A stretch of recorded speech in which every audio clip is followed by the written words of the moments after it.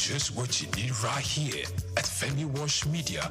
Call it the Midas Touch, and you wouldn't be wrong. Let us record, produce, mix, and master your audio like nobody does. Reach us on our contact today for the best quality job. At the Africa Development Studies Center, ADSC, we are committed to driving sustainable growth and development across Africa through innovative training and research. Our mission: empowering leaders, policymakers, and professionals with the tools they need to create lasting change. With customized training, dynamic research programs, and study exchanges on leadership, management, and other critical development topics, ADSC offers a platform for exchanging cutting-edge ideas and global best practices. We provide comprehensive services in research and consultancy, capacity building and training, education programs, publishing, and knowledge sharing. Our esteemed faculty, composed of seasoned experts and researchers, ensures a learning experience that is insightful and practical. We specialize in policy development, implementation strategies, monitoring, and evaluation. At ADSC, learning is engaging and enjoyable. Our unique methodology includes talks, interactive exercises, games, video screenings, and lively seminar discussions, all in a comfortable and friendly environment. Ready to make an impact? For more information, email us at info@adstudycenter.com or call +234 912 439 2362. Visit us today at www.adstudycenter.com to explore our programs and upcoming events. Africa Development Studies Center, rethinking development for Africa.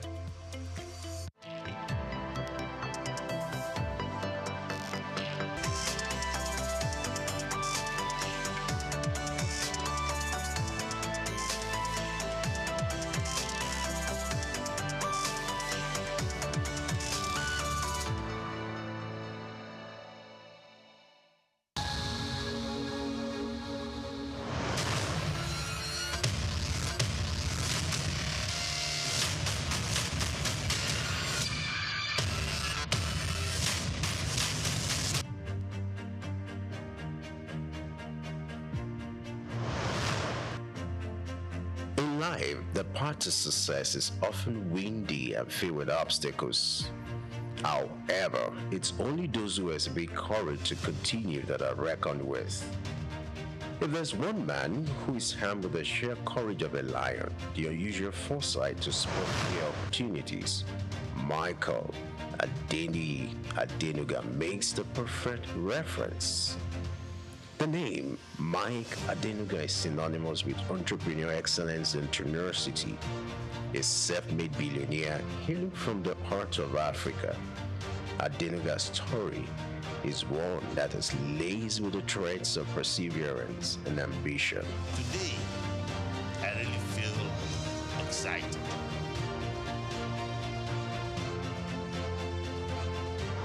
Against all odds, Adenuga has risen to become one of the wealthiest individuals on the African continent. His knack for spotting business opportunities and the courage to seize them has led to the creation of a vast empire that spans telecommunications, oil, and real estate. But what truly sets Adenuga apart is not just his wealth, but the indomitable spirit that has propelled him to the pinnacle of success. His journey is a powerful narrative of a man who, despite the odds, has managed to carve out a niche for himself in some of the most competitive industries. From his humble beginnings to his rise as one of Africa's most influential business figures, Adenuga's story serves as a beacon of inspiration for aspiring entrepreneurs everywhere. Born on 29th of April 1953, Mike Adenuga's story begins in Ibadan, Nigeria, a vibrant city steeped in culture. Ibadan was the backdrop for Adenuga's early years. His father, a school teacher, and his mother, a businesswoman, were humble, hardworking individuals. Their influence on young Adenuga was profound, instilling in him the values of perseverance, integrity, and ambition. Adenuga's early education took place in Ibadan, a local school where he exhibited a sharp mind and a keen sense of curiosity. His parents, recognizing his potential, encouraged him to pursue his studies with diligence and tenacity. These formative years laid the groundwork for the titan. Despite the modest means of his family, Adenuga was never deterred.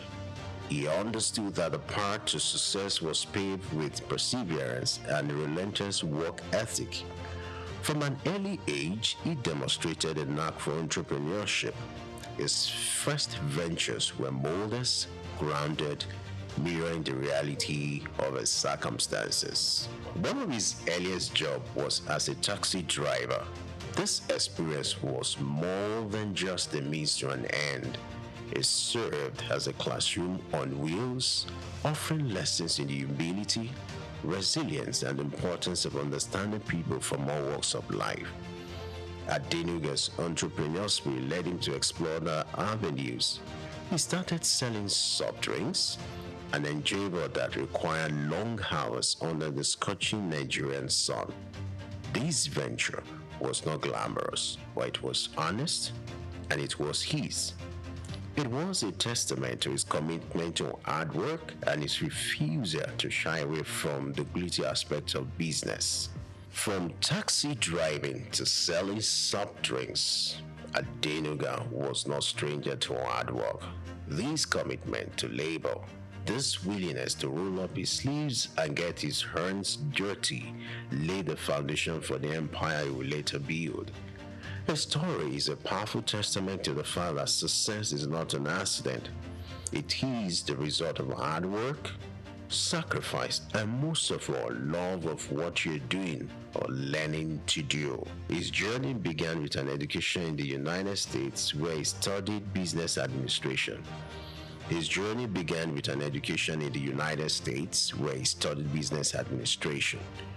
But it was his return to Nigeria that marked the start of his entrepreneurial journey.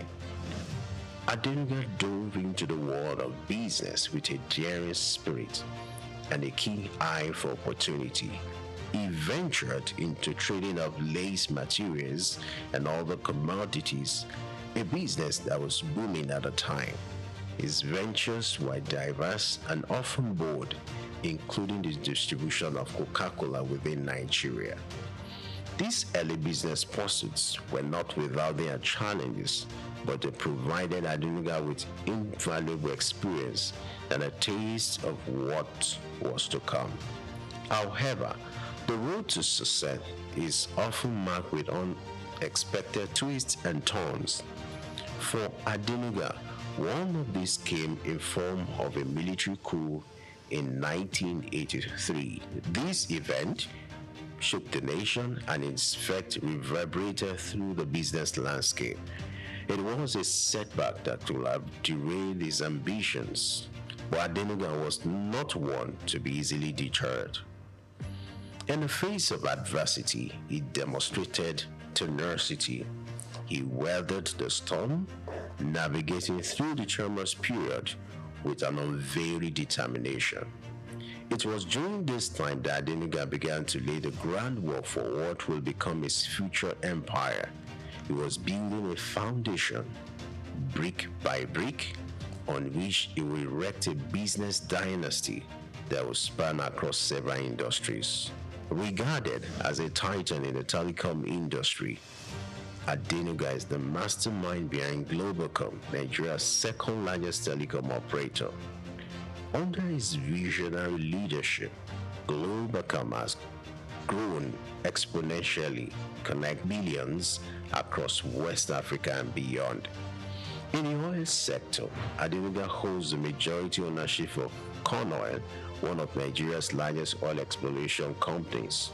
Corn Oil has been instrumental in shaping Nigeria's energy landscape. and his success is the testament to Adenuga's strategic acumen and drive for innovation. When it comes to wealth, Adenuga's net worth is nothing short of impressive. The billionaire businessman ranks high on the Forbes list of Africa's richest people, rubbing shoulders with the likes of Aliko Dangote. In 2003, Adenuga revolutionized Nigeria's telecom industry with the launch of Globalcom. This was a pivotal moment, not just for Adenuga, but for the nation as a whole. Before Globalcom, Nigeria's telecoms industry was dominated by a single player, but Adenuga had the vision to democratize telecommunications, making it accessible and affordable for all. Globalcom entered the market with a bang. The company was innovative, offering unprecedented services like per second billing, which was a first in Nigeria. This level of innovation was a game changer, challenging the monopoly of the existing telecoms giant and forcing competitors to step up their game. But Adenuga didn't stop there. He knew that to truly disrupt the industry, Globalcom had to grow rapidly.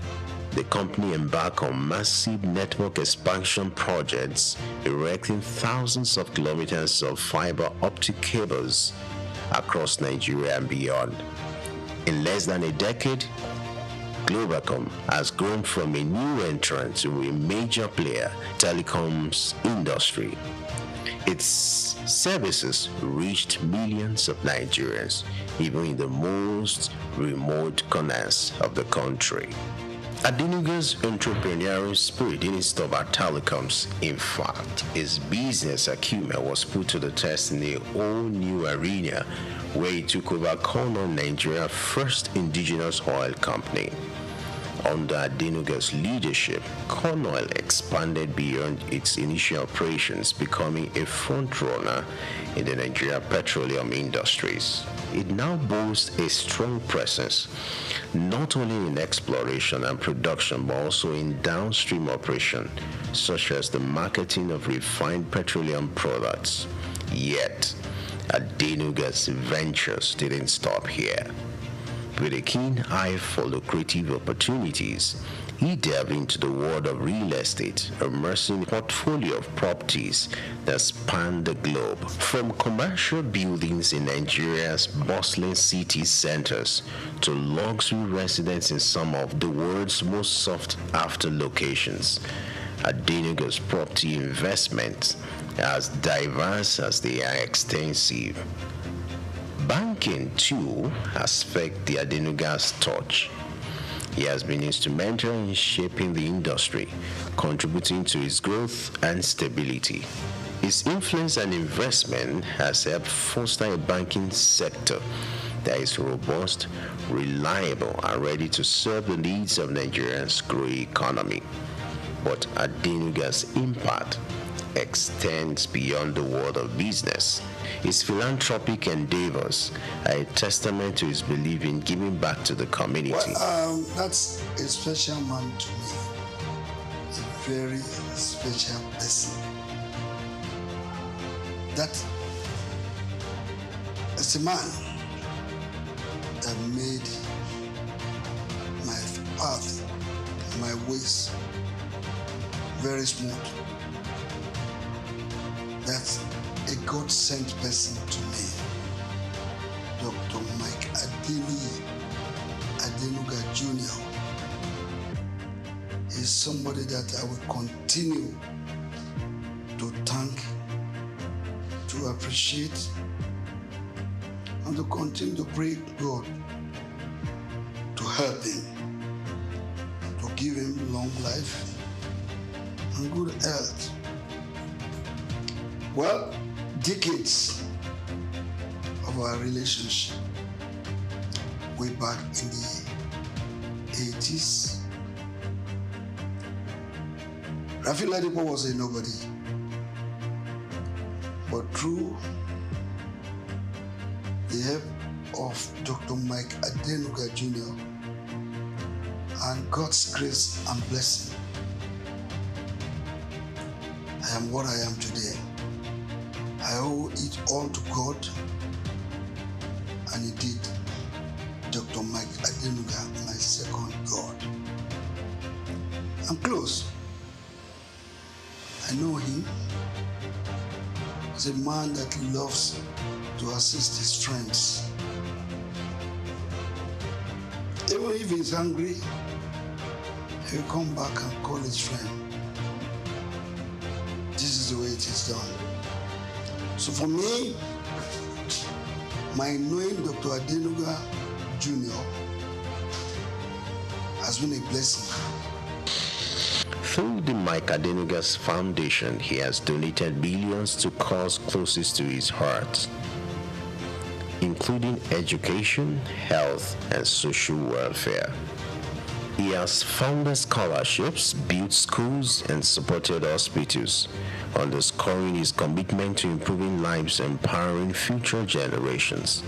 In essence, Adenuga's business journey is not just about creating wealth, but also about creating value. Several years back, the Nigerian League had no sponsor. And it took me less than 1 hour to get Dr. Mike Adenuga Jr. understand that he needed to help football to grow. I just called the then president of the league, the late Oyuki Obaseki. He met me at the National Stadium and was feeling very sad. And he said he was going back to Abuja. I asked him why. He said because he was not happy.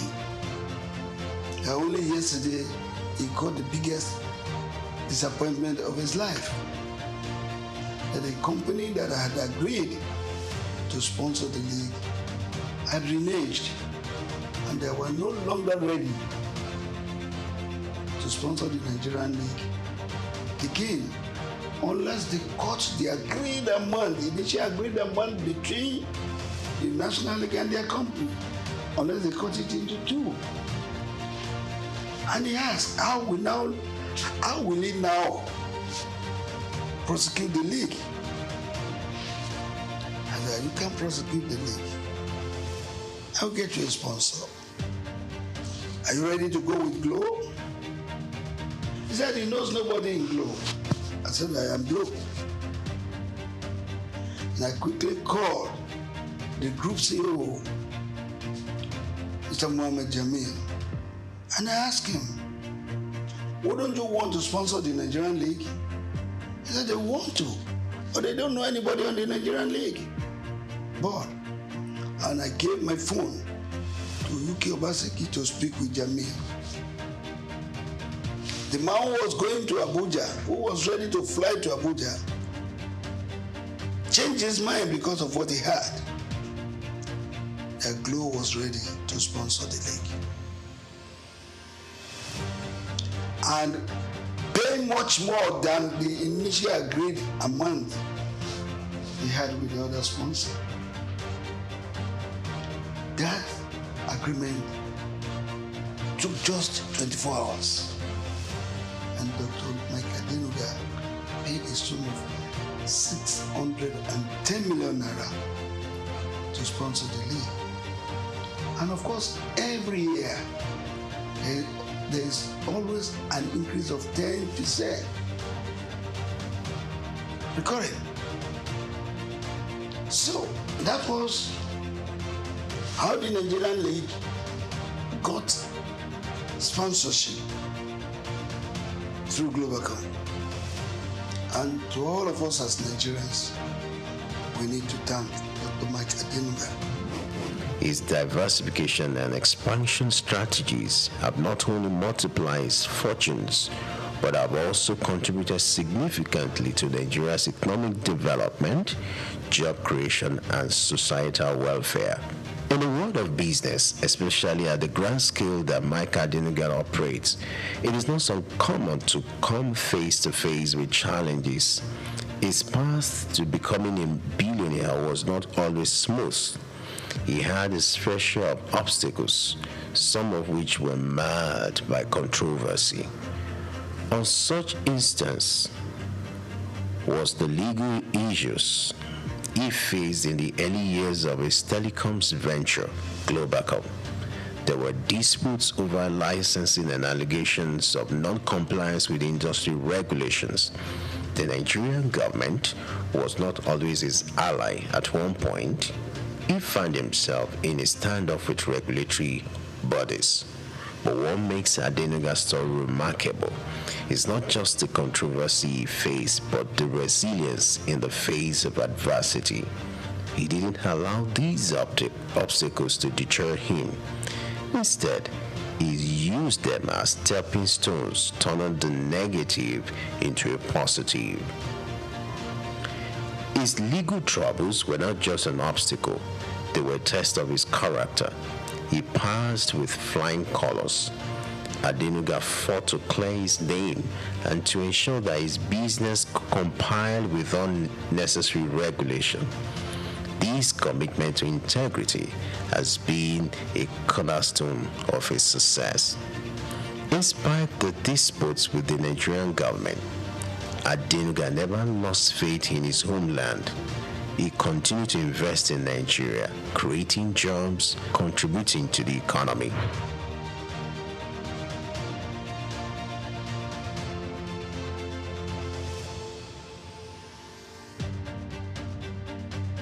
Indeed, the path to success is never easy. It is filled with trials and tribulations. But as Adenuga's story shows, it is not the challenges that defines us, but how we respond to them. Through it all, Adenuga has remained steadfast. His success, a testament to his resilience. Mike Adenuga's story is one of determination, ambition, and unparalleled success. As we delve into the legacy he has built, we uncover a narrative of resilience and visionary leadership that has left an indelible mark not only in Nigeria but across the continent and the world. His journey from taxi driver to billionaire magnate continues to inspire a generation of entrepreneurs who dare to dream and strive for success against all odds. Adenuga's contribution to the Nigerian economy are monumental. His businesses, from telecoms to oil and gas, have created thousands of jobs, fueled economic growth, and contributed significantly to the country's GDP. His generous efforts, too, have transformed lives and communities, further cementing his legacy as a leader who not only builds businesses but also uplifts society. The respect for Adenuga is universal. From world leaders to business leaders, many acknowledged and admire his entrepreneurial acumen, his relentless drive, and his unwavering commitment to excellence. His name is synonymous with success, and his story is a testament to the power of vision, hard work, and tenacity. Mike Adenuga's story is a testament to the power of ambition. His journey from the humble beginning of taxi driving and petty trading paints a vivid picture of what tenacity can bring. He treaded the paths of uncertainty and risk, but his unyielding spirit guided him through the challenges. His ascent to the pinnacle of success, becoming one of Africa's wealthiest individuals, is an inspiration. But Adenuga likes singing one song. It's a miracle walking God. It's a miracle walking God. He's the Alpha and Omega. It's a miracle walking God. He loves him.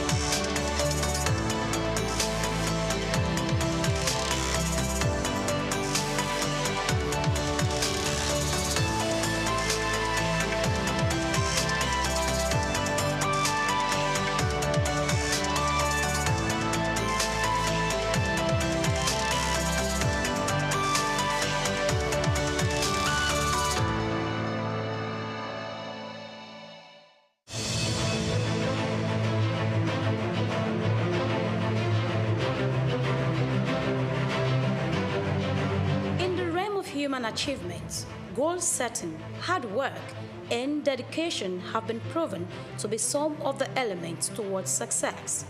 The journey of remarkable individuals with lasting impact on the world are often filled with manifold stories, but through determination, they build their lives and make extraordinary contributions. Join me on the story of a trailblazer in business and philanthropy, Aiboje Ig Mokwede, a lawyer turned banker who has done well for himself, made an indelible mark within the banking sector, and has continued in his ambition of touching lives within Nigeria and across Africa. Aiboje Ig Mokwede.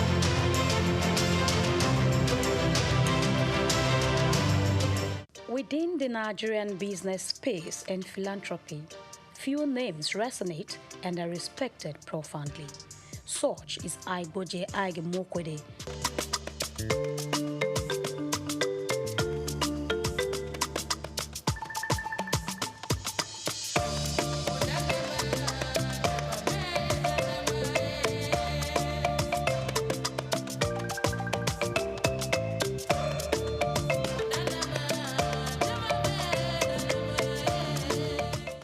If you're just watching, kindly subscribe to our YouTube channel for more great documentaries. Like, share, and comment. Known as a successful business mogul, banker, investor, and a philanthropist who cares about making difference, Ig Mokwede's story is one of hard work, creativity, and a desire to drive positive change across Africa. Born to civil service parents on September 24, 1966, in Ibadan, Oyo State, Nigeria, he hails from Sabongida Ora, Edo State. Aiboje spent his formative years with his parents in Lagos, where he had his primary education at St. Saviour's School. He enrolled into Federal Government College, Kaduna, and at age 16, he was admitted to study law at the University of Benin, where he graduated at a young age of 19 with a law degree, displaying early signs of his exceptional intellect and drive. Called to the Nigerian bar in 1987, he started his career in 1988 as a lawyer at Continental Merchant Bank during his National Youth Service Corps NYSC year. In 1991, he joined Guaranty Trust Bank PLC, GT Bank, where he rose to prominence as an executive director. His big moment came in 2002 when he led the acquisition of Access Bank, turning it from a small regional bank into a big player, a banking powerhouse in the industry.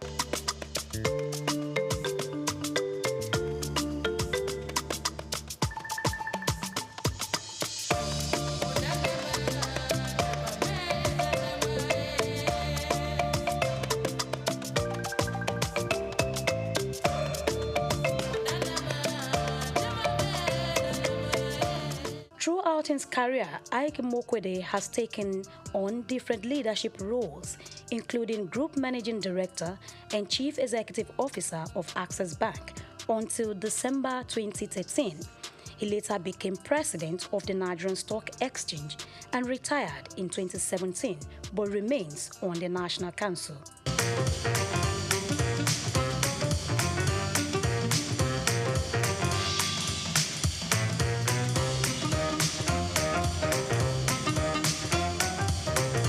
Bowing out of Access Bank, he was given a befitting send-off. No man or combination of men could transform what we met in Access Bank in 2002 into what would cause this type of people to come and celebrate today in office.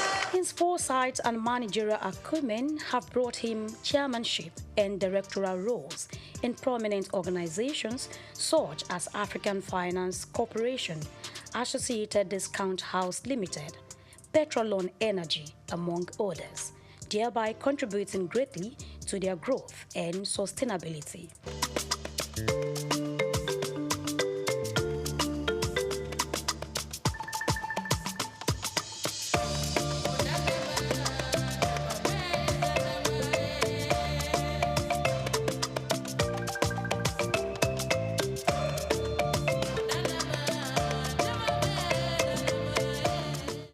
Hard work, they say, pays. Aigboje Aigimokwede's hard work earned him many awards and honors. He received the National Productivity Order of Merit Award in 2009, conferred with Commander of the Order of the Niger CON in 2011 by the then President of Federal Republic of Nigeria, Goodluck Jonathan, during his administration for contributing to banking and finance.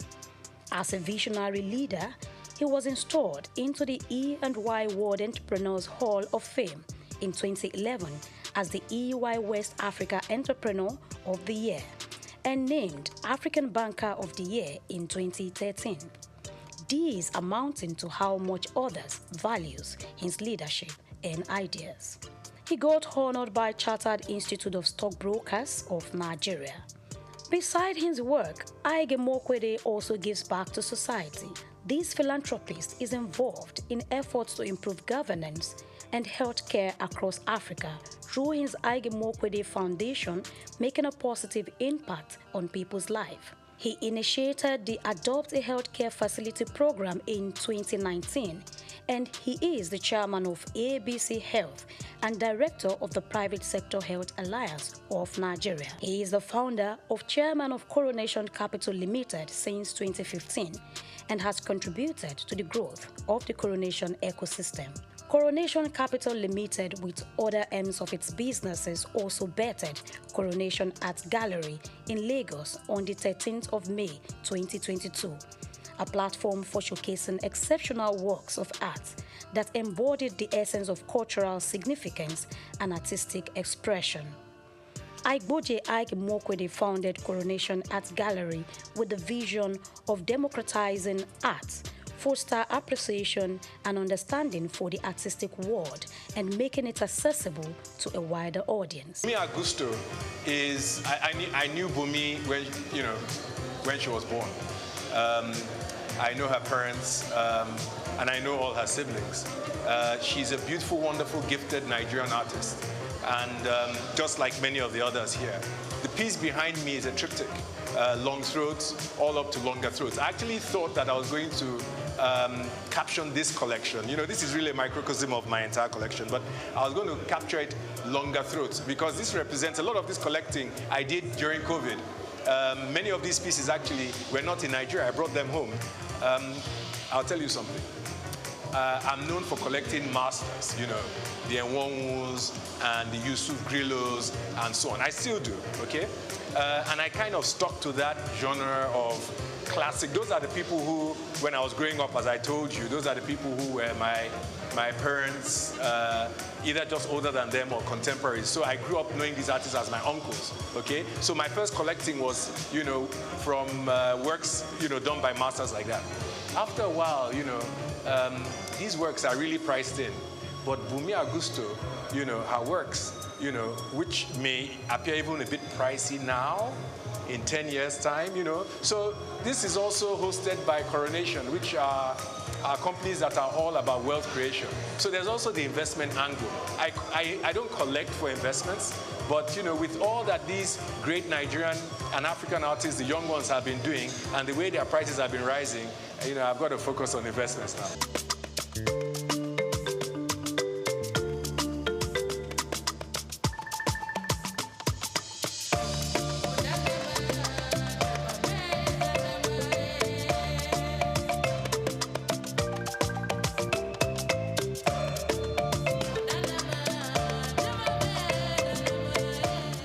Collaborated with the Nigerian Civil Service to digitalize work processes and public service delivery in October 2021. Recognizing 43 public servants at the 2022 Civil Service Award ceremony on behalf of the Aigimokwede Foundation with an encouragement of cash prize worth 500,000 naira for each awardees. It is my understanding that annually 43 public servants will be recognized in this fashion. And so, with effect from the 2022 Civil Service Awards ceremony, on behalf of the Aigimokwede Foundation, we will be putting an endowment with effect from this award session, whereby each awardee receives a cash prize of 500,000 naira.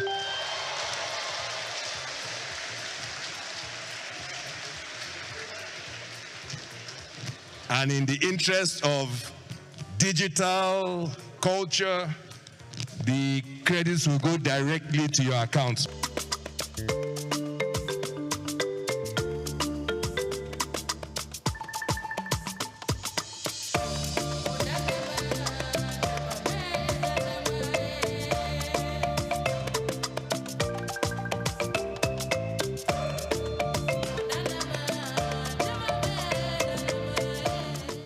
Among his many certifications, affiliations, and fellowships, Ige Mokwede holds Triumph MBA from the London School of Economics, New York University, and HEC Paris.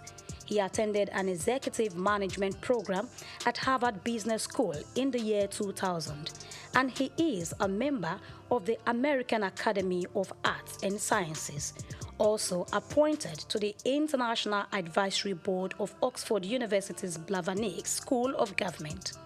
Ige Mokwede is a honorary fellow of the Chartered Institute of Bankers of Nigeria and had received an honorary doctorate of science from Olabisi Onabanjo University in 2018. Also honored by Chartered Institute of Stockbrokers of Nigeria last year in a groundbreaking ceremony.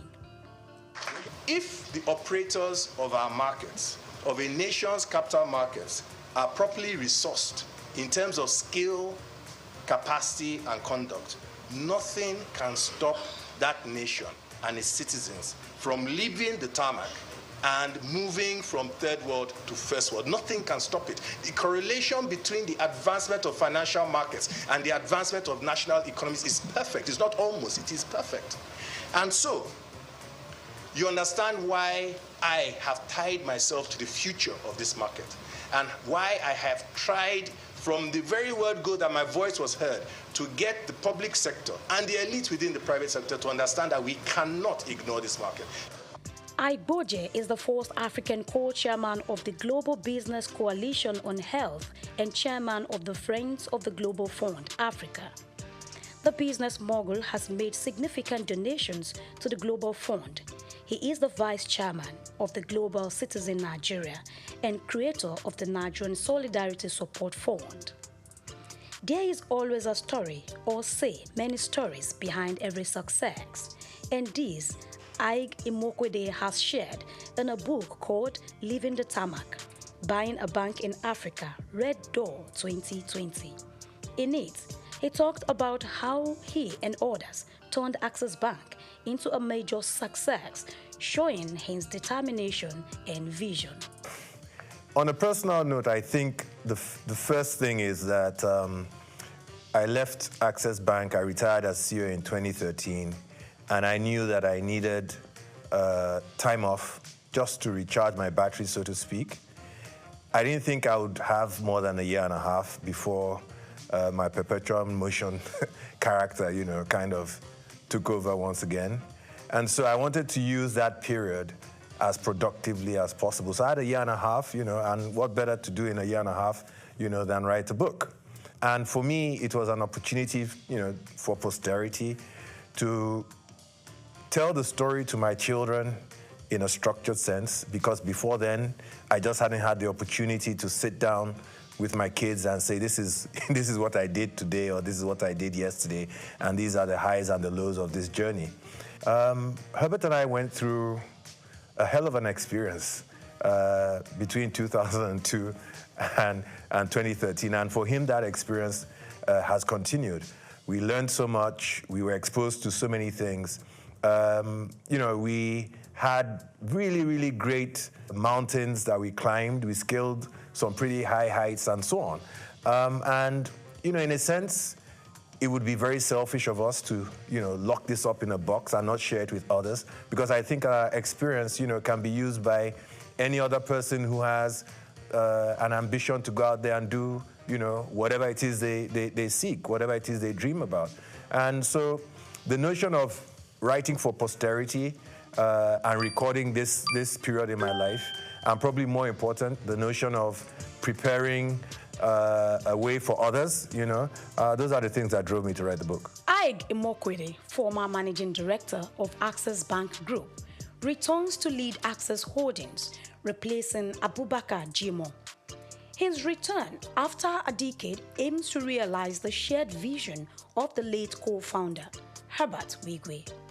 Access Holdings PLC, trading under the Access Corp ticker on the Nigerian exchange, began to feel Igboje's progressive impact as its stock value increased by 1.52% following his appointments as chairman. Igboje Ige Imokwede is back again. Ige Imokwede is married to Ofovwe Ige Imokwede and has 4 children, namely Ohiozoje, Aima, Morenike, and Renown. He has been able to balance his family life with his professional achievements, setting an example as a leader and role model to many.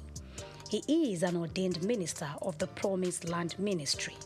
In the annals of Nigerian business history, his story stands out, showcasing the power of vision, perseverance, and giving back to the community. From his humble beginnings to global recognition, he inspires others to dream big and make a difference.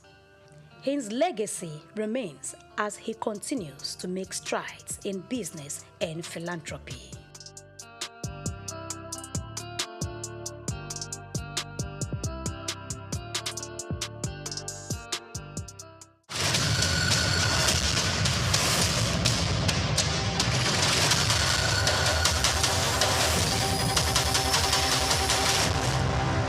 Cashew nuts, ranked among Ivory Coast top cash crops, play a crucial role in the country's economy, generating substantial revenue and supporting livelihoods across the country.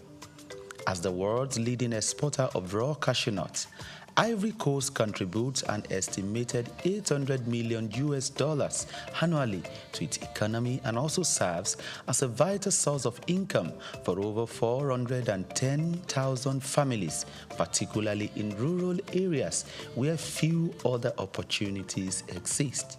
Cashew trees flourish in Ivory Coast northern regions, including Bondukau and Savannahs, known for its high-quality nuts and extensive plantations, just as Worondogu and Bagwe in the north central and northwest are also emerging as key producers.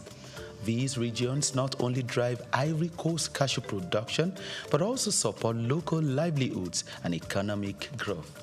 However, the country with over 29 million citizens is yet to fully realize the potential of its cashew industry. Despite being the top producer, the country processes only 7% of its cashew domestically, resulting in lost opportunities for value addition and job creation. Specifically, a recent data reveals that only 22% of the country's cashew nut output was processed domestically in 2023, even as the volatility of global cashew prices poses risks to farmers' income and overall economic stability. Concerns also arise regarding labor practices in some cashew farms and the environmental impact of deforestation for new plantations. To address these challenges and maximize the benefit of its cashew industry, Ivory Coast must focus on key strategies moving forward. These include investing in local processing facilities to boost job creation, export value, and farmers' incomes. Furthermore, the Ivorian government body overseeing the cashew sector, ARECA, must promote fair trade practices and ethical sourcing to ensure better prices for farmers and improve working conditions. Sustainable farming practices will also help to protect the environment and ensure long-term cashew production. According to a recommendation made at a workshop organized by the World Bank, tax exemptions and access to credit facilities will help to tackle some of these challenges. Furthermore, the private sector can also invest in research to develop high-yielding cashew varieties, improve processing techniques, explore new cashew products, as well as develop and implement digital platforms that connect farmers to market in order to facilitate financial transactions. organizations like the Africa Cashew Initiative, ACI, must also assist in data compilation in the value chain at macro, meso, and micro level. By addressing this and harnessing its cashew potential, the country can further enhance its economy and build a more sustainable future for its citizens. Israel Adeyemi reporting for Souq News.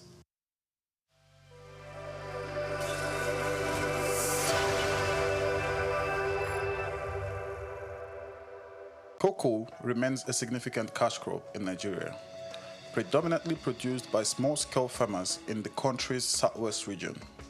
Historically, cocoa served as a major source of foreign earnings until the 1970s, when the discovery of petroleum shifted the focus away from agriculture. Despite various challenges from its introduction in 1807 to the present, efforts by successive governments and the resilience of cocoa farmers have sustained its production. To better optimize productivity and ensure fair prices for farmers and high economic returns for the government, the Cocoa Marketing Board, CMB, was established in 1947. However, the goal was not totally achieved as pricing policy weren't favorable, discouraging farmers from producing export crops, and that eventually led to the board's abolition in 1986. This resulted in reduced yields and lower quality cocoa beans. Meanwhile, the millennium era witnessed a shift in farmers' focus towards more economically viable crops like oil palm due to the high cost and intensive care required for cocoa production. Cocoa production faces several obstacles, including limited access to fertilizers, unfavorable climate conditions, pest infestation, poor infrastructure, and land shortages. Also, herders' attacks on farmers have deterred farmers from expanding their farmlands. According to research, despite challenges, cocoa production has empowered many farmers and more stakeholders in the value chain, improving their living standards, enabling them to provide education for their children, cover medical expenses, and build better homes. Concerning the future of cocoa farming in Nigeria, there are mixed opinions among farmers. Some are hopeful that government's reinvestment in addressing current challenges can revive the sector's past success. Others are pessimistic due to the persistent issues and the trend of farmers shifting to other crops. Regardless, hope remains for the sector. Solutions like improving land-labor relations, infrastructure, and financial support could revitalize cocoa production, reduce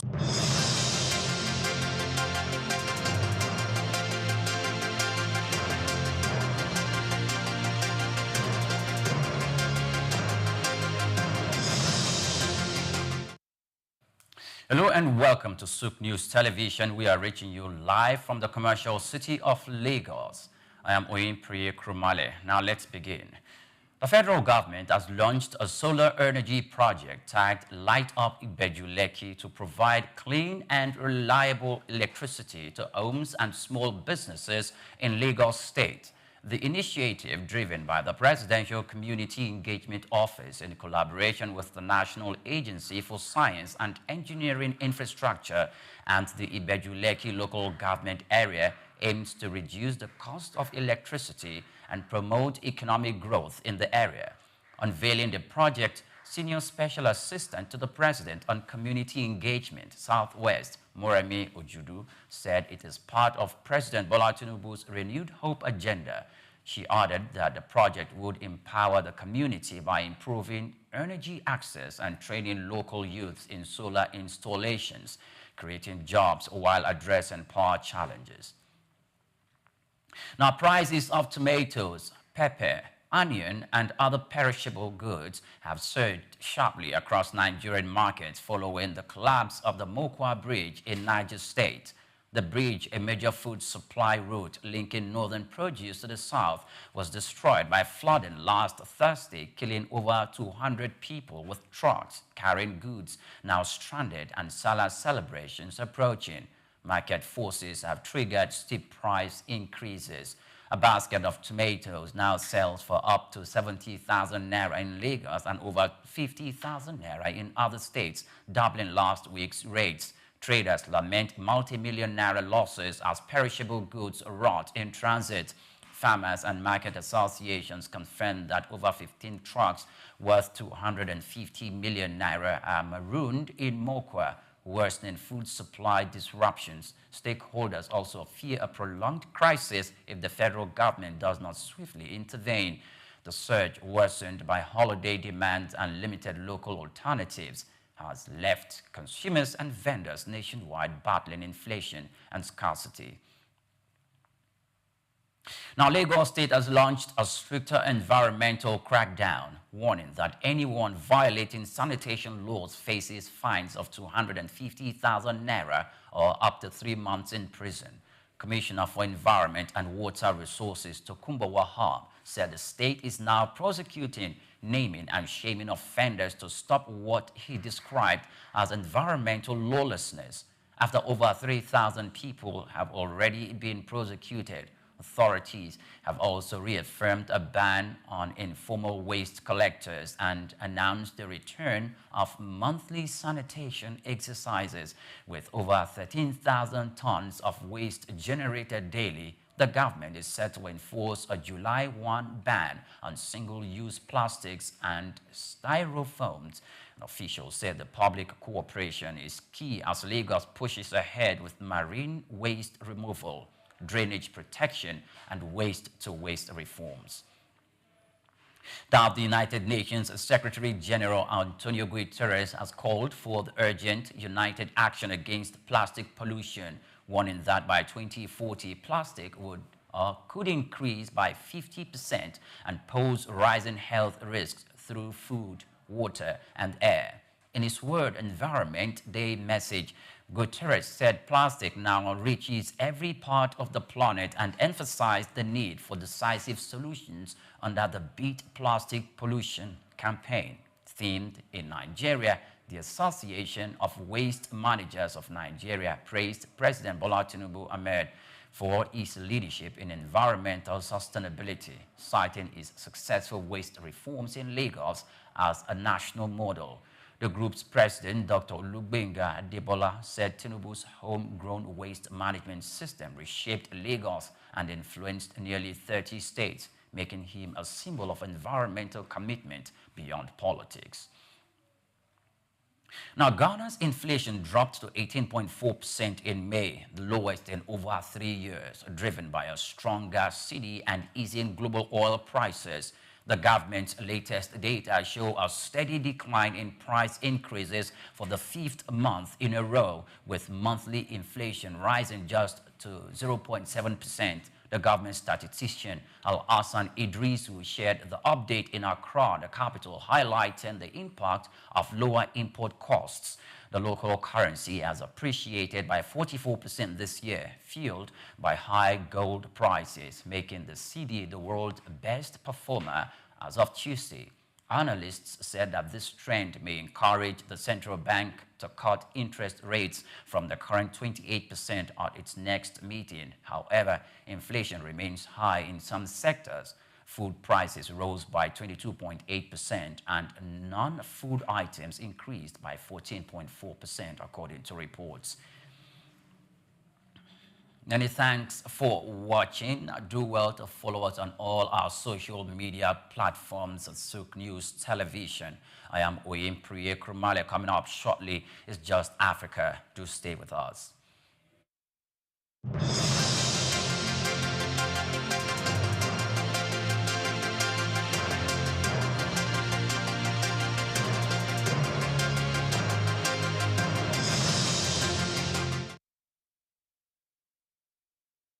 We've got just what you need right here at Femi Wash Media.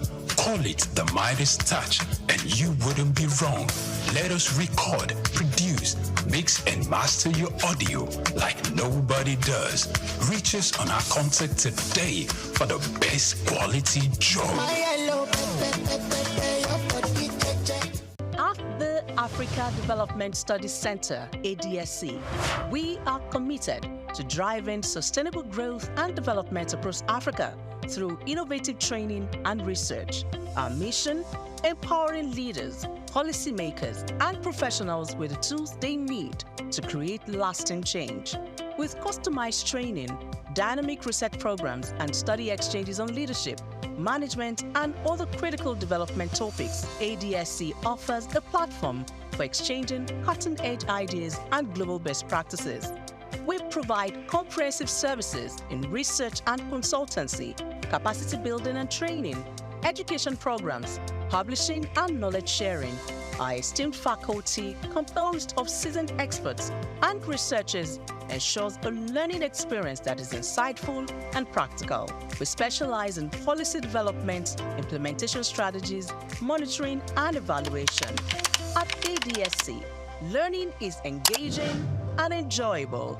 Our unique methodology includes talks, interactive exercises, games, video screenings, and lively seminar discussions, all in a comfortable and friendly environment. Ready to make an impact? For more information, email us at info@adstudycenter.com or call +234 912 439 2362. Visit us today at www.adstudycenter.com to explore our programs and upcoming events. Africa Development Studies Center, rethinking development for Africa. Idumota Market. Eko Idumota, once a residential neighborhood, is home to Idumota Market located on Lagos Island. It is one of the oldest and arguably one of the largest markets in West Africa. Idumota is a historic neighborhood adjacent to the Lagos port that facilitated the slave trade, and later, under the British indirect rule, it surrounded to exports that fueled the colonial enterprise. Idumota was also the location of an Armed Forces Remembrance Cenotaph called Soja Idumota, built as a monument to Nigerian soldiers who served with the West African Frontier Force. An Eyo Masquerade statue and a clock tower are also some monuments at Idumota. Idumota Market is so popular that large sales are recorded as early as 7 a.m. The market is made up of hundreds of locked-up shops occupying several multi-story buildings, with some measuring about 5 or more floors. In 2010, the Lagos State government demolished some illegal structures in order to improve vehicular and human movement in and around the markets. During weekdays, the neighborhood of Idumota is densely populated by shoppers, traders, and bus passengers.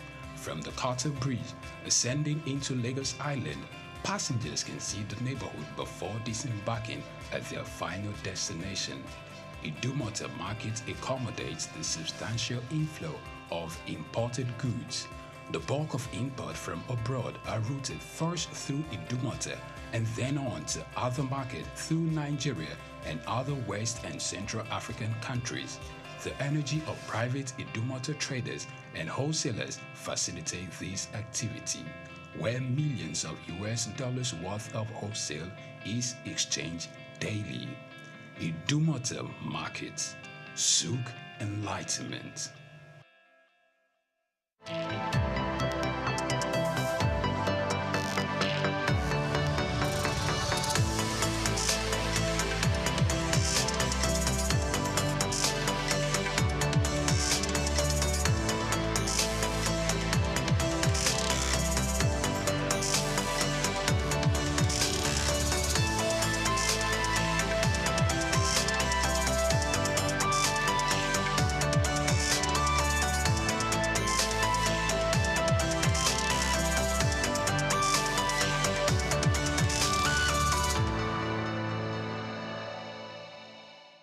According to the former UBA Group Managing Director, Mr. Kennedy Uzoka, he's a man that knows it all.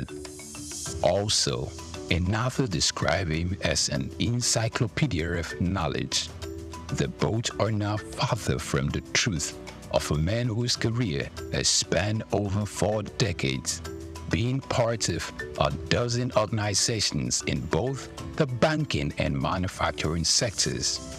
Serving in different capacities is either a director, board member, or chairman of organizations such as Honeywell Flour Mills PLC, PZ Cussons PLC, Nigerian Breweries PLC, and United Bank for Africa PLC.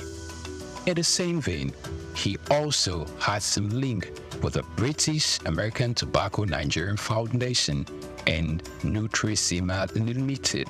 He was once the president of the Manufacturers Association of Nigeria, where he clamored for the patronization of local content by all well-meaning Nigerians. Also, he served as chairman of the former Universal Trust Bank PLC (UTB) before the administration of former President Olusegun Obasanjo implemented the recapitalization of banks in Nigeria.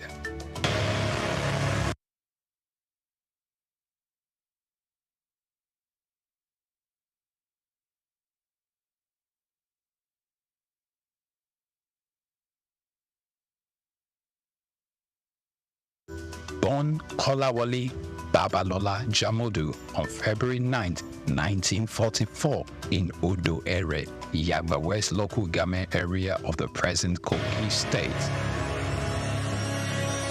Kola Jamodu attended St. Paul's Primary School in City College from 1958 to 1961.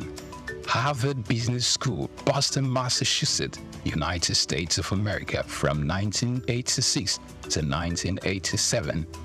His mother was Mrs. Fumi Olabinwonu. Not much was known about his father. At an early age, Kolawole showed an uncanny drive for knowledge and learning, which will form a greater part of his adult life. His rise to fame hasn't been without its peculiar episodes of challenges. He started his career with the United African Company of Nigeria, UACN, in 1962.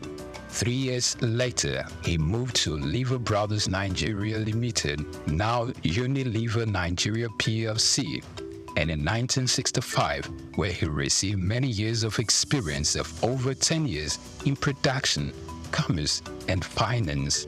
He later joined PZ Customs Group in 1975 as a group accountant. Chief Kolawole Jamodu, for many who work closely with him, is a go-getter, both in the business arena and an exemplary leader in achieving the corporate governance with a litany of portfolios in diverse sectors. He's a trailblazer practically in many areas. He was the first Nigerian to be appointed as Group Finance Director at PZ. In 1980, he was appointed Chairman, PZ Nigeria Limited, then a trading subsidiary of the PZ Group, while still holding his position as a PZ Group Financial Director. In 1987, he became the first Nigerian Deputy Group Chief Executive, and in 1990, he became the first Nigerian Group Chief Executive of PZ Cussons. Still in 1990, he was appointed Chairman of PZ Cussons PLC, becoming the first Nigerian to combine the positions of a Chairman and Chief Executive. He, in 1999, after he had served in that capacity for many years, meritoriously retired but remained on the PZ Board of Directors as Chairman in a non-executive capacity. Known for his strategic touch of class, Take Two, although his first appointment as Executive Chairman of PZ Cussons was interrupted by his appointment as Minister of Industry in 2001, when PZ went through a tumultuous season in 2013, when revenue nosedived and profit hemorrhaged. Kola Jamodu was on every shareholder's lips, underscoring the confidence reposed in his ability to provide effective leadership hitherto wanting for the company at that time. Known for his knack for having the right strategy to grow business in a difficult market. In his capacity as chairman of Nigerian Breweries PLC, Kola Jamodu led the strategic investment and acquisition that have enabled Nigerian breweries seize key markets from competitors, positioning the company to maintain leading market share, moderate operating costs, and grow wealth for shareholders. In 2014, Nigerian Breweries acquired Consolidated Breweries Limited, with which sales revenue grew by 10% in 2015, even as the total brewed market declined. The company saved cost and defend profit drop in 2015. Jamodu also served as chairman of Universal Trust Bank PLC, a director in Ashaka Cement, and a director in Honeywell Flour Mills PLC. And also, he's been a director of United Bank of Africa since 2007. He's a fellow of Chartered Institute of Accounting, Nigeria, fellow of Chartered Institute of Management Accounts, London, and fellow of Chartered Institute of Secretaries. The name Jamodu trumpets loud and clear in Nigeria's boardroom leadership, owing to his dedicated work and great accomplishments in building businesses. Jamodu has only been a seeker of new challenges, set to brave and break new grounds. Our key takeaways from his tenure as minister highlighted the introduction of various innovative backward integration policies that enabled self-sufficiency in the production of goods like cement and other staples. These moves led to increased foreign direct investment, job creations, and a major boost to national economy and GDP. Dr. Jamodu, after a hiatus from the private sector, was appointed to numerous board positions with reputable multinational companies in Nigeria. For a start, he was reappointed chairman of United Bank for Africa PLC as a non-executive director in 2007. It's worth of note to say that in 2006, Dr. Jamodu was appointed to the board of Nigerian Breweries PLC as a non-executive director and later moved to become chairman in 2008, where he served 17 years meritoriously, spending 15 of those years as board chairman, and on April 30, 2023, retired as chairman of the organization, leaving a legacy of growth, innovation, and continuous success. Under his watch, the Nigerian breweries grew in leaps and bounds, strengthened its brand presence, and continued to drive positive change in the Nigerian breweries sector. What was achieved during my period was a joint effort, because you can't say a leader if there are no followers. There are committees, and these committees are made of members of mine. Chief Dr. Kola Jamodu is a recipient of several national honors, including member of the Order of the Federal Republic of Nigeria, MFR, commander of the Order of the Federal Republic of Nigeria, CFR. Also, he's a recipient of the National Productivity Merit Award, NPMA. Additionally, he's a Chartered Global Management Accountant, CGMA, a Fellow of the Chartered Institute of Management, London, and Fellow of the Institute of Chartered Secretaries and Administrators. He's also a Distinguished Fellow of the Institute of Directors, Nigeria. During his 4-year stint at the helm of affairs in the Manufacturers Association of Nigeria, MAN, he served in different capacities like the National Treasurer, Chairman of the Economic Policy Committee, Chairman of the Policy Advocacy Committee, Vice President, and later President from 2010 to 2014. Also, he is the past president of the Harvard Business School Alumni Association of Nigeria, a former president of the Chemical and Non-Metallic Products Employees Foundation, and an honorary member of the Nigerian Industrial Policy and Competitiveness Advisory Council, chaired by the Nigeria's Vice President. He's also served in various capacities such as Member of Council at the Nigerian Employers Consultative Association, NECA.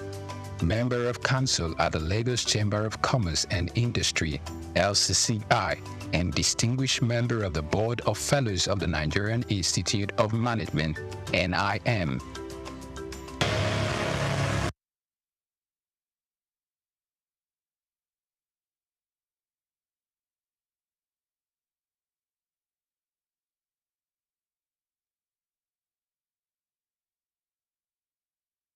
He is an active member of Ikoyi Club 1938, Lagos Island Club, Lagos Metropolitan Club, Lagos Motor Boat Club, Moderates Club, and Lagos Dining Club, some of Nigeria's most prestigious social organizations.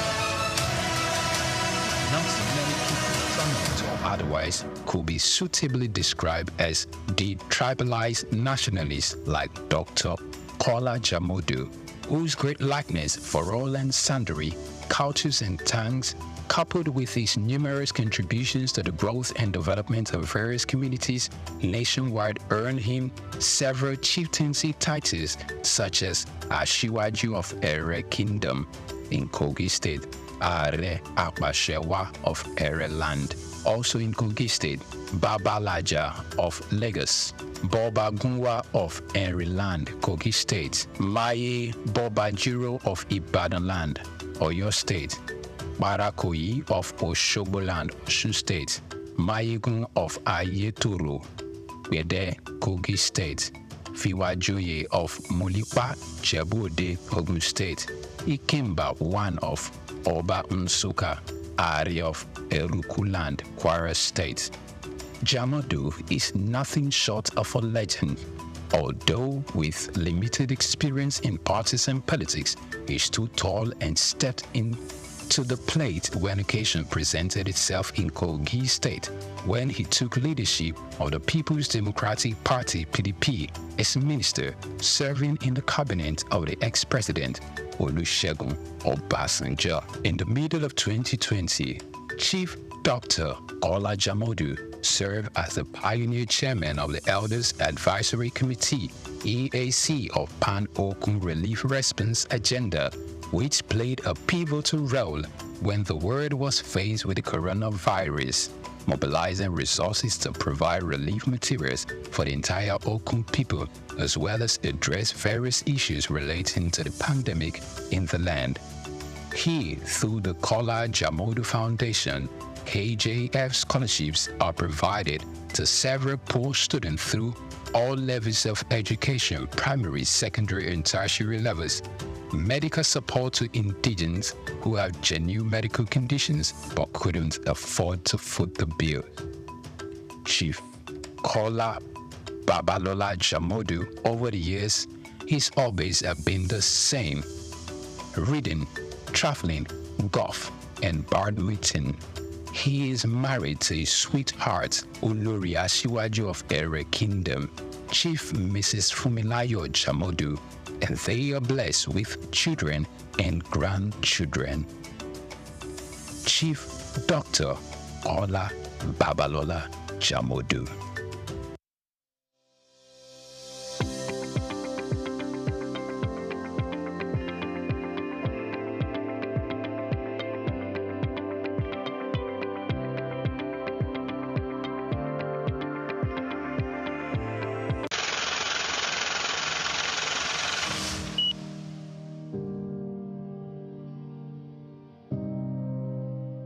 Wole Soyinka, born Akiwande Oluwole Babatunde Soyinka on July 13, 1934, in Abeokuta, Ogun State, southwest Nigeria, stands as one of Africa's most celebrated literary figures and a global icon of resistance against oppression.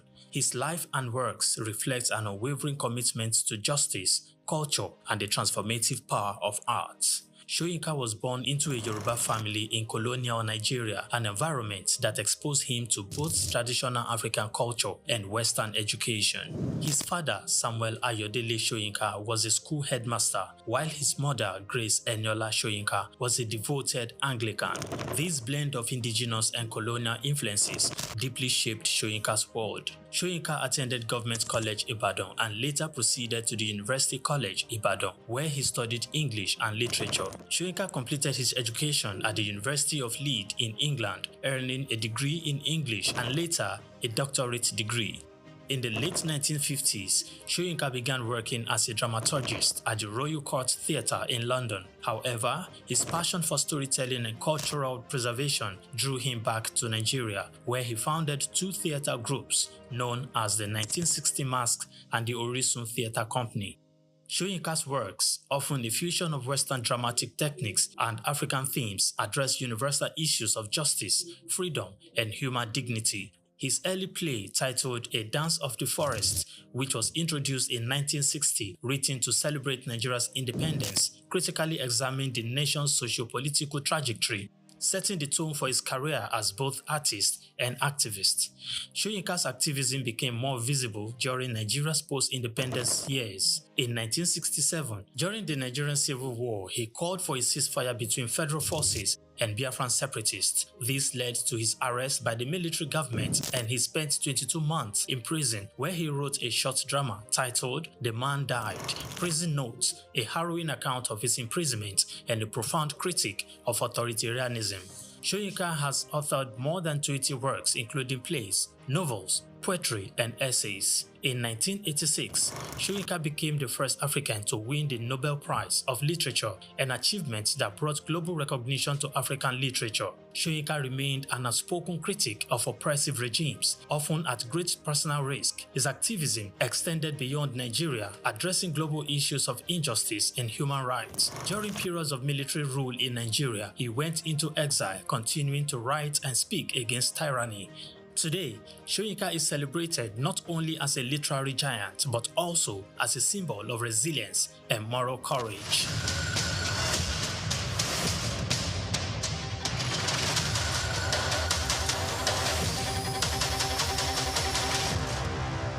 Anthony Onyemaechi Elumelu was born on the 22nd of March 1963 in Jos, North Central Nigeria, to Susanna Dominic Elumelu, originally from Delta State. Tony earned a degree in economics from Ambrose University, where he laid the foundation for his future career, and then furthered his education at the University of Lagos, where he obtained a master's degree in economics.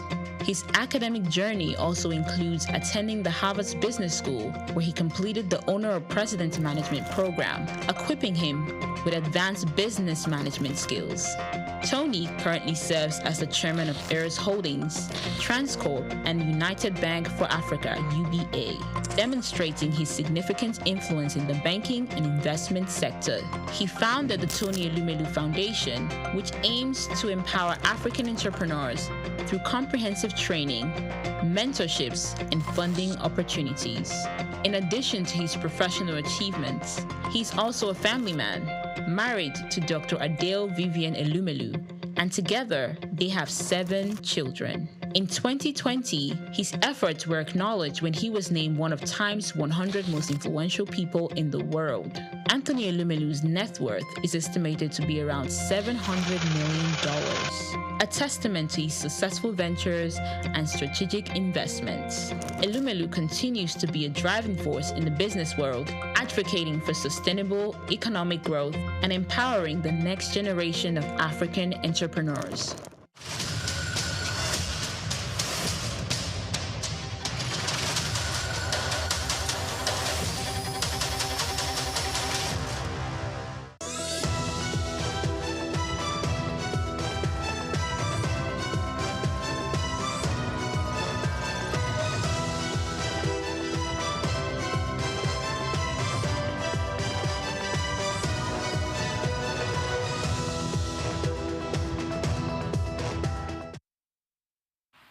Welcome to Just Africa, where we dive deep into trends shaping our world.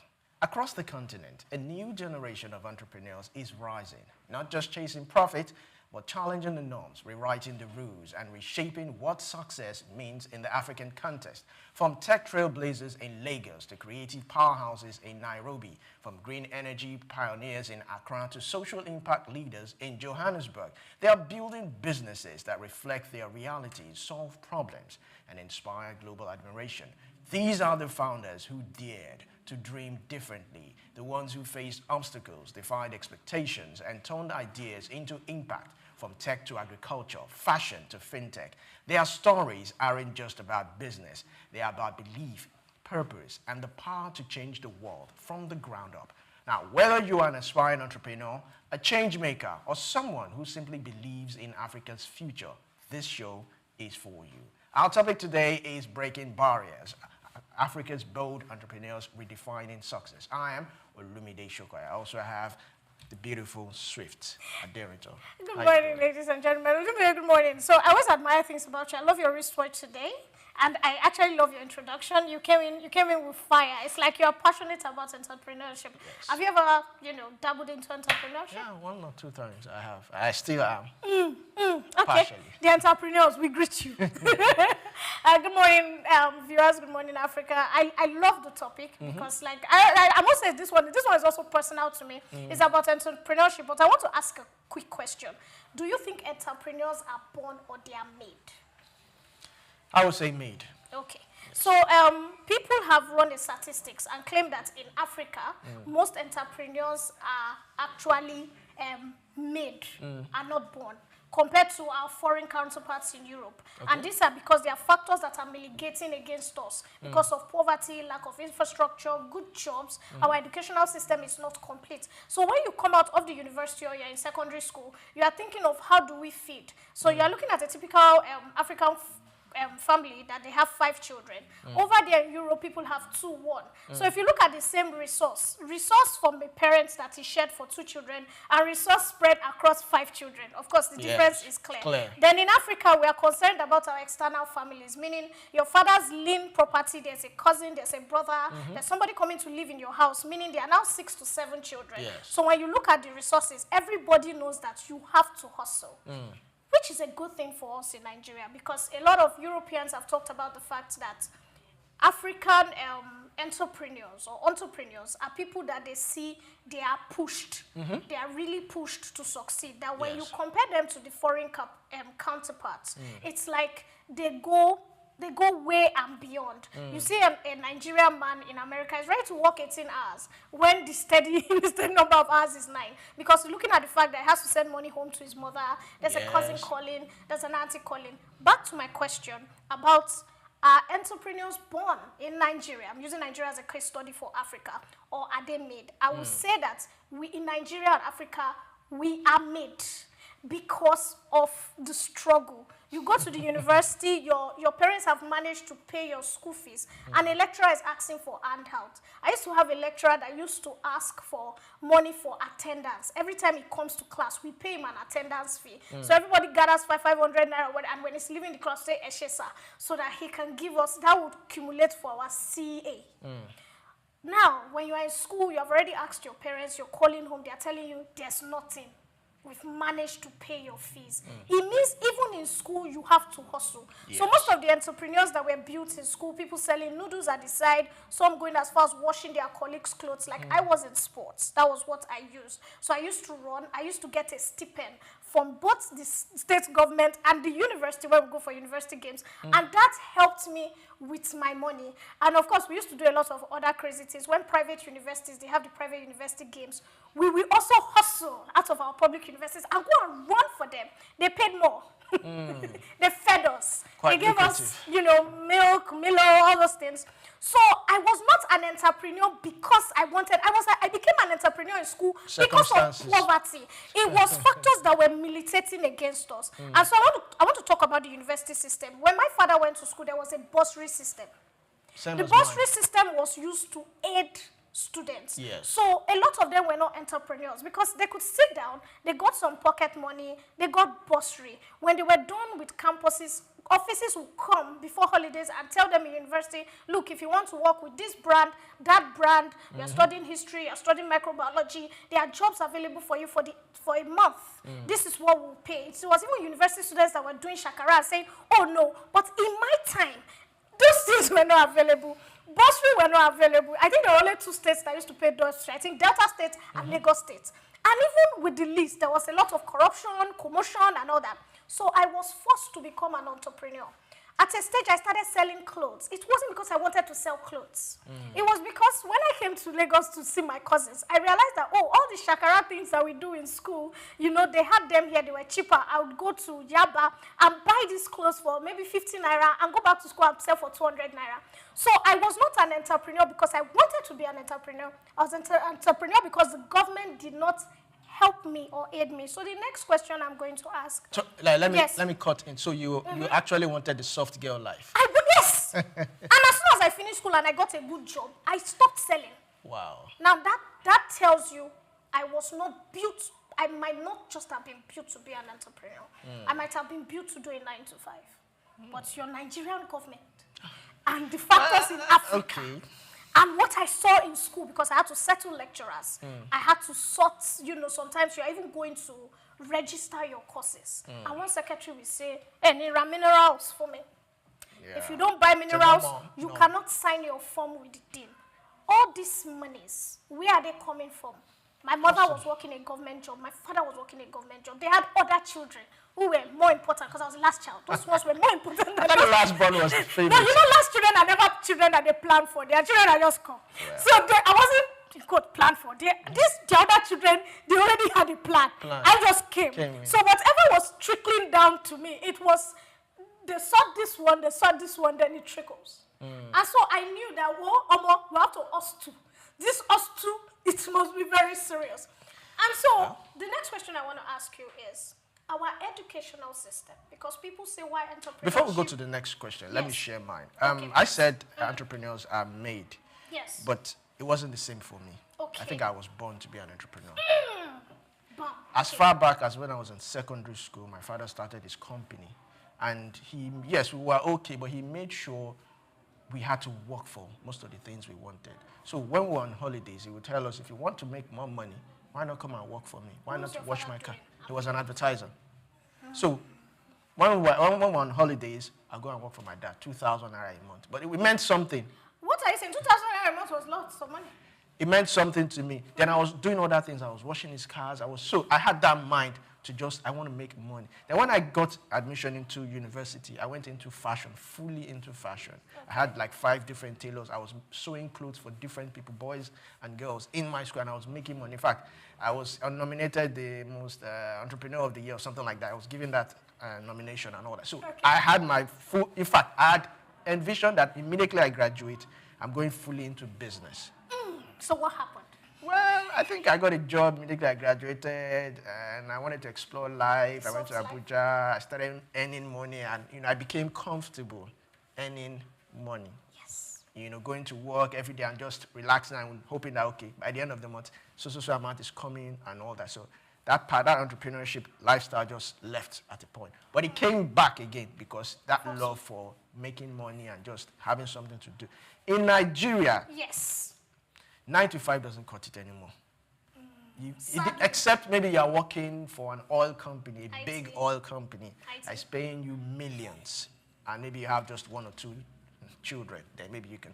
But 9 to 5 these days, you have to have something to support. So I think that's one of the factors that is driving a lot of people into entrepreneurship. So, like we said, many people in Nigeria, using Nigeria as a case study for Africa, most of us are not born. It's not something we desire.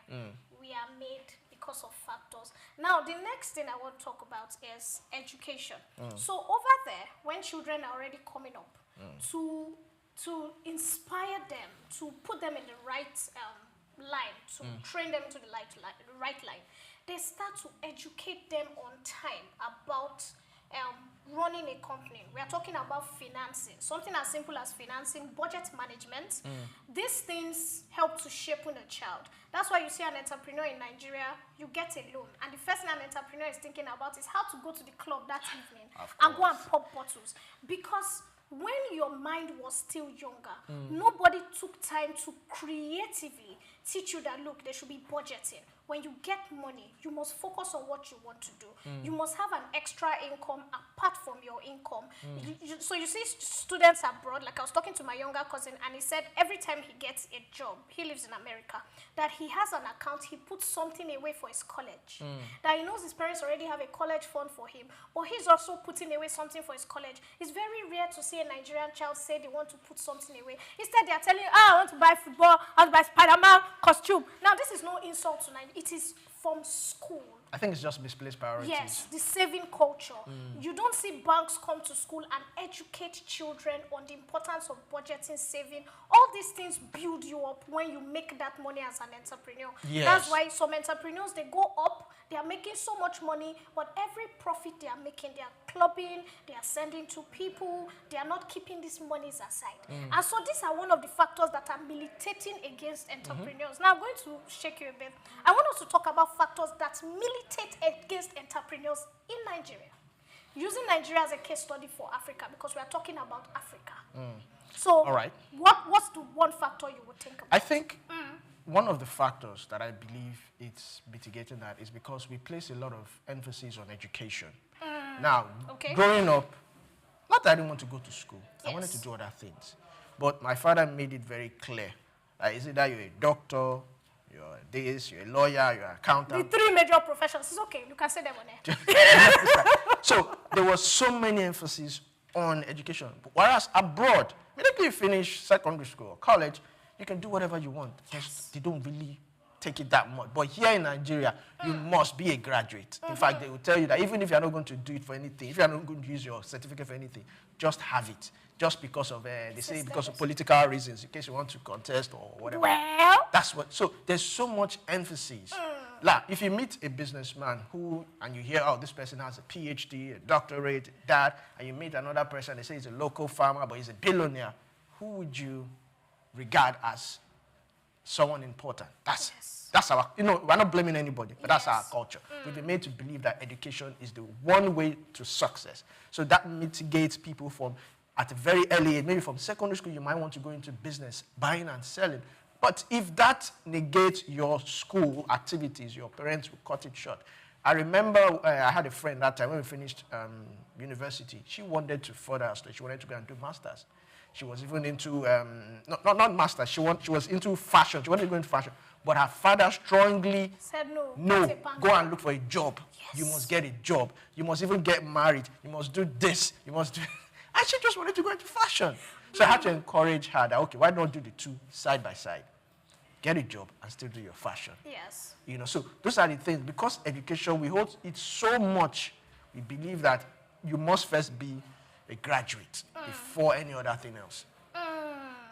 Brilliant. Very, very, But if we start to encourage our students that during holidays or even after your secondary school, maybe 1 or 2 years, you can go into the business of trade, learn it, then at your own pace, Okay, so still talking about education, I wanted to say something. You see, there was something very brilliant you talked about, that the fact that parents always push children. So I remember there was a time I was emceeing a children's party, and I was asking all the children, what do you want to be when you have grown up? And everybody was saying, doctor, lawyer, engineer, pilot. And one child said, carpenter. And everybody started laughing. Yes. And the mother was like, shut up. Don't ever say. And I said, madam, why?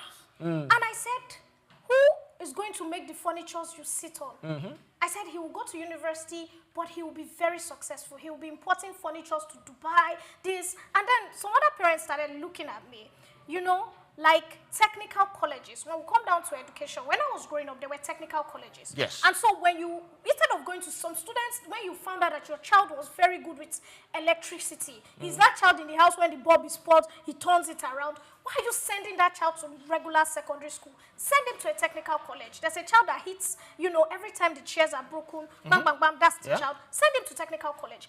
But these children, in this generation, the father says, no, I don't even want to hear this. And they force them to regular school. They even ensure that they don't do technical drawing, which would at least help to harness the desire within them and to do something great. So I would say that education, the education board in Nigeria, using Nigeria as a case study for Africa, we need to do more. We need to go to primary schools. We need to pick out those children that, oh, they have flair for hairdressing. They have flair for this. We will go to university, but let them learn these curriculum courses by the side. All right, thank you very much. So, today's guest is no exception. He is an author, management consultant, public affairs analyst. He is the founder and chief executive officer, Banwo Consulting Limited, Nigeria Limited, and ProSharp Limited, that's in the United Kingdom. He is Mr. Adetunji Banwo. Let's dive in. So glad to have you this morning. Thank you for having me. Good to be here again. Let's start off with talking about entrepreneurship. Quite a very interesting topic. And Swift and I, we've been talking about what actually is the... Now, let's ask the first question, just like we asked ourselves. Do you think entrepreneurs, are they born or are they made? Let's start with that. Wow. Entrepreneurship is not a gift. Let's put that clear. It's not like a gift of playing guitar or singing or, music or anything. No. It's something that people just learn. You learn it. It's a skill that you can learn. It's a skill that can be taught, right? It's not, so you can actually get you can know how to be an entrepreneur by learning it, right? So it can be taught in school. So back when I was in Polytechnic, my Polytechnic days, we had a course on entrepreneurship. When I did my MBA, as part of the MBA program, you also take courses on entrepreneurship. So people learn these things. So that's where explicit knowledge, that's how far I can take you. Books are there on entrepreneurship, so you can read about it, you can learn. But then there are also other aspects of entrepreneurship that you can also pick. You can pick, and it just comes maybe something to do with that's tacit knowledge. Take someone like me. I had no choice. I had no chance. Like it was just so glaring that entrepreneurship runs in my family. My both parents, were entrepreneurs. My mom of blessed memory. I used to experience. My mom. Go to do a business, come back. And come back with heaps. Stash of cash ready to go. Restock goods. Go to the maybe Lagos Island to buy building material. So I used to help her count money as a child. I used to enjoy counting money. So wow, I'm like, so salary won't give you this. It's not like she has gotten a salary and this is business. And it was like a week in, week out thing. I'm like, wow, if this is what it looks like to be a business owner, or, and it's so flexible. Some days she could decide to say she's tired. She just wants to rest at home. She has people that, she has like a sales girl, and someone would definitely be in the shop. She could, so it was that flexibility that kind of endeared me towards yeah, wow, I think I've got to be my own boss. And even for my dad also being an engineer contractor, I've seen him like, yeah, there are times when I see he gets a contract, we can tell that wow, there's so much money around, and that's when it keeps reminding you, do you need anything? But when it looks like there's a off-peak period in contracting, that's when it starts telling you to use pro rata principle, which is prioritize. I can't meet up all your needs right now, so you guys, you've got to prioritize. Tell me, would you choose between a new pair of shoe, or would you want your textbook in school? So you have to use a pro rata basis, which is if you're asking for 10,000 naira, pro rata basis would mean your siblings are also asking for pocket money in school. So we're going to have to use maybe 20% or 30% across board. So we can tell, like, business is with vagaries, highs and lows. But I kind of enjoy the flexibility and the challenges that comes with it. So it's something that you can either learn. So it's not what Yorubas will call abinibi, which is inborn. So yeah, it's though in some families you can almost tell like it runs, but I mean that explains why certain families would entrust the business into part of their offspring and the next generation, and they just run the business aground. You and I know the front runner for the June 12 elections, the MK Abiola dynasty. What has become of that dynasty today? You see what I'm talking about? So if truly it was inborn and it was a gift like from the family, you see what I'm talking about? The next generation should have taken the business to the next level. So it's not so much about maybe it's inborn or it's a gift. No, no, no. It's something that you can learn, and it's not for everybody. Entrepreneurship is not for everybody. You've got to be hard-hearted. You've got to have grit, to withstand the storm. My dad used to say things like, "Do you have staying power? Staying power, that grit to hold on in spite of the storms." So entrepreneurship is not for anybody. It's not for everybody, rather. It's for anybody, but not for everybody. Meaning anybody can be an entrepreneur, but everybody won't be entrepreneur. Not everybody can take that risk. You've got to develop a thick skin for failures. So you're probably going to make me give you insights from the book, from my third book project that I'm working on, which is something to do with failing success, successively to succeed. Something about that. So it's that's the life of an entrepreneur, really. So not everybody has that. I've had people say things like, "I've never failed in anything," "I've never failed before." No. If you've never failed before, it means you've not attempted anything. All right, Tunji, thank you so much. Yes. Tunji, are you with me? Yes. So I want to ask you a basic question. Everything you've been saying is so brilliant and intelligent, but I want to ask a question. Do you think that the atmosphere overseas, because you are in the diaspora right now, do you think that that atmosphere creates a better playing ground for entrepreneurs or entrepreneurs? Because a lot of people in Africa claim that there are so many factors that destabilize entrepreneurs here. And so we see a lot of people leave Nigeria, like you, and go abroad, and they are succeeding because the government, the policies are better, and they seem to encourage entrepreneurs more. What's your take on that, sir? Wow. Thanks for the question, Sweet. So, I don't know, but I kind of feel like, so every time people say things like, "Wow, it looks like people look better, or they look more, look chubbier, or they look their skin looks fairer when they are overseas compared to when they are back home." I'm like, what do you expect when you keep a food item in your refrigerator? So you expect it to keep it fresh, right? So I usually tease to say it's the weather. So it's not about the fact that they are making more money, but it's the weather. Like so you are exposing people to temperature that is sub-zero. You see what I'm talking about? So I usually feel that maybe it's the weather or the atmosphere that makes people feel better, but that's just on the lighter mode. Well, talking about the environment, an enabling environment, right? An enabling environment, that's just the difference. So an African, if you can succeed as a business person, as a founder, as a creative, as an entrepreneur in any part of Africa, wow, I tell you, there is no part of the world that you can't succeed. It's like when people say, if you can survive driving on the streets of Lagos, wow, you can survive driving anywhere, something like that. So what I've observed is, we've gone through, the challenges we face as an entrepreneur.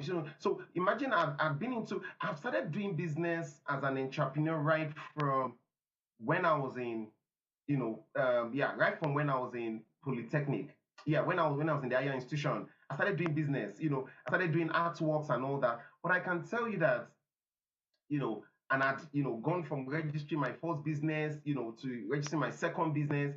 But I can tell you that, the kind of hostility I face from the banks in trying to access loans is not the same thing as what you. So now I'm able to compare doing business back in Nigeria and then doing business, in the UK, the enabling environment, right? You find out that it's easier for you to access credit as long as you've got a good credit score. So the system has been designed such that your destiny is in your hands, right? If you can maintain, for example, paying your regular bills, right? Paying your regular bills, and something as simple as being on the electoral register, right? Paying your house rent. Do you know those things?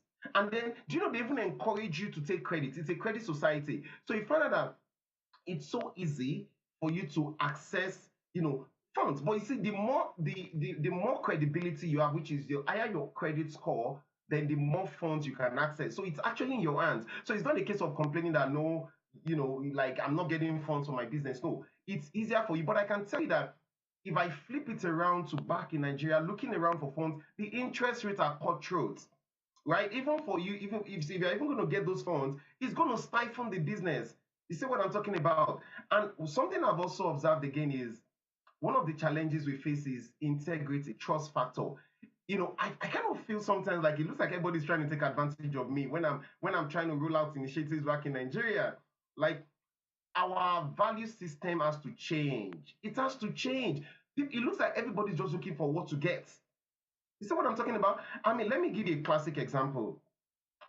There's someone I've done business with as into production, because I float a business that does learning solutions, games. Because my own, I've been a learning consultant for close to about 15 years, and I see students, I see delegates struggle with assimilating stuff. So I feel, let me create games, board games, flashcard games, and eventually we transit into because people can learn how to real estate by playing Monopoly. People can learn about business, about finances by playing Cash Flow Quadrant by Robert Kiyosaki. I felt, why don't I create a board game that can teach people how to play project management, how to catch them young from problem solving. So I worked with a team to create board games and all that.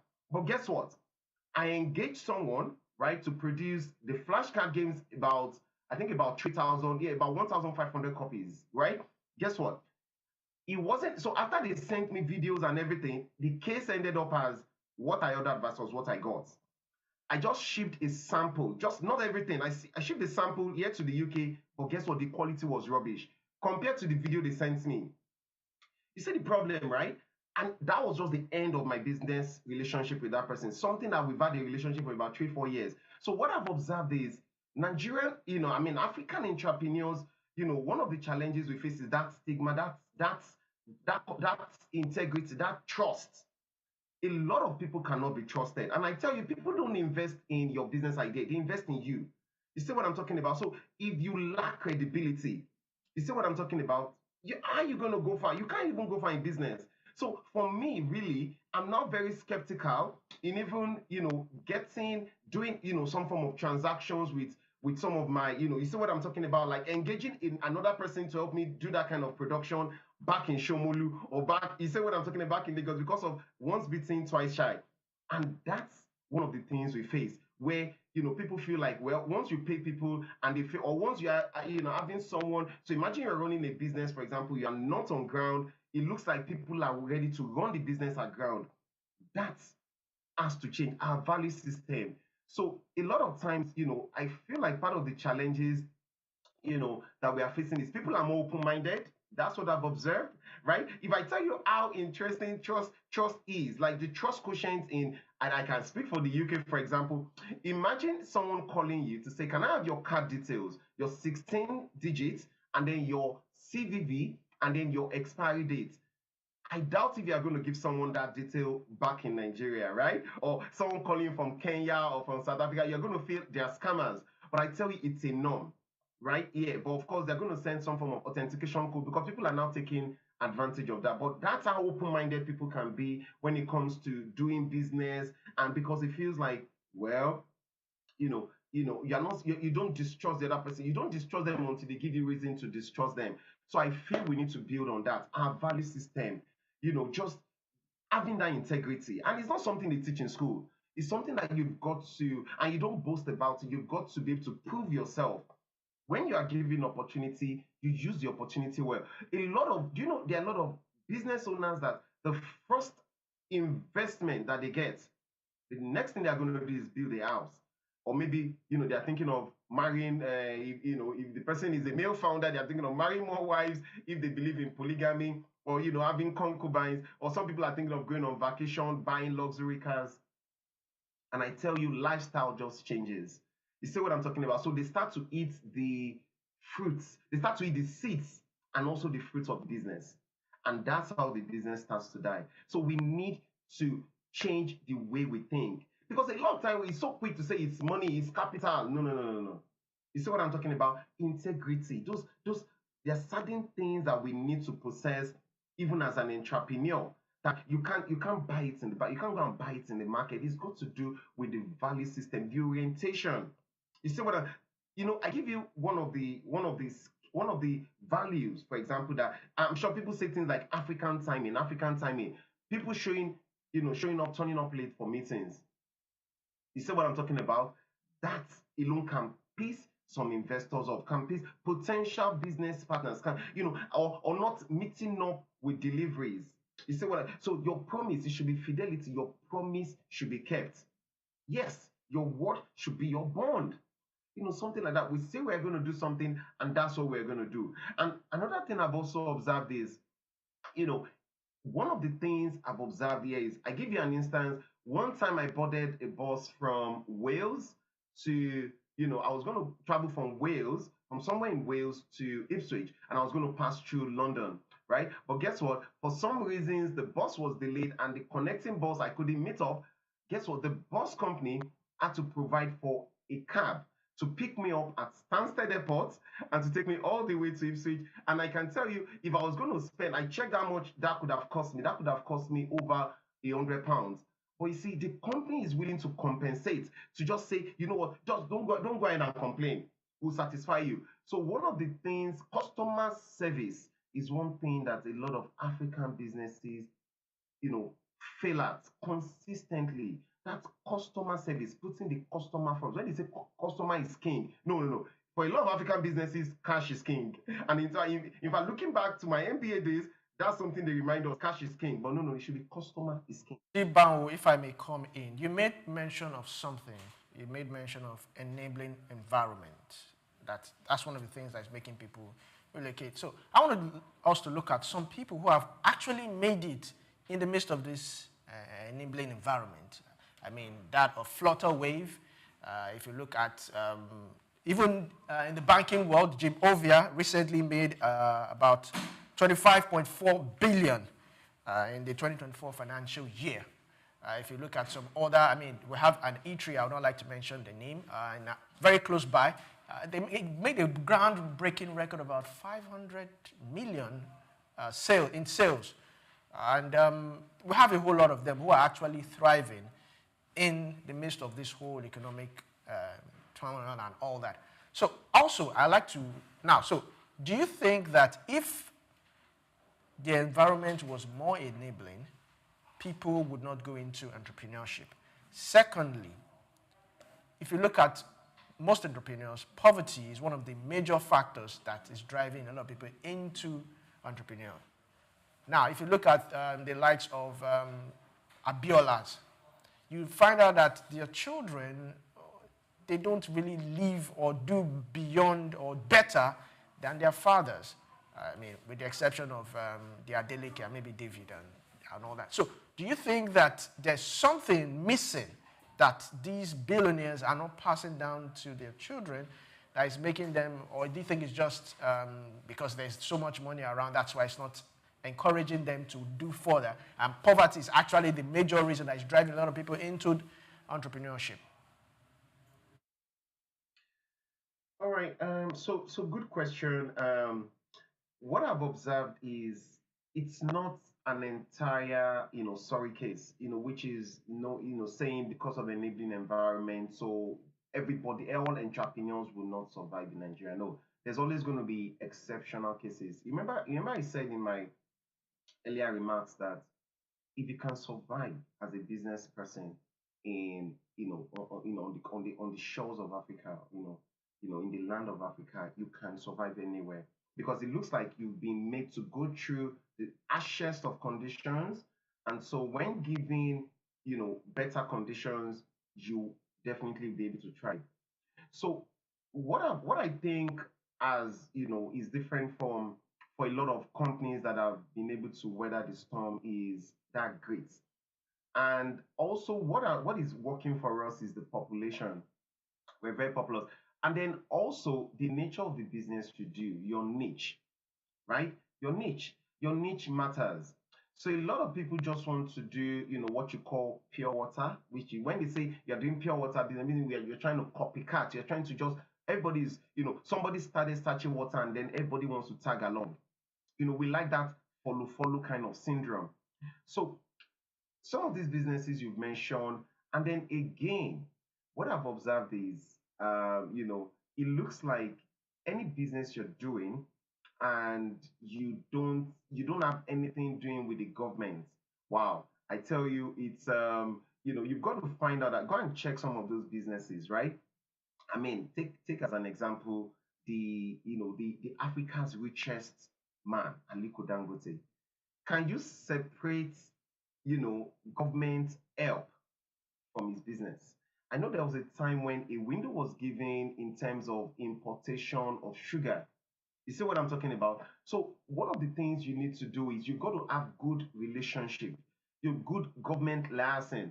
Because I can tell you, government is so powerful, right? So government is so powerful. So it's a case of, you being close to keeping your ears to the ground in terms of regulations, right? Being active. So a lot of smart organizations, what they would rather do is they are making sure they are complying with, with regulations, with standards and everything. And then again, you also want to try as much as possible, because government, right? You want to try as much as possible to have good relationship, like for example, making sure, or making sure that your services are being, so can you imagine what will happen to some of the automobile companies in Nigeria, homegrown automobile companies now, if a decision is made by state government, local government, state government, and all the way to the federal government to say we are going to adopt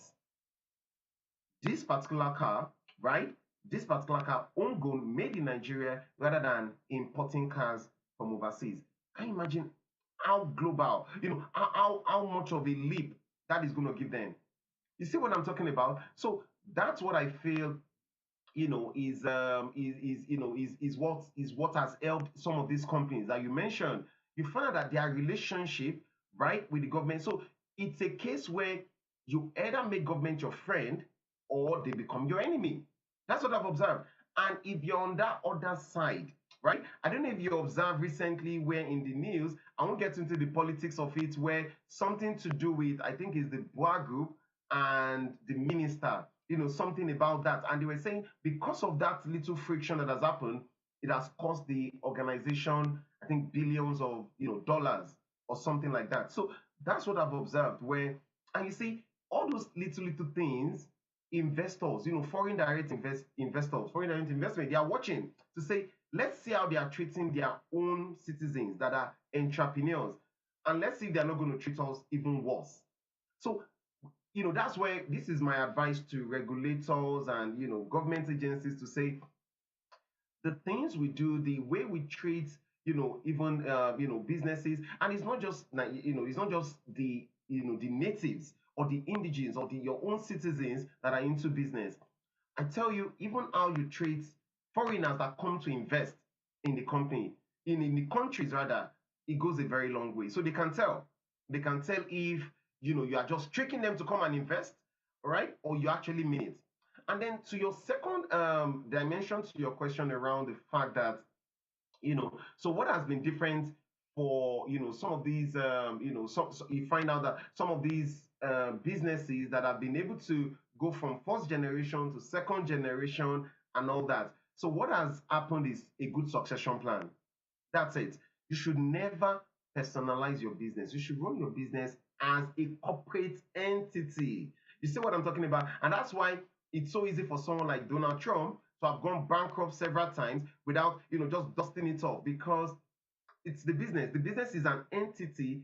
You as an individual are an entity. The business can go insolvent. The business can go, bankrupt, while you just walk away scot-free.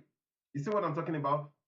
In fact, my younger brother, who happens to be based in Dubai, being a certified financial analyst, was telling me, recently that one of our mutual friends just raised $1 million, right, from venture capitals, and it's a business that started off in Nigeria, a pharmaceutical solutions company.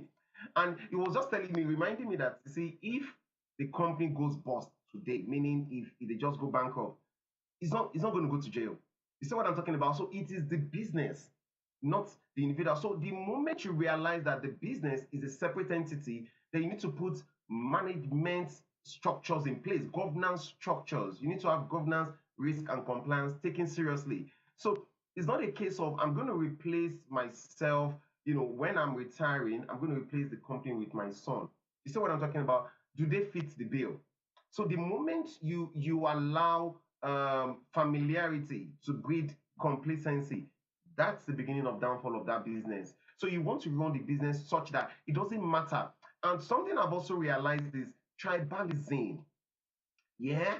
And even religious sentiment creeps into even the business place, where you find out that go and check out some of the banks. Like, I won't mention it, but there are certain banks in Nigeria where consistently you can almost tell that this is a Yorubanized bank, where successive CEOs has been Yorubas.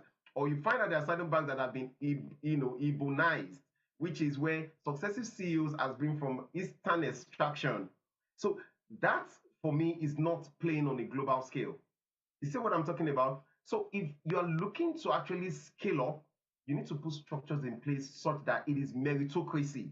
It doesn't matter where anybody is from, because that thing is still affecting us even in Nigeria. I know certain businesses where you can tell that predominantly, as long as the CEO is maybe of a certain religion, then you can tell that those, the likely guys that are going to make it to the top would be, in that same carcass. You see what I'm talking about? That is thinking so low. That is so myopic.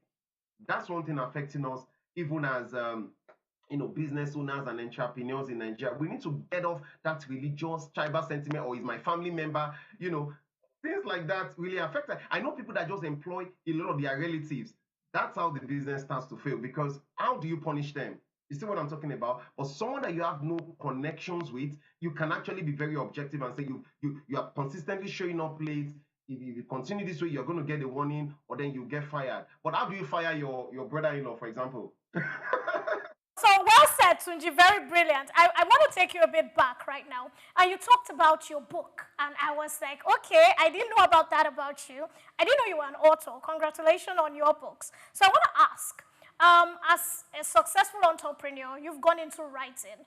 How have you put into your writing to help educate upcoming entrepreneurs? What challenges did you face? Because you were a businessman and you had to write about, things you went through, advice and all that for younger people. I just want you to very briefly tell us how you started writing, how you got there, and what advice you think you dropped for the next generation of entrepreneurs. Wow, thank you for the very insightful question. So writing for me, in fact, if anybody was going to write, I'm the last person you should think of. So I've always known that I'm better on speaking than writing. That's why one of the subjects I disliked the most back then was English communication, and it was more of writing. Oh, when you have to write essays and narrative essay and all that, it used to, just sticking me to the bone. So how did I stumble into writing? So what I've observed is the first book I wrote, Principles of Effective Project Management, actually happened to be from my slides. So I've done a lot of training. So back in the days, I used to get invited, to churches. I would write to churches to say, let's train your youth. It's not enough for you to be giving out handouts and, welfare. Lots of, churches are dealing with it, are giving out welfare and all that. So I was like, why don't you empower them? So I can, volunteer as a project professional to come and train. So I would prepare slides that are very basic on project management, and I will go train. So I just put it together, stumbled on an author. Somebody referred me to an author. I was like, can you make anything out of this book? So I just said, this is what anybody should know, Principles of Effective Project Management. So it was actually based on the things that I teach. And I was like, let's just put this together. And my training slides actually became a book. So, and then one of the advice I got from one of my mentors, right? He says, why don't you productize your service? And that's something, right? Productize your service. So as as a business person, as a management consultant, I feel, what if I'm not available to deliver trainings, right? Because it's highly dependent on me. I'm a key resource risk. So let's say I'm ill, or what if I'm on holiday? It means I can't earn. So why don't I put measures in place to earn passively? And that's when I started thinking of books. I started thinking of merchandise, like and then things I can have, like I can have my audio training courses, right? I can have video, I can have e-learning courses. And then talking about my books, I also feel like, posterity is going to judge every one of us for three things, right? The problems we created, the ones, we solved, or the ones we saw and ignored. So I feel strongly like my own part would be, what problem can I really solve in the space I find myself? You see what I'm talking about? So I feel like, so that's actually what birthed the passion to write something about project management. And then talking about my other book, which is on diversity, equality, and inclusion. Guess what? It was actually born out of pain. When I got to the UK, I experienced racism. So I was fired, right? First time I was going to be placed on probation. So I was fired on a job I was very good at. I've been doing project management for over a decade back in Nigeria. I mean, imagine training the major government agencies in Nigeria. I mean, the first time I went to Dubai, all expense paid trip was courtesy project management. So I used to call myself like a star boy. And then suddenly, these guys are telling me you're not good at I'm not just a PM. I teach project manager. I teach project managers. You see what I'm talking about? And you're saying I'm not good at this job. So I got fired, and I was like, I'm going to put all that anger, all that, vent in the book. So that's how I wrote a book, to lend my voice. People say, no, there's no solution to racism. You can't end it. I'm like, well, this could just be a drop in the ocean. Let's start the conversation. So I wrote a book on that. And that's it. And a gift for entrepreneurs, again, would be putting all my experiences, having tried so many things that hasn't worked, which is like striking a tree and wanting to give up, right? And I'm saying, don't give up. So I want to put all that in the book to say, keep striking. You never can tell. It's not that one strike that you eat. People just see you that eat that tree with an axe and then the tree falls. And people say, wow, everybody's celebrating you. They don't know how many years you've been striking. So that's what a lot of people easily give up and just move on to other things. And I'm saying, don't give up. You see that? Just keep at it. Just hold on to it. As long as you believe that idea is something you are passionate about, you see, passion is the first thing you need. But then if you're passionate and over the years you're trying it, you see, if you're trying the same thing over and over again and it's not working, then maybe you're doing something wrong. Or find out, or you need to seek advice. Maybe you're not in the right place. So that's why I'm writing a book currently. My third book would be on something about, I don't want to let out the title, but it's about failing successively and then learning, at the end of the day, and not giving up. So that's it. So that's what I found out that, for me, it's just not giving up. So I've had people still call me to say, oh, are you still into project management? I say, what do you expect? The first question they'd ask is, I want to refer someone to you. So I've enjoyed a lot of repeat business because people have known me in that space, from Canada, from US. In fact, some people, I've had clients that I've engaged with, and they're like, do you even know who referred me to you? And I'm like, sorry, I didn't even think about it. Because you see that I've maintained that lane for so long, and people can even refer people, So person A refers person B refers person C, and I can't even trace it back to this is where I got the referral from, because I've been consistent. That's one thing a lot of African entrepreneurs need to learn: consistency. Let people know you for that one thing that you are so good at it. You see what I'm talking about? So yes. So if you talk about project management in the, even in the Nigerian space, even while not being on ground, I still have clients that I've had, consistent year-on-year engagement with. You see what I'm talking about? I'm not going to burn the bridges, because I believe that what some of us have tried to do is come and get exposed in advanced countries and then bring some of those ideas back home to see what can we do to improve. And that's the whole idea. So it's not a case where there's brain drain, and then there's brain drain. No. We shouldn't encourage that. We should actually be looking out to go and tap how these guys are doing it. What have they done differently?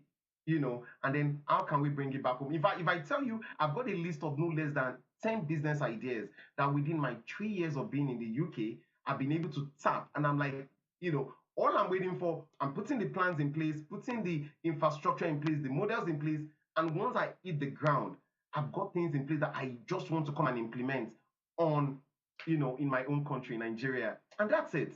That's the way. Thank you very much, Mr. Adetunji Banwe. So glad to have you, author, management consultant, and public affairs analyst, also founder, CEO, Banwe Consulting, and ProSharp United Kingdom Limited. Thank you very much. Tunji, it's so nice talking to you. I wish we could go on and on, but we have to wrap up. But I want to ask, I hope when the third book is out, you're at least going to send us e-copies, right? Definitely. Yeah, definitely. You guys should be my first reviewers, and yeah, I'll definitely get across complimentary copies to you. Thank you for having me, Olumide and Swift. Thank you for having me. It's been a swift conversation, I must say. Hi. All right, so that is a wrap on today's episode of Just Africa. Thanks for watching, and if you've enjoyed, be sure to follow us on all our social media platforms, like, share, and while we're also signing out, we'll leave you with Cashcraft. We're doing a topic on palm kernel, which is very important to us. Yes, it's also a lucrative business. I am Olumide Shokoya. And I am Swift Aderi. So have a beautiful day. Bye-bye.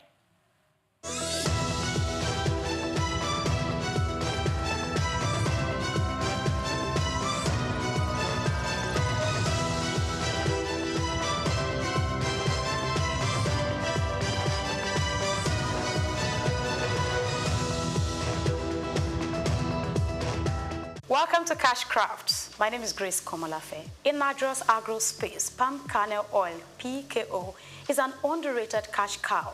Quiet, consistent, and massively profitable.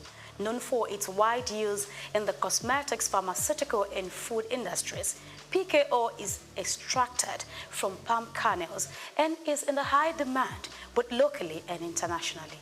What makes this venture truly attractive is its accessibility.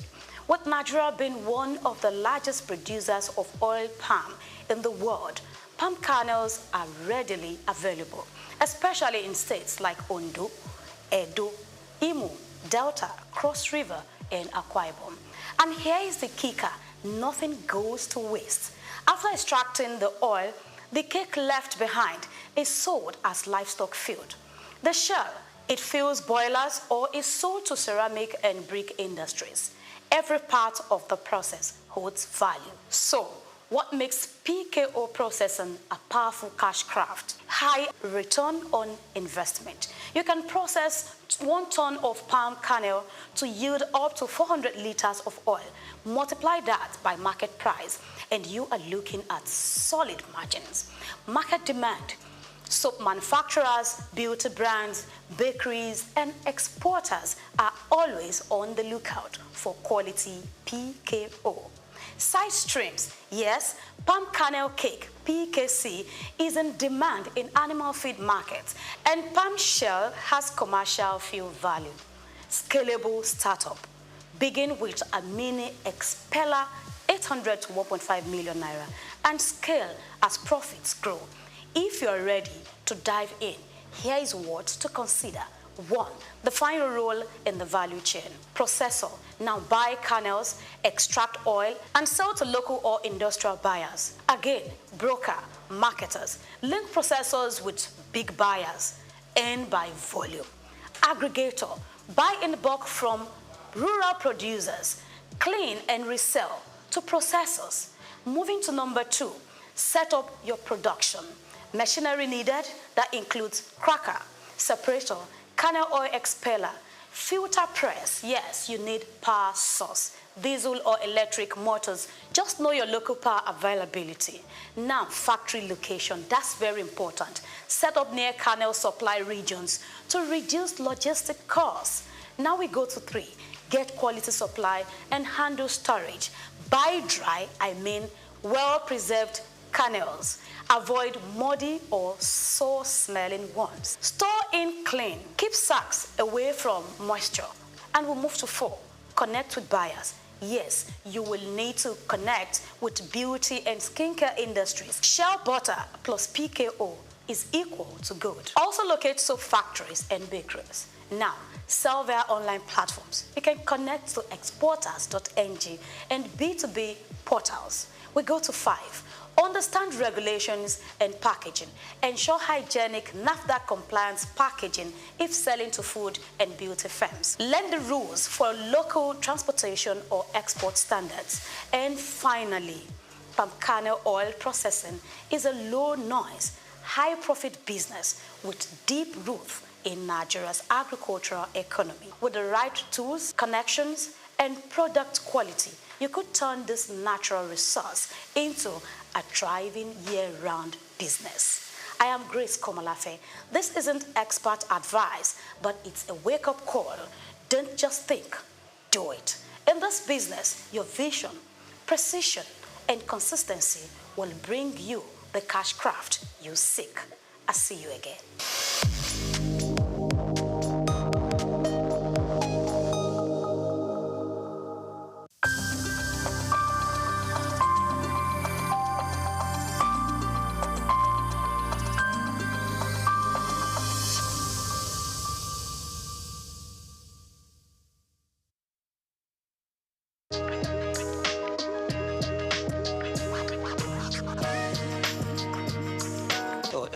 To start with, let me give some introduction to myself. As you said, I was a former commissioner of finance. I was a commissioner of finance during the Ganduja's administration from June 2015 to October 2018. I was there for 28 months, okay, as a commissioner of finance. And I had been with Bayero University, Kano, before I was appointed commissioner of finance. Still, I'm a professor of accounting in the university, but I double as a commissioner of taxation because at the Prince Abubakar Audu University, Ayumba, Kogi State, there was a chair that had been vested there by the Federal Revenue Service in 2011. And they invited applicant for that chair, and I was the successful person, successful applicant. So I still occupy that chair, even though the chair is not functioning. But I got the privilege of serving as the elected or selected professor of taxation in that university. So I am in the area of taxation. I've done a lot of researches in that. And then I serve as the Federal Commissioner of the Tax Appeal Tribunal. So it was on 15th November that our tenure came to an end, from 2018 to 2024 November. So you can see that I have been involved at various levels on the issue of fiscal policy, tax revenue generation, tax revenue utilization. So this the reform that we are talking about was brought about by the president with a view to maybe perfecting the tax system in the country. So he formed a committee to advise him as to how to go about coming up with very good national fiscal policy, not just tax policy, and then how to reform the taxes in the country to make them better so that Nigeria can compete with other economies that are advanced in the area of utilization of taxation as a means of growing up the economy and achieving sustainable development. So this I know, the process and all that have gone into this project of reform. So bills were developed out of the report of that committee appointed by the president under the chairmanship of Mr. Tayo Oyedele. And for the first time in the history of forming a committee in Nigeria, We had a committee that the president has given the power of implementation. So it's not just about recommending something to him. It is about coming up with a report which will be convincing to him, and if he's convinced, he will ask then to be involved in the implementation of the recommendation of the report.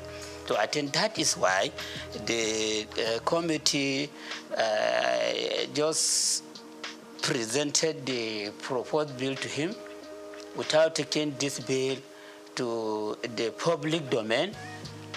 Because of the trust that he has on the committee, he just sent the bill to the National Assembly for consideration, for passage into law. And in the bill, they even gave deadline as to when the bill to be passed into law.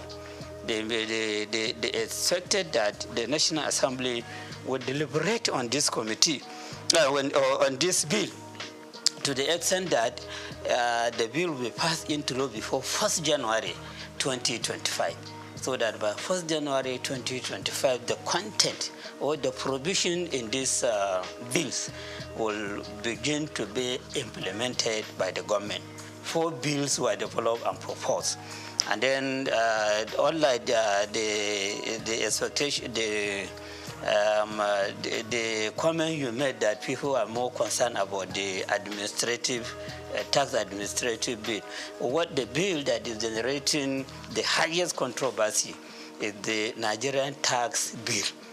That is the bill that has made provision for repealing about 11 taxes that are currently existing, including the VAT itself, including petroleum profit tax, including personal income tax, including companies' income tax, and other taxes like capital gain tax, casino tax, etc., etc.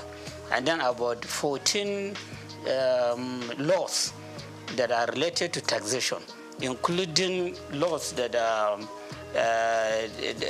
designed to exercise control over consumption, over production. They made substantial amendment on them, and then take the amended part of those laws into the Nigerian tax bill, which means that the laws have suffered from, or they have enjoyed consequential amendment.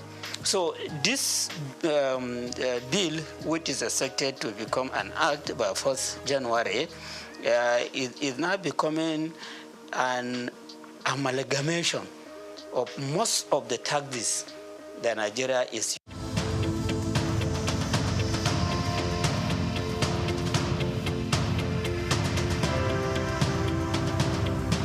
Eko Atlantic has become Nigeria's most sought-after city for its high-end infrastructure, prestige, and well-planned city layout, as reflected in an 8-lane boulevard, about 13 internal bridges, underground cables, and green footprints defined by over 30,000 trees. Additionally, having a building in the city has become a trend among the so-called big boys, as was the case with Old Ikoyi, Victoria Garden City, popularly called VGC, Osborne Foreshore, and now Banana Island.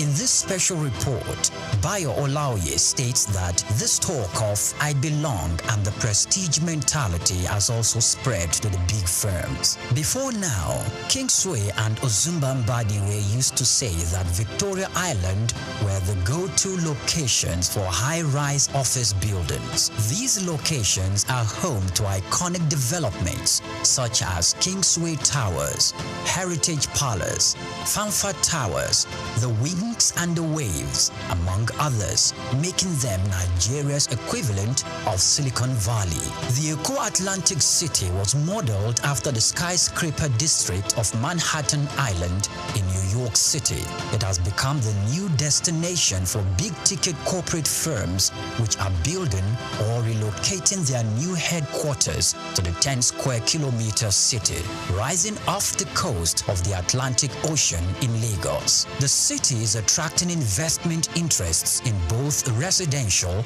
and commercial real estate, the latest being MTN Nigeria, preparing to build built a new headquarters. MTN is coming on the heels of First Bank, which recently turned the turf to build a 40-floor corporate head office, making the city's most iconic development so far. Prior to this courageous and ambitious entry into Eco City by MTN, First Bank, Dangote Group, and the Embassy of the United States of America have taken positions there, developing a new head office and a diplomatic facility respectively. Much earlier, a co-development company had occupied the city as the developer of the Azuri Towers, offering both residential and commercial facilities for high clients and corporate bodies. Arkland Property Investment and Oak Homes are also in the city, developing A&A Towers simultaneously. These are the residential developments that will be standing on the 22nd floor and the 33rd floors respectively. Other developments are the Pan-African Towers by Periwinkle Residences, Eco Pearl with Champagne Tower and Eco Pearl Black Tower, Amni Towers and Ani International Petroleum Development Company, and Louisville Towers by Total Energy Staff Cooperative and Multipurpose Society. Louisville will comprise 300 residential homes spread between 2 towers, a world-class sporting center and a club, retail outlets, and other facilities. It is designed to employ modern technology to achieve smart living and high standards. Eco Atlantic is an exclusive luxury city with superior infrastructure that appeals to the kind of investors we have seen in the city so far.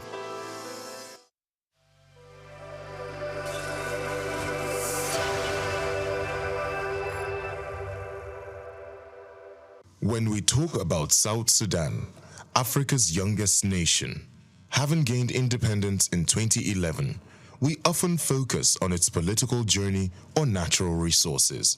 But there's something else that holds deep generational value in South Sudanese lives, which is cows. In South Sudan, cows aren't just animals, they are everything. They are currency, they are status, they are identity. Among groups like the Dinka and Nuer, a man's wealth isn't measured in cash, it's counted in cows. Cows pay dowries, settle disputes, mark the birth of a child, and even the death of an elder. Boys grow up in cattle camps, learning not just to herd, but to lead. Songs are written about prized bulls. People name themselves after their cows. It's love, not ownership. And no, they don't eat them. Not casually. Cows are sacred. They are milked, admired, and even mourned. Only in rare ceremonies, funerals, farming, or great misfortune is a cow killed for food. To eat one is to part with a piece of your soul. I'm Moyosore Adebi for Just Africa, only on Souq News TV.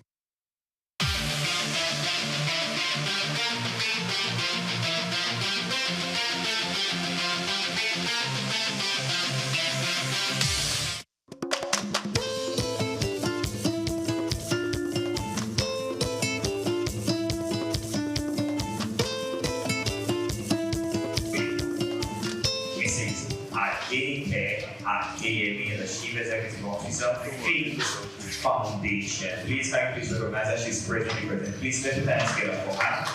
Thank you so much. Unfortunately, I'll need to be on standby to see many of my guests and not seated where they should be, so that let me do that. Alright. I think we have, I don't know if we have the founder of the Villas Transact. Yes. Alright, okay.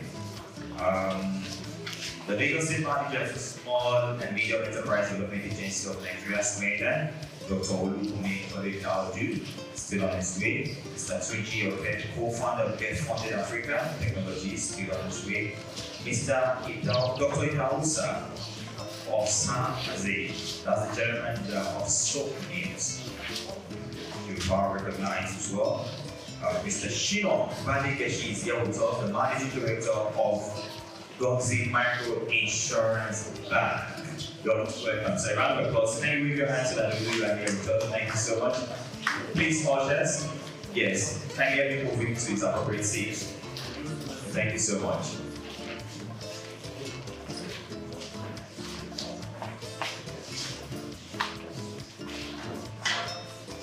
Mrs. Tino Olatunsin Ajayi, Aswan Ambassador, former President, Association of Professional Women Bankers. Alright, still on our way. Mr. Richard E. Monije, Regional Manager, Bank of Industry. You're most welcome. A round of applause for him. Thank you so much. Alright, we're still expecting a representative from SON, NAFDAC, and the Raw Materials Center Development Council of Nigeria. If you have the representative, please let us know. Alright. Okay. I think it's safe to move on while we await other guests that need to take their seats here today. But meanwhile, while we do that, please let me at this point in time announce to us that this event once again is put together by ASBON, Association of Business Owners of Nigeria, in collaboration with the Lagos State Ministry of Commerce, Trade, in Industry, Cooperatives and Investment. And we are here today. It's going to be a record-breaking event for you. This is your first time. This is your first time, please. Can you wave your hand? This is your first time. Oh, wow, we have first time nights here. Wow. But don't worry, we'll start a drink now. That's the first time, don't worry. And that's what we do in churches, yes or yes. And first time honors, don't worry. Because not because you hear drink, you're not raising your hand. You didn't raise it before. Because you have to be entertained, there's no problem. Alright, every one of us will be entertained here today. We have our sponsors and brand. Many of them. We have Safe Bank, which is the complete sponsor, the platinum category, and of course, 7-Up would be company makers of Pepsi. And that's why you see Pepsi outside there. So please don't worry, you will be duly entertained. Bank of Industry, Adosa, Lagos State Employment Trust Fund, Souq News, God's American Insurance Company, the CRC Credit Bureau Limited, and of course, yes, these are some of our sponsors. And at this point in time, I think it's important that we know why we are doing this. For 5 consecutive years, this organization have ensured that this event is put together to celebrate stakeholders who are adding value to the small and medium enterprises in Nigeria, and to shed more light, to give us more insight as to why they've been consistent with this event. Please, I would like to invite no other person than the lead convener, the president of the Association of Small Business Owners of Nigeria, a great visionary, a great pathfinder. Please, let's celebrate Dr. Femi Egbesola.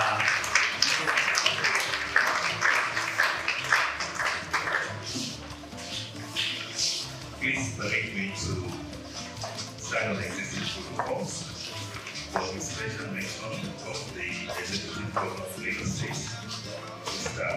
Manifestations of Omi, the Executive Governor of State Prince, Dr. Abiodun C.O.N., the Commissioner for Commerce, Cooperative Trade and Investments, Mrs. Olashade Amunosubidibe, the Honorable Commissioner for Commerce, Industry, Trade and Investments, States, Mr. Shofena and Bola, and other head of ministries, departments, and agencies represented. I'm sure that are aware that the DD of FIRO being represented here. I want please have this stand up for recognition. Okay, thank you very much. I would think if I want to mention everybody that ought to be mentioned, every one of us is important. I also like to thank very seriously the keynote speaker for today, David for many other times to be here. And of course, our panelists, quite a number of them are already around. Thank you so much for being here today. The commissioner will soon be here to give a speech. But before then, we're going to go down to my speech, which is to give the opening address. So on behalf of the Association of Small Business Owners of Nigeria, collaboration with the Lagos State Ministry of Commerce, Industry and Investments, I warmly welcome you to the Nigerian National MSME Business Awards. This is the 5th edition, and it is designed to celebrate, appreciate, and name the supporters of the MSME system.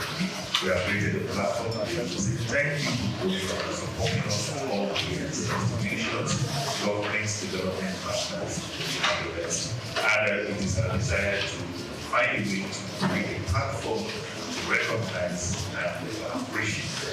That's the essence of this award event. And at the same time, too, it's not just about appreciating them, it's about pushing them to do more. The award program is designed to say, please, we want you to do more. So today, it's not just about appreciating, it's about also encouraging them to support us to more. We are at peace. The MSME, we are at peace. We need a push, we need a support. Everyone in the ecosystem can give to us. We also want to thank our sponsors that we are today all of us without the sponsors. We also thank the media and of course every other person, including my own immediate community, as one man and women. Once again, members of Osborne, I think we are by this side, right? Please, everybody celebrate them. Let's put our hands together for them. The drivers of the economy, yes or yes. I think you guys have a slogan, Osborne starts from wow. So can you get that? You know it. Wow. Amazing. Osborne starts from growing. See, it's very important, especially the last one. You want to start now. Many ideas are probably died in the heads of the conceivers, like, I will start tomorrow. I have this idea, and yet you never have the opportunity to start. So it's very important. Start now. God bless you for consistently putting this together. You are indeed the drivers of the economy, and we celebrate what you are doing under the able leadership of the President, Dr. Femi Ekmeshola, very energetic man. I don't know where he gets energy from. See, yesterday he was reaching out, putting the dots on the I's, crossing the T's, ensuring everything is, on point. God bless you. I love your meticulousness. There's so much I'm learning from you, sir. God bless you, sir. Thank you so much. All right, on this note, Your Excellencies, distinguished guests, ladies and gentlemen, once again, it's the 5th SME Business Awards, National SME Business Awards, put together by Osborne. We'll be inviting our key note speakers to speak to us at this point in time. Your Excellencies, distinguished guests, ladies and gentlemen, our keynote speaker is all the best the Executive Director of Faith Foundation, Mrs. Adeyemi Adeyemi. She will be speaking to us on sustainable business practices, the new competitive advantage for SMEs. A round of applause for her one more time.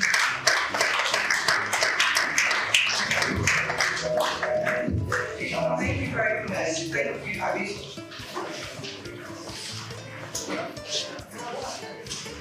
Great, thank you once again. I'm really delighted to be here at the 5th Nigerian National SME Business Awards. Very honored to be giving the keynote address. All protocols duly observed, and I stand on the existing protocols that were earlier on outlined. And hopefully our special guests coming, and I know definitely time to acknowledge them once they come.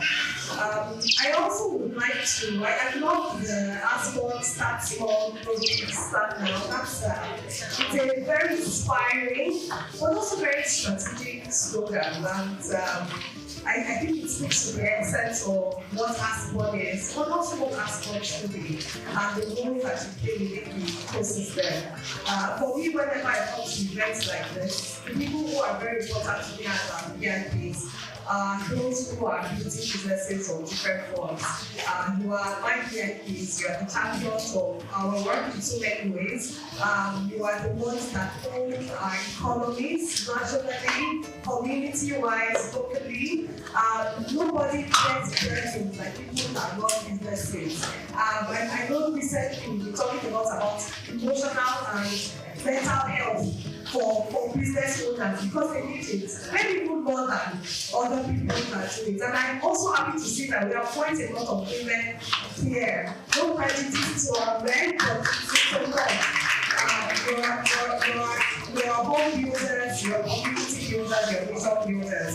So I want to especially acknowledge our MSMEs who are here in the room. So good morning once again, everyone. Decision and MSME can actually take in view of the affordability of microinsurance, for them to adopt affordable microinsurance, for them to be valued as a means of risk management to protect themselves in the event that they experience shock. And of course, with as little as 1,500 naira, an MSME can actually be able to access to protect their means of livelihood.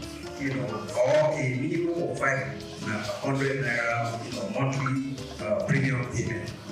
They will actually buy a health coverage, that will, of course, protect themselves, protect their staff, and member of household against issue of out-of-pocket, health services.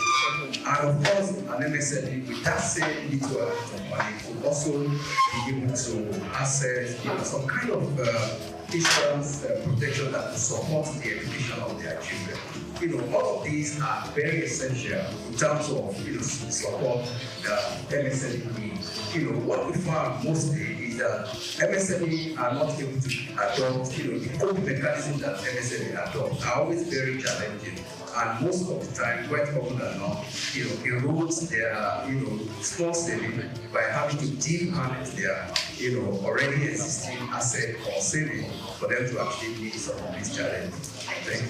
You'll be shocked to see that a lot of small businesses do not have access to data or do not make data-driven decisions that help their businesses perform, right? So to achieve continued success in a growing economy like Nigeria, small businesses need to focus on solutions that help them stay efficient. We are very focused on sustainability because we understand that SMEs are the engines and the main focus of any economy in any nation. So why do we talk about sustainability? There are different ways of ensuring that there's sustainability through strategic programs that it does. In SMEDA, we have various programs that are focused towards the whole MSMEs. Then we are also gender-centric and we focus on those that are mainly meant for women and youths. Some of the programs, we have about 15 programs off the top of my head. We have some that are focused on those in agriculture, the textile and the likes of them. For example, we have the YSP, which is Women in Self-Employment Program, which is focusing on women that are working for themselves and trying to thrive.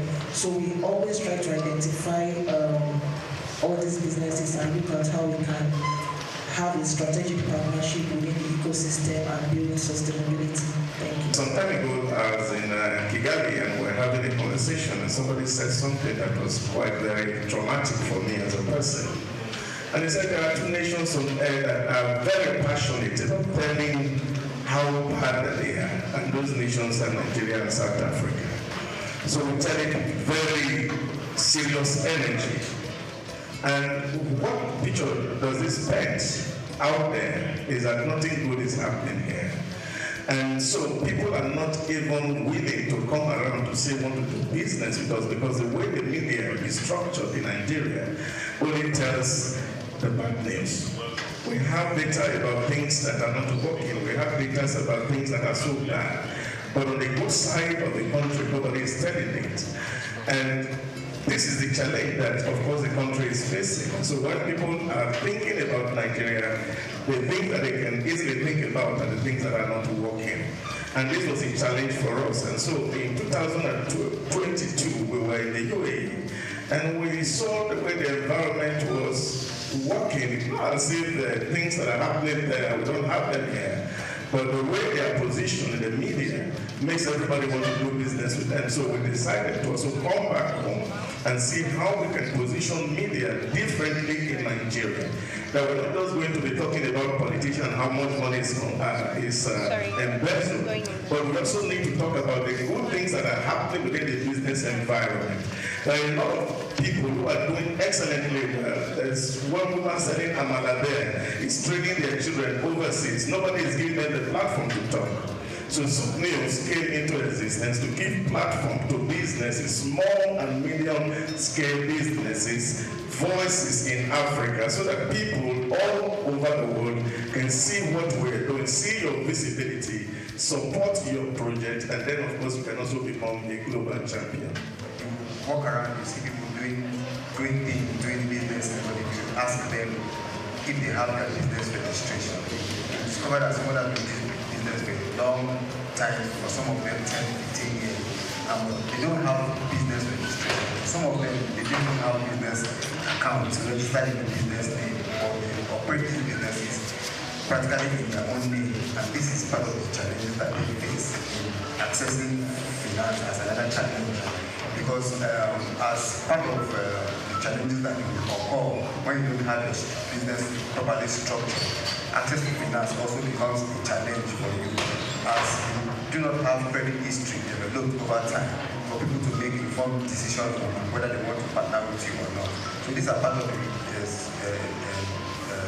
challenges that small businesses face in developing their businesses. Thank you. What we have done is to actually connect financial access to digital inclusion, right? By providing the opportunity for SMEs based on, like Mr. Levy mentioned something about credit score incentive as well, based on their credit score, their record keeping, and their transaction history, to be able to access some types of funding, right? So what about what I would have to mention? Right, so there's money that's accessible single digits, ranging from about 7% to 3%, starting from as low as 100,000 up to 5 million. And the best part about it is that this product initially is free to the SME. All they need to do is to register. It's called the Provide. They're able to establish their online presence.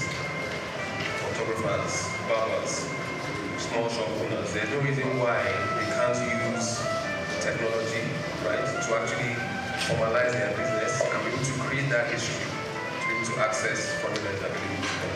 By becoming more organized, more productive, and also more effective.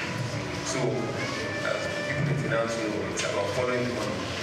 Usually there is criteria that is set out, and this criteria, just like he said as well, it requires certain things like coming to the formal economy, right? Taxes, business name, having a bank account. I used to have a tailor that started from absolutely zero, right?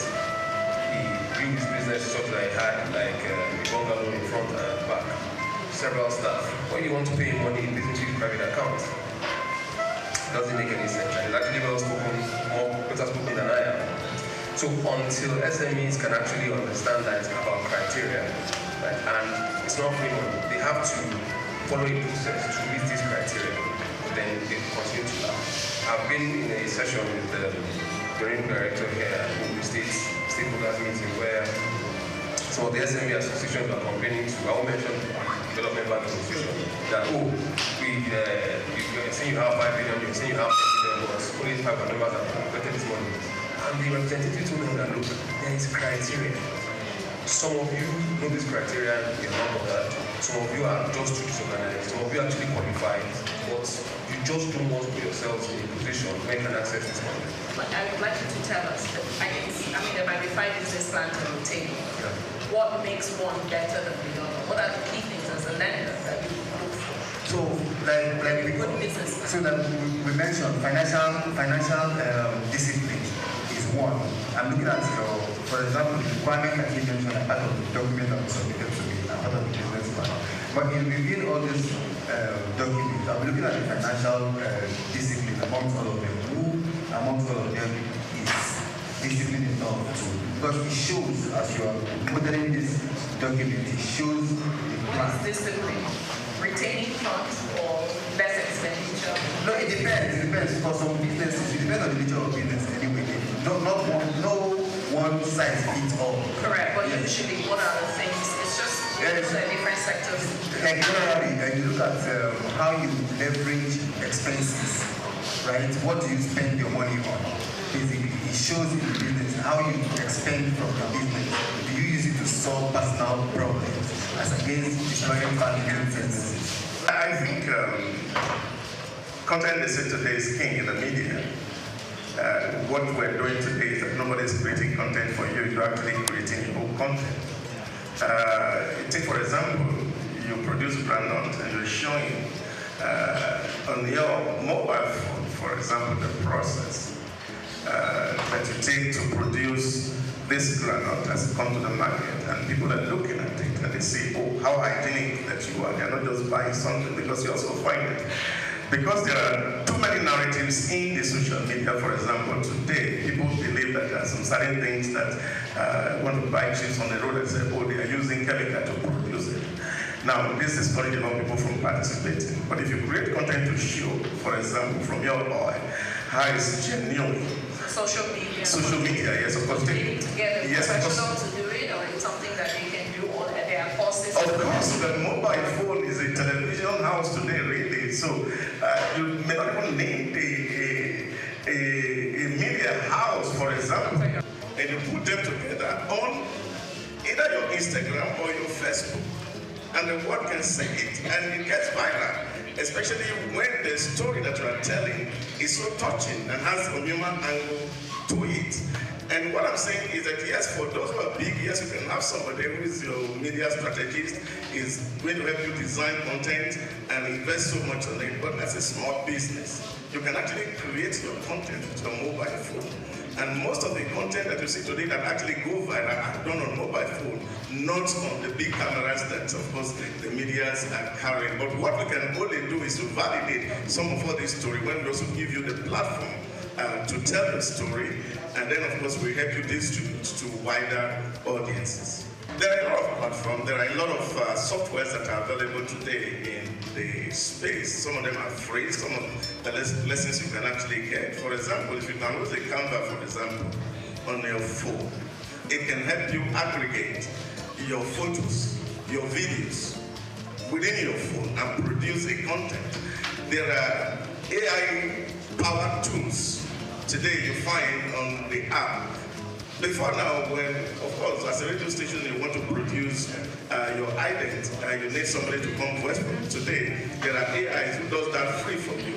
And those facilities are available, and of course, businesses can leverage it to actually tell their story. Okay, so how you guys are helping small businesses today? Doing it in 4 ways. The very first thing is we're helping businesses manage their transactions. And I talked about efficiency in the first place, right? We are managing transactions by ensuring efficiency, automating certain things that you need to do, so that small businesses can focus on producing whether your product or creating your design as a service provider. As a result of those transactions, we are also using that to build credit profiles for small businesses. Credit profiling is a big issue in Nigeria and Africa today.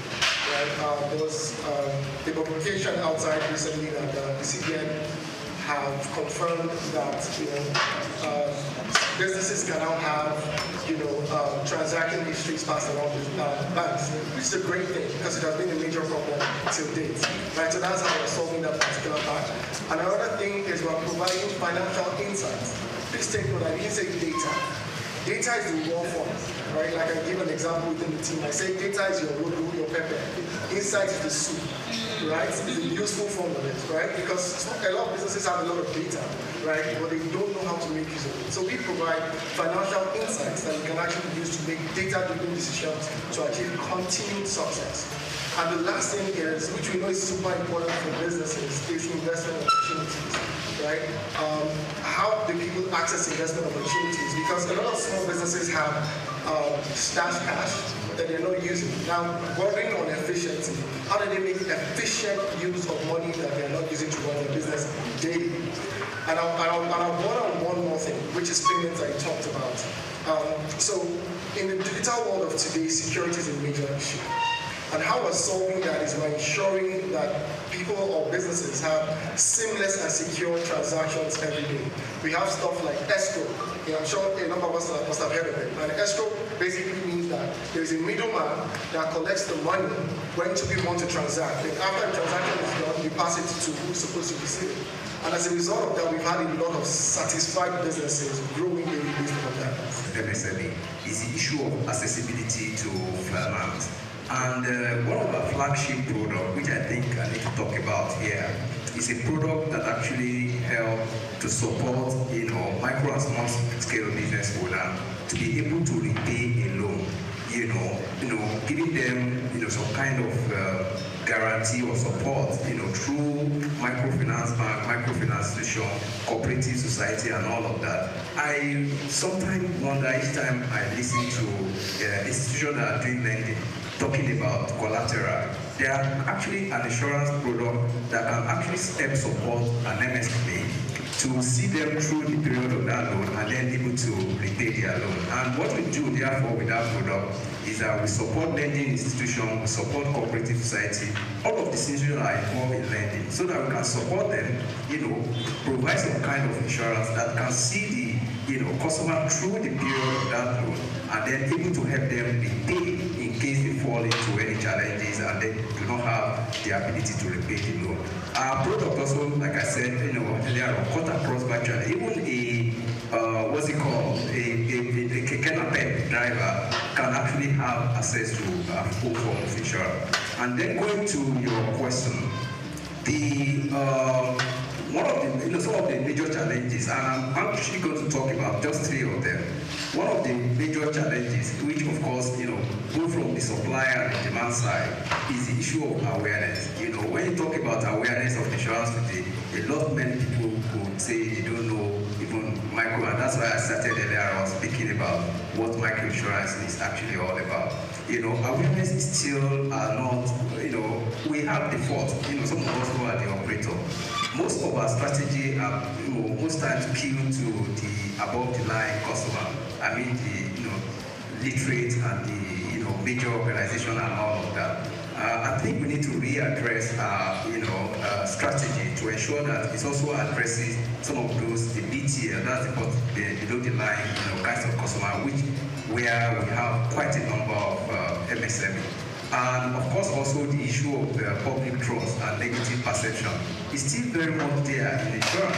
A lot of people still, even though there have been a lot of improvement, a lot of people still feel insurance, they do not trust the insurance company to be able to pay to pay their claim. And I tell you, a lot of people have actually been made in that regard. There are regulatory supervision these days that ensures that when an insurance company takes your risk, it must fulfill the obligation of paying claim. And should they fail to do that, there are sanctions that goes with that. And then thirdly, the issue of God forbid. I know that's cultural and of course religious belief. When you talk about, most of the time when representative goes out to go and talk about insurance, the moment he mentions death or anything, or disability that could, be a form of insurance coverage, they say God forbid. So there are a lot of God forbid, and people most times do not want to actually listen to insurance companies. People pick the product before they stop them from having. I do believe that if we are able to address some of these things, if we have opportunity and the kind of collaboration that we do, especially with the like of ASBON, where we talk to their representative about insurance as we are doing today, many people will actually see the benefit of insurance and then be able to take on a product that will help them remain resilient and sustainable into the future. Thank you. My apologies for coming late. but you know Lagos is very big. So, but I'm nevertheless delighted to be here, and all the more so, I'm happy that I also got here in time to listen to some of the very insightful dialogue on the just concluded panel. That was really very good. I'm here to deliver the Executive Governor, Mr. Babajide Olusola Sanwo-Olu's speech, and goodwill and thank you, appreciative comments by the Special Advisor, Deputy Director General, Open State Investment Promotion and Facilitation Agency, and my dear sister, Ms. Shola Arubieke. Representatives of the Commerce, representatives, obviously myself, my colleagues from the Ministry of Commerce, Industry, Trade and Investment, all here. Applaud them now.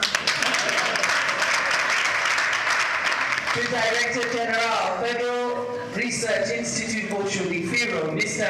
Lawal Adekunle.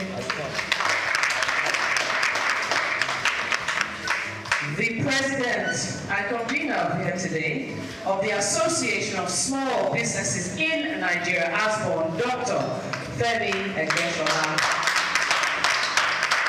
Representatives of governments here present, leaders of business membership organizations here present, esteemed members of the panel of discussion, distinguished guests, gentlemen of the press, ladies and gentlemen. The acceptance speech by Mr. Babajide Olusola Sanwo-Olu. I am truly honored and humbled to accept the esteemed award for the most supportive governor for MSMEs in Nigeria from the Association of Small Business Owners of Nigeria, ASBON. I commend ASBON's leadership for their unwavering commitment to the MSME community and for tirelessly advocating for small businesses throughout our country. I dedicate this recognition to the hard-working people of Lagos State, especially our enterprising MSME community, whose resilience, creativity, and entrepreneurial spirit drive our economy. From the beginning of our administration, we've understood just how important micro, small, and medium enterprises are in fueling economic growth, creating jobs, sparking innovation, and alleviating poverty. To create a greater Lagos, it was clear, and it is clear, that empowering our MSMEs, the true engines of grassroots development, is essential. Our firm commitment to supporting small businesses is evident in our policies and initiatives, which include expanding the Lagos State Employment Trust Fund, LSTEF, providing billions of naira in loans and grants to MSMEs across various sectors, making it easier for them to access affordable funding and grow their businesses, launching the post-COVID-19 Lagos MSME Recovery Fund, which delivered essential relief to businesses hit hard by the pandemic. Investing in enterprise hubs, business clinics, and industrial parks to foster environments where businesses can really flourish.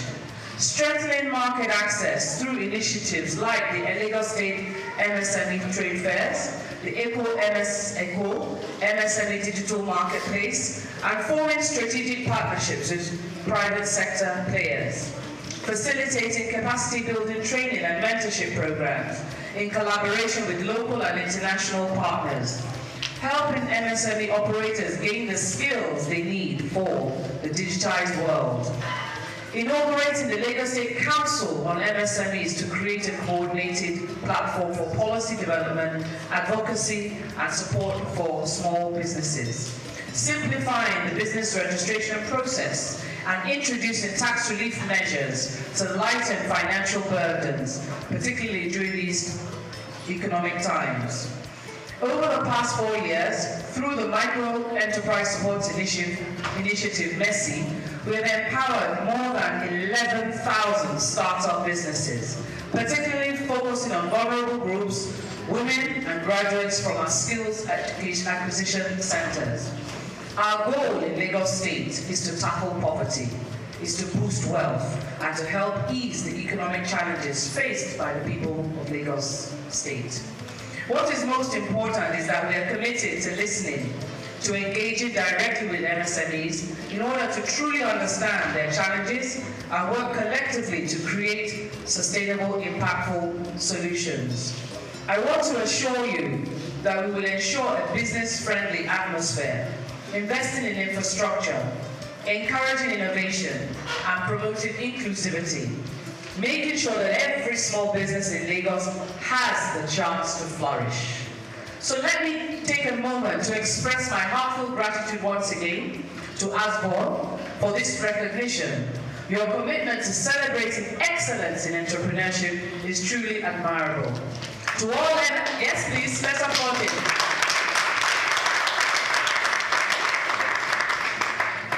To all MSME operators in Lagos State, your contributions are appreciated and your government is firmly behind you. Let us keep working towards building a greater Lagos, one that is competitive on a global scale, economically thriving and socially inclusive. Thank you all, and God bless you. Mr. Babajide Olushola. Yes, kindly put me award. Please come on. Will you 7 up to mix and go yes or yes? Yes. Now let them know so that they can continue to. All right, please take the award to Her Excellency, and she will do us the honors of presenting.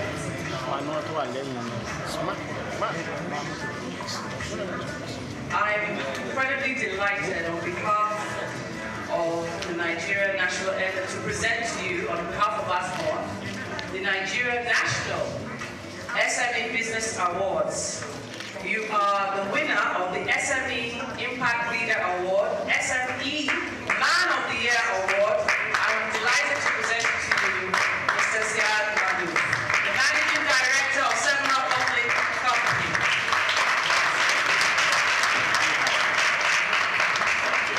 Please look at the camera.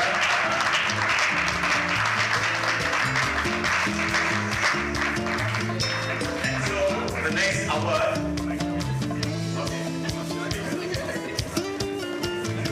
Mike, I would not let it go, by the way.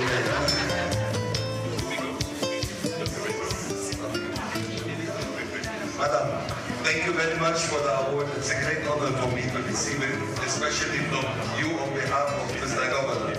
It's a great honor. Thank you very much. Together we make it better, Lagos. For Mr. Governor, as the SME-friendly Governor, and this award will be jointly presented by our own Shola Obieke. Please come up, and Dr.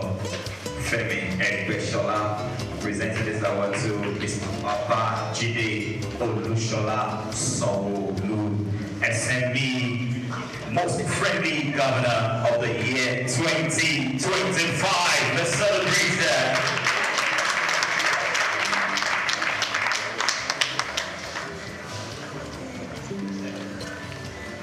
Presents the Nigerian National SME Business Awards for 2025 to His Excellency Mr. Babajide Olushola Sanwo-Olu as the SME Most Friendly Governor of the year 2025. Okay.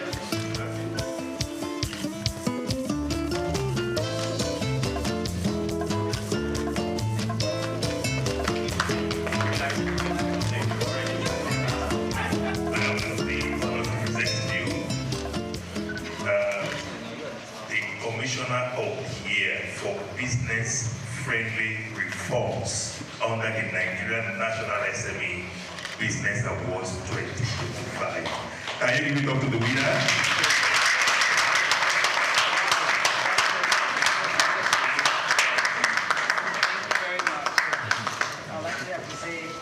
I'm delighted to accept this on behalf of the entire, because you know, as they say, it takes many people to make a village, and it's actually a team award. So these are the Director of Commerce and the Deputy Director of Commerce.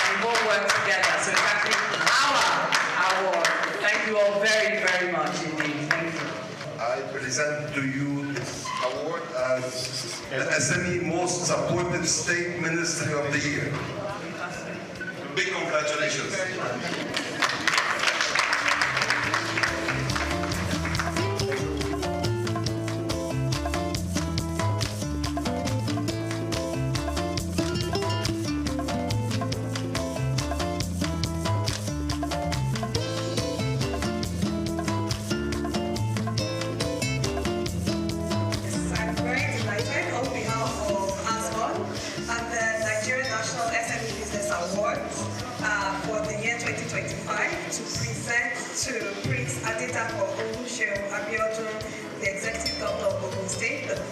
For the award of the Best Governor in Enterprise and Investment Promotion in Nigeria.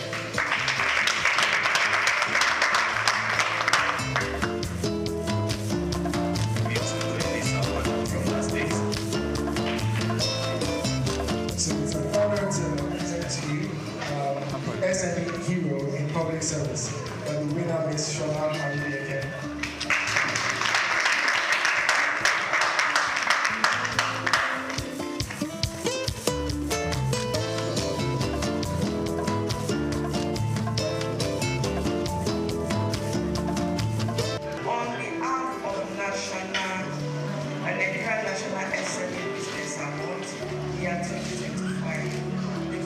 State Investment Agency in Nigeria State category, and the winner is Ogun State Investment Promotion and Facilitation Agency.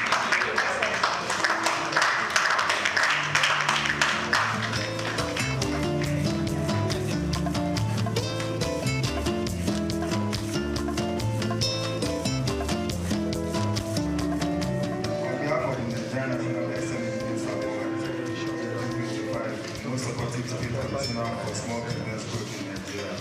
The winner is Mr. Kola Emmanuel Sofela. Congratulations.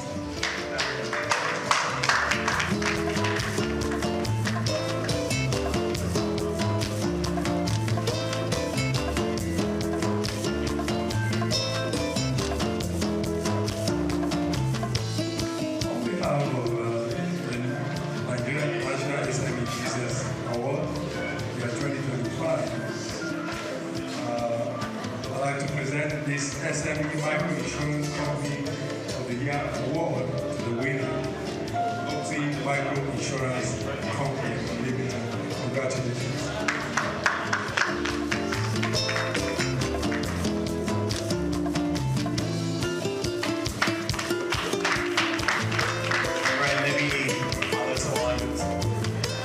On behalf of the National SME Business Award, the year 2025, we are presenting you SME-centric television station of the year 2025. Winner, of course, is Souq New Television. Congratulations.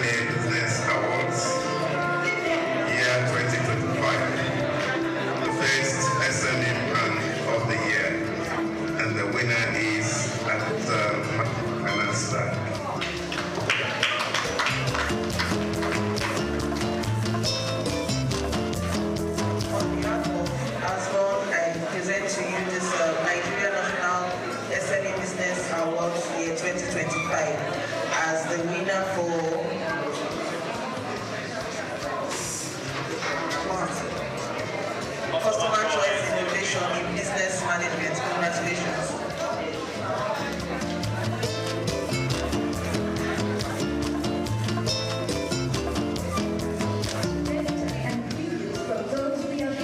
Are you a man of business in need of support?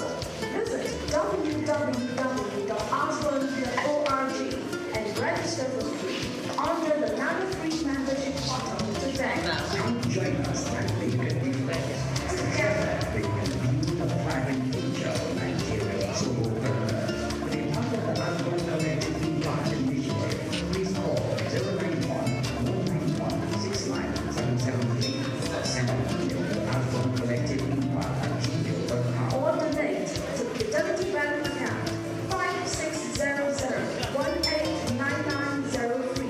Let's join hands to empower dreams, create businesses, and transform Nigeria together.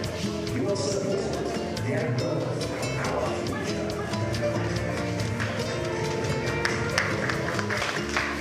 So that's it. Let's have the cake. Yeah, that's the cake. Let's get this thing here. Good afternoon, everyone. Mr. President asked me to give a 10-minute speech. I'm not very good at speeches, so I'll tell you a story.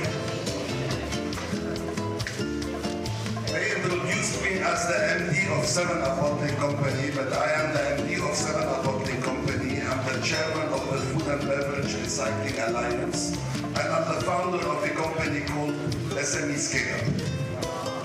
When I meet people and they ask me and I tell them my titles, they say, how lucky you are. And I look them in the face and say, guys, I'm not lucky at all. This is not luck. This is determination. This is sweat. This is 24 hours work. Now, why I'm telling you this story? Because I've been working very closely with SMEs for the last 2 years. And SMEs fit within 3 categories. The lucky SMEs, starting a company is so easy. Anyone can go tomorrow and start a company. The ones that work hard and smart and maybe a bit lucky, they scale up and grow very fast.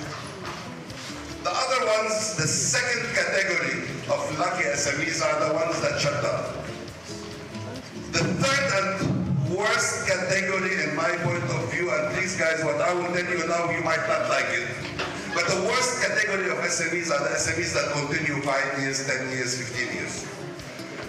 Because SMEs are like human beings. We are born as babies, then we become children, then we become teenagers. I went in a coma for 1 year, not knowing what to do. I was under shock. So I moved after that 1 year. I said, enough is enough, I have to do it. I started traveling and working in the worst countries in the world when it comes to safety. I don't know if anyone worked in Iraq after the American invasion. And people say Nigeria is unsafe. There you have a probability of coming back home of 50% every day.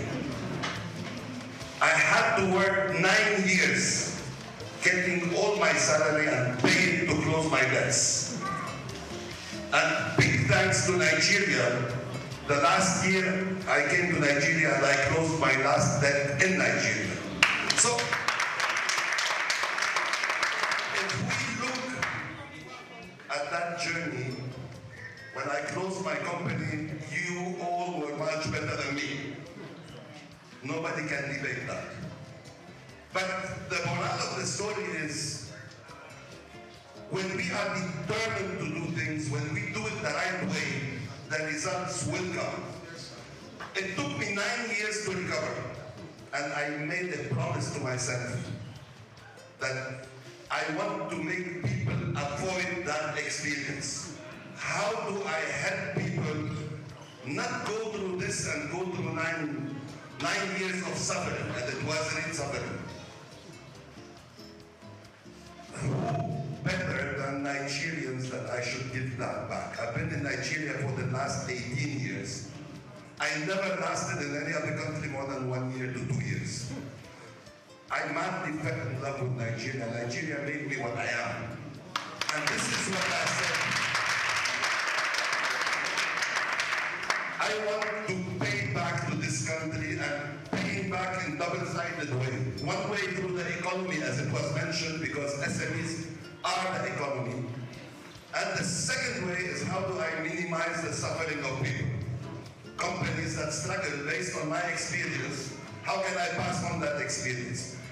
Based on that, we do every 10 days a one-day workshop for 100 SMEs, where I manage 90% of the time. I sit with them, I talk with them, I joke with them, we plan together. And I categorize them in 3 categories. 1/3 come to the workshop to chop food. What do I do? They just come to eat, leave, finish, they disappear. Another 1/3 or more come there, they want their business to grow, but they want to move all the problems to me so that I know their business. It doesn't work that way. But there's a 10%, every session I have 5 to 10 SMEs that I feel they are determined to grow. They have a good idea, they have the passion. This is all what is needed for you to grow your business. Whatever people tell you, sometimes I get offended by SMEs telling me, I'm waiting for the grant from here or intervention. I say, why the heck, you are not beggars, guys. Without money, with small money, if you will have a great idea, you will get the money. Whether from BOI or from a grant or from a bank. If you have a great idea, you can do it. So the objective is not to make you better SMEs. The objective is to take you out of the SME space and go into the larger mega companies. You might say, yeah, this is the MD of the 7-Up, he can give us lots of grammar. But we have a 90% success rate with companies that are determined to succeed. A company called Mamalicious, I don't know who knows it here, they started with us a year ago with 20 million naira of revenue. Today they are making 2.2 billion naira. 2.2 billion naira. We have companies, small companies dealing with fufu, with gari, they are most interesting, but now they are repositioning all this and growing their business significantly. I'm not promoting SME scale-up because it's not for profit. So all the attendance, anything is for free. People come, attend, we guide them, they can come meet with me anytime. Only one condition, they must be determined to go out of SME space within 6 months. And this is what we are aiming for. So if you have the idea, if you have the passion, you are welcome to join us. Nothing to be paid. So, just get out of the concept that you believe you are small. Believe you are big, and there are lots of people that will help you grow there, but you have to do it. People will be there to just help you and guide you. Thank you very much, guys. Nano entrepreneurs makes about 85.5% of the total MSME ecosystem, meaning that we have 32.86 million MSMEs, but which are nano. And you begin to wonder, who are the nanos? Who do we refer to as nanos? These are small businesses, very small businesses, for the solopreneurs that most often are being run by one person, one man or woman, and then they hardly have to run. According to Sweden, their total turnover is always between 50,000 and 300,000 naira per annum. You can say they are indeed nano. This particular set of part of the ecosystem are not registered. Many of them are structured. They do not have access to funding, and they find it difficult to scale. So for us, we believe that for the country to succeed, it is important for every one of us in the ecosystem to focus more on the nano part of the ecosystem. And that's what we have done in ASCO. We decided that we are focusing on nano, and we take it as a decision, a strategic decision from January this year. We've been able to go to a number of markets, and what we do when we go to this market is to identify these nano entrepreneurs, see how we can uphold them. We also provide them funding, we are providing mentoring, and we support their business to scale. We also ensure that their businesses are insured. So we are now working with groups in microfinance, microinsurance, to ensure that they are insured in case of shocks. This will help them to sustain their business and to be able to grow and scale. In between January and now, we've been able to impact 287 different nanopreneurs. Today we invited about 10 of them to come from different sections, from Yanopaja, from Opa, from Ikeja, from Shomolu and the rest. Can you please stand up for recognition, nanos? Can you stand up for recognition? Can we put our hands together for them? Thank you so much for coming. Yes, thank you so much for coming. But the question is, can we do this alone?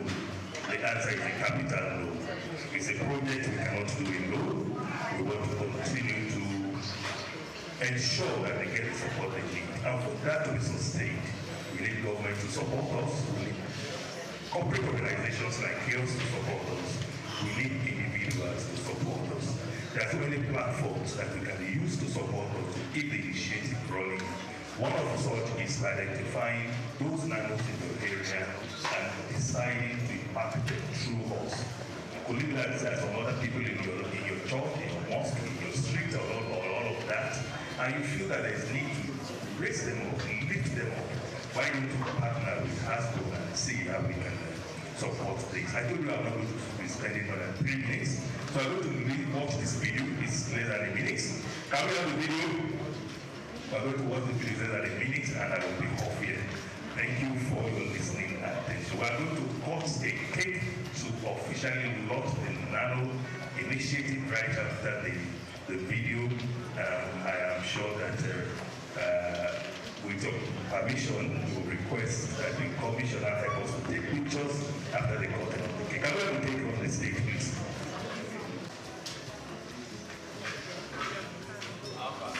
The DJ representative, please join us. Thank you.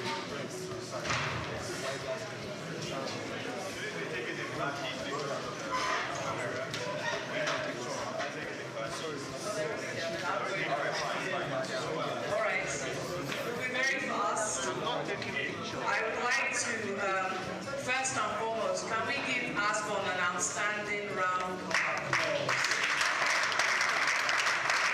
This was an incredibly impactful initiative and one that actually affects the masses. And for that, I commend you. And that's one of the reasons I stayed, because I was listening to what you were saying. And quite frankly, this is the core mandate of the Ministry of Commerce, Cooperatives, Trade and Investment. So on that note, and on behalf of all of everyone here on the stage here today, I will say, and may everyone, every business, every nano, I like that term, I'm going to be using a solopreneur, continue to thrive and evolve into an entrepreneur. And on that note, can I say, after 3, shall we say after 3? Can we all say Asbon? On that note, after 3, can we all shout? I haven't said 3 yet. 1, 2, 3.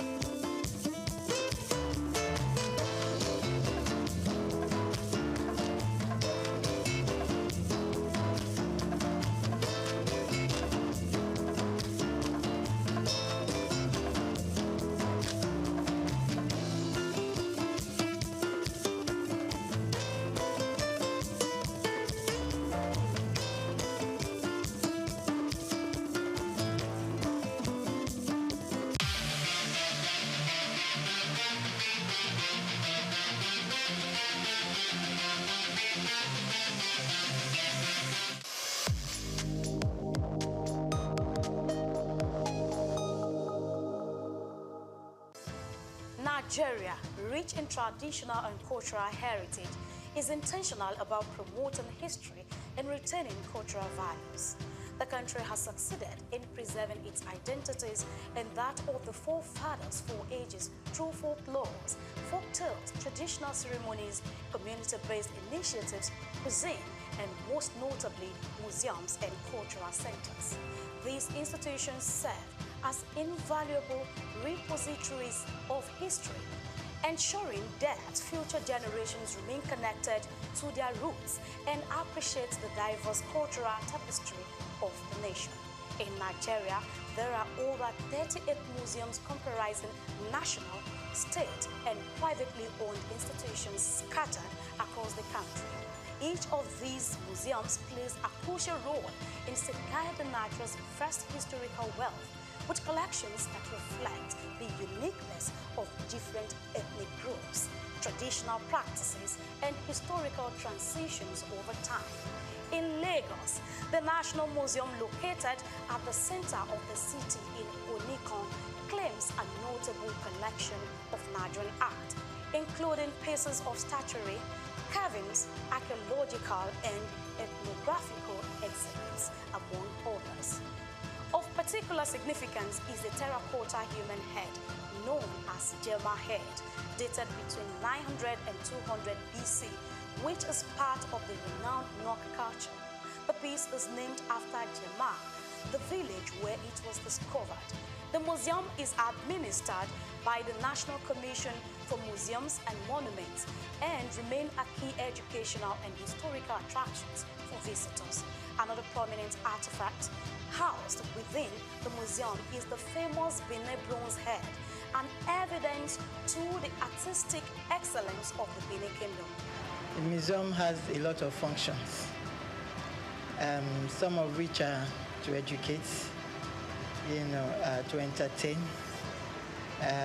research, interpretation, conservation and preservation of our cultural heritage. And the museum was established, Lagos Museum particularly, was established in 1957. It was formerly referred to as Department of Antiquities. So, well, the journey so far has been interesting because, we are here, to showcase our cultural heritage, not just to the country, but to the world. And we've had, we have series of, events that we do, that involve the community.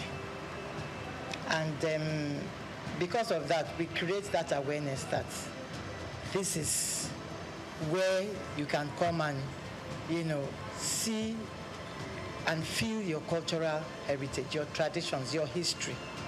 Because it is said that a people without a history is a people without identity.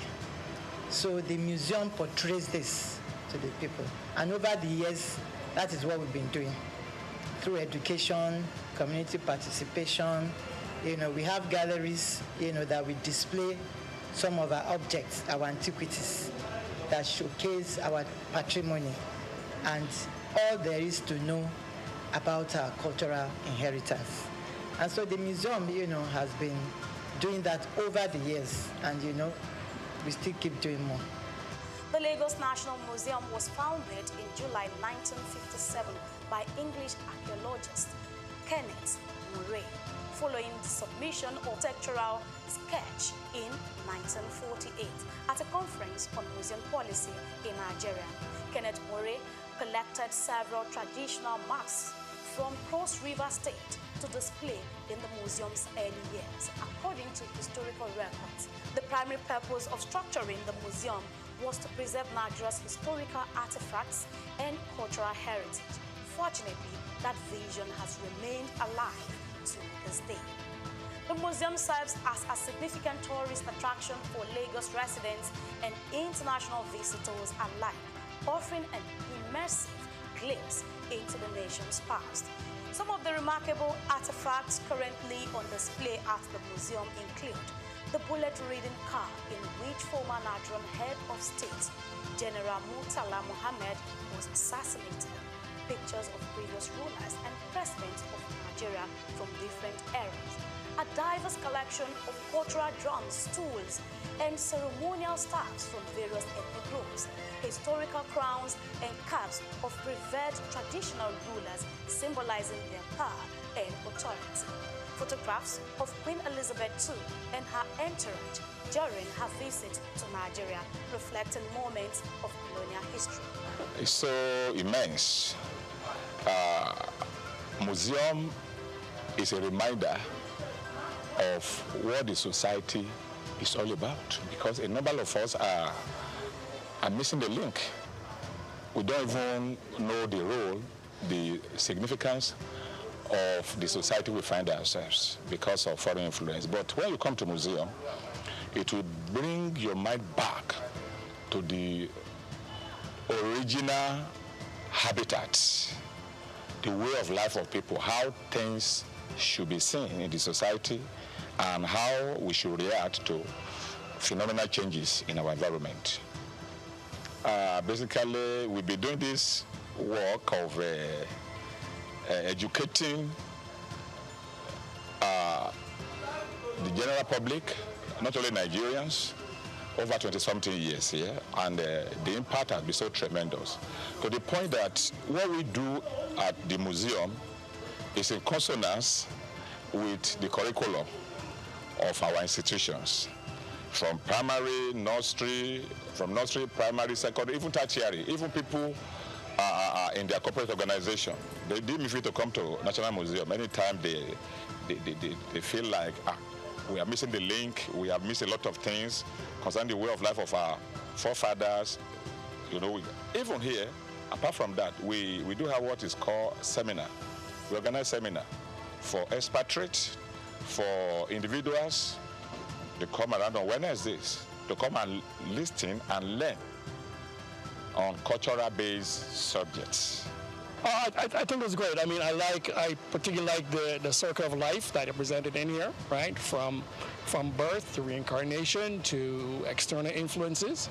I think it gave a good history of Nigeria. I learned a lot about that. There seems to be some real big connection between Nigeria and Benin in terms of the history that I wasn't totally aware of. I was able to see the different artifacts and stuff that were presented. So it was quite interesting. They did, I think, a pretty good job doing a comprehensive tour or comprehensive history of Nigeria and its culture and its surrounding areas.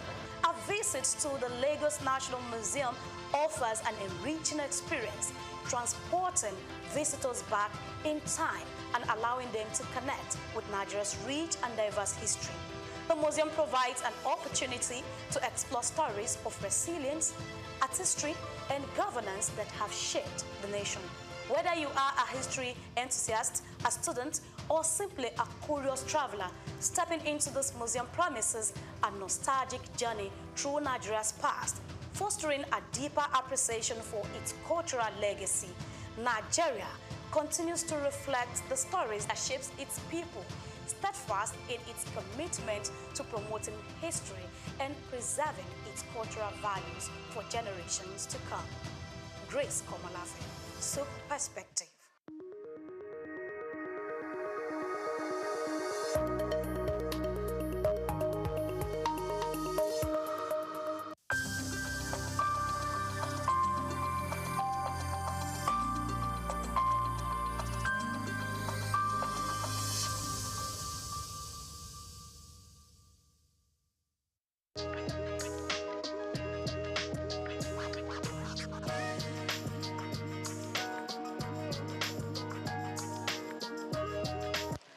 My name is Muiba Wonu Folami, an indigenous of Lagos State, Ikorodu, to be specific. I was born in Lagos 86 years ago, and to the glory of God, I'm still alive and well, and trying to be relative in the cause of women.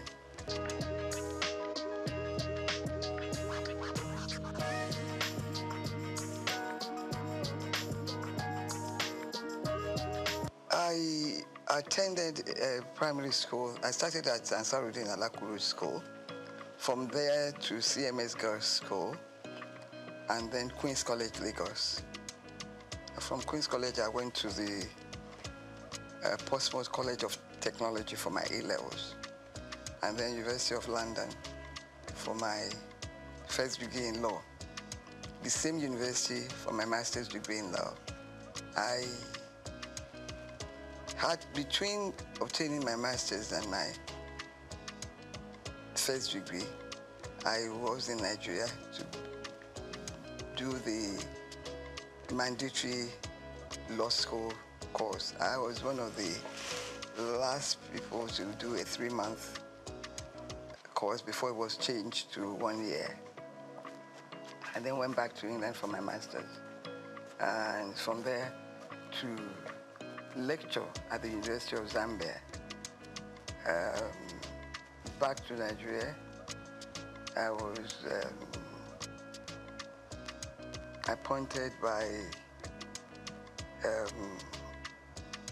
Dr. Taslim Elias, the CJ of Nigeria, to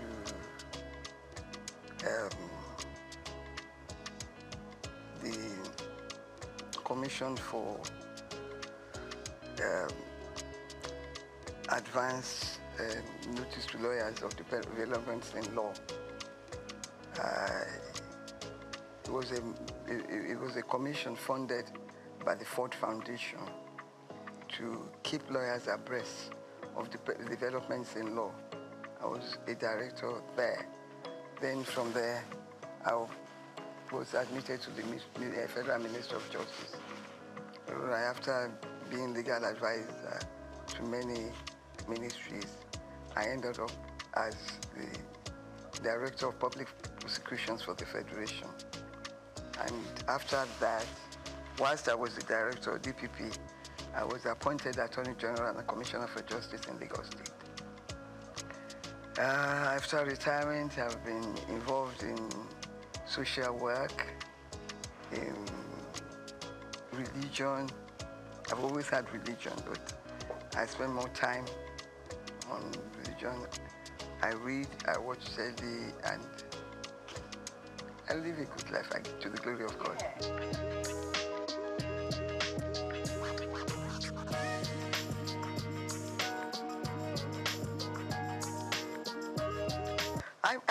You see, when you begin to think that it was not until 2007 that women started to get equal pay in tennis tournaments. And it was something that was fought for. Little things like that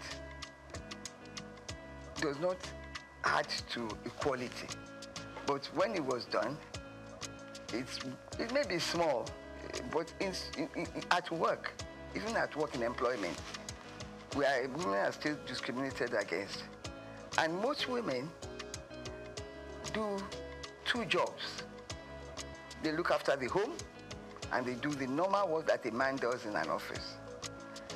Why I fail to understand this inequality in the treatment of women is that the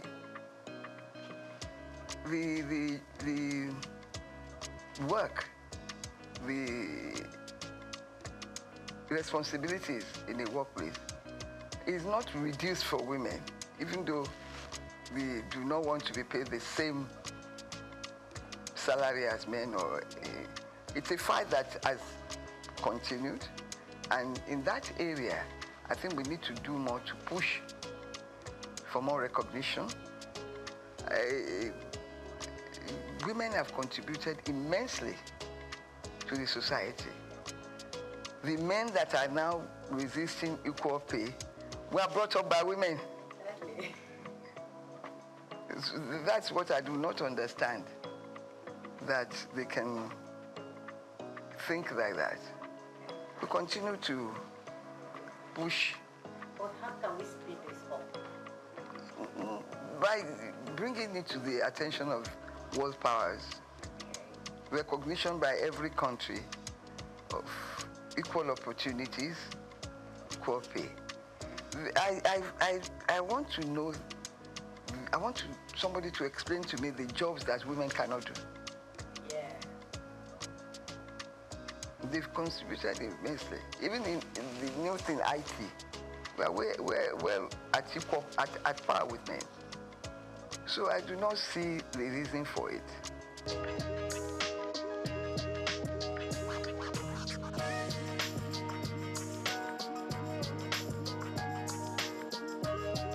Unfortunately, I did not experience it because when I left university, I practiced law briefly in my uncle's chambers before I went to University of Zambia as a lecturer. There, my position was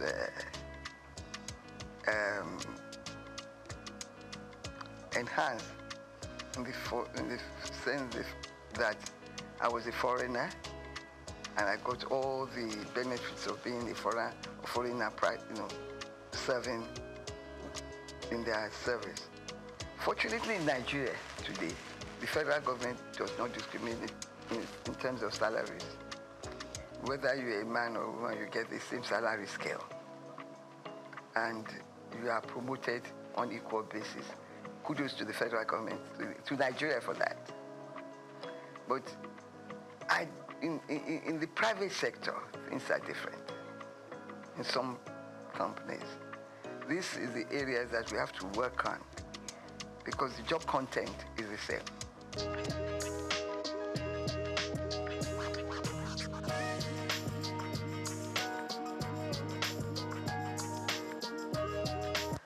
Some of these facilities are available in Nigeria. I learned by being a member of the Society for the Disabled that every government body must admit a certain percentage of women and of disabled people. Most times this opportunity is not taken. They are bound to employ them. We continue to push for that to be implemented in most ministries. It's important because it's there. You have to take a certain percentage of disabled people to work in government positions. It's important that we work to enforce that rule in our society. When it comes to discrimination, Nigeria is way, way ahead of some developed countries because maybe because through slavery, we faced discrimination right from the beginning. We now know how to resist it. But in my country, Nigeria, in the federal government, in the state government, there is no discrimination. It may happen in private organizations, but they must continue to push to let them understand that the job content is the same.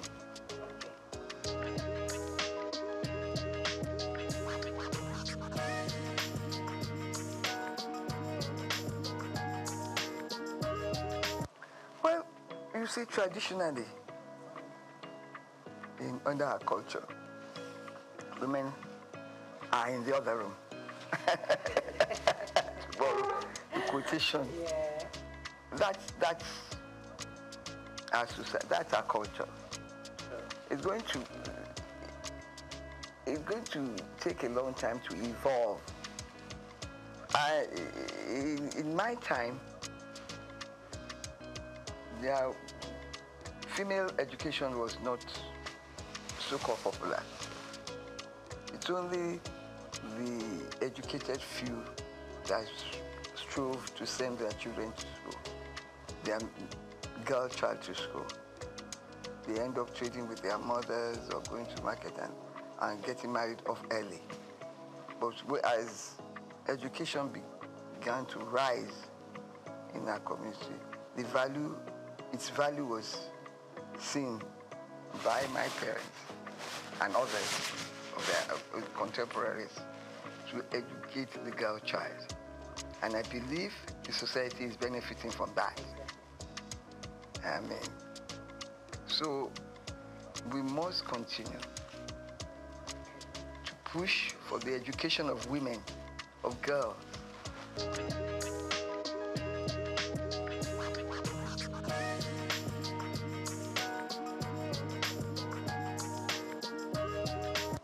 I have thought that, you know, when I read that,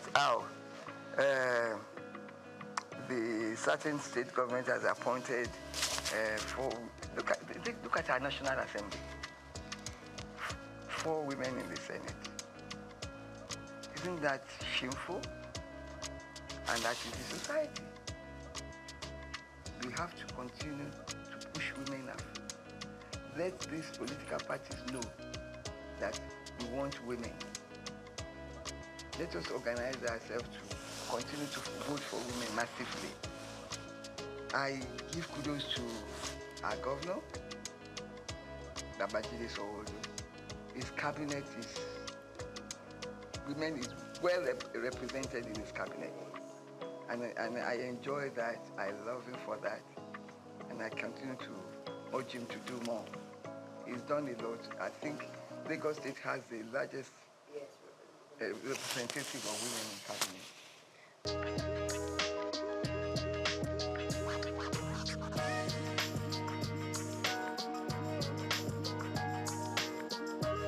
First of all, they have to project themselves in their office space, their workspace. Let everybody know that they are equal to the task. Let us organize. There's a lot of society groups and societies that cater for the interest of women. I believe now violence against women is reducing in the society because there are sanctions for such behavior. I must say that speaking to the organization in charge of violence against women, I was amused to learn that some men come there to complain and that they are also being violated and abused. Yes, it's a two-way thing. It's a two-way thing. So that is reducing our society. Education of the girl child is important. We have to let the locals know that education is important. Let them showcase to them the lives of those who have been educated and who are holding high positions. I'm glad that our president, Bola Ahmed Tinubu, has returned history to the classrooms. It's important. Let them know about people that have contributed to the development of our societies and country. It's important.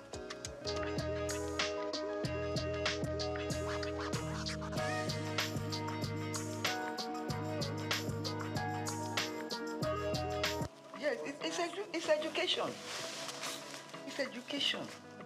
Once people are educated and they know that there is nothing a man can do that a woman cannot do when it comes to the workplace. We have women engineers, miners, and also all of that. Give me a job specific that a woman cannot do, then I'll change my views. So the moment you begin to upgrade education, let government now continue to vote more for education. I don't believe we are doing enough. There is a UN convention, and I think Nigeria is part of that convention, that a certain amount of a nation's income should be devoted to education. I'm not sure whether Nigeria is complying with that. But some states are better than others. And we must, education, I believe in education of the girl child. Some states now are taking children, girls off the street. Walking is completely prohibited. Things like that will help.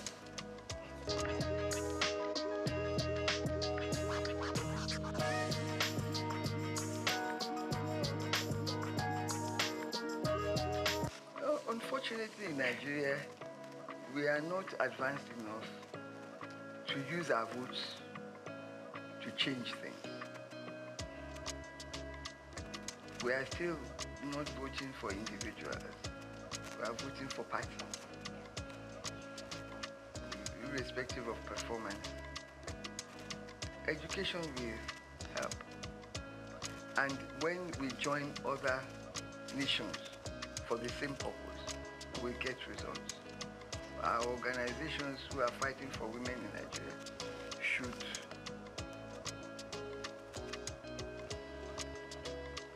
join worldwide organizations to showcase our own situation and learn. I believe that when you talk to others, you come back with ideas on how to improve things. So we must improve things by telling women in positions to show, to continue to prove that they are more than up to the task. It will not come to us on a platter of gold. We must show by our actions and behavior that we are up to the task.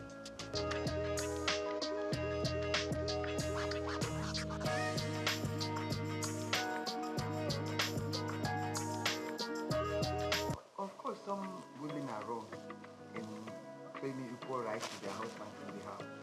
I completely abhor that behavior. Even though they are husband and wife, the man in my culture remains the head. You should be respected. His views should be respected. It's only now the condition of living is so high that you join the two incomes together to run the house. In the past, it was the men that ran the house to pay for everything. Maybe some of these women are thinking that because they are contributing a quota to the development, that they have equal rights. Yes, they have equal rights in the upbringing of the children, in their homes and everything. But respect is important. That will keep the home, and the children will learn and imbibe it into their own children too.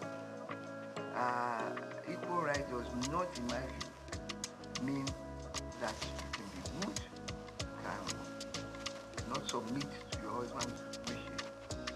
Equal right means something differently. Respect comes out of it. It's important.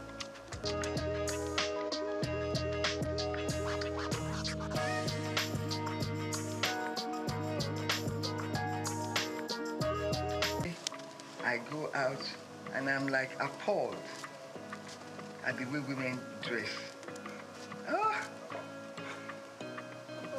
There's a competition to show as much of your body, to do that much as your as much of your body that you can. It's absolutely difficult. They're not women. They're no longer women. The exposure, things that if you did in my time, a member of the community will cover you with a cloth and send you home. Because community mattered at that time. You dare not misbehave outside your compound because this community is watching you and reprimanding you if you go wrong, if you behave badly outside. That is lost.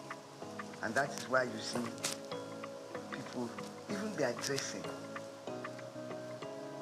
show disrespect to womanhood and to themselves and to the community. we must teach our children etiquette of dressing, speech, how to think and speak in a decent manner. We don't have it anymore. We're losing it, and it's shameful because people are appreciating naked women on the streets.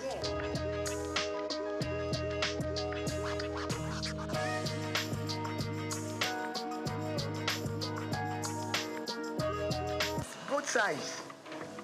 If people dress badly, and you tell them and ignore them, they won't try the next time. For instance, I believe nobody can dress to come to my house or to come to my party like a naked woman. I will turn her back.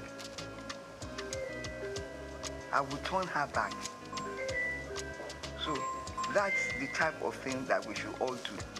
Let the people doing this know that we do not appreciate things like this.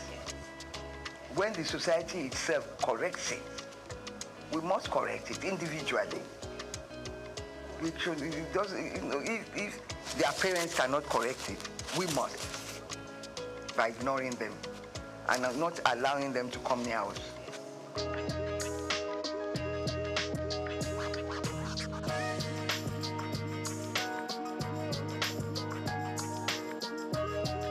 Show our women that have contributed to the society.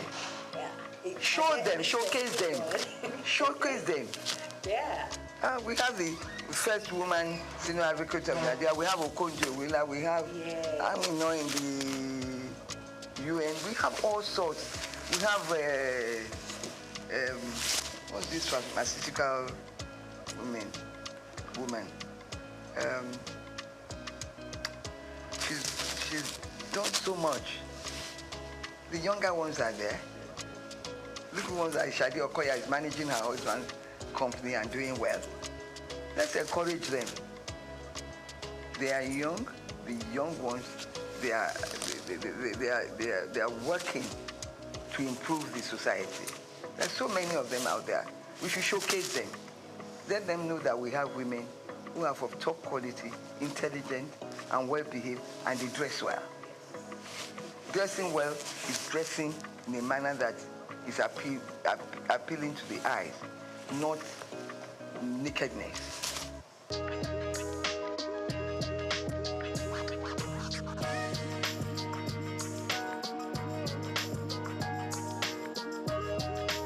That's my darling, this new CJN of Nigeria. Okay. Who do that? I did talk about Kekere. I mean, we're there. Female CJN. Yeah. And there are so many female chief judges all over the Federation. There are so many in the medical profession, in the engineering profession. We have pilots. So let them know that there is nothing that a woman cannot do. In IT, in everything, women are moving forward. We should showcase them. We should let their pictures be seen in our newspapers, in our news, in everything, to encourage young girls that you too can get there. If they don't see, and if they don't know the history of these women, how they got there, they too will not be inspired. We have to inspire the young people with the achievements of women achievers. Kekere rose from magistrate to right to the top. I admire her. She's well composed, well behaved. Some of these people, when they become something, they lose their heads. They start being, no, she's so respectful, well behaved, well dressed. I don't think she would allow herself or her children to come out naked. Never. So people like that, Okonjo-Iweala are the same. We have a lot.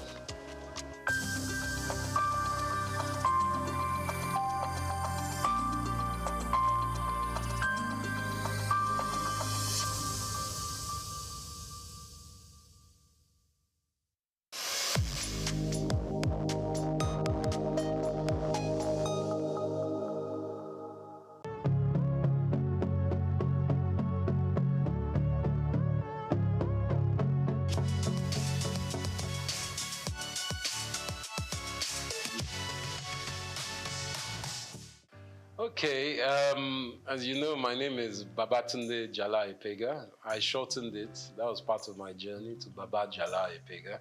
I was born here in Lagos, just a stone throw away from here in actually Lagos Hospital here.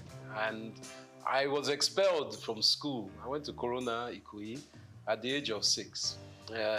My teacher, who I found to be quite unjust at the time, made us all stand, and I remember this, even though it's like 50, almost 45 years ago, but I remember standing outside Corona School in the heat with all the students in my class because one boy had done something and no one owned up. So I found that quite unjust that all of us had to suffer. So I picked up a stone and I threw that stone at my headmistress's glass and it broke her window. She told my parents, and my parents weren't very happy, of course, but they realized that I wasn't meant to be in school like that here. So the teacher actually asked me to leave, and my parents took me to England. They said, take this child to England. We can't control this child here. He's a wild fellow. So as soon as I got to England, I went to Tunbridge Wells in Kent. I went to school there, and it was the most cold experience I've ever had in my life. I was 6.5 going to 7, and I went to boarding school at that age. And I think that woke me up in life straight away, that even in comfort, you still have steel. And by that I mean that everyone would think, oh, you are lucky, you went to England at 6, 7. Well, I was very young. I was put in a dormitory with children from England, from Japan, from Saudi Arabia. We were all very young. There was a lot of crying in the dormitory, 12 boys, 6 on each side. And the room was very cold. I remember the cold. But one other thing I got to learn was rugby. And through my life, rugby and learning to deal with my condition and environment has instilled a strength in me. And as we know in Nigeria, you have a lot of things that happen that are out of your control, but you have to find a way to evolve and adapt. And I think from the age of 6, 7, I was very lucky to have that. I went to the oldest school in the world called King's Canterbury, started by St. Augustine in 598 AD. This was the secondary school I went to. And my life seemed pretty, what they say, gold-leafed at the time. Everyone's like, you enjoy, you're in Nigeria, you're in London. I learned to speak Spanish. Unfortunately, I lost my Yoruba, but I'm trying to get that back. I learned to speak Spanish and French. But at the age of 17, my father had a stroke. And he was working too hard, obviously. And sadly, my mom and dad had split up by that time. So my whole life that seemed so rosy stopped because my father's business partners, all of them somehow took the business and it went away. And from that going away, we were left destitute. My dad was in a coma for 3 months, and my mother, who wasn't working, because my sisters and I have 2 lovely older sisters, Yewande and Gigi, we were still in school. So much so that my last year's school fees were not paid. But one of my uncles kindly paid for my school fees, and my mother had to go to work. She started her own business. She too was a journalist, Mrs. Ibiene Epega, but she started a chauffeur driving company and started using cars to drive people with her staff. So from that age where I thought a university was going to be given, I was left floating in the abyss, because we didn't have financials. So for 1 year, I had to work in a post office in London. And it was quite an eye-opener for me, but it didn't stop me from adapting. And again, adaptation helped me grow. So from being in a very wealthy family as a young man, coming to the age of 17 to become an adolescent, a grown-up, I realized that nothing is given. My father sadly was in a stroke, and when he had that stroke, he became semi-paralyzed. For another 30 years, he was semi-paralyzed. But my mother died quite soon after that time in a car crash on the road to Warri, because my Okrika side and Warri side is where my mom was from, even though my father was Ijebu. So my mother died at the age of, when I was 21, which was 20 actually, when I was starting university. And my father was semi-paralyzed. So I became the father of the family, even though my sisters were older and far more intelligent than me. But being the man, I had to take control of a lot of things. And I think that's what really gave me the tenacity to understand that I really need to be someone who doesn't just walk in one field. I need to spread my risk. From my university, I did mathematical economics and Spanish. I was able to go to University, Queen Mary College, London University. And from there I finished, as I said, I worked again. So I worked before I went to uni, and then I worked afterwards. And for me, life is about collaboration, communication, and tenacity. And I think those were my first 21 years.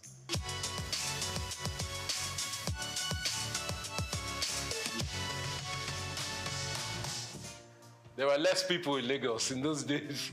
I won't lie. I grew up every summer and even Christmas where we could afford it. Back in my day, 1978, 79, Naira was 0.8 to £1. So you can understand that people were very wealthy. I think in those days there was like 40 million people. It wasn't that much of it because my dad was an estate surveyor. So we used to go to Abuja a lot.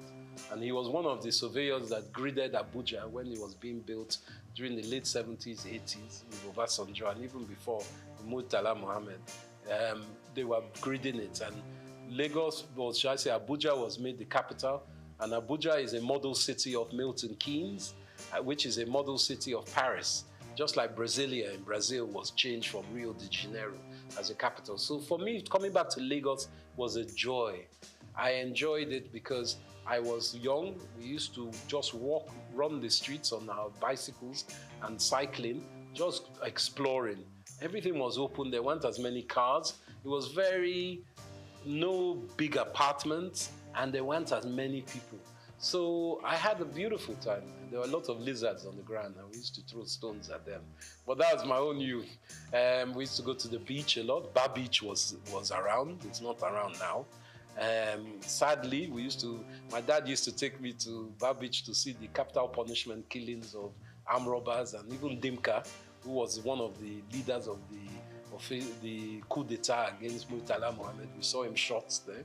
Saturdays was a big day, and NTE used to have a channel. I think they still have their studio there.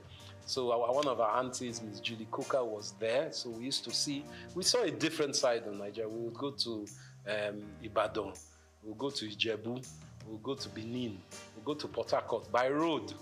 In those days, you could travel, and along the way, we go to Akure, you pick up mangoes, you pick up coconuts, my dad would pick up palm wine, all these things on the road that I don't know if you get it now because security is an issue. So for me, it was a romantic time.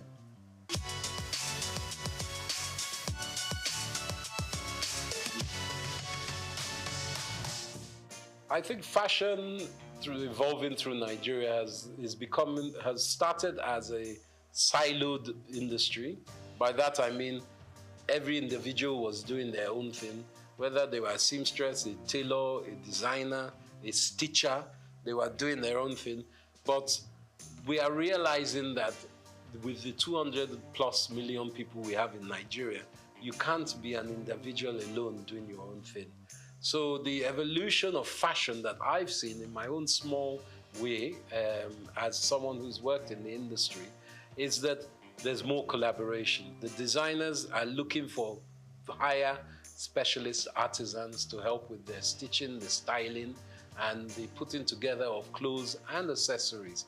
So I'm also seeing small grassroots shoots, very small at the moment, of the government playing a part in bringing together some kind of foundation so people can articulate their fashion designs to the world, because we have seen it in a lot of music. Obviously, Afrobeat is one of our biggest exports in this country. Obviously, there's oil and all the others, but I'm talking about within this entertainment, luxury, lifestyle industries. So we're trying to learn from that how private sector can play a part to enhance this fashion sector. So now we're seeing a lot of vibrant colors, a lot of styles. Men's fashion is big. It's not just women's fashion. Men's grooming is massive. Hair and beauty as well. So men are taking care of ourselves more and more. And accessories. Accessories, I think, is fundamentally the quick fix of fashion, where we can enhance and create jobs and hyper growth in GDP by focusing on this. And this is where I implore the government with, working in mineral resources, our precious metals, semi-precious metals, help those industries to grow. There's a great lady, Janet Adeyemi, who works in Women in Business, and she is working within that. Let's help our fairer sex or the female gender to grow in business as well, because there's a fundamental knowledge that if half your population are women, as ours is roughly, or maybe 51%, 52%, you have to educate the women so they too can add to GDP. It's a simple economist theory. You can't leave them out of it because it's very important. And these industries in fashion are enhanced by women, and we need to push that forward.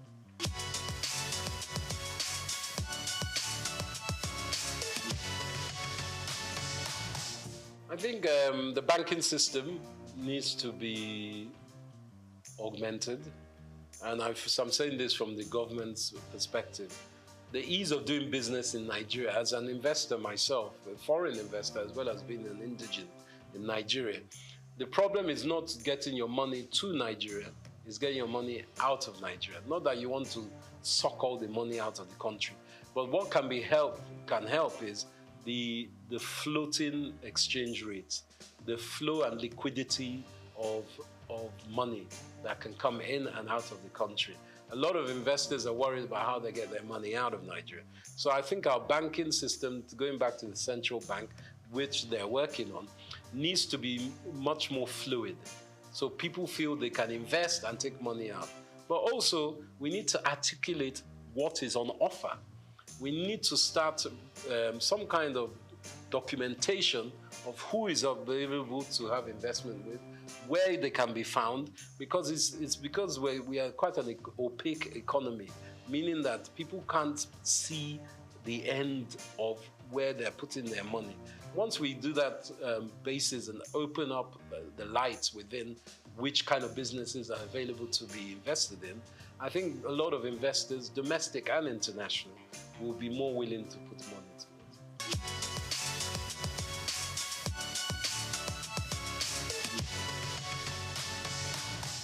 I think content creation for me has been an evolution. I started as an ex-banker, as I said.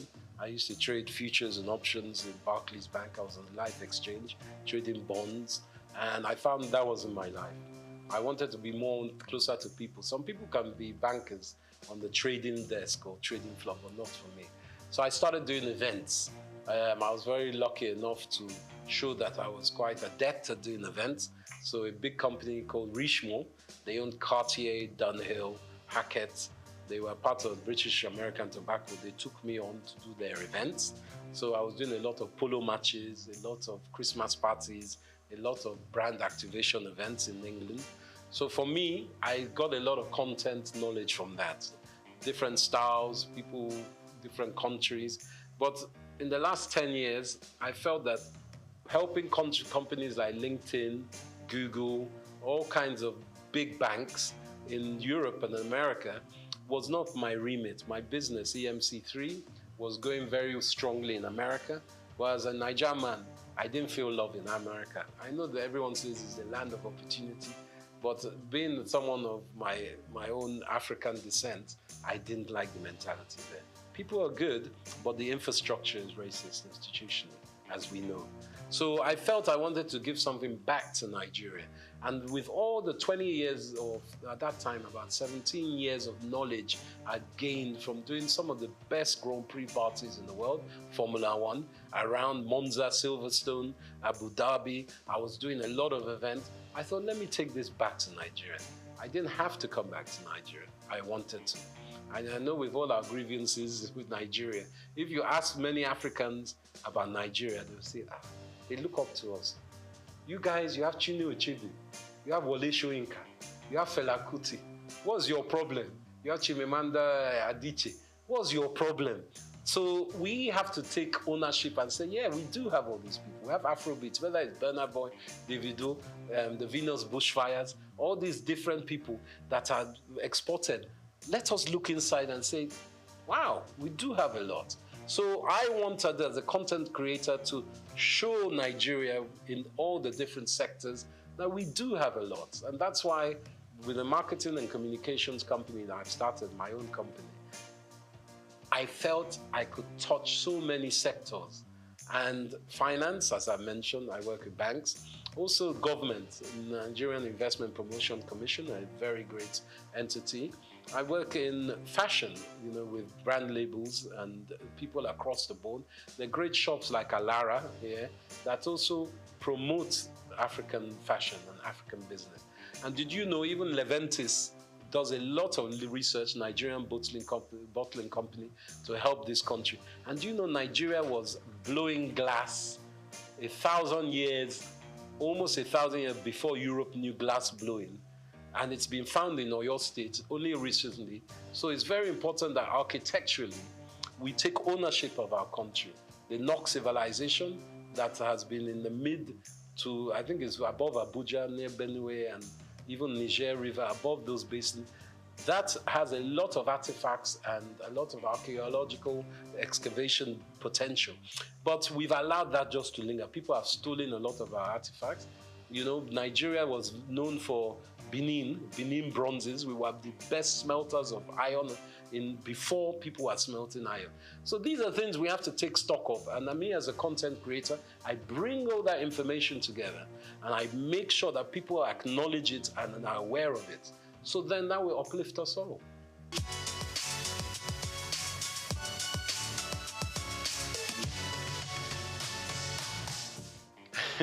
Now, this is a political question, but I believe with our background of the last 20, 30 years, we've had, sadly, leaders who have been militarily inclined, let's just call it that. And as we know, military people, they don't like educated people because educated people will ask questions. So we have had what we call a dismemberment of education in Nigeria for the last 35 years. And that has played an endemic part in retarding the gross domestic productivity of our country because our youths and even people up to my age and older have not had the infrastructure, middle-class education that is needed for a country to grow. You look at the Industrial Revolution in the 18th, 19th century in Europe, especially in Britain, and you look how they were expanded by merchants and artisans and specific skilled workers. Apprenticeships were big, education was huge. There was what they call a noblesse obligée, a nobility obligation that people who are rich give back to institutions, not to church, to institutions that will help education. And that is where I think we've had a disconnect. Education was lacking. So for me, the way that we can help, it takes time. This new government is in. They are trying to implement the 8-point agenda, which is a good agenda. But everyone's looking for results now. Nigeria has been in a very bad state. There's global downturn. Obviously, cost of living is so high as it has been for a while. Nigeria is exacerbated, but in Europe, cost of living is high. There are some stupid wars going on around the world that has meant oil prices have skyrocketed. And with the rocketing of oil, everything goes up price-wise. So Nigeria needs to reevaluate education and apprenticeship. I believe even in fashion industry especially, apprenticeship is very important. Whether it's weaving, designing, marketing, online, whatever it is, factories, you need apprenticeship. And that's the quick fix of education. But education is fundamental to everything. Education of men and women, or girls and boys, both. Let's be honest, we need both sides of our genders to work together. Yoruba, we've always been what we call a dual binary kind of culture. We've always thought of male and female as one, and it's very important. Even in our names, Taiwo and Kehinde, you won't know if it's male or female. So we have to really educate ourselves that we can work together. And I think our women are our future. I can't even emphasize that more. And education is key. But it takes time.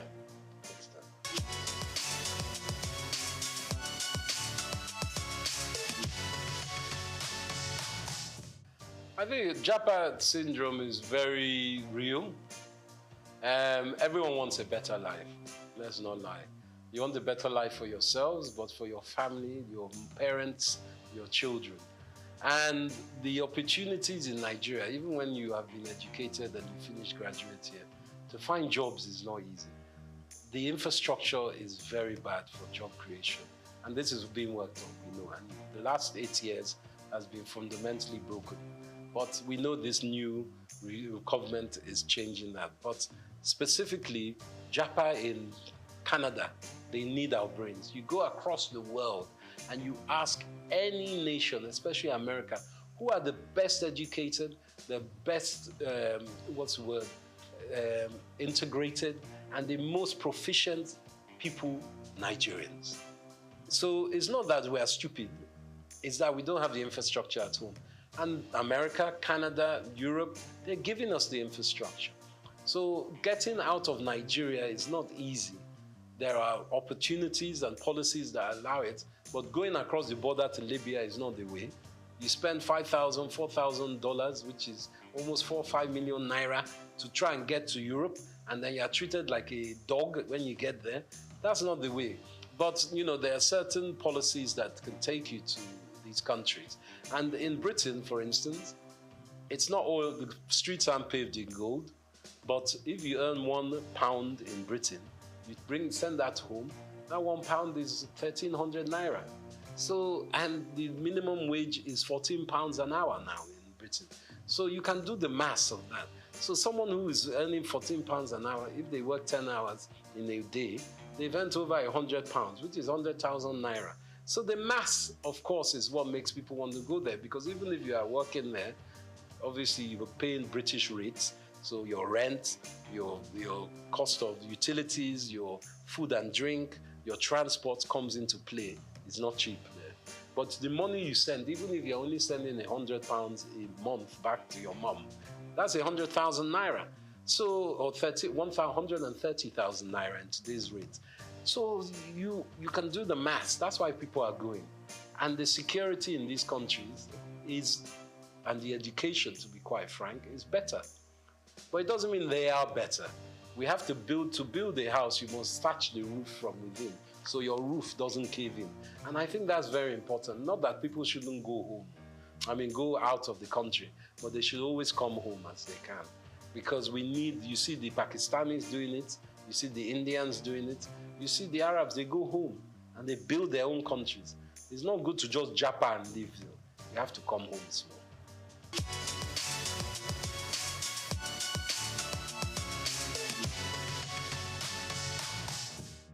I think my success is down to, as much as I can say a success, because it's still a book that is not finished and the stories are still unwritten, is a tenacity of hard work.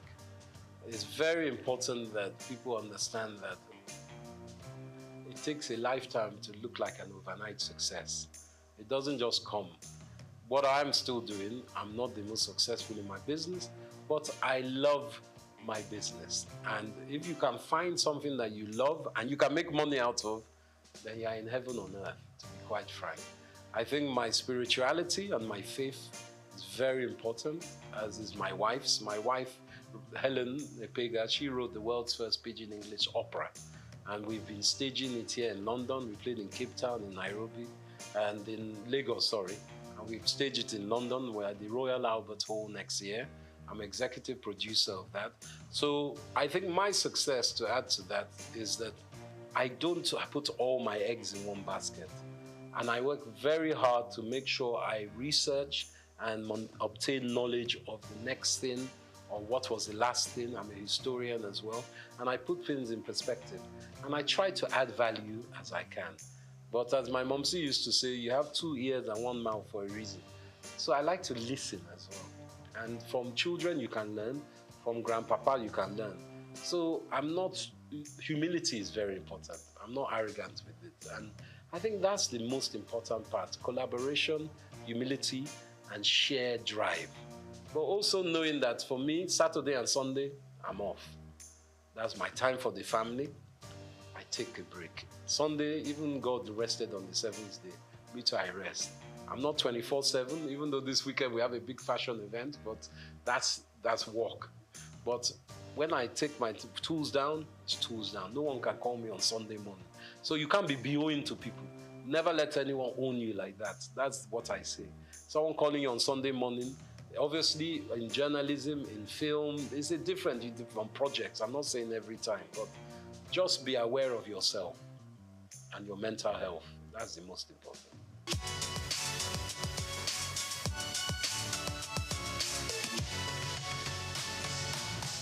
Sure. The world's first pidgin English opera is a show about a Nigerian fabled people. It's almost like Orisha, but it's not. There are people who are Mami Waters as well as they are spiritual people. They are the guardians of the galaxy, to use an expression. There is God, the all-faithful God, and the all-knowing God, omniscient, omnipotent.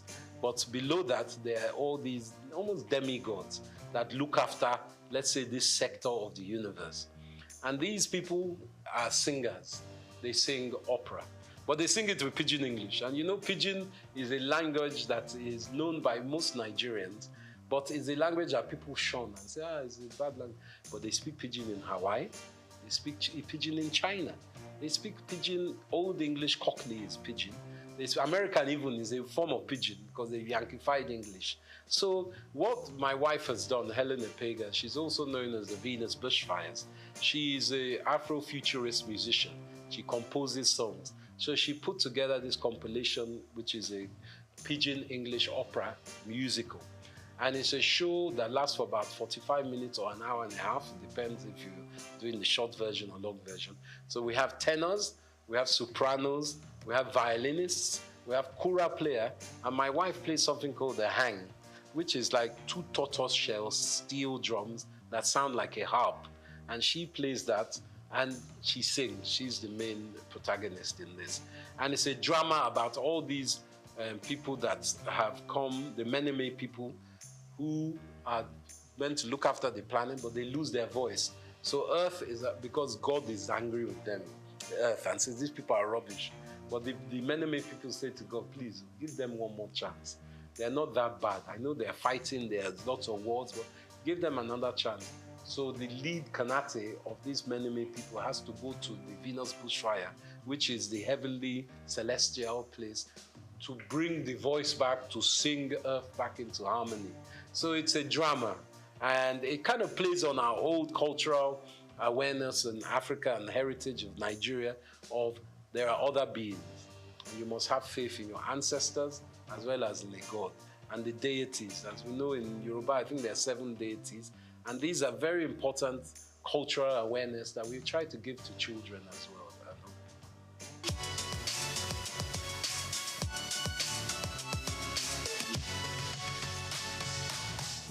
I think the filmmaking in Nigeria is burgeoning.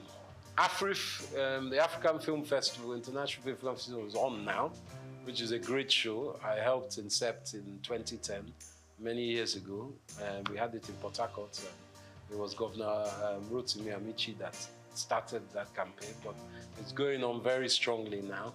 Nollywood, as we call it, is being noticed by the international market, whether it's Netflix or Hollywood. I would like to tell you something, actually, which is, I haven't divulged this for many years. My great uncle, whose name is Pa Orlando Martins, God rest his soul, was one of the first African actors in Hollywood. He acted in the 30s with people like Ronald Reagan, Katharine Hepburn, and Bob Hope. And he always played a part as an African prince or chief. He was never like denigrated or made into a lower African slave or anything. And I think that instilled something in my mind with this film industry. I think it's very important that Nigeria, as it is, we have some great actors like Wale Ojo and Ramsey Noah. They are playing part in producing their own shows. And it's very important. Like in America, you obviously have people like Mel Gibson, Robert De Niro, who have produced their own films as well. That Nigerians are not just actors or technicians, they are also producers and directors. It's very important that we have that link within our industry. And we make friends and we forge relationships, not just with Hollywood. There's Bollywood, the Indian industry, and there's also China, because China's film industry is massive. Technically, I think just as big as Hollywood. So we must look to ourselves in Africa as well. There's some great film makers from Zimbabwe, South Africa, Ghana, and I think collaboration is, I always use collaboration because I would not be here without collaboration. Obviously, my wife, you collaborate with your spouse, but also my businesses. I have a very good English business partner. He's really a business partner. I've started a new business. I collaborate with all kinds of industries and different sectors. So for film industry, I think it's important that we push our heritage forward, because people want to know about Nigeria. They love, in Africa, they love Nollywood stories, and that's a fact. And we can expand by using distribution. Distribution is key. Netflix, all the Hollywood film houses, negotiate with them. Even if you don't get the best price for this show, make sure you check your contract, make sure you get it for your next film. So I think that's important, distribution.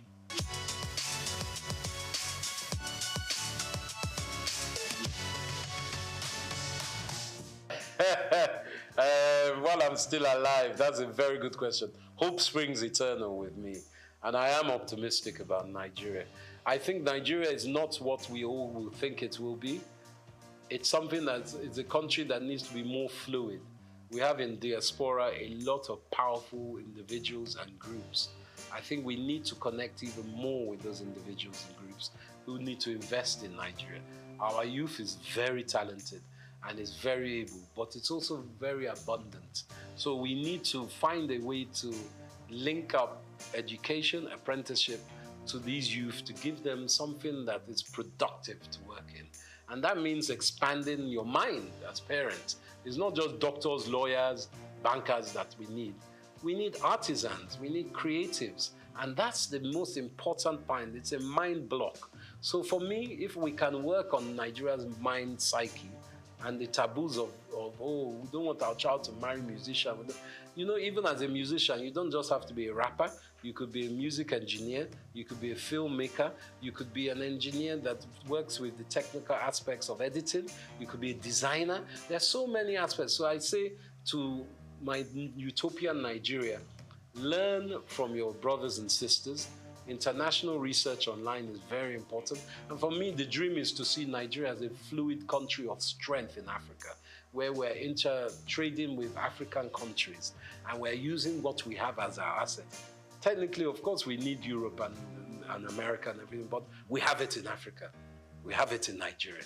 So my beauty of Nigeria would be if we become our own Wakanda, working with other African states and enhancing our own GDP as well as our region and our continent's GDP working together.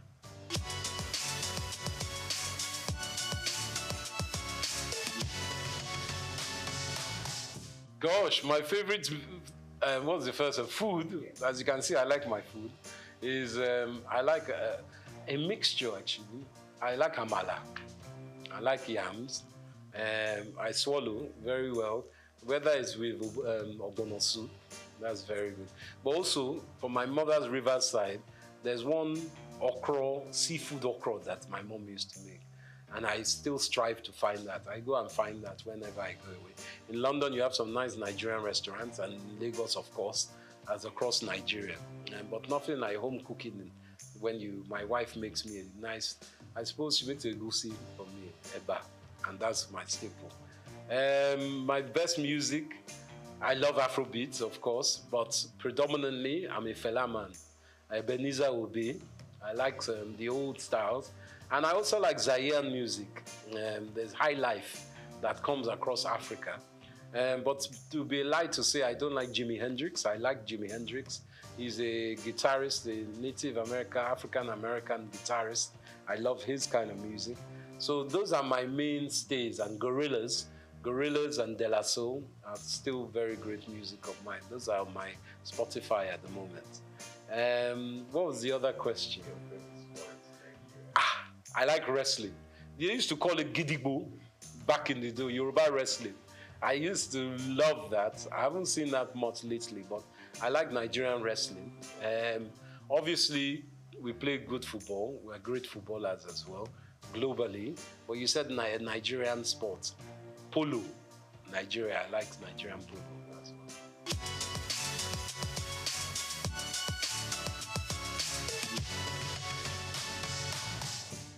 To my young brethren and children of Nigeria, I say it's important hard work. Hard work, research, and belief in yourself. Obviously, times are very tough at the moment, and money is tight. But with your own creativity, you can build your empire from there. I always believe that from one's mind, you can make wealth, and you shouldn't give up. Obviously, if you're not very great at one thing, you find what you are great at. But always be honest with yourself and treat others how you want to be treated. And remember, collaboration is the key or the little sister of success. And always have a smile. Very important. That's what I say.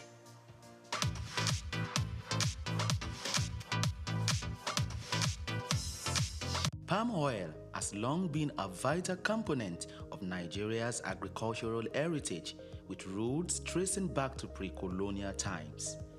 Originally serving local needs, its importance has grown exponentially, propelling Nigeria into a prominent global producer. Spread across regions like Edo, Delta, Cross River, and Ondo states, the country boasts extensive plantations and advanced processing capabilities. It takes about 4 years for oil palms to produce fruit suitable for harvest. Each tree will then continue to produce fruit for up to 30 years, at which point they will have grown to around 40 feet tall. According to reports, Nigeria's palm oil production increased to 1.4 million metric tons in 2023, witnessing steady growth since 2009, with a peak surge in 2010.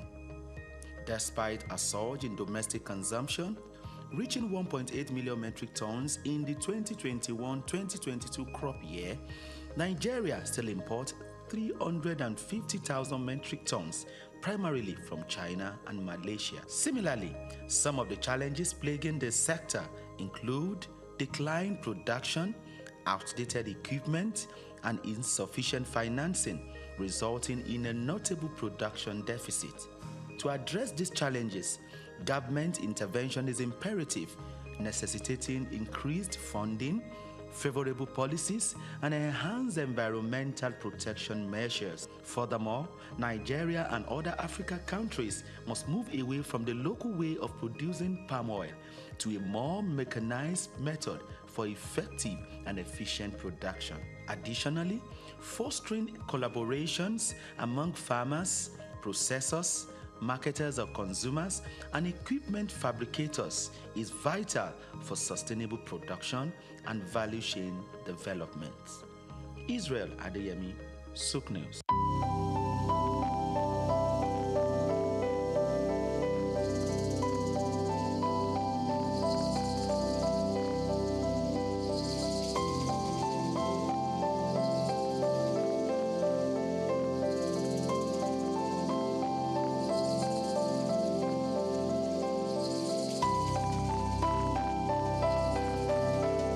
Trafalgar Square, established in 1844, is a symbol of British naval history and a popular cultural spot in London.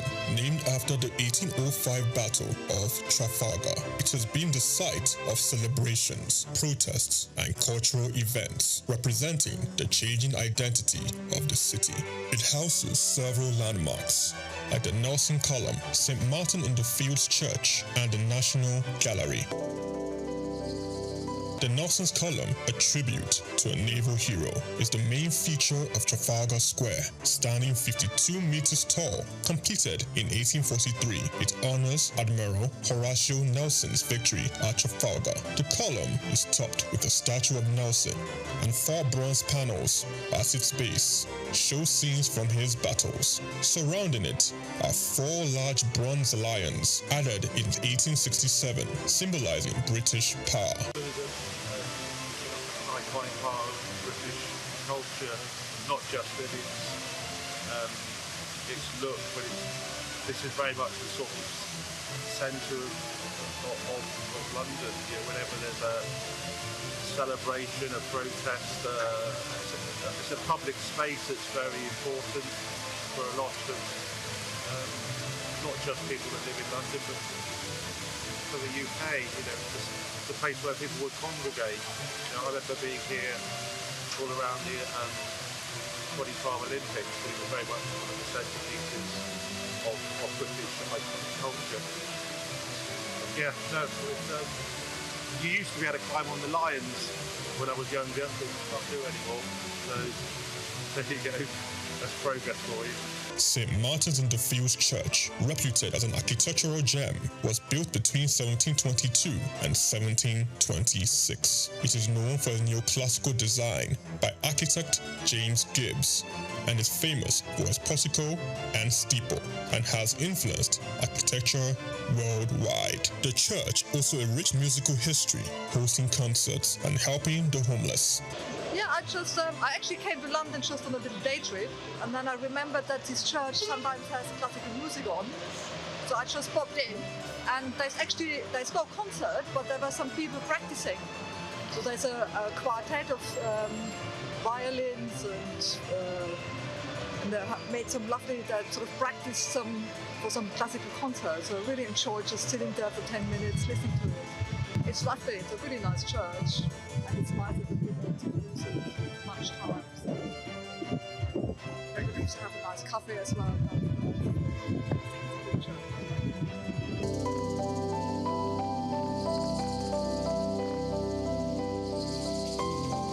The National Gallery, founded in 1824, is a treasure trove of art. Located on the north side of Trafalgar Square, it houses over 2,300 artworks from the 13th to 20th century, with free public access to masterpieces from major European artists. I'm not really sure. I haven't been through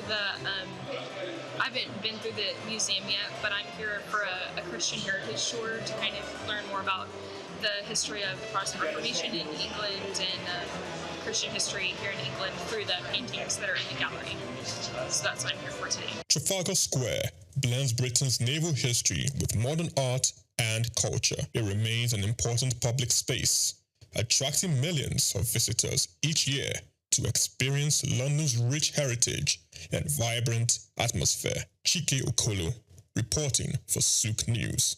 At the Africa Development Studies Center, ADSC, we are committed to driving sustainable growth and development across Africa through innovative training and research.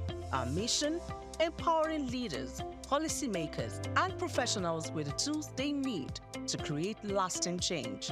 With customized training, dynamic research programs, and study exchanges on leadership, management, and other critical development topics, ADSC offers a platform for exchanging cutting-edge ideas and global best practices.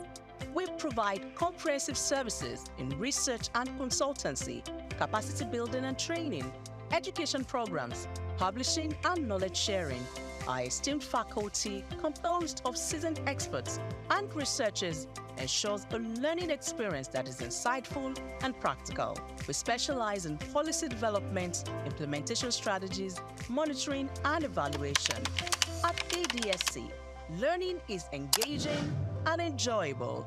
Our unique methodology includes talks, interactive exercises, games, video screenings, and lively seminar discussions, all in a comfortable and friendly environment. Ready to make an impact? For more information, email us at info@adstudycenter.com or call +23.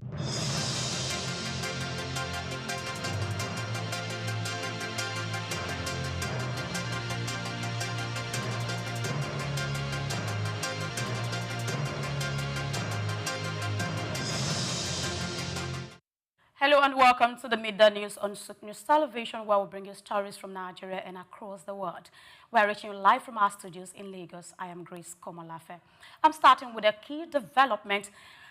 President Bola Tinubu has inaugurated the 180-megawatt AFM2 power plants in Iyobo, Rivers State, a significant boost to Nigeria's national grid. Commissioned virtually, the president said the project demonstrates the power of private sector collaboration in addressing Nigeria's energy challenges. He praised Sahara Power Group and Crescendo Nigeria Limited for completing the plant in just 16 months, using mostly Nigerian expertise, describing the power plant as a major step towards economic growth. Tinubu reaffirmed his administration's commitment to achieving stable electricity and protecting private investment in the energy sector. The Minister of Power and Rivers State leadership also applauded the project, calling it a shining example of public-private synergy. The plant is expected to power homes, businesses, and industries across the country. And now the Nigerian government has launched its first liquefied compressed natural gas hub in the northeast, located in Yobe, Adamawa State. In Yola, I beg your pardon, in Adamawa State, the Minister of State for Petroleum Resources, Ekperikpe Ekpo, said the project marks a major step towards spreading clean and affordable energy across the region.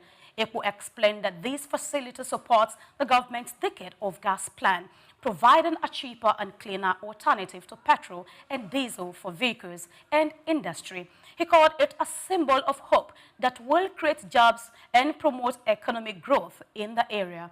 Adamawa's deputy governor representing the state governor praised the initiative as a positive move towards tackling climate change and improving the quality of life for residents. The project promoted by Greenville LNG also aims to encourage more investment in natural gas across Nigeria, with plans to replicate the model in other states. Moving ahead, the federal government has launched a nationwide assessment of senior secondary schools to boost education quality. The initiative, led by the National Senior Secondary Education Commission, aims to monitor learning conditions, evaluate teacher performance, and raise student outcomes across the country. Flagged off in Kaduna, the scheme is part of ongoing reforms to address concerns about the poor quality of students graduating from secondary schools. National Senior Secondary Education Commission Executive Secretary Dr. Iyela Ajayi says the program will measure schools against national standards and identify areas needing improvement.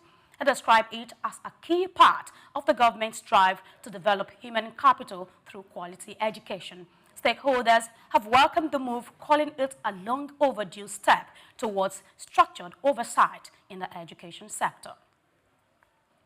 In another development, the Nigerian Customs Service has lifted its ban on over 60 private jets to allow operation to submit documents and negotiate payment plans for unpaid import duties. Earlier, Customs had grounded these luxury jets and sealed hangars at Lagos and Abuja airports for failing to pay import fees.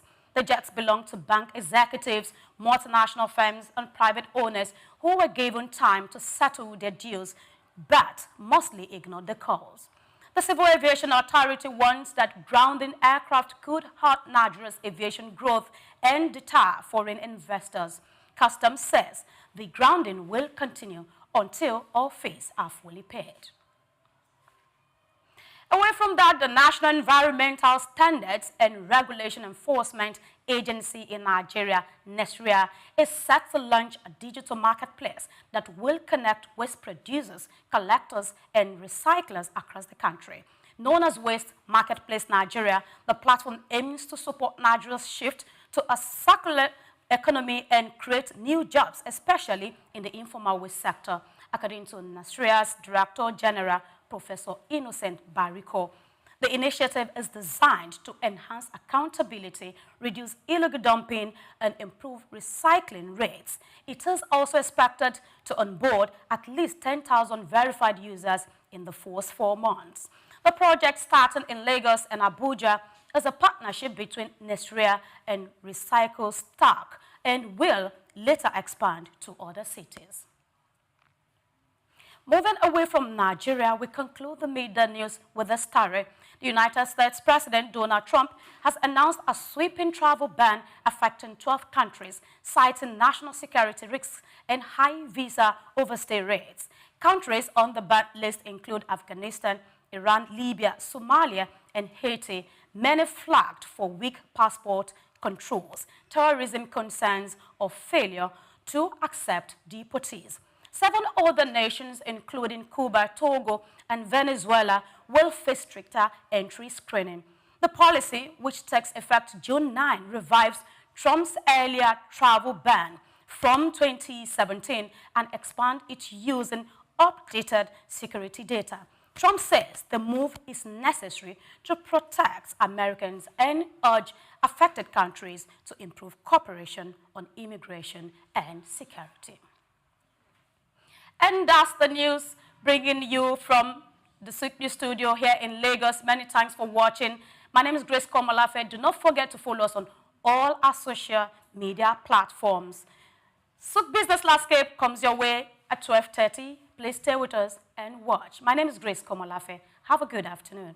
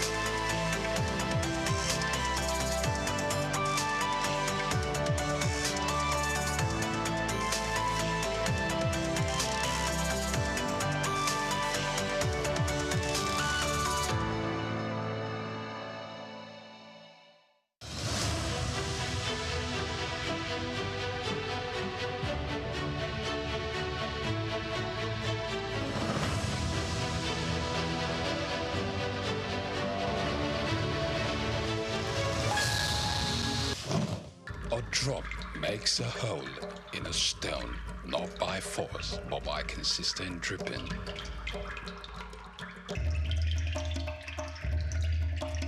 Nothing describes this woman more apt than her indomitable and consistent drive for excellence.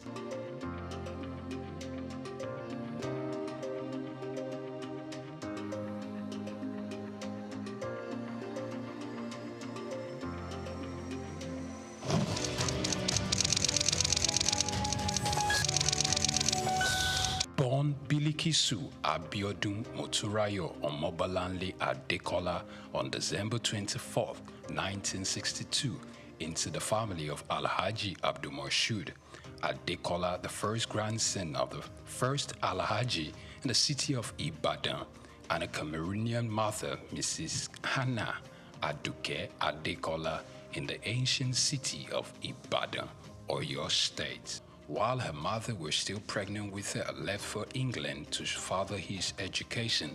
And while she was pretty much young, her mother left the country to go join her husband, to return while she was 8 years. Meanwhile, she was left to be cared for by her grandmother. She was registered in a private boarding primary school at the age of 4. My parents had me. My father went off to England to go to school before I was born. He left my mother pregnant with me. My mother had me, and before I was a year old, left to join her husband in England, and I was left with my grandmother. I grew up with my grandmother before my parents came back like 8 years after. Spent my first, from about age 4 or 5, I was sent into a boarding nursery school. I lived in boarding school at a very early age because my parents wanted to protect me from becoming a local Ibadan girl. And she usually attributes these to her early independence and wisdom. Omo Agbanimi, some of her friends sometimes poke fun at her wisdom, which is way beyond her age. I was raised by my grandmother, so I'm a bit of an old woman in my brain, in how I think. As my friends say, Her foray into business started at a very young age at her grandmother's shop where she sells salt. Little did she know that this was going to stand her in good stead in life. My first exposure to business was my grandmother's little shop where she sold salt. And I used to love to sit behind her little kiosk and help her to sell the salt. But who knew I was being trained for business in my future? While at secondary school, she participated in the literary debating group, excelling in it, which made her consider a career in law, though that didn't last. Also, it is worthy of note that Ibukun Awoshika could hold her own in athletics, earning her the nickname Rabbit because she could really run. As an athlete, if you want to run, and I used to be fast, they used to call me the Rabbit. Unsure of what career path she was going to settle for, she considered becoming many things at one point or the other of her life.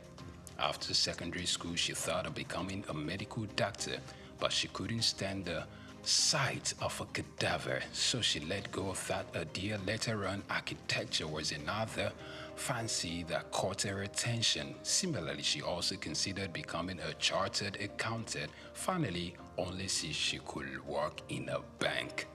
I thought I wanted to be a doctor. Then I found out that they work with real dead bodies. I changed my mind very quickly. I then thought, you know what? I'd like to be an architect. I was good in sciences and had a problem if parents sentence you to science when you're good at both. So I ended up in Ife to study chemistry. By the end of my first year, I realized how much I hated chemistry. I could pass it, but I didn't love it. So then I thought, you know, I'd make a good lawyer. I debated throughout school. I used to represent my school in school's debate. So everybody knows that I can win an argument. So I gave it everything trying to change to law. I used to go and sit outside the door of the dean of law. And then one day the man said, come, what do you want? I want to change to law.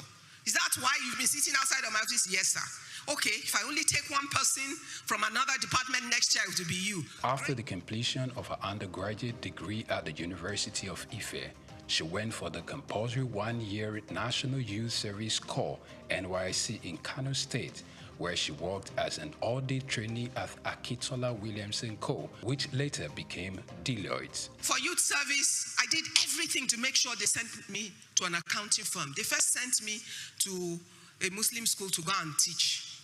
That was easy to solve. I just wore a dress off my shoulder. I went to report. I was immediately rejected. Once they rejected me, I went back to the posting room and waited there for days until they sent me to Akintola Williams & Co. Although she was later given full employment after a service year, she felt becoming an accountant wasn't a thing. You would have thought that having gone through all that trouble, accounting would be the love of my life. When I got there, within the 1 year of my youth service, I realized how boring accounting is to me. Because they had all the processes somebody else had thought about before. All I had to do was open old dusty files from company to company without imagination or initiative. I'm a very restless human being. That was not going to work. So I finished the work. I did well. They offered me permanent employment, but I said, thank you, but no thank you. Why? Because at that moment, I had come to a realization that that was not the vision for my life. After returning home, she joined Alibert Nigeria Limited, a furniture company, as showroom manager. In a word, only to kill time. She only stayed for 3.5 months. She left to begin a furniture manufacturing company called Quibis Limited in 1989, just months before her 26th birthday. The company later grew into Souq Chair Center Limited, following a venture merger with Souq SA and Guarantee Trust Bank in 2004. But the first job I could find 1 week after was in a furniture company. So I went there to kill time. My kill time project has resulted in 30 years of investment of my life in building a manufacturing group in furniture. So it was was never the plan of my life. So some of you will accidentally find your purpose. One could only wonder what had led her not only to compete, but to thrive in a male-dominated terrain. With over 30 years in business, Ibukun Awoshika is a woman to reckon with, encouraging more women to participate in the business terrain. Her passion to see the girl child not just to be educated, but much more to learn to own our own value and trade with it when there is need for it. Her lifelong ambition is to see herself die empty. My biggest ambition in life is to die empty. Totally empty. That no talents, no giftings, no opportunities, nothing that I was born to do, that I have the capacity to do, that I do not do. Following her remarkable achievements, she's been conferred with different doctorates, including one in business, entrepreneurship and human capacity development from the Lagos State University, Ojo. Similarly, she was given a honorary doctorate of business administration from the Obafemi Awolowo University and another from the Olabisi Onabanjo University, Agoiwoye, Ogun State. Apart from our entrepreneurial prowess, Ibukun Awoshika is an ordained minister of the gospel, a presenter, writer, and a TV host. The Bible tells us that let every man be what? A liar. And let who alone be true? Let God alone be true. She hosts a television program called Business His Way. Also, she acted in the 2020 Kunle Afolayan movie titled Citation, which in addition to the book she had written, including Business His Way, The Girl Entrepreneur, The Girls in the Boardroom, and My Thoughts in Codes. In 2004, she earned a certification in Business Administration and Management from the IESE Business School. She's also the chairperson of the Novel Nigeria Office for Philanthropy and Impact Investment. She has consistently encouraged women to take up more leadership positions without compromising their values and integrity. In 2005, she was appointed the MD CEO of Souq SA of France, GTB PLC, the Chair Center Limited, and some local investors after the ban of the importation of furniture by the federal government of Nigeria in 2004. Furthermore, it is noteworthy to note that she independently established another ultra-modern furniture facility, Furniture Manufacturers Mart in Ikeja, Lagos. In 2008, she was among 5 Nigerian entrepreneurs who appeared in the first African version of the Dragon's Den. Unlike a great deal of others who knew exactly what they wanted to do from the beginning, she admitted to accidentally finding purpose. Ibukun Awoshika is a member of the Nigerian Economic Summit Group, a member of the board of Nigerian Sovereign Wealth Fund, a former chairperson of the Board of Trustees of Women in Management, Business and Public Service, and a member of the IESC's International Advisory Board. Furthermore, she sits on the board of Digital Jewelry Limited and Cabri Nigeria PLC.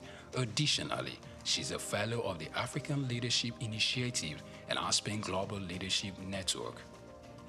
History was made on the 7th day of September 2015. Following the resignation of Prince Ajibola Afonja, she became the first female chair of the First Bank of Nigeria in its 126 years of existence. Ibukun Awoshika's Octo-Nigerian father, Abdul Moshood Adekola, who was a great influence in her life, passed on the 20th April 2020 after serving the Lord as an usher at the Fountain of Life Church in Lukbeju.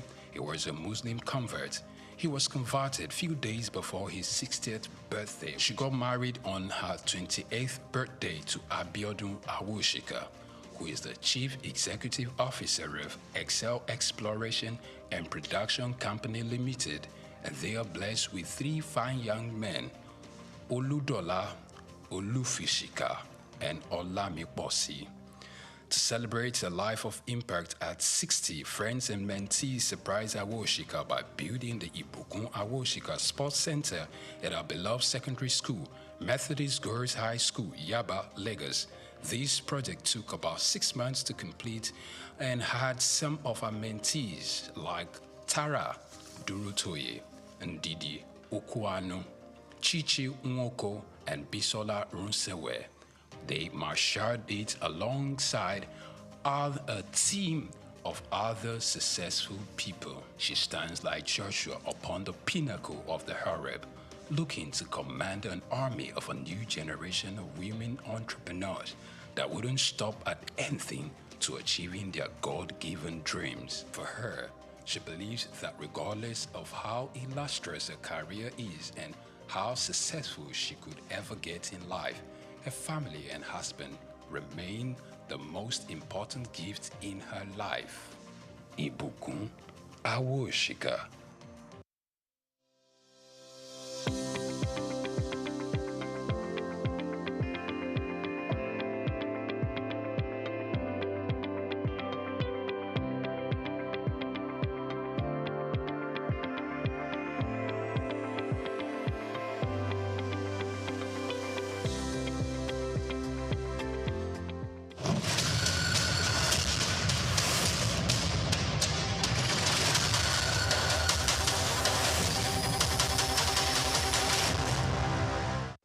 The much-anticipated Super Leader Conference kicked off with energy and enthusiasm in Lagos as the host, Apostle Success Haruna, delivered a transformative opening presentation. The conference, themed Leader Shift, brought together renowned speakers to redefine leadership and influence. The first speaker set the tone, emphasizing the essence of a super leader, one who communicates effectively, provides resources, recognizes both the strengths and weaknesses of others, and supports them rather than feeling insecure. He also highlighted team building as a critical component of leadership. One of the factors is because our marriage is a beautiful marriage for 17 years. So we have been able to model what a good marriage is to the people. Speaking, I have up to 16 people, 14 to 16 people living in my house. It has been so from the day one of our marriage. They've never heard our voice. 17 years together as husband and wife. They've never seen us scream at each other. They've never seen us fight. They've never seen us argue and they're hearing our voices outside. In 17 years of marriage, with the number, we have never had less than 10 people live with us from the day one of our marriage until this present moment. So what you model as a leader is easily communicated to your subject. That's where the second speaker, Emeka Anslim, stressed that leadership is not about appointment or selection, but about direction. He illustrated this with an analogy. You've created freedom to learn other things. See, like it's going to learn again while others teach. But when it comes back on top again, right? Transfer yourself in people so they can take up tasks for you. When you raise leaders, you gain far more people than you can ever imagine in this world. Raise leaders, transfer your values, your nature, your culture into people. This is so important. This is so important. One of the ways by which we become an effective leader. Produce people after your kind. That's what God even commanded. Produce people after what? Produce after what? According to him, effective leadership attracts followership by sustaining the interest of those who believe in and depend on a leader's vision. He emphasized vision, uniqueness, innovation, and creativity as core pillars of leadership.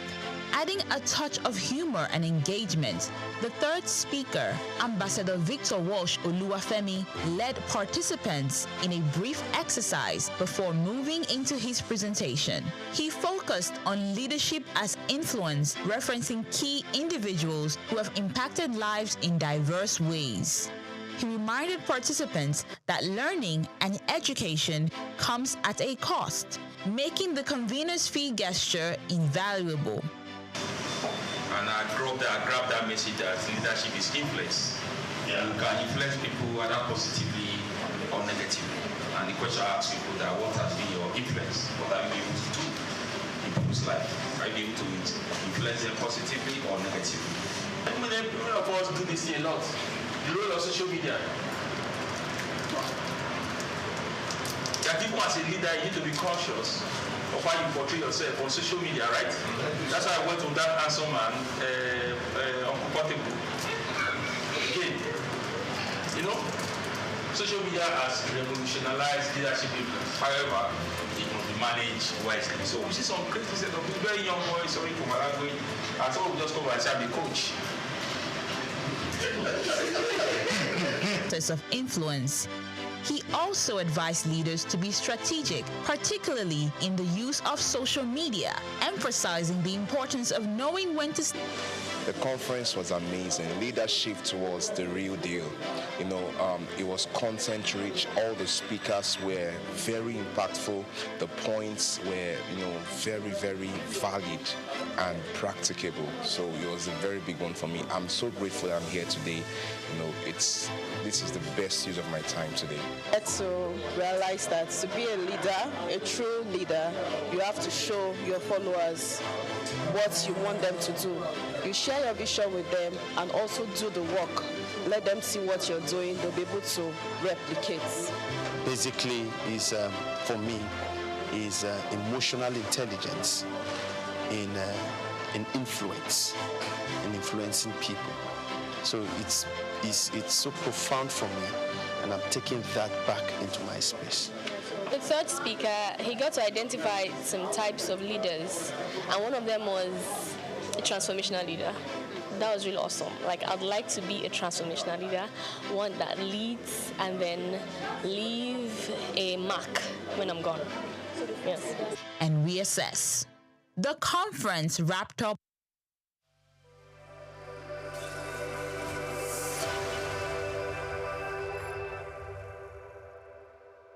Imagine a world without the roar of a lion, the flight of an eagle, or the rhythmic dance of ocean waves teeming with life. Wildlife is more than just the animals, their natural habitat. It is the lifeblood of our ecosystems, shaping the environment and maintaining nature's delicate balance. Yet, with each passing year, human activities threaten this balance. Deforestation, habitat destruction, pollution, and climate change are pushing many species to the brink of extinction. That is why World Wildlife Day is marked on every March 3rd, a global call to action to protect and preserve the rich biodiversity that sustains life on Earth. It is a reminder that wildlife is not just about the animals, it is about us, our survival, our food, our medicine, our future. Wildlife Conservation Finance, investing in people and planet, shines on a spotlight the urgent need for sustainable funding to protect ecosystems.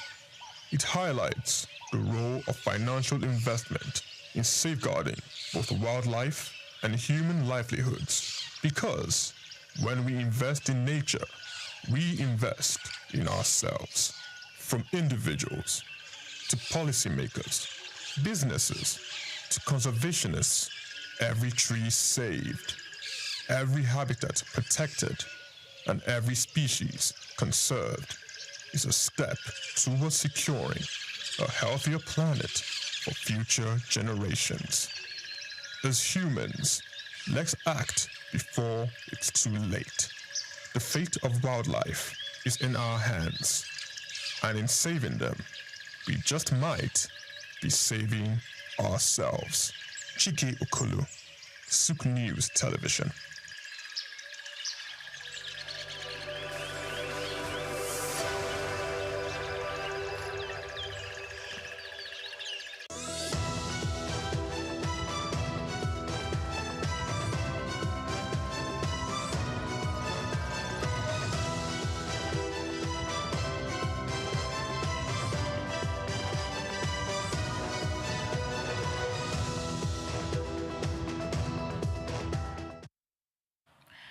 Hello there and welcome to Souq Business Landscape, your daily deep dive into the forces shaping economies across the region and beyond.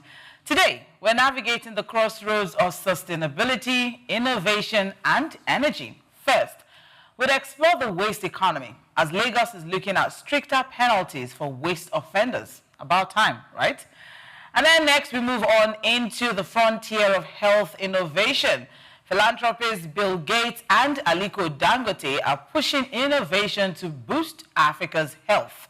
And finally, we unpack the latest shifts in the energy markets, where oil prices dropped over 1% as the United States gasoline and diesel inventories rise sharply.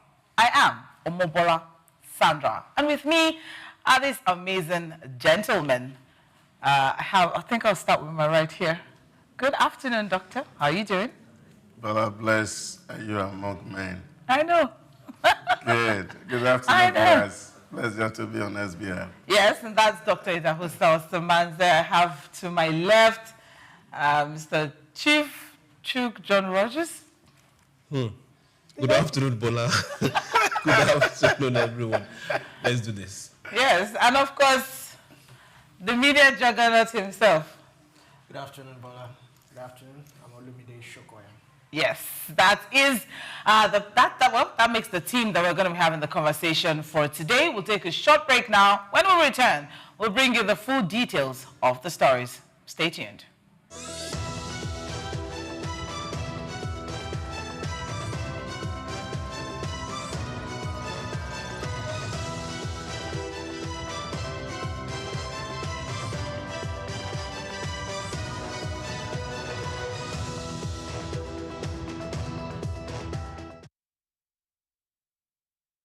Our stories with the waste economy conversation. Thank you for staying with us. It is still Souq Business Landscape on Souq News Television. Lagos State has enforced stricter sanitation laws to address its growing waste crisis, warning that violators face fines of 250,000 naira or up to 3 months in prison. Commissioner for Environment and Water Resources, Tokunbo Wahab, said over 3,000 offenders have already been prosecuted as the government moves to end indiscriminate dumping, drainage encroachment, and the use of banned cart pushers. The state will resume monthly sanitation and enforce a July 1 ban on single-use plastics after an 18-month transition for producers. With 13,000 tons of daily waste threatening business operations and public health, officials stress that compliance is critical to ongoing waste-to-wealth projects, marine cleanup, and market hygiene enforcement across major trading hubs. We have always had this conversation around, the hygiene, the smell of Lagos State, being very careful there. The conversation has always been out there. Well, are we excited about this, or are we cautiously optimistic as regards, the enforcement of this particular policy? I'll start with Doctor. And, this is not the first time. This is not the second time. We have had, excuse me, we have had policies coming up as regards waste management in Lagos State. It has always been an issue. What do you think we should look forward to differently this time around? I think it's quite unfortunate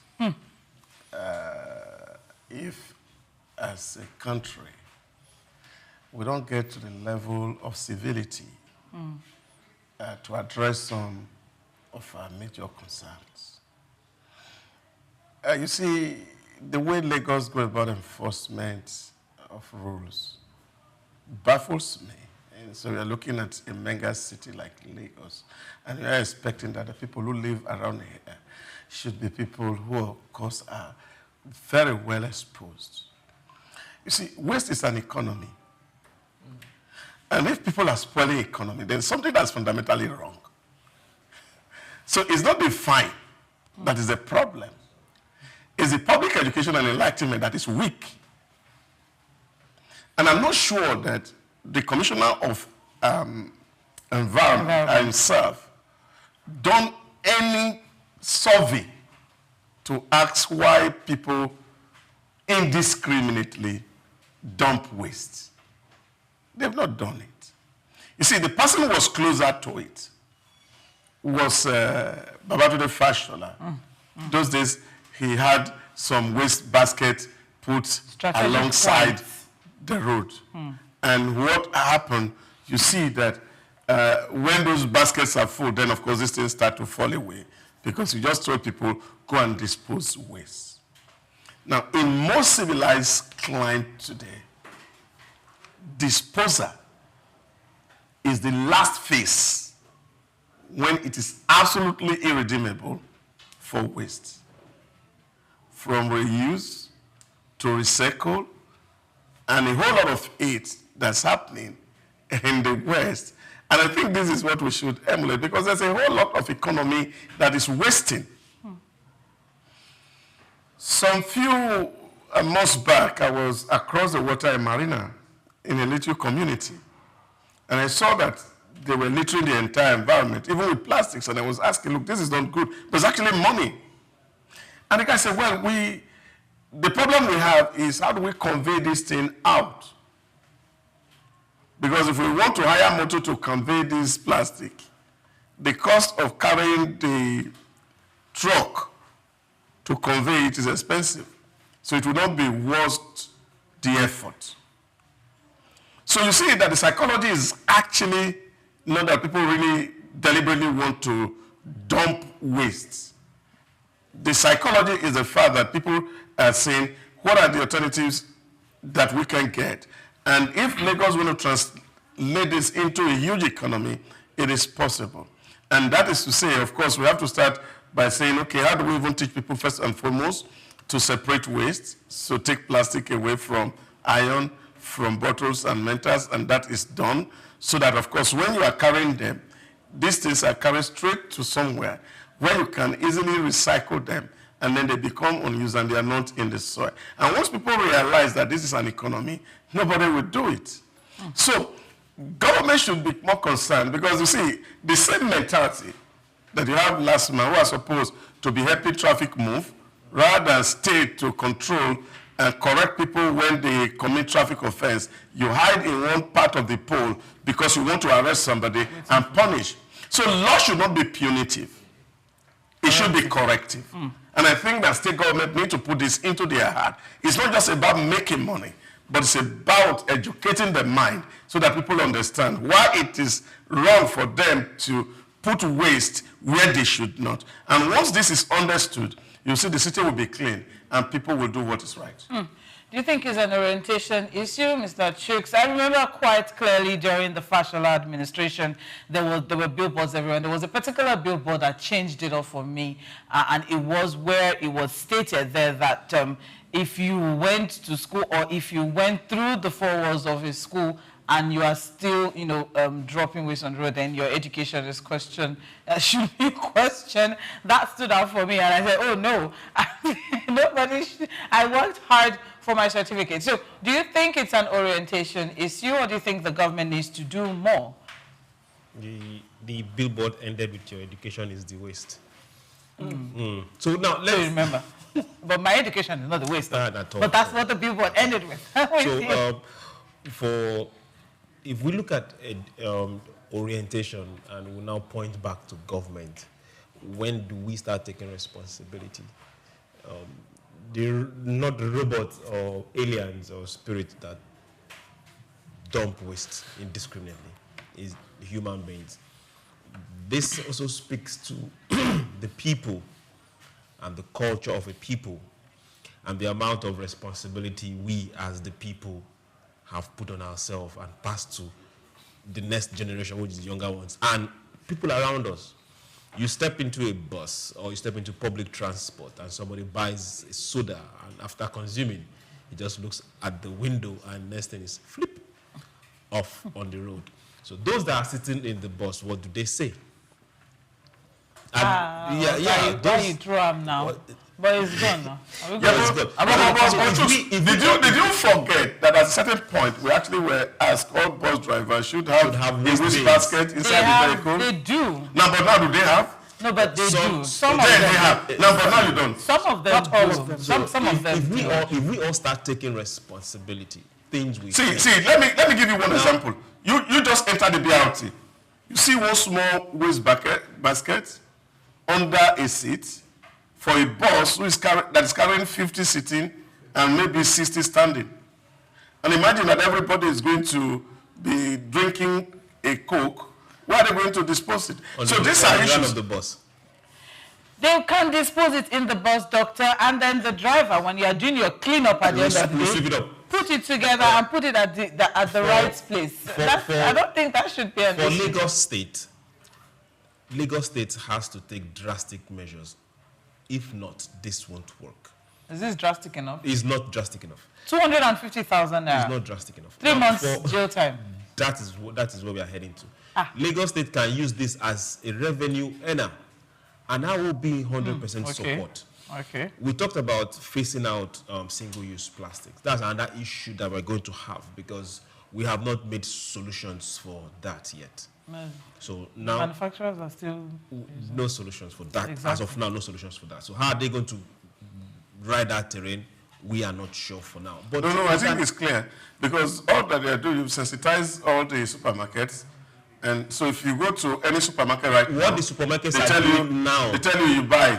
They are telling us what are we still buying? But if we are still buying it's still not a solution. Yeah, but that's what everybody is doing. So you buy. But what are we buying? But we are still buying the same exactly. Yeah, but you see, we're trying to reduce the use of before now. That they are making us I was in the supermarket. Yes. And then when we buy it, I was in the supermarket on Saturday. You dispose it. And I got there and I taking my wares and I was going and they said, "Do you want a line?" And I said, "I don't want because I don't want to pay extra 50 naira." So how did you carry what? I carried it in my hands. And somebody said, "Oh, you want nylon?" I said, "Yes, I want." I said, "How much nylon?" Did you buy a lot of things? He said 1,500. You see, what it is that consciousness will come once money is attached to it. Because you see, before now it was free. People just walk into the supermarket, but by the time they realize that we're going to be paid for it, it was not the collecting bags from the markets that was causing all these issues. It was a whole lot of things, not just the few carry-on bags we were taking off. We'll come to drainage. Olumide Shokoya, what's your thoughts on the back and forth?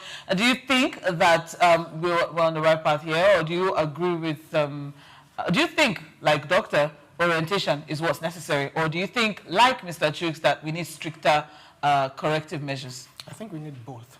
So now he said single-use plastic. There has been no solution. Yes, it's a market. Plastic industry itself, it's a market. Yes. It contributes about 500 million or thereabout. So, from single-use plastics to recyclable plastics, what have we done? How have we been able to encourage people to move into... Styrofoam. No, not styrofoam. Recyclable. 2 years ago it was banned. Because last year it was banned. Single-use plastic this year is still in use. Takes years to decompose. It causes environmental pollution. It does not decompose. Hundreds of years. It's killing fishes. Exactly. And human beings. In the river. So that's a problem of its own.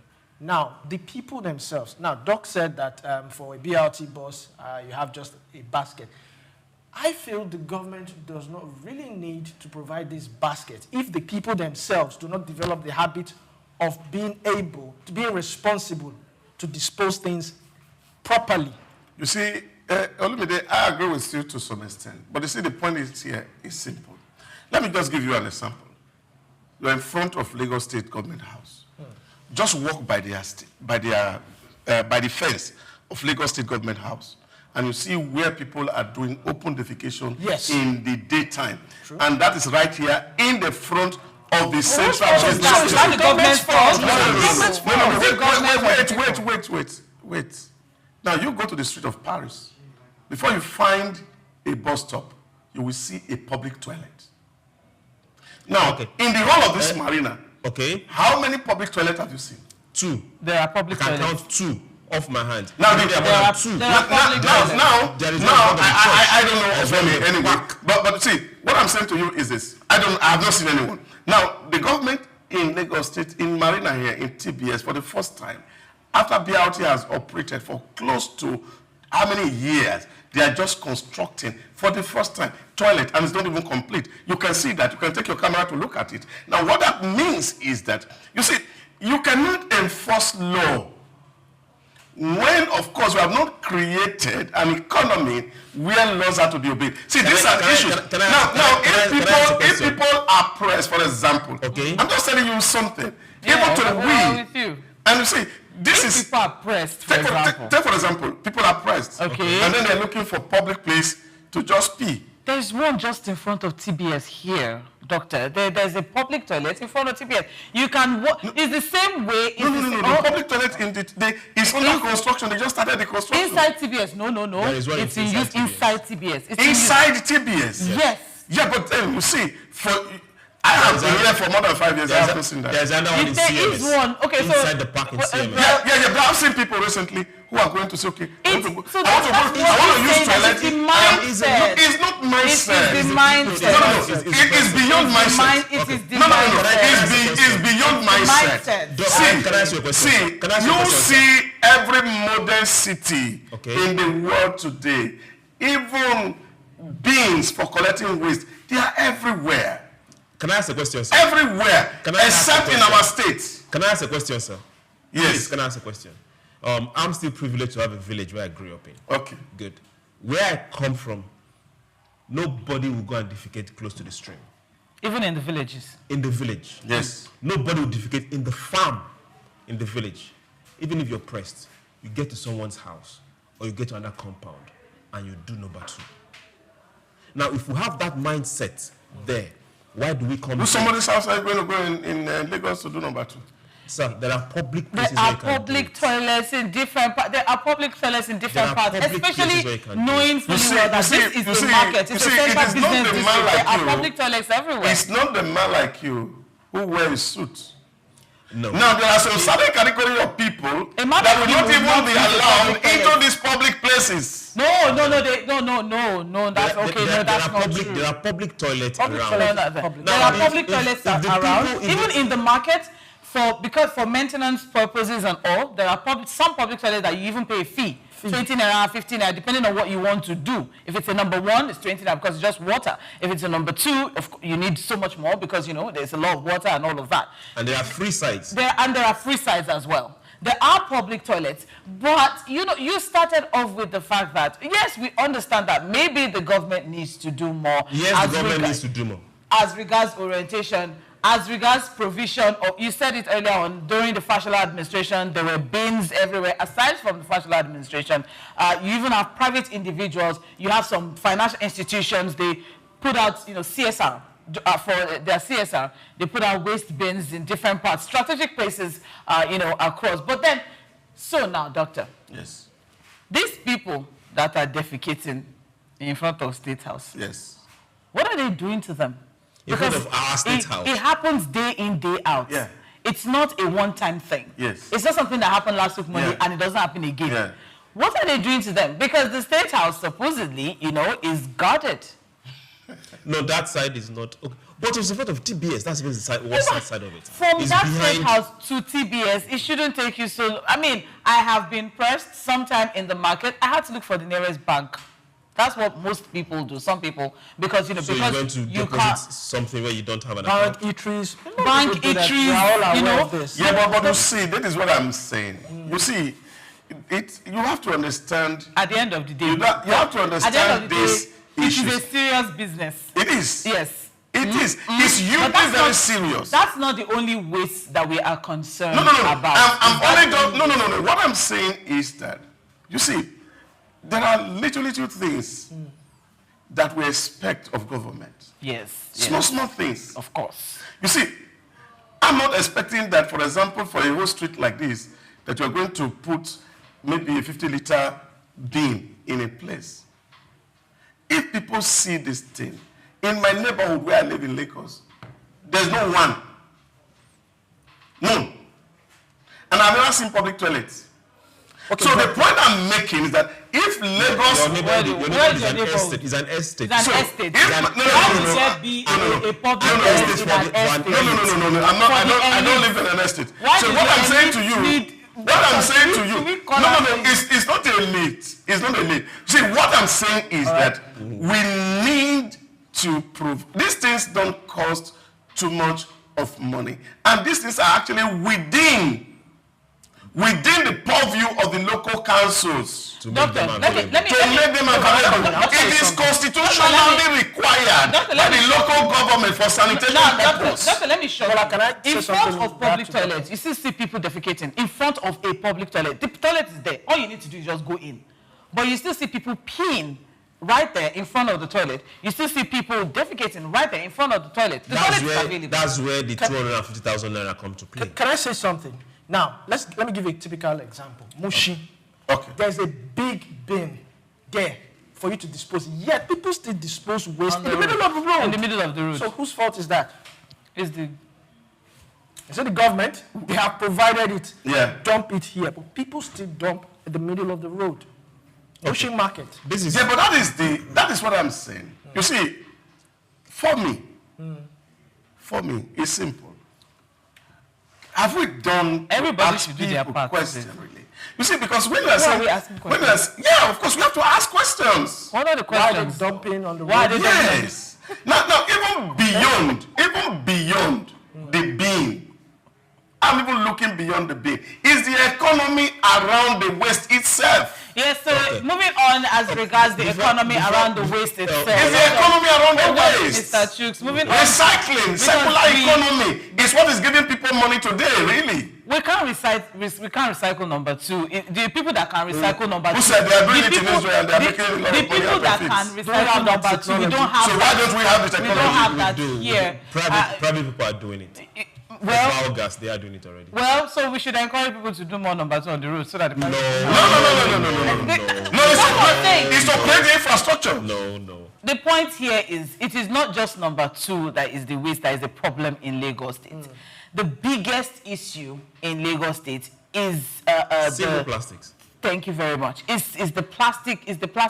It's the sachet water. When you're done with your sachet water, you just fling the nylon away. When you buy stuff at the market and you just you fling the nylon away. These are the big issues. Thank you. How do people? We had a PSP arrangement some years ago. Is the PSP still in? Yeah, it's still working in certain areas. In certain areas. So that's the problem. Because, it's just in certain areas. Because there are some places where every Thursday, PSP will come, pack your trash. Okay? So, and then in some areas, they don't have that. And then in some places, once a week doesn't cut it for them.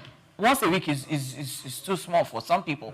Why can't we have it daily? If we're going to be comparing with global practices, why can't we have it daily? In some areas, you have this task force that go about inspect and you find out your waste bin. I don't know what they call it. If your waste bin is full and pouring, they would fine you. I think we should have more of that also. Honorable Wahab has come to say 250K, and I'm in support of that. We need an attitudinal change, especially here in Lagos. People take this for granted. You see. What I'm saying is that, we must not see law from the point of view of punishment. Law must be seen from the point of view of correction. Oh, doctor, if they keep saying the same thing over and over and over again, and people are not taking corrections, it is time for you to wield the hammer. It's not wield. When you say you are seeing this thing over and over and over again, and I don't think that is the real issue. See, let me give you one very practical example, but this may not be related to waste. In 2009. In the United Arab Emirates, they found that the biggest problem that the government had was obesity. That people growing excessively very fat and obese. And government is thinking that if this continues, we're going to have a health crisis. In 2010, all schools in the UAE, from kindergarten, were made to develop a curriculum, a course on dietary. Okay. The children are taught what to eat, what not to eat, from the very basic elementary. Now, when you see an average Emirati today, you think that they are all sporty. You can't see your best. Okay, because that was handled. They started showing fast food. Yes. There. Okay. So that was handled because children know what to eat and they know what not to eat. You see. So are you advocating education? No, what I'm saying is that you cannot hold people accountable when you have not taught them. No. Yes. Accountable for their own misdemeanor. No. It is a misdemeanor, but that's not even issue. That's not even issue. Please. I think for every human being should understand the basic rules of hygiene. Now, but what if they don't understand? Now, you said they should. What if they don't understand? He said, you wake up in the morning, you sweep the front of your house. Yes. Who gave you that education? Yeah. Who gave them the education? Even in the villages where... No, but have you seen people who wake up in the morning and refuse to sweep the front of their house? That's very wrong, bad upbringing. I was going to say that. Now, if the person is badly brought up... Even at... okay. If the person is badly brought up... The government should become a nuisance to the society. And become a nuisance to the society. The society should do what is necessary for the person. So take 250,000 naira. Collect 250,000 naira from the person or put the person in jail for 3 months. We don't have space. Because we have a serious problem in Lagos that we need to deal with. Aside from that... Sorry, we don't have space. Where? For the 3 months, there is no space there. Well, whatever needs to be done needs to be done. The truth is Lagos has a serious health issue. It's a problem with the carbon monoxide, and then we are now dealing with... It really isn't that difficult, and it really isn't that deep. Just ensure that you start with yourself, start with your home, start with, what you do with your single-use plastic. Start with yourself, and then government should also do its own part. And please help, Doctor, build more public toilets. Not just public toilets, with water. Let there be water. Yes, of course. Because it's important. Because if you see people get to places and there is toilet there, you enter there, you can't use it. Yes. Because there's no water around it. Yes. So these are the issues which we need to deal with. So government must also make very sincere and clear intention. I like what's happening in TBS. I want to see that in all bus stops.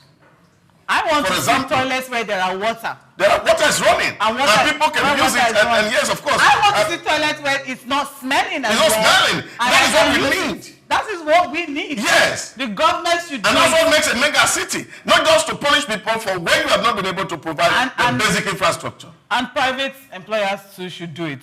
And that's that for that first story. There's a lot that really goes down into that particular conversation as regards waste. It has always been a big issue, and also drainage conversations as well. The local councils, the local government, we need to do more here in Lagos State. But then, as I said earlier on, it starts with you. What are you doing to ensure that your immediate surrounding is kept clean? We'll take the next story after this break. It is Souq News Television.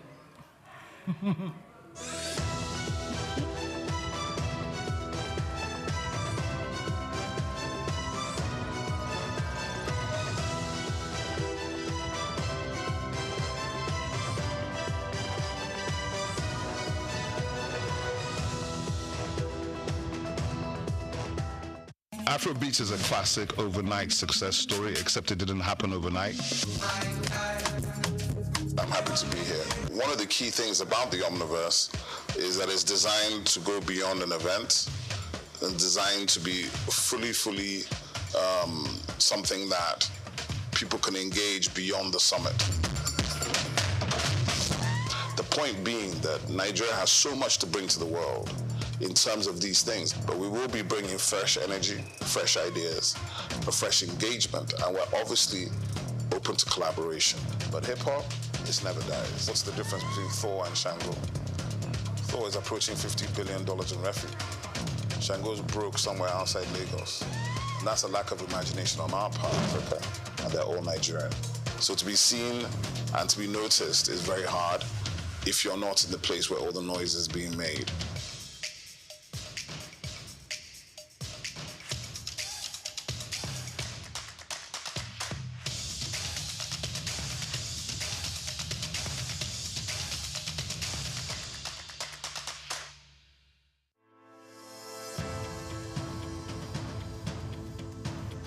Plastic waste is a mounting crisis, but it also presents an opportunity for business and government to lead the vanguard for systemic change. While regulations, corporate initiatives, and citizens' engagement have made progress, much more is needed in how businesses shape consumer behavior, how governments enforce environmental policies beyond rhetoric, and how public perception is managed through strategic communication. For decades, Nigeria's reliance on single-use plastic sachets, bags, and food packaging has grown, driven by affordability and convenience. However, this has come with a cost. The country generates an estimated 2.5 million tons of plastic wastes annually, with only about 12% recycled. In urban centers like Lagos, Abuja, Ibadan, Port Harcourt, waste is a leading contributor to clogged drainage systems, flooding, and environmental degradation. In this special report, Bayo Olaoye examines the challenges facing efforts to tackle the menace of plastic wastes in the country. Despite past government efforts to curb indiscriminate plastic use, such as Lagos environmental sanitation laws under former Governor Babatunde Fashola, enforcements have been inconsistent. The challenge now is moving beyond periodic government crackdowns and isolated corporate initiatives to a coordinated long-term shift towards a responsible plastic use, recycling, and waste management. Leading Nigerian manufacturing companies are taking active steps to integrate recycling and responsible disposal into their operations. Key initiatives include investing in recycling hubs, with Coca-Cola of Nigeria, Nestle, and Guinness setting up plastic recovery and recycling hubs, creating an ecosystem where post-consumer waste is collected, processed, and refused. Retailers and distributors are being encouraged and in some cases incentivized to set up collection points where consumers can return used packaging for responsible disposal. There is also brand-driven consumer education. Organizations have introduced citizen advocacy campaigns to influence individual waste disposal behavior. This kind of messaging, when amplified by large brands, can have a ripple effect in shifting cultural habits. Beyond environmental responsibility, investing in circular economy models enhances long-term profitability, strengthens brand equity, and aligns with global environmental, social, and governance standards. To effectively shape consumer behavior and stakeholders' engagement, businesses must leverage communication strategies that go beyond compliance reports. Employees should be active participants in sustainability efforts. Companies can integrate sustainability training, incentivize waste reduction, and implement office-wide plastic reduction policies, engaging suppliers, investors, and partners in sustainability commitments such as reducing excessive packaging or co-investing in recycling solutions to create an ecosystem-wide impact. Mass communication campaigns, social influencers, partnerships, and media collaborations can help educate consumers on practical steps for responsible plastic use and disposal. While Nigeria has engaged in international climate and sustainability conversations, the government must go beyond policy declarations and foreign aid incentives. The priority should be local, long-term economic and health benefit. Rather than reactivate bans that are often poorly enforced, the government can provide tax incentives for businesses, investing in recycling infrastructure while enforcing stricter regulations on reduction and disposal, expanding waste management facilities, establishing more government-led recycling centers, and integrating waste picker into a formalized economy can improve efficiency and create jobs. The administration of Governor Babatunde Fashola demonstrated that when the government takes waste disposal seriously with clear penalties for violations, citizens pay attention. The government must invest and consistently engage public education on the economic and health impact of plastic waste. A cleaner environment leads to a lower public health costs, fewer disease outbreaks, and increased workers' productivity due to better air quality and more usable public spaces. The Nigerian plastic waste problem is not just an environmental issue. It is an economic and reputational challenge for businesses and a government issue for policymakers. By adopting strategic communications, businesses can shift consumer behavior, governments can enhance enforcement, and citizens can embrace a cleaner and more sustainable future.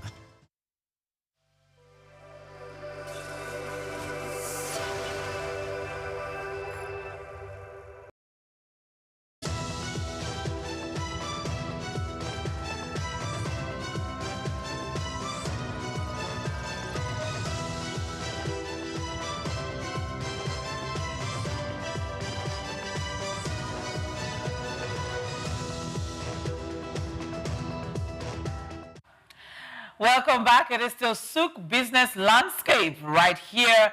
And we're moving on to the next story. Health innovation. So, American philanthropist Bill Gates says past innovations in vaccines and disease prevention are fast-tracking Africa's health progress and will improve economic prosperity. Speaking at the Goalkeepers Nigeria event in Lagos, Gates highlighted how lower-cost vaccines and partnerships through organizations like Gavi have helped reduce malaria, child mortality, and HIV transmission, which is positioning African countries for long-term growth. He also reaffirmed his foundation's $200 billion commitment over 20 years to support African governments that prioritize health. Now, businessman Aliko Dangote echoed this optimism, noting Nigeria's success in refining petrol as a model for transforming the health sector. He stressed the need to boost local pharmaceutical production and reduce medical tourism. Dangote also cited his foundation's work with the Gates Foundation in fighting polio and improving primary health care. Governor Mohammed Yahaya of Gombe State added that health infrastructure and access have improved significantly, raising immunization rates and cutting maternal and child death. Health innovation. Have we really gone far as regards healthcare, boosting healthcare in the country? Have we really gone far? Working with Gombe State Governor's statement, have we really achieved great strides? Well, I think a lot is happening in the Nigerian health sector today, really. There's a lot of private initiatives and interventions. There are places today in Nigeria where you can actually find the kind of medical facility you will find in any city in the world. And I think to that extent, we have made some progress, significant progress. But my really honest worry is the fact that we have not also taken pain to actually see how we can actually own our own health. And I think that is a big problem for me. Yeah, I feel that as Africans, we should be able to own our health and not leave it in the hand of foreigners. And I think that's a very big challenge. Can I stop you and shake your hands? We should be able to emulate what China is doing. Can I just stop you and shake your hands for? And I think that is the way to go in today. Yeah. I will still shake his hands, whether he likes it or not. So I think in that area, Africa needs to do more. Because we have more of health, really, a curative measure to health than we can find elsewhere. And beyond what, of course, we're spending so much money to get and empowering some other people elsewhere, we can actually invest in healthcare and have an African solution that can really profit us materially and even wholeness-wise. All right, so Souq, you want to shake Definitely, I want to shake his hands. Now, if from your what you told us, what you told every single person, there is a few phrases that Dangote put in there, and it meant something else, even if he was also telling Bill Gates, thank you. Completely something else. Now, let's put this out there. Bill Gates is a businessman. As well as a philanthropist. Leave that aside. He is a businessman. Wherever he's doing philanthropy, CSR, because he's coming to invest or he has invested in something you are going to buy. So he is coming to advertise it before you get there. And he has given you pointers to where he's going to, malaria, HIV. Mind you, the United States has pulled out their money that they've used to pay for drugs, which means he's coming in and you are going to buy those drugs from him. He's talking about malaria. Now let's come back to us. Why should we be waiting for them? Just like Doctor said, every single one of them is a big pharma conversation. So somebody has to speak up for them. And somebody is investing heavily in big pharma. And that is Bill Gates. So right now, Africa is a market. And we are going to keep buying if we don't open our eyes and develop our own. Malaria has never been a problem to us until we started depending on them for their own drugs. They don't suffer malaria. We are the ones that suffer malaria. So why can't we go back to what we used in treating malaria before they started selling those drugs to us and telling us that we should leave them and buy theirs? All right. So these are things we should explore and take care of our health by ourselves, not waiting for them to give us vaccines. All right. Vaccines that most times, I'll say it again, most times is made with us as experiment in the first place. All right. That sounds very, very interesting. But Mr. Alamide, back to herbs and agbo. Yeah. Well, if you look at it, just like Doc said, if we invest in our own health sector, it would actually create jobs. It will reduce reliance on imports. It will even discourage medical tourism. Like the bitter kola nut, it has medicinal value. If we can have an industry or a manufacturing company that can go heavily into that, it will help us. Talking about us being improved or having to have improved, is it really trickling down to the common man? If you go to the rural areas to buy drugs, I went to the pharmacy. Can they afford them? I know what the bill I was given. And now, just like Souq made a statement one time, when you go to the pharmacy and you give him your prescription, you can also tell him that, please, I don't want the big names. I want this. Because I've been to the pharmacist before and he gave me, I think, a bill of about 11,000. And I told him I do not have up to that. Please look for something within the range of 5,000 to 6,000. And he said, hope you don't mind some known names. I said, so far as it gets the job done, you can do that. So I think, yes, we need to look inwards also. But is it really showing? Can Nigerians actually afford healthcare? I mean, the cause of brain drain is because people feel, doctors feel they are not well. Thank you very much, Alamide. So I'm going to go there now because we need to address, the challenges that primary healthcare is facing in Nigeria. If we are going to say, okay, people need to, take care of yourself first, all right? And Africa needs to take care of itself as well. We have our own, during COVID-19, apparently, there were people who were having COVID and they were getting better within a few 2 seconds or 2 days or whatnot. I took the vaccine.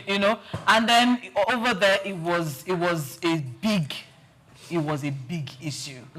The casualty in Africa was nothing compared to what the West went through in the hands of COVID-19. So which brings us to the fact that different ailments, different climates, different immune system, different ingestion, we ingest different things, we eat different things. So maybe it is time for us to rise to the occasion and take care of ourselves. But how do we handle the challenges that are facing primary healthcare in Nigeria?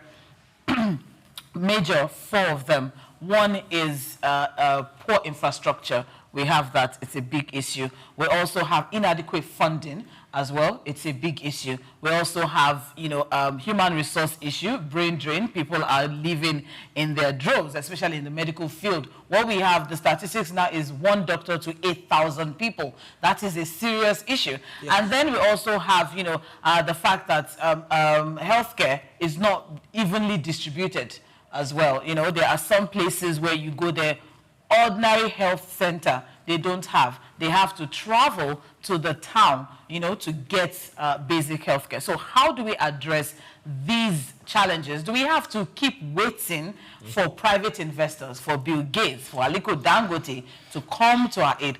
Where, what does the government need to do? I think for me, it's always not about government. And I don't think that our health sector is underfunded, just like every other sector. And I think the real big problem in the Nigerian industry, let me use that phrase, is the fact that people tend to believe that, maybe because enough is not provided, that is why much is not done. You see, but we have not started to actually ask what is done with the little that is provided, because this is a big problem and this is issue. I heard on the floor of the National Assembly, I think it was last year when the budget was being presented, and Akpabio gave his own personal case, how a federal government institution in his own community, when he has a health issue, the doctor there had removed the thing that government put there to his own private clinic. Wow. He said it in the open. And we have all those cases all around, where, of course, if the things that government are supposed to be putting in these institutions are diverted for private use, and we are seeing prescription from government facility to private facility, because the doctors that are supposed to be on duty, who call themselves consultants, are never present, and they come in once in a while and they move away and leave maybe resident doctors around, and they are never at work, and they are doing their work. And some of them are consulting for more than 3 or 4 or 5 private hospitals. If you're a gynecologist, you see him here, or today you see him here next door, but any government money.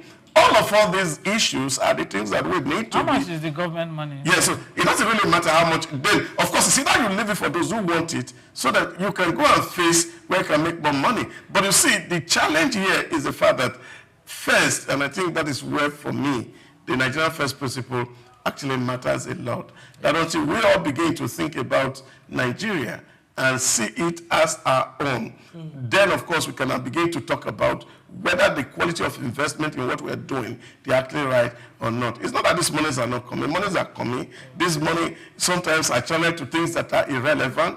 Procurements are not done properly. And therefore, we're saying, facilities are not here. The facility that should be there, nobody does it. But we go and check it year in, year out. Billions of naira is voted into this sector, and people take it. I tell you one simple example. And it's not just people in government alone.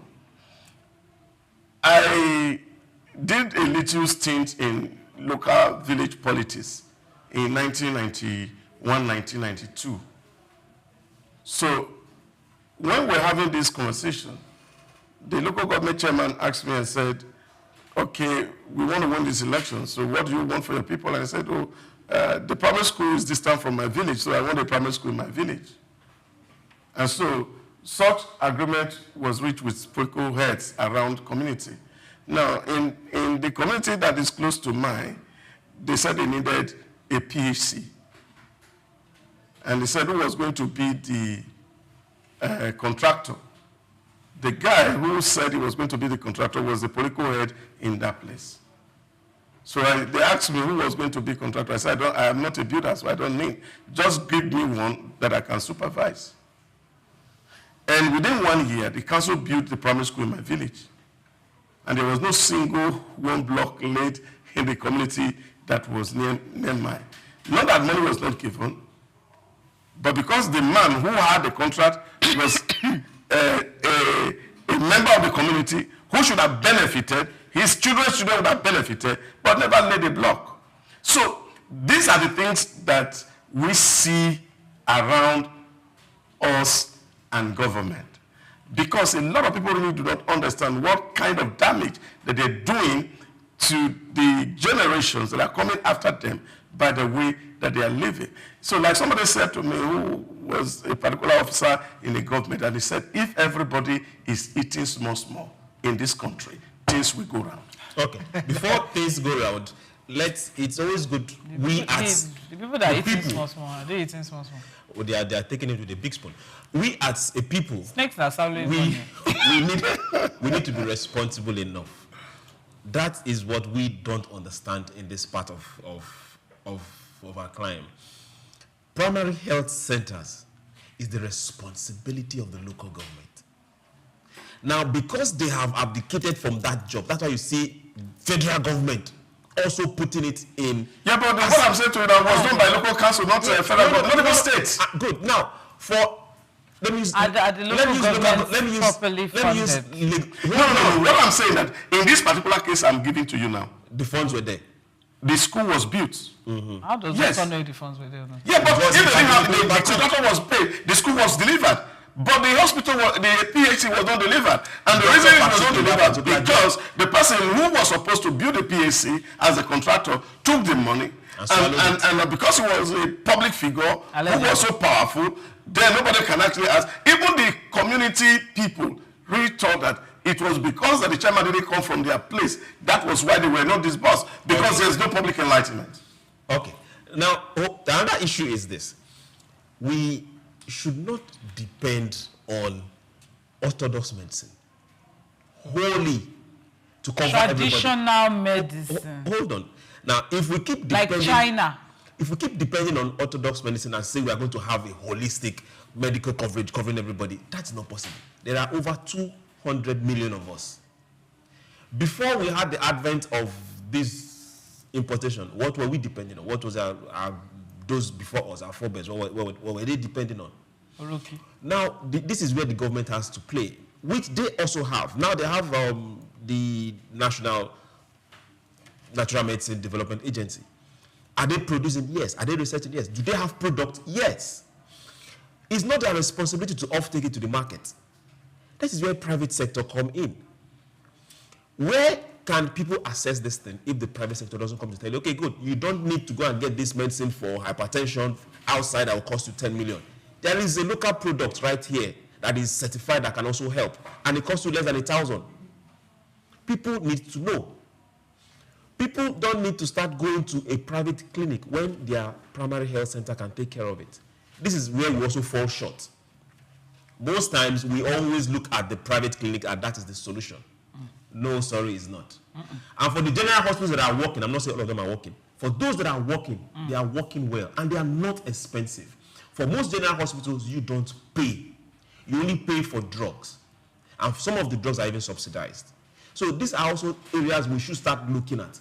And we should talk, not stay at home and talk. Come outside and talk. Should the government vote more money? Yes. But we should also see that money working for you. Mr. Rumi, the doctor mentioned something as regards the fact that, you have a lot of all this, which we all know. You have a lot of all these specialists in all these general hospitals. You see, if you want to say a specialist, they say, come on Wednesday at 10. Once this past 12, the guy is gone. And then you see a long line of about almost 50 people waiting to see the same person. And then you find out that this guy has his own private practice. Yes. And then, you see one way or the other, they slide them notes, you can always see him at so place on another day and all of that. Now, what exactly would you say about, how would you analyze that particular situation? Because some people would say, these people are, are not paid as much as they should, or they are not paid their real value or their real worth. And they have to feed their family. They have to do something in order to be able to build wealth for themselves. What do you have to say about that? Well, there are two ways we can look at it. I've worked in a diagnostic center before, and I found out that doctors actually get a percentage when they refer patients to certain diagnostic centers. I don't know whether it's legal or not, but that is what is going on. That's one there. Secondly, well, if you look at the number of doctors, you yourself, you said it, one doctor to how many patients? Because a lot of them have left. And the few ones that are in Nigeria are trying to make ends Now, I don't know the legalities of that, whether it is against the rule in the health or medical profession, whether you can have 2 or 3 jobs. I would say it should not be. But then again, they have to also make ends meet. I have been to one of these medical centers. I went upstairs. Now, upstairs at the reception, it was locked. The crowd there was magnificent. I didn't even know that there was a crowd downstairs. So when I came to it, I was referred back downstairs. So when I came downstairs, I saw about not less than 100 people downstairs, and about 50 upstairs. This was in the morning, and I just turned back. Like, no, you don't get to my turn today. That is what it. And chances are, maybe the doctor. And before that time, I had come like 2 weeks, and they told me I should come on that particular date. That the dermatologist, yes, will be around at that day. So imagine me getting there, and I took permission at work, getting there and seeing that crowd. I just had to turn back. But that's the situation.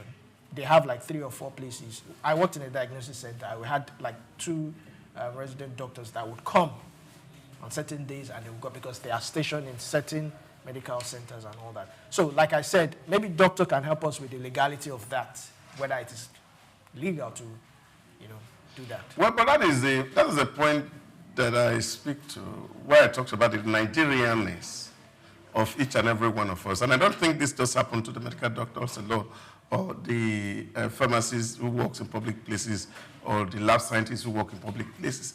This is happening virtually in every sector you turn to, because we're not Nigerians.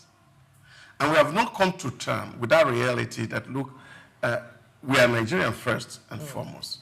Now, when we get to that level, that's why I said, I think Nigerian first policy, not as a procurement issue, I see it as a reorientation issue, that everybody begin to see themselves as Nigeria, and that when people come to you, they can get value for what they're doing. And this is what is the problem that is facing us, because the issue Omobola asks is simple. Is it that their infrastructure are not there? Yes, they look as if they are not there. But what I'm saying is that it's not as if that these monies are not provided. I said to somebody yesterday when he was talking education, I said, the more money you pump in education, the worse it will become, because it will not translate into productivity. So the same is for the healthcare system. Because what we are treating with more money is symptom. Is symptom. So when you have the people, like Omobola said, they are not satisfied, but because they are living beyond their means. Oh yes. I can tell you that. Should we pay our medical service personnel more? No. What I'm saying is that, you see, it doesn't matter. I'm not even talking about the medical personnel alone. I'm talking about almost everything. You see, when people learn, for example, to cut their coat according to their cloth, a lot of things will settle in for us. Because some of the... Are you saying doctors are living above their means? Are you saying doctors are living above their means? It's not just doctors. There are so many of them. You go and check it out, and I can bet you that so many people, not just doctor, and that is, you see, because the bigger problem we have as a country is consumption. I know a doctor who is earning 140,000 naira. This same doctor. A doctor earning 140,000 naira. 140,000 naira. Why don't I want to believe you? Is it too small or too much? That's too small. No, I don't believe it. 140,000 naira. And this same doctor has to Lagos. He should move to Abia State. Here in Lagos. Federal state government facility? Yes. No, state government pays This same doctor has to attend to at least almost 70 to 80 people in a day. Let's see. Lagos State pays more than that. Is it basic allowance? I know what I'm saying. This is the reality of a lot of these guys. This is the reality of a lot of these people. I'm not talking is a young doctor. I'm not talking about the specialists. I'm not talking about the profs and all those elderly men that they are seated and they just look at you and they already know what's wrong with you from a glance. I'm not talking about those guys. I'm talking about these guys that are fresh out of school and they are ready to work. This is a young man. I wish I could just bring him. Let's have Okay. a conversation with him. But then We will definitely have a conversation with you. We will definitely have a conversation with him, and we also will have a conversation with the NMA as well. They have been speaking out as regards the fact that more needs to be done. A lot of people have been talking about the brain drain in the health sector. They are just behind here. Yeah. You see, you see, the Lagos State Health Service Commission is just behind us here. It's true. You see, so we'll just do that. Thank you very much. Let's just do that. What I'm saying in essence is simple. What we are all saying in essence is that the Gates and Dangote collaboration is something that a lot of people are, very, very optimistic about. They've also talked about the fact that they are also going to be collaborating with the government as regards, what needs to be done in the health sector. A lot still needs to be done. Primary health care, polio eradication, mother and child mortality rate, and all of that. So much needs to be done. But the big question is, when is Africa going to take care of itself? We'll take another short break. When we come back, we'll take our final story for today on Souq Business Landscape.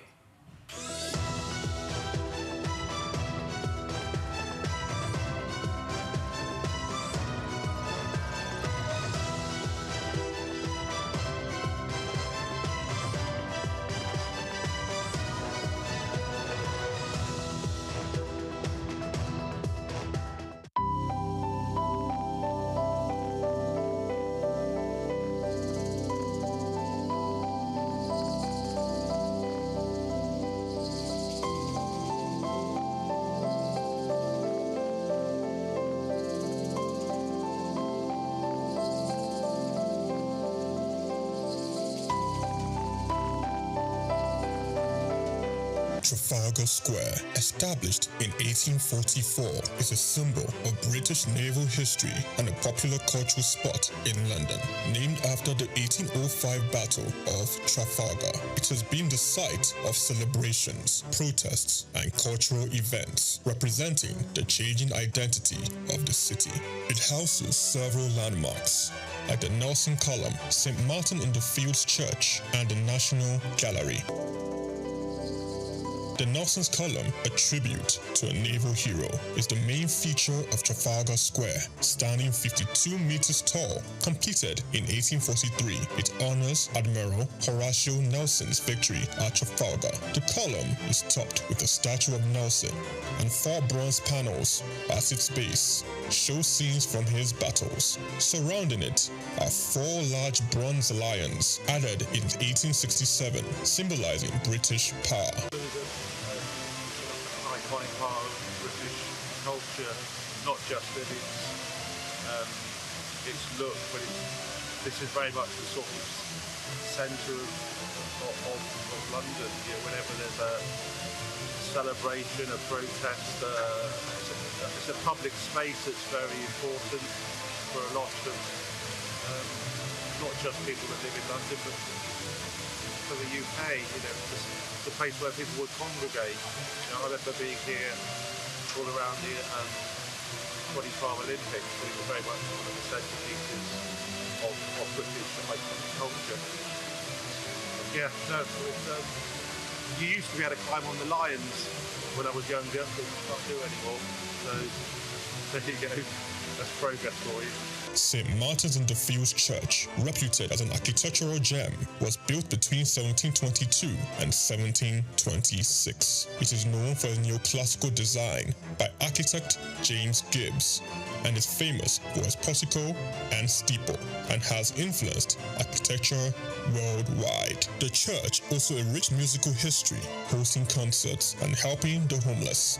Yeah, I actually came to London just on a little day trip, and then I remembered that this church sometimes has classical music on, so I just popped in, and there's no concert, but there were some people practicing.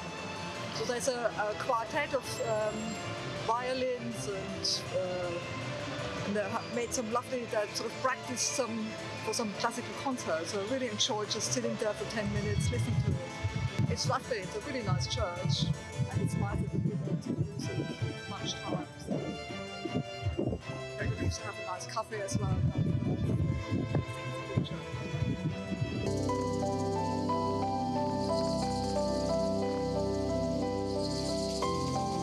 The National Gallery, founded in 1824, is a treasure trove of art.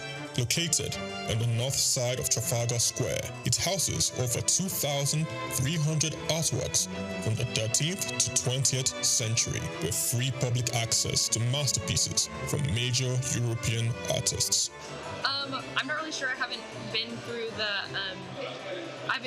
the museum yet, but I'm here for a Christian heritage tour to kind of learn more about the history of the Protestant Reformation in England and Christian history here in England through the paintings that are in the gallery. So that's what I'm here for today. Trafalgar Square blends Britain's naval history with modern art and culture. It remains an important public space, attracting millions of visitors each year to experience London's rich heritage and vibrant atmosphere. Chike Okolo, reporting for Souq News.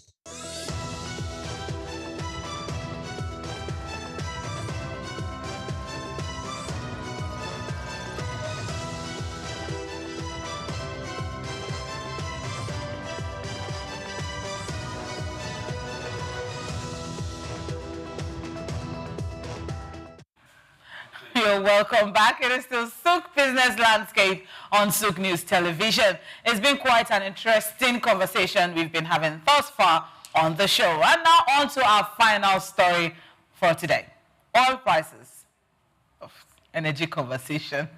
Oil prices dropped over 1% on Wednesday. The United States gasoline and diesel inventories rose sharply, signaling lower short-term demand. Brent crude fell to $64.86 per barrel, while United States West Texas Intermediate settled at $62.85. The Energy Information Administration reported a 5.2 million barrel rise in gasoline stocks and a 4.2 million barrel jump in distillates, far exceeding analyst expectations. Now, despite a 4.3 million barrel decline in crude inventories, the larger build in refined products is seen as bearish by analysts. Added pressure comes from plans by OPEC and allied producers to increase output by 411,000 barrels per day in July. Trade tensions between the United States and China and a downgraded global growth forecast by the Organization for Economic Cooperation and Development are also dampening the oil demand outlook. Well, what does this mean for us, especially just yesterday when we were talking about the fact that, Dangote rather, was talking about the fact that, prices have gone down in Africa, in Nigeria as compared to other African countries. But here we are looking at, further decline. Is this something that we as an oil producing country should be excited about? No. Capital. No. I like the sharpness of the no. For Dangote, he can't be excited about that, but for the government, no. Remember, our benchmark is $75. So the lower that goes, the lesser money is coming to government. That's why we're government pocket. We need, as a case of urgency, to start looking for other means of showing up money for government. And not just government looking at it. We as a people also need to get more productive, because if we become more productive, then government can get more tax. And government will need less effects if the private companies and private individuals get more effects into the country. So for us, that's not good news. So we need to work harder. For Dangote, congratulations to him. Well, I think it should be for us not too much of a bad news. And I think expectations that we should have. While OPEC is working on their strategy to see how to stabilize prices in the market, or probably make it higher in terms of cutting down what you're doing. What America has done over the years is actually to see how to increase their inventory of what they're producing locally while they're also buying from outside.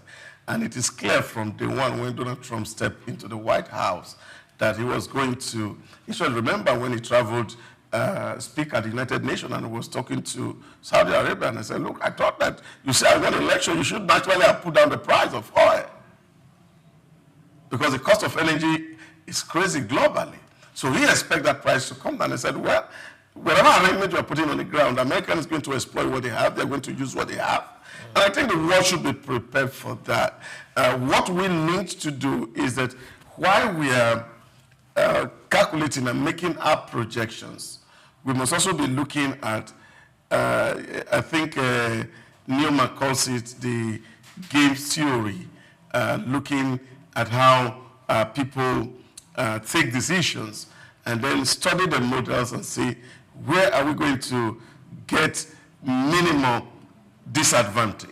And then we begin to see how to increase what we're doing in that unit. And I think it may alter too drastically what we have if we can also find a way to close the other gaps which already exist around us.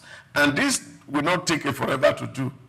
A common introduction, for example, of technology will block, for example, tax to GDP ratio and merge it as quickly as possible. What about cost of production? No. A doubling down, for example, on NIN registration, for example, and linking everybody to one single platform, we close the gap of tax to GDP ratio. And then, of course, we see that we can actually see making more money from the non-oil sector to augment whatever losses that is coming down from the oil sector. And I think government must always think that way, that if one way is not working, we must looking for an alternative way to drive whatever thing we're doing.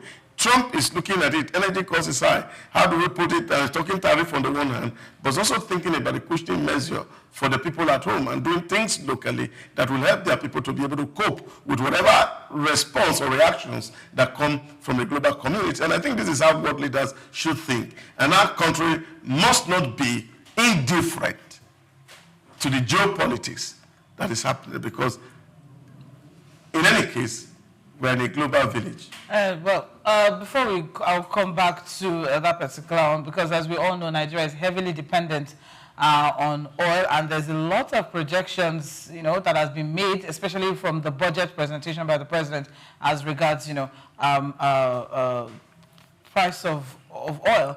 And looking at it now, it may seem like this would have a negative impact on our revenue as a country, but for consumers, we should be happy, right? Well, just like Chuk said, nations that depend on oil for government revenue may face budget shortfalls and economic pressure. For the regular man, it might lead to maybe reduced cost in transportation and all that. Also there will be investment uncertainty in the energy sector. That is, people want to invest in oil explorations and all that. They might pause. So when I say it's a win for some and a win for the other, basically, it's not good for Nigeria, basically, because we are all dependent. And what this basically means is we should move from being all dependent to other things like agriculture and the rest of it. But because we depend solely or mostly on oil, these things always affect us. It always trickles down to Nigeria. And we need to start, finding lasting solutions to how we can move from being an oil-dependent nation to other, sectors of the economy. All right. Very quickly then, Mr. Chujo Rogers, the impact of this drop, what it's going to mean for Nigeria as regards oil production. What is going to mean for Nigeria as regards oil production? It's a global thing. So right now, whatever the price is what we get based on what we sell. But this is where I'm looking at it from. For me, it's going to trickle down, but that also depends on NNPC and the major refiner, Dangote. If Dangote decides to go by the price of falling to reduce, good and fine. NNPC will now say, okay, some people are importing, it's an open market, but the price is going to come down. But this is what I'm looking at. Trump wants the price down. He wants it lower than this. And he's fighting to bring it lower than this. But now, from the home front, what is he doing? They've started drilling. He is stockpiling, meaning making sure that no matter what happens in the market, his people are well taken care of. Well taken care of. So this is what I want us to also see. I want to see that on this side. We have a president that is listening. We have a president that is not like the last one. He's proactive. Now, I will want to see in the next 4 or 5 months him pushing other refineries to wake up.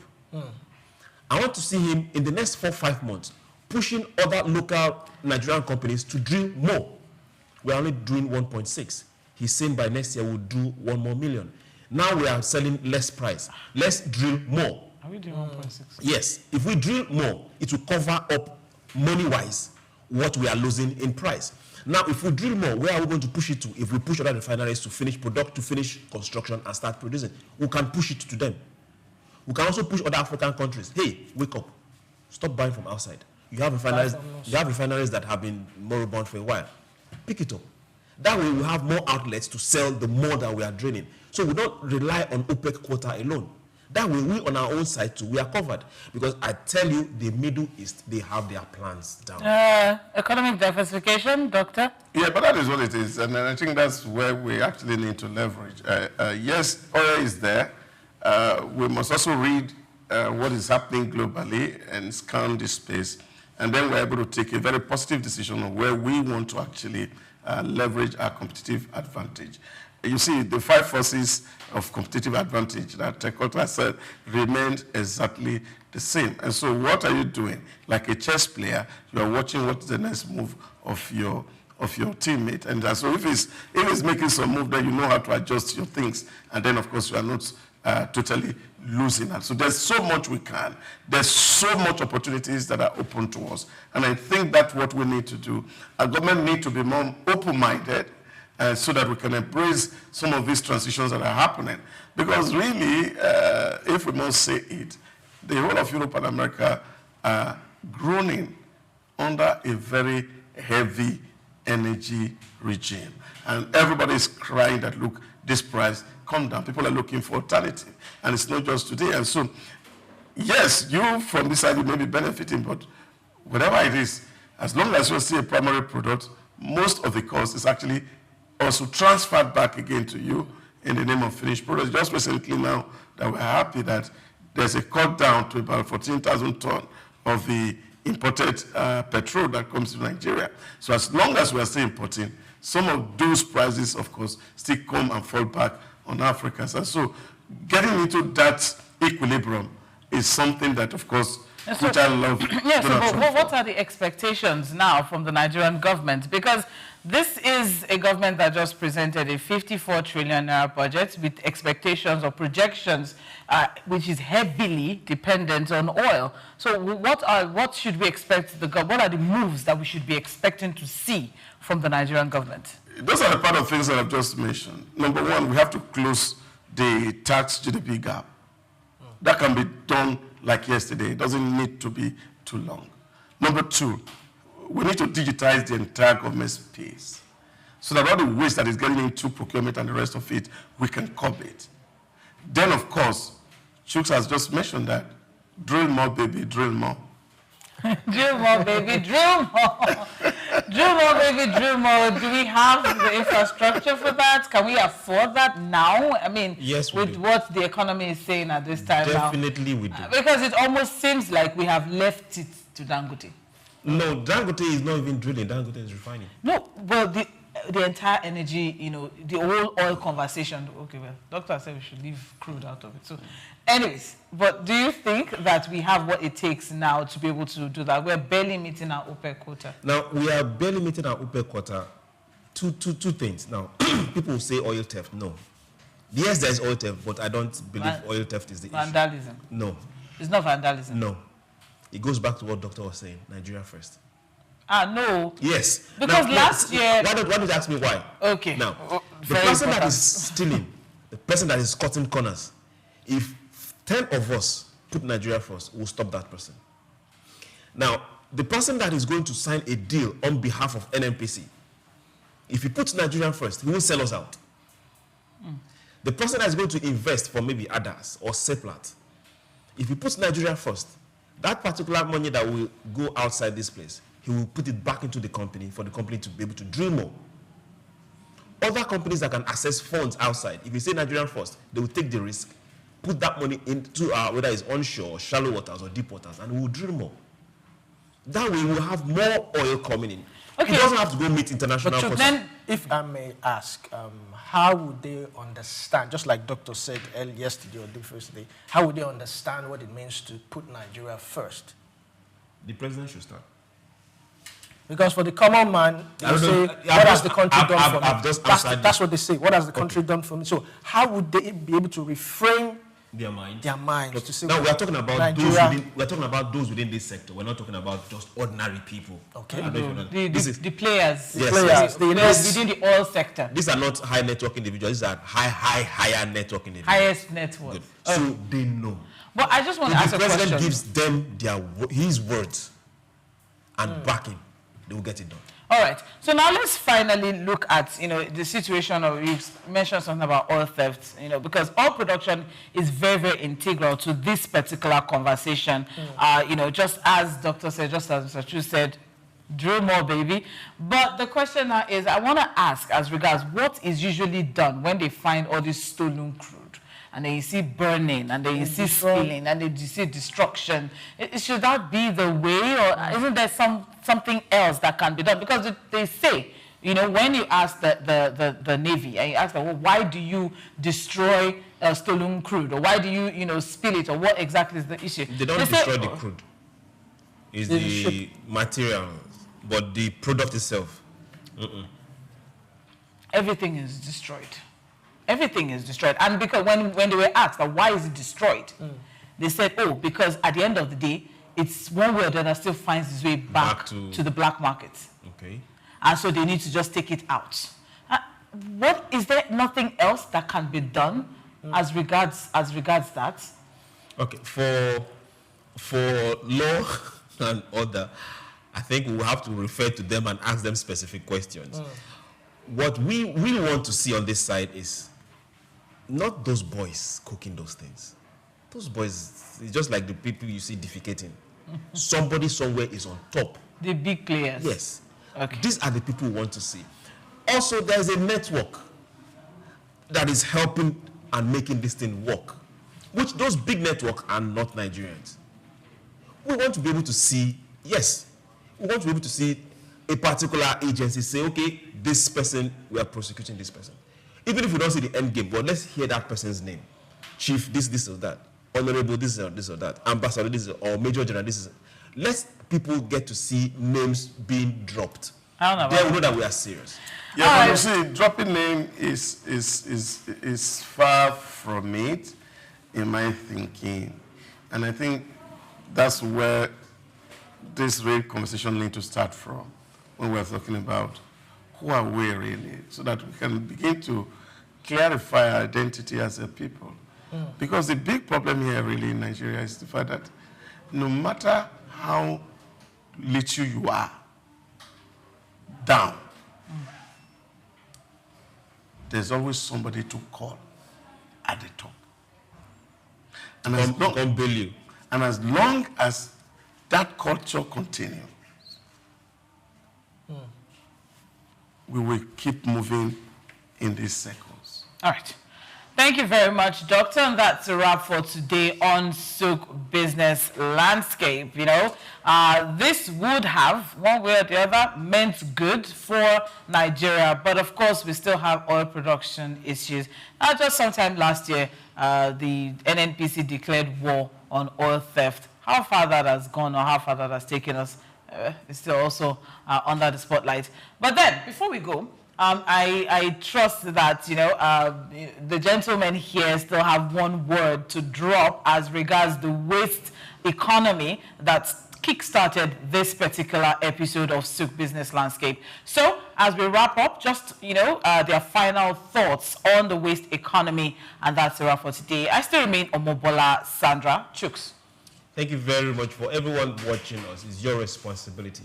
Keeping Lagos State starts in your own home and what you get to do outside the house. So please, it's our responsibility. And to Lagos State, let's start looking at beyond single-use plastics. Let's start looking at things that are biodegradable that we can use over and over again. And for those that have invested in this particular business, we'll have to find a way of settling issues. All right, Doctor? Please, it's not waste. It is money in your hand. They call it circular economy. So don't throw them away. It's cash. And you can actually harness it. Convert it. And convert it to wealth. So that is what it is. Ignore the fine and make money out of it. It's all right. Well, what I would just say is environmental pollution would have a way of affecting or coming back to the normal person. So if you dispose something, you are not supposed to dispose where you are supposed to dispose it, it would always come back because it would pollute the environment, and somehow it comes back. So, you know, they say cleanliness starts with, cleanliness is next to godliness, and how you treat your home tells a lot about you. Just like Doctor has always said, let's always think Nigeria first. Think about Nigeria. It starts with you and I. I'm Olumide Shukoya. Enjoy the rest of the day. And that's a wrap for today on Souq Business Landscape. In the meantime, happy celebrations to our Muslim brothers and sisters. See you tomorrow.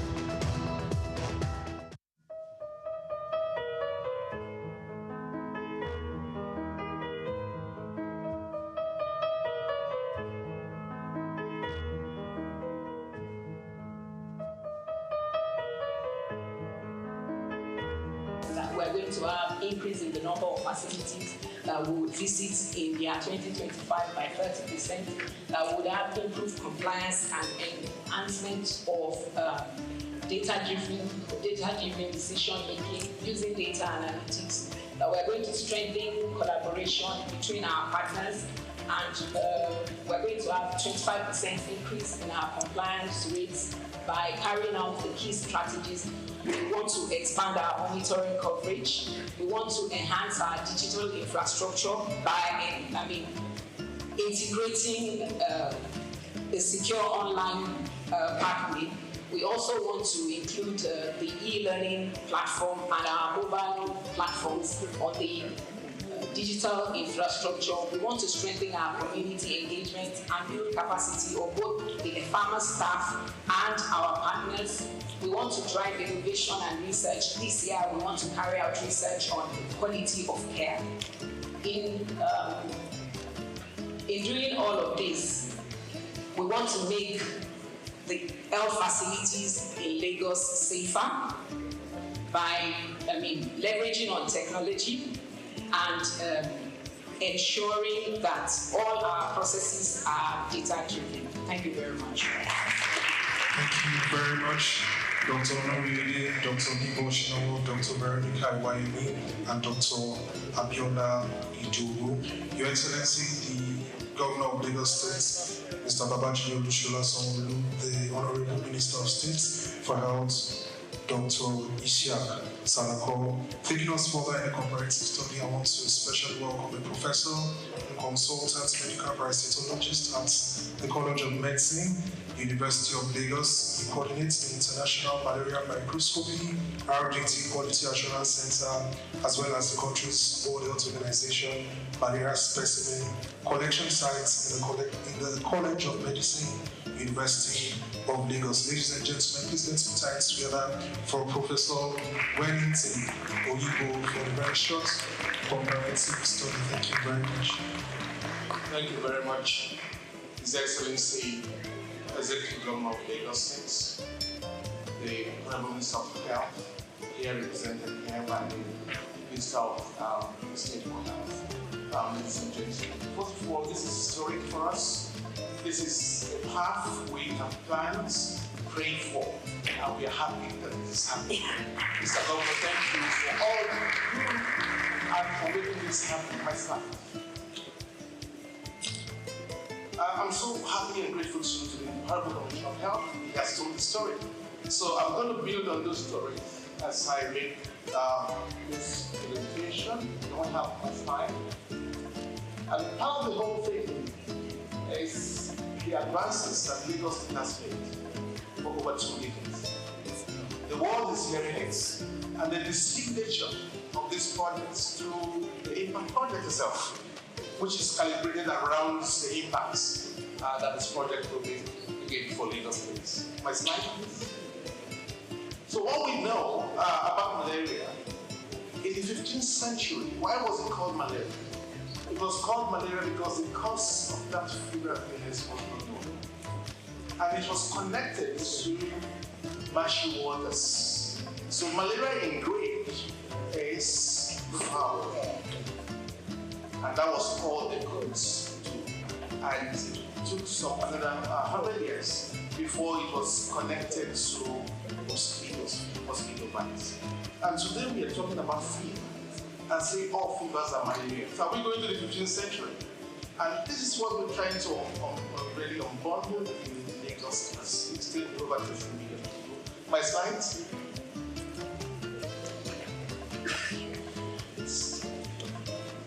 So if fever is still malaria, we go back to the 15th century. And then, of course, for evidence base, meant that we will have to quickly provide the evidence. Can I have the slide up? Yes. So the horrible, let me just pull it out from here.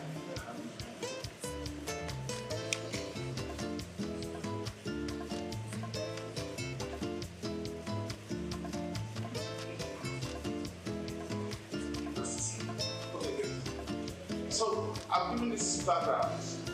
Most health workers will not accept the test results when it's negative. And that's the challenge. Next slide, please. Okay, and if you don't have data, which we are talking about digitization, you cannot calibrate where you are. And so if we look at the entire program and the plan of different projects, is to see that real-time data is available and that tests are done. And when the test is done, we can say quickly, cost-effectively, this is where we are. Because you can rely on routine data. The country do not have quality data, and that's the challenge. Next slide.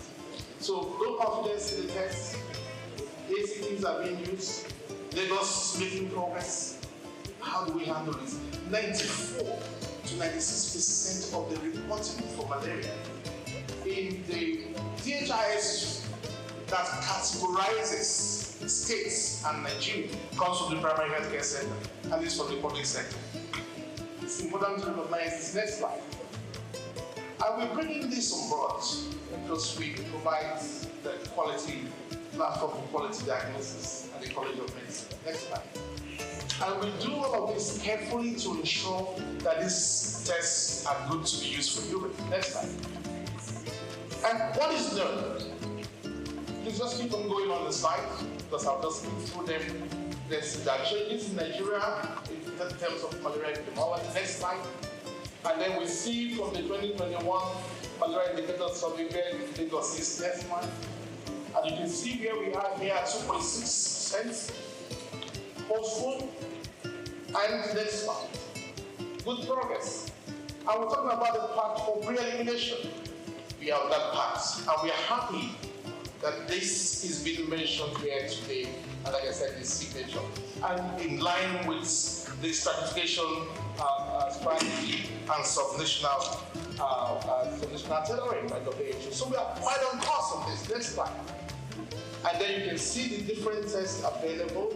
You can keep on hitting enter. You have microscopy that is powered by a human being. And then you have this rapid diagnostic test that is technology.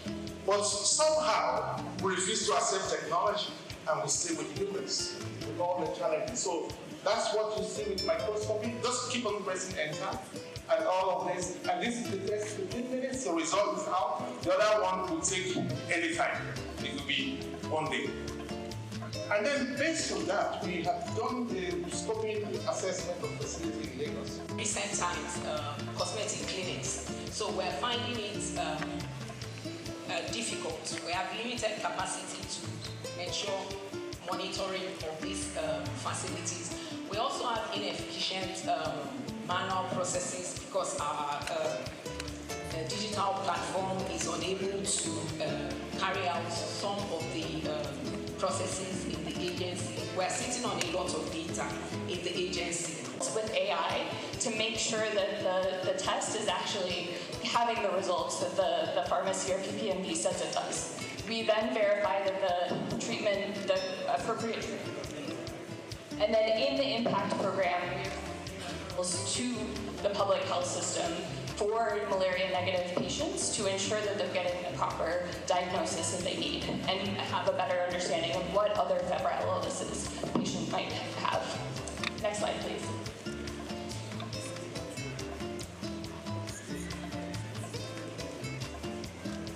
Next slide. Okay, so I'll just talk briefly about all of the other partners that are working on this as well.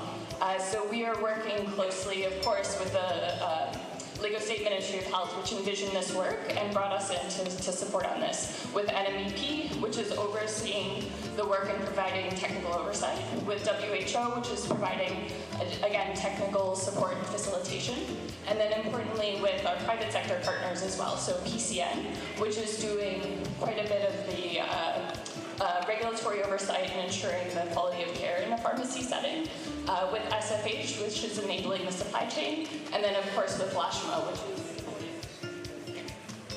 to go quickly into the final results on why this is improved quality of care. Oh, okay.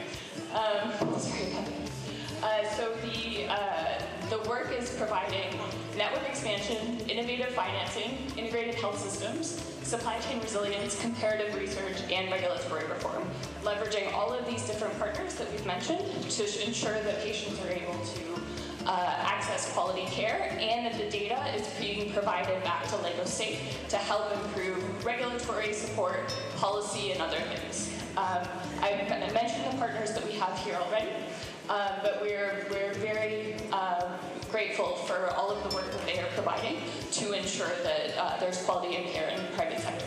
And then finally, one final slide. To reinforce what Dr. Wellington said earlier, the work that is being done is also to be supporting with testing, understanding the difference between rapid tests and microscopy, to support on policy reform to ensure that rapid tests are always done before treatment for malaria in Lagos State. Thank you all so much, and we're very excited to be a part of this. Thank you very much, Dr. Jessica Venon, the CEO, Mike. Ladies and gentlemen, taking us further, Nina Obunafo. Thank you very much. Thank you very much, sir. Your Excellency, sir. We're very happy that this is happening today. So just believe to do something unique in terms of our focus for malaria control in Nigeria. To do this, I will call on Dr. Dao, Hospital Director for Volta. We're going to have the Honorable Minister interested for malaria. Okay, Honorable Minister, please. Thank you very much. This is the main focus for malaria control in Nigeria, which we refer to as the 3 T's. Your Excellency, the first T stands for tests. We cannot overemphasize or we cannot underscore the importance of that. The second T, sir, is for treatment.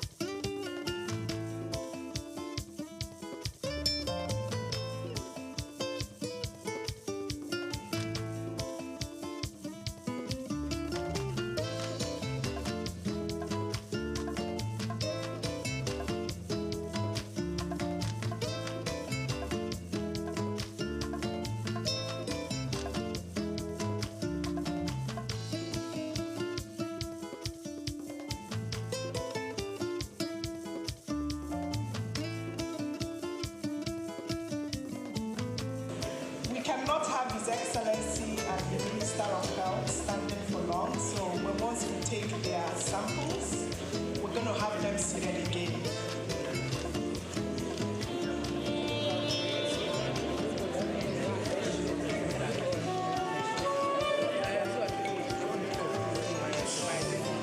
So can I have Dr. Walter on stage to come and quality check what is happening, sir, please? Thank you very much.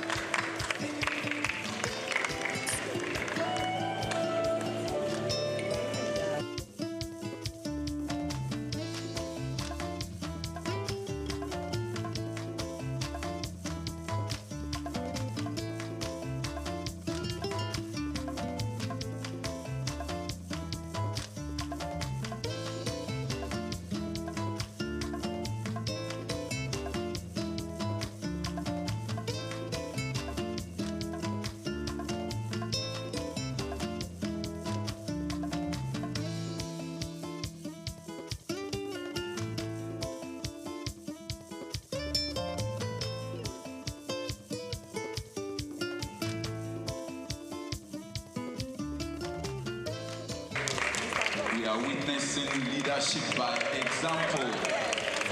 Leadership by example by Mr. Governor, Mr. Babajide Olusola Sanwo-Olu, as well as the Honorable Minister of State for Health, Dr. Salako. Please, let's appreciate them. That is the way to go for every one of us all. Thank you very much, Your Excellencies. So again, this is the way to go for malaria control program in Nigeria. The pre-elimination in Nigeria could commence in phases. We could commence pre-elimination in Nigeria in phases. Thank you, Your Excellencies. Thank you. So back to the fourth bullet on my slide. Your Excellencies, pre-elimination in Nigeria could be commenced in phases. It could start with the states, Lagos State, for example, and we could go geopolitical zones. So I was sitting with my sister, the Commissioner of Health from Ogun State. So the fever for pre-elimination have started. So I also want to say that it stands on Lagos State to make sure that this pathway for pre-elimination is properly done. The National Malaria Elimination Program is waiting to take the experiences and the processes that Lagos will use to achieve elimination to be replicated in other states. Your Excellencies, it's important to note that right now we have a couple of states under 10% prevalence in the country, and those states are Anambra, Kwara, and Rivers State. So what is happening in Lagos that has been flagged off today, it's like NMEP, it's poised to take what these processes and experiences are to states like that. Thank you very much. Thank you very much, Ma. Let's appreciate her. Thank you very much. Thank you very much. Mr. Governor, sir, Minister of Health and Social Welfare, Professor Mohammed Ali Pate, who has been ably represented here today by the Honorable Minister of State for Health, Dr. Isiaq Adekunle Salako. A round of applause for him, please.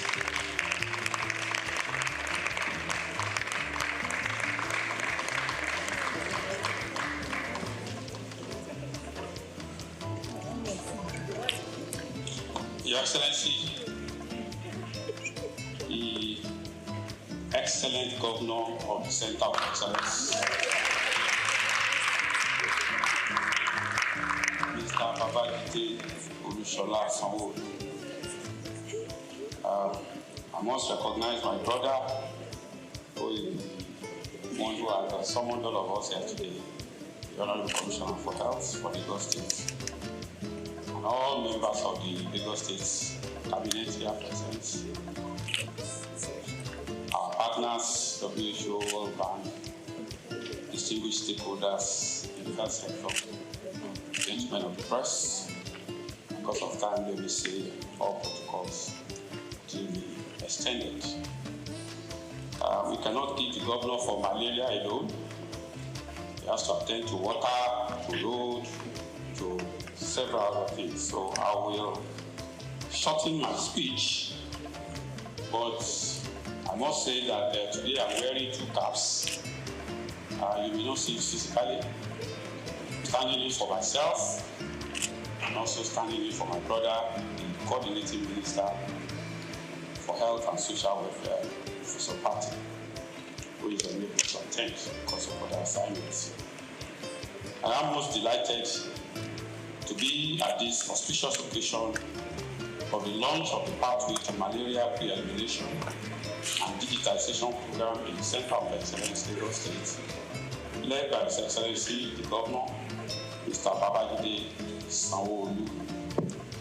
I recall that Lagos State pioneered intensive malaria case management in the early 2000s through the Eco-Free Malaria Initiative under the leadership of now our President, President Bola Ahmed Tinubu, the then Governor.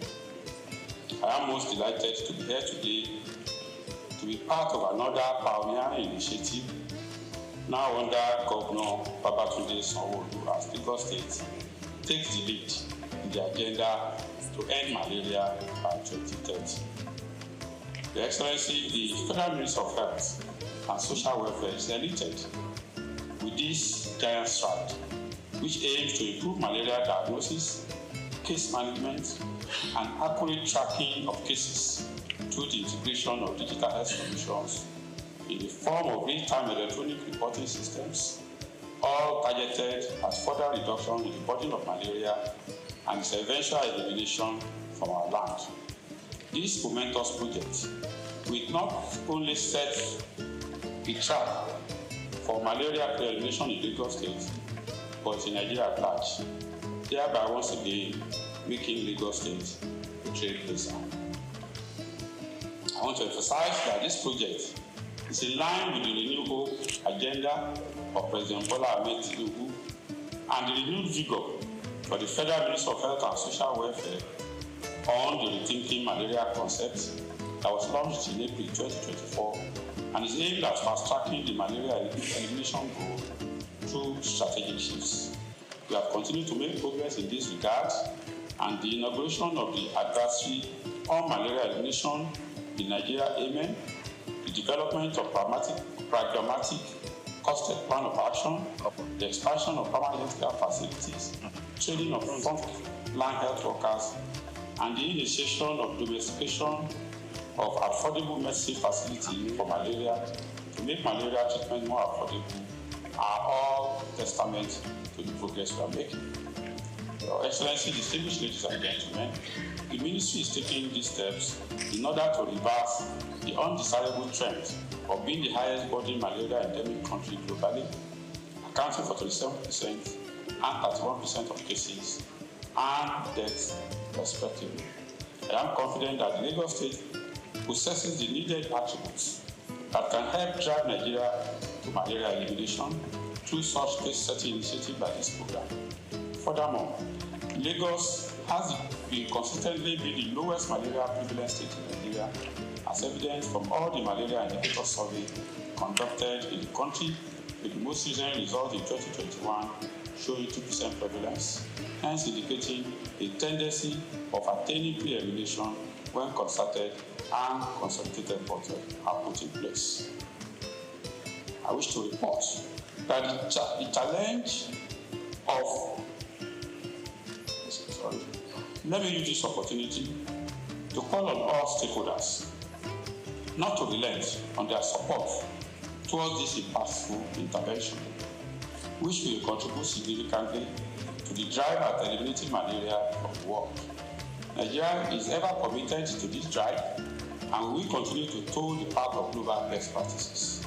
I wish to assure all Nigerians and our partners that the change in the policy of the United States government with respect to global health funding will not adversely affect our malaria elimination programs and other public health initiatives, as President Bola Ahmed Tinubu GCFR has approved a robust mechanism to ensure adequate and cost-effective funding for our public health programs. I call on all state governments to join hands with the federal government to ensure that our country becomes self-sustaining in the funding of our public health programs. Before I end this address, let me commend once again and appreciate His Excellency, the Governor of Lagos State, Mr. Babajide Sanwo-Olu, and his health team, led by Professor Akin Abayomi, for initiating and executing this laudable innovative project. I wish to also sincerely appreciate all the partners, World Bank, WHO, all the implementers, especially for providing the needed human resources, technical support, and the funding for the implementation of this initiative. I wish all of us a successful launch of this impactful project as a springboard for the elimination of malaria from our country. Thank you, and God bless the federal government.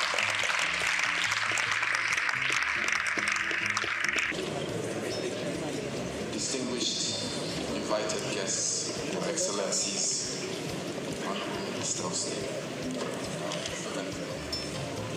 have your results.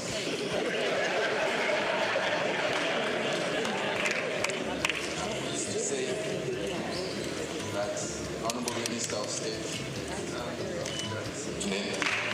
we will not be confining you in a bed in Lagos. Your result is negative.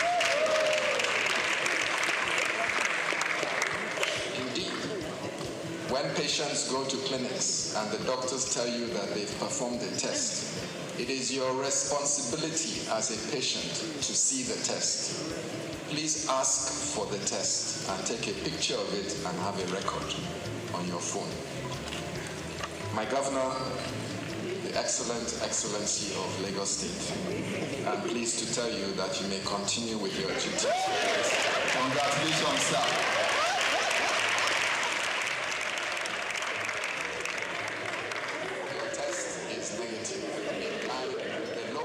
Of malaria in Lagos as well. Chart a course to elimination. Thank you very much for your support, both the Honorable Minister and our Governor and members of the Lagos State Executive Council. Mr. Governor, if you would like to approach the podium to give your keynote and to launch a pathway to malaria elimination in Lagos. A practitioner himself, a strong politician, Dr. Thank you very much for finding out. Members of the State Executive Council, especially Professor Akin Abayomi, and Special Advisor on Health. Thank you very much.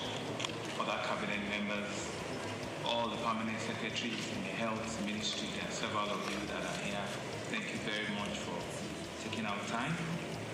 The Country Director for the World Bank, Dr. Diop, the Country Representative for the WHO, Dr. Walter, all of our partners that are here, MyShamed, Impact, SFH, the National Malaria Organization, our friends from our neighboring state, the Honorable Commissioner for Health in Ogun State, thank you.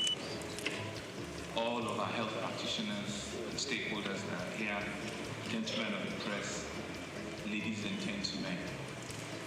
When you are asked to come forward and conduct a test that you did not psych yourself for, what will happen is you quickly your brain will raise back and say, have I been feeling unwell? What is going to happen? It just brought us back 5 years during COVID, and they said that they're going to do a COVID test. It was like, the heart was going to open and you don't know what will be the outcome. But you see, it's an important activity that we need to continue to subject ourselves to. You might think it's a simple thing, but it's so important. And that ability for you to come forward, if it has turned positive, what it will have just meant is that we need to make a treatment. It's not a death penalty, but it's really just for all of us to know that we need to do this thing and we need to be able to come forward transparently at all times and let us end all of these things that we don't want again in our sight. Thank you very much. And so it's an honor that I stand before all of you, following this room are very strategic to launch the first in the country, another Lagos first, the pathway to malaria pre-elimination and digitalization program. We're here to affirm our commitment to safeguarding lives and the livelihood of every Lagosian. Malaria is more than a disease. It's a socio-economic burden that has held back individuals, it has held back families and communities for such a long time. It robs us of our productivity, it drains us of our household incomes.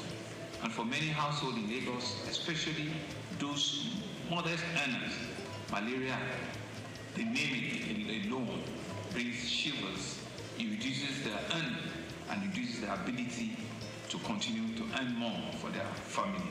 And so this financial strain often affects families and a lot of times causes heartbreaks and the rest of it. But we're here to put a stop or to even bring a voice to the step at which we want to eliminate that completely. It has affected school children from going to school, it has affected businesses, it has seen a whole lot of absenteeism and a lot of challenges in our society for several decades. But today, we have to change all of that narrative. The eradication of malaria is not just a good health news, it is indeed an economic imperative. It's a good news that all of us must beat our chest and be able to carry, if there's a P, that we need to have, a pre-elimination, the campaign for it, we need to have it and we need to be able to dot it everywhere. We know from statistics how much malaria has cost our GDP, billions and billions of dollars. Imagine what Lagos could achieve with a lot of resources if we're able to eliminate all of this. We no longer have to choose between survival and opportunity. Imagine a Lagos where every child can attend school uninterrupted because of ill health, or an adult can contribute fully to the economy.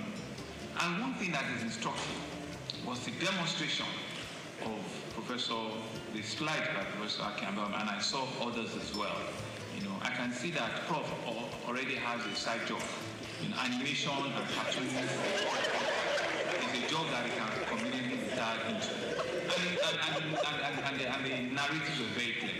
But the message was very, very transparently done. And all of us, in one form or the other, are guilty of this.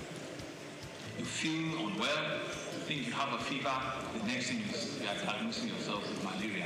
Very easy. Just give me injection. Just give me this tablet. I know what it is. We are all, self-diagnosing ourselves and self-telling ourselves that that is what it can only be and that is what it is. So just give us.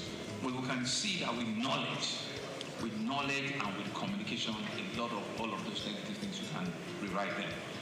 And so this program represents a hope rooted on innovation, collaboration, and determination by leveraging digital tools that will ensure that every malaria case is tracked in real time. This is digital. Long are those days when you need to take a whole full blood from your body to just do a simple malaria test. I was asking for my bottle of Martina because those days when they take your blood test, it was replenished into the bottle of Martina. But you can see that with just a small prick, and in no time you can actually. That's what digital life, has done. And so it has helped us by strengthening partnership with the private sector. We will expand access for quality care. It will help communities to have the knowledge and resource. It will build a culture of preventing that leaves no one behind. And that's a message we need to come out of from here. All of us sitting in this room must immediately turn ourselves into an advocate, into a cheerleader, to be able to carry this message forward, to be able to tell everybody that needs to know. Go into our communities, pass on this message that this pre-elimination launch program has started, and it's for all of us to see it, to buy into it, and to work with it. The benefit of eradicating malaria goes beyond just health. In malaria-free Lagos, and indeed in future, in malaria-free Nigeria, it's achievable in our time. and we've all put our minds to it, it's something that could be done. We believe that if we can eliminate it, it will increase productivity, it will improve educational outcomes for our children, it will reduce considerably our health costs. It would also enhance quality of life. I mean, all of these points speaks to a better livability standards, in all indices. And so this vision, though ambitious, I believe is achievable. It requires, therefore, all of us, government agencies, healthcare practitioners, healthcare providers, community leaders, development partners, and indeed all citizens to work together with an unwavering resolve. Success will not come overnight, but will be sustained effort and collaborative action. We will prevail. You saw the slides that a farmer and the lady on malaria and the lady on immunization. You saw the statistics between January and February, what the run rate should be. Yes, we will say that, this is just March, but we need to look to double those numbers. We need to push those numbers to be able to achieve the 2025 target. We need to be able to push and achieve, because there is no magic to it. If your target is 2 million, and at the end of February, we are still doing less than 200,000. You are doing far, far less. So you need to double, your spike shoots. You need to work harder, twice as as much for you to achieve the 2025 record. And Doctor told us, Prof, he told us from WHO that it's 2025. They are going to close the envelope. Hello? Yes, they said they are going to close it. And there's a 20, where is it? I thought it was. They're going to close it. Our target is that we'll have to take that $20 million. We'll have to do everything to make sure that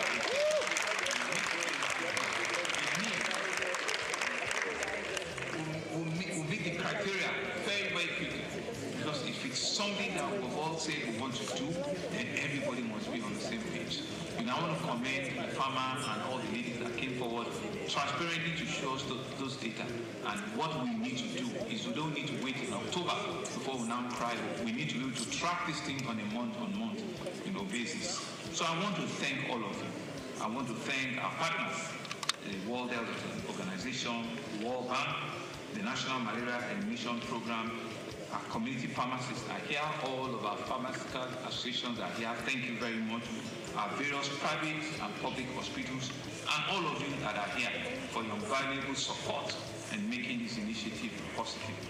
Of course, permit me to thank in absentia our very hardworking Honorable Minister of Health and Social Welfare, Professor Mohammed Al-Pate. Our best regards and best wishes to him. We know all of the things that he has brought about in his tenure as the Honorable Minister of Health. We wish him well. We are also tracking and monitoring, all of his deliverables so that we can say at the end of the day, in your time, you did all of this. And to also thank the Honorable Minister of State for cooperating and operations with the Honorable Minister. We believe that if you do all of these things and you do them well, your time, your time in that ministry will be written in gold, and Nigerians will forever be grateful, because we know that you are pushing everything to ensure that we save over 1 million lives, and you are doing so many things, so many big health initiatives. I want to wish you well. To Dr. Diop, our country director for the World Bank, thank you for your invaluable support at all times, funding your technical assistance. We believe it will continue to catalyze our health initiative. To our country director on the Bill and Melinda Gates Foundation, Mr. Uche, whose organization's investment has been pivotal to malaria control. We say a big thank you. Dr. Walter, our WHO country representative, we believe that your expertise and your advocacy capacity has helped us to push this forward. Thank you very, very much. To all of our partners, Marshall, Nets, who I met last week, I did promise, I said I'll be here in person. And to all of our other partners, please, let's see this as a start work. It's only when we achieve what we have said for ourselves that we have done the job. They don't pay people for attempts. They pay people for results. And it's the result that is important. It's the result that takes us to that final breathing point in which we all can say that yes, we've done our best, we've contributed what we've needed, and we've seen the result. I believe that we have everything to make it work. We believe we have all it takes to eliminate, malaria completely in Lagos State. I want to congratulate our own Ministry of Health. Congratulating ourselves is telling you that you have a lot more to do, Prof, and all of you. But I will be watching, and I will do everything to continue to encourage you. And as a demonstration of that encouragement, I was whispering to Prof that I will also do something different. I will be promoting Dr. Idu as a permanent secretary.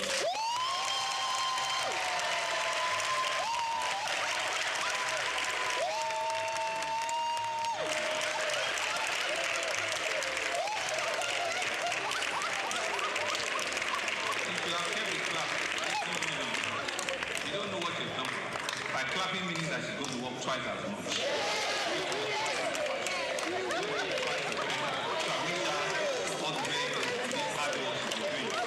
To my fellow Lagosians, fight belongs to each of us. Let us embrace a preventive measure like eliminating mosquitoes, adapt, test before treatment. And I think that is the message we need to take away. All of our pharmaceutical establishment, ensure that we can pass this message. Test before treatment. It is so important that we do not just take this for granted. Let us ensure that we can take this advocacy into our communities, into our nooks and crannies, and show really that once we have started this campaign in Lagos, we will go around every part of the city. We can rewrite the history of malaria in Lagos, and it is in our hand. It's all of us in this room that can help. I want to wish you all the very best, and I believe that when we work together, there's absolutely nothing that we cannot achieve together. Thank you very much. Mr. Governor, sir, may I plead your indulgence, Councillor President? When we were meeting, she thought I really didn't like her. She was frowning her face one day. Between her eye and her eye.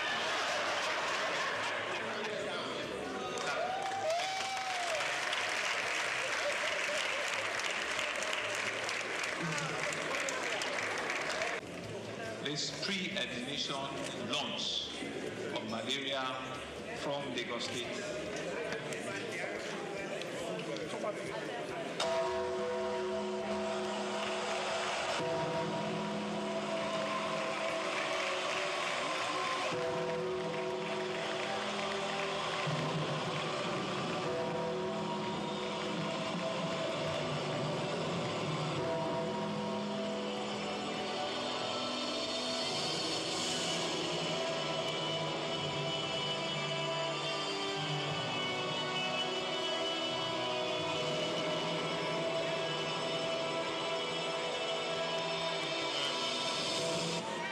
The pathway to malaria pre-elimination and the sterilization program in Lagos.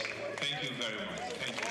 Mr. Governor, sir, may I crave your indulgence to quickly invite this Honorable Commissioner for Health, Special Advisor on Health and Permanent Secretary, Ministry of Health, to join you for the first photo op.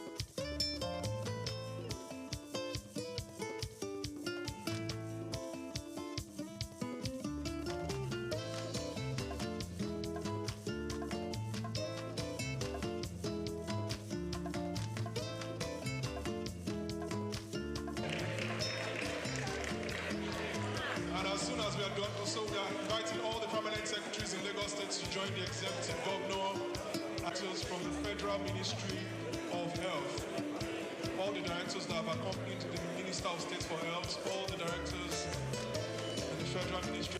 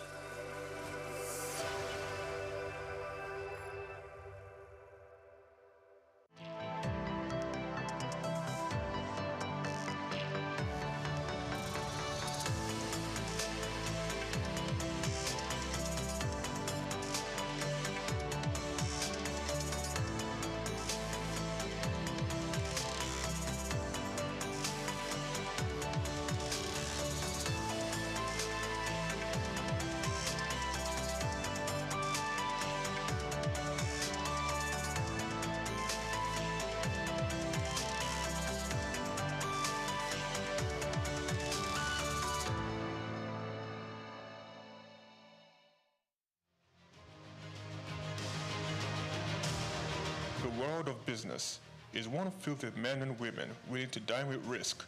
And when we seek African business shapers, we see individuals who have denied self to build conglomerates.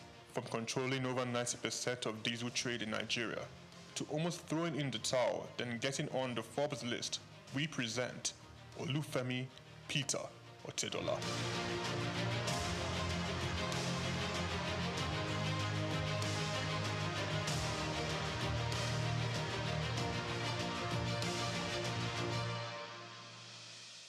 The Nigerian businessman and philanthropist was born in Ibadan, the capital of Oyo State, on the 4th of November, 1962, into the family of late Sir Michael Otedola, the governor of Lagos State from 1992 to 1993. The University of Lagos Staff School, Akuka, welcomed Olufemi for his primary education and secondary education at Olivet Baptist High School, Oyo. Olufemi proceeded to Obafemi Awolowo University, Ife, for his first degree, graduated and joined the family printing press business, working hard and gaining experience. Femi Otedola ventured out starting Center Force Limited. The company focused on finance, investment and trading. The oil and gas sector was Femi Otedola's next port of call. From quite a very humble beginning in the oil and gas sector, utilizing connections and networks of family and friends, he cultivated partnerships in diesel supply chain, him being the last man to the final consumer. Challenges breed opportunities, and in Femi's case, it was a late delivery of diesel from his supplier with a broken truck, and he caught the idea. He could do better and provide better services. He ventured into diesel supply business, buying diesel from a retailer and supplying to companies. Femi Otedola encountered several difficulties securing his supply and timely meeting the demands of his growing clients. This definitely was an opportunity he identified in the fuel retail market. Otedola secured the finance, and Zenon Petroleum and Gas Limited was born, petroleum products marketing and distribution company. Otedola, owner and chairman of Zenon, in 2004 invested 15 billion naira in downstream infrastructure development and acquired storage depots at Ibadan, Apapa, as well as 4 cargo vessels, amounting to a combined total storage capacity of 147,000 metric tons. Zenon Petroleum and Gas Limited also acquired a fleet of 100 DAF fuel tanker trucks. By 2005, Zenon controlled a major share of the Nigerian diesel market, supplying fuel to most of the major manufacturers in the country, including Dangote Group, Cadbury, Coca-Cola, Nigerian Breweries, MTN, Unilever, Nestle, and Guinness. Zenon Petroleum and Gas was the name on major invoices and Femi Otedola the name on every lips, playing toe-to-toe with major multinationals. Zenon, in a very short period, silenced the competition and almost unilaterally determined the price of diesel in Nigeria. The competitors came to Zenon for supply. Femi Otedola, with the massive success Zenon Petroleum and Gas achieved, bought a 28.7% stake in African Petroleum. Otedola branched into the financial sector and aggressively stocked up the shares of leading financial houses. He became a top shareholder in Zenith Bank, United Bank for Africa, and the largest importer of diesel in Nigeria. He acquired major shares of Africa's Finance Corporation, Mobil Oil Nigeria Limited, Chevron Texaco, and Visa Phone. Otedola has his hands deep in real estate investments, including an acquisition in February 2007 by Zenon of Starling House in Victoria Island, Lagos from the federal government. Lagos, London, Dubai, Monaco all have the signatures of FO Property Limited. He was appointed chairman of the Transcorp Hilton Hotel Abuja and tasked with driving its expansion and upgraded to a 7-star facility. Otedola has served as a member of the Nigerian Investment Promotion Council since 2004, was appointed by President Goodluck Jonathan to Nigeria's National Economic Management Team. Otedola is chief executive and president of the Seaforth Shipping Company Limited and was at one point Nigeria's largest ship owner after extending control over the distribution of diesel products. One of his ships, a flat-bottom bunker vessel with a storage capacity of 16,000 metric tons, was the first of its kind in Africa. In January 2006, Otedola was appointed a non-executive director of Transnational Corporation of Nigeria PLC, a multi-sectoral conglomerate established in 2004 by then President Olusegun Obasanjo to respond to market opportunities requiring heavy capital investment in Nigeria and across sub-Saharan Africa. He held this post until February 2011. Otedola was appointed chairman and chief executive of African Petroleum in 2007 through the acquisition of controlling stake in the business. Following Otedola's entry into the company, African Petroleum's share price rose sharply, increasing the market capitalization from 36 billion to 217 billion naira in 6 months. In March 2009, Otedola became the second Nigerian after Aliko Dangote to appear on the Forbes list of dollar-denominated billionaires with an estimated net worth of $1.2 billion. Otedola announced a move to upgrade African Petroleum's liquefied petroleum gas storage terminals in Lagos, Kano, and Port Harcourt in October 2009. Harsh economic conditions necessitated by the slump in the oil prices and credit squeeze of 2008-09 led African Petroleum to record a loss in 2009. With the world oil price crash came difficult moments for Zenon and Otedola. He was very close to complete bankruptcy. I said to myself, I was not going to have friends and enemies. I was going to have only competitors. I had 2 options: commit suicide or weather the storm. African Petroleum, rebranded in December 2010, changed its name to Fort Oil PLC. Otedola paid his near $1 billion debt and invested in the financial industry, making him a top shareholder in Zenith Bank and United Bank for Africa. Otedola restructured the business, focusing on technology and improved corporate governance. And in 2012, Fort Oil returned to profit. Otedola financed 57% of Fort Oil subsidiary, Amperion Limited, which acquired the 414 megawatt Girigu power plant for $232 million in 2013. Fort Oil improved financial position and diversification into power generation resulted in a 1,321% rise in its share price. The first half of 2014 saw the company's pre-tax profit more than double year on year to 4.1 billion naira. Revenue growth for the whole year was 33%. Fort Oil sold 70% of its equity to Swiss commodity trader Mercuria Energy Group in September 2015, giving Fort access to global commodity markets. The deal was thought to have given Otedola an estimated $200 million. In 2019, Femi Otedola sold Fort Oil PLC and announced plans to change focus from oil to power with his company, Girigu Power PLC. Girigu Power PLC became the first power generation company to list on Nigerian Stock Exchange, demonstrating to stakeholders in the sector how they can fix financing and make profits sustainably.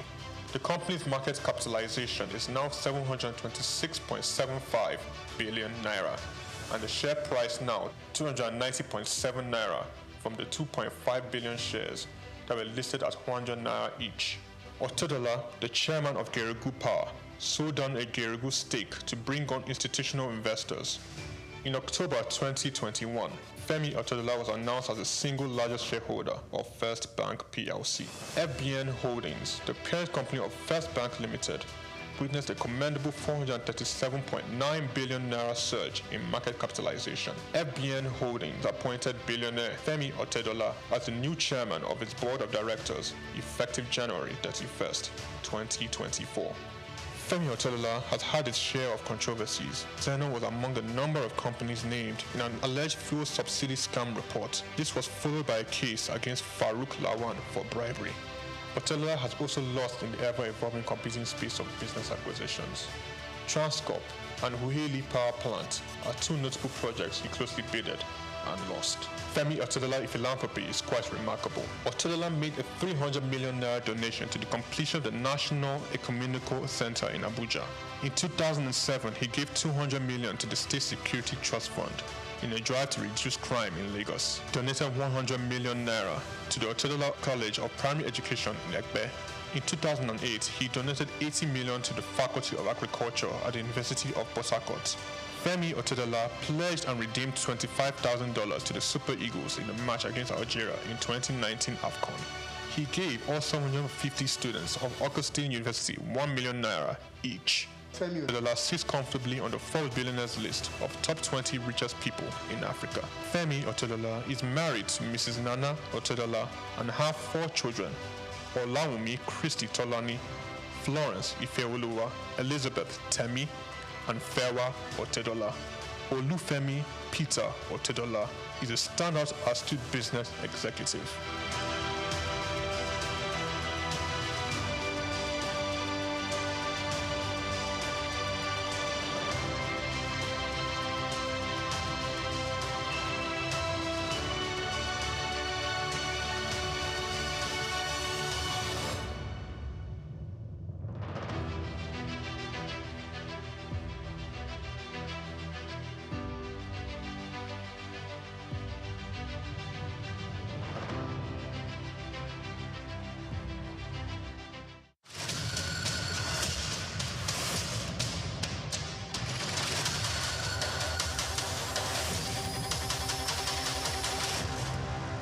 Lawyers are concerned about several issues when it comes to artificial intelligence, AI, including data, privacy, compliance, and job displacement.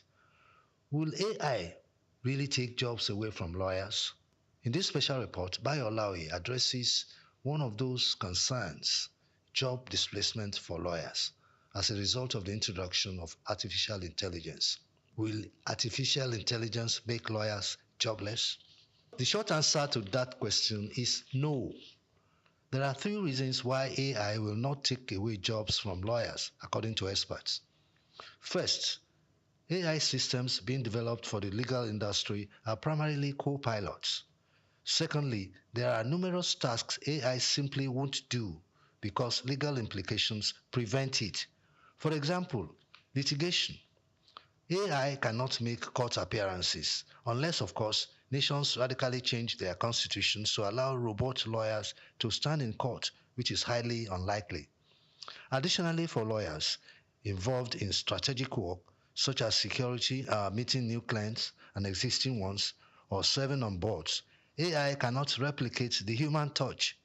AI lacks the commercial acumen required to build relationships with clients and navigate complex problem-solving tasks. AI cannot engage in the strategic aspects of legal work that require understanding human behavior, negotiating, and making judgment calls. According to experts, AI systems built for the legal industry are designed to function as co-pilots, helping lawyers become more efficient but still requiring human oversight. For instance, AI can draft a clause for you, but as a lawyer, you must ensure that the clause makes sense. AI can assist with tasks like legal research, drafting legal documents, contract review, and identifying red flags. However, human involvement and judgment remain essential, as all systems, particularly large language models, can sometimes be confidently wrong. Despite its potential to assist in many areas, there are numerous tasks AI will not do for lawyers, either because it lacks the necessary capabilities or because it is unnecessary. Some might argue that AI makes lawyers more efficient, A law firm that would typically hire, say, 8 legal associates annually might now only need 5, using AI to assist those remaining associates. While that may be true in some cases, it does not necessarily mean lawyers are losing jobs, as AI will create new roles and open up career paths for lawyers, according to AI industry experts. For instance, AI companies build products for lawyers, require legal professionals just as much as they need AI researchers and engineers. Lawyers are domain experts who know the pinpoints and can guide the development of legal AI tools. In addition, there is the need for lawyers who will build a career in AI governance, working on AI policy auditing, AI existential skills, and AI enlightenment. In fact, lawyers will play a bigger role in AI governance than can ever imagine. For instance, the AI alignment problem is one of the biggest challenges in the industry. There is ongoing research on whether we can solve the alignment problem using the law. Cocoa remains a significant cash crop in Nigeria, predominantly produced by small-scale farmers in the country's southwest region. Historically, cocoa served as a major source of foreign earnings until the 1970s, when the discovery of petroleum shifted the focus away from agriculture. Despite various challenges from its introduction in 1807 to the present, efforts by successive governments and the resilience of cocoa farmers have sustained its production. To better optimize productivity and ensure fair prices for farmers and high economic returns for the government, the Cocoa Marketing Board, CMB, was established in 1947. However, the goal was not totally achieved as pricing policy weren't favorable, discouraging farmers from producing export crops, and that eventually led to the board's abolition in 1986. These resulted in reduced yields and lower quality cocoa beans. Meanwhile, the millennium era witnessed a shift in farmers' focus towards more economically viable crops like oil palm due to the high cost and intensive care required for cocoa production. Cocoa production faces several obstacles, including limited access to fertilizers, unfavorable climate conditions, pest infestation, poor infrastructure, and land shortages. Also, herders' attacks on farmers have deterred farmers from expanding their farmlands. According to research, despite challenges, cocoa production has empowered many farmers and more stakeholders in the value chain, improving their living standards, enabling them to provide education for their children, cover medical expenses, and build better homes. Concerning the future of cocoa farming in Nigeria, there are mixed opinions among farmers. Some are hopeful that government reinvestment in addressing current challenges can revive the sector's past success. Others are pessimistic due to the persistent issues and the trend of farmers shifting to other crops. Regardless, hope remains for the sector.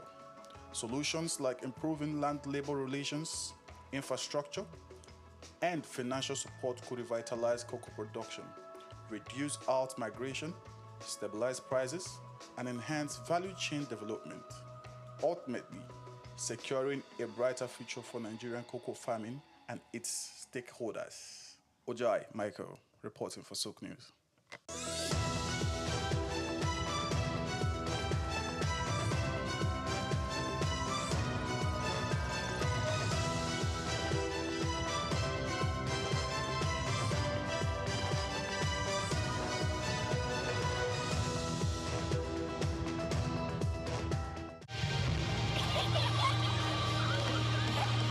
What keeps the heartbeat of a community alive?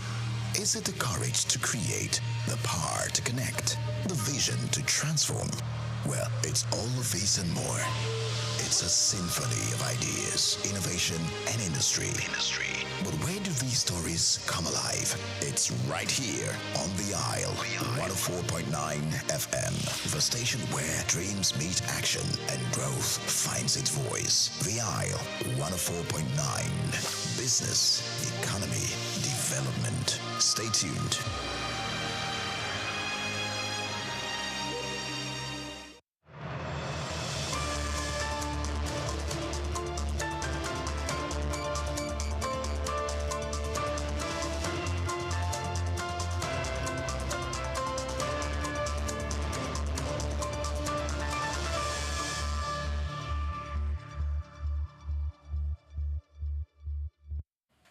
A very good afternoon to you and welcome to the World News. We are reaching you live from our studios at Souq News Television.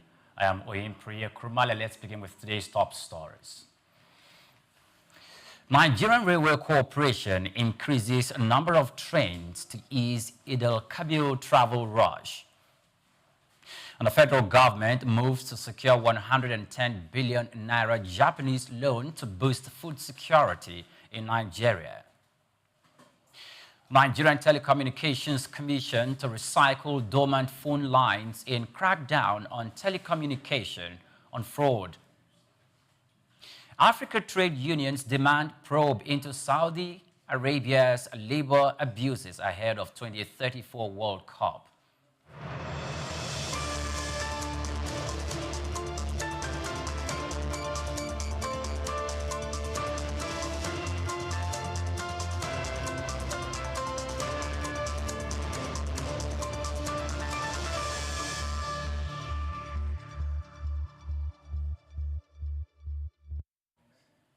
Now let's begin from the home front.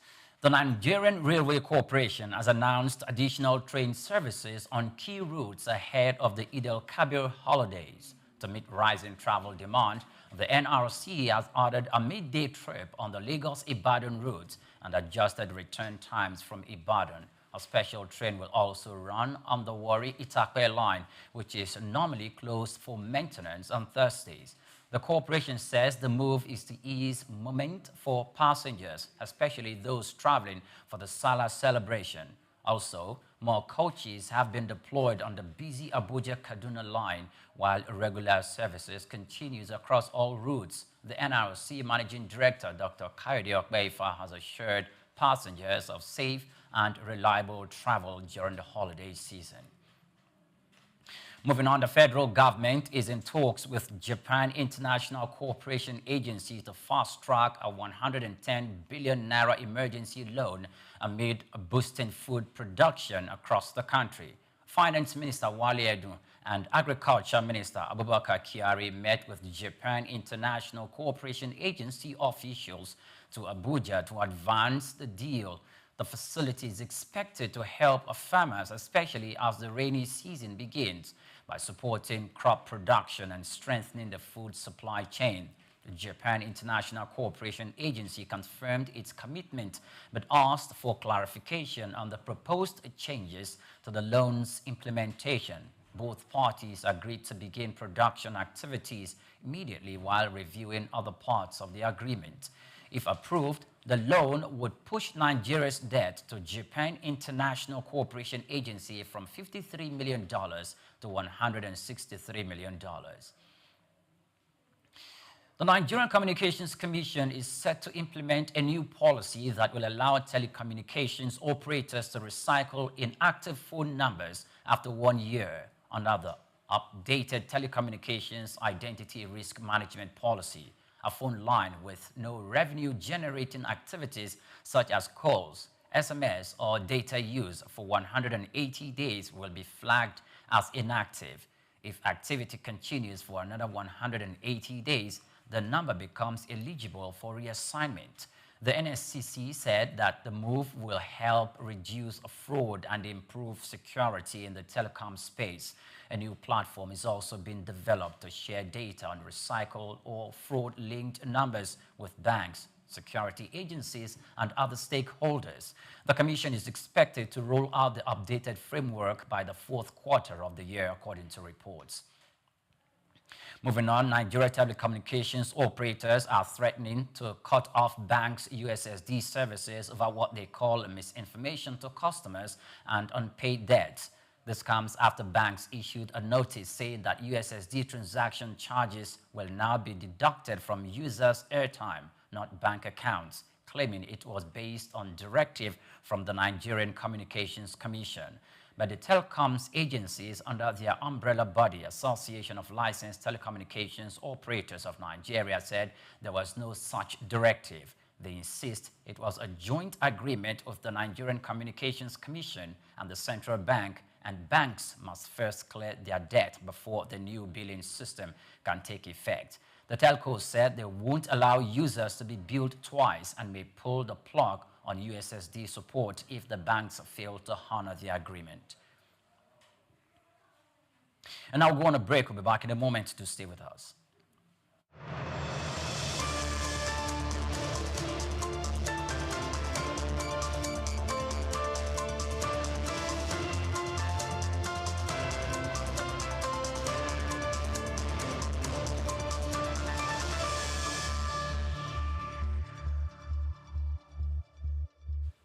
Welcome back. Many thanks for joining us. American philanthropist Bill Gates says innovation and past progress in healthcare will help Africa save more lives and boost prosperity. Speaking at the Goalkeepers event in Lagos, Gates highlighted how new vaccines and partnerships have already reduced malaria deaths, child mortality, and mother-to-child HIV transmission.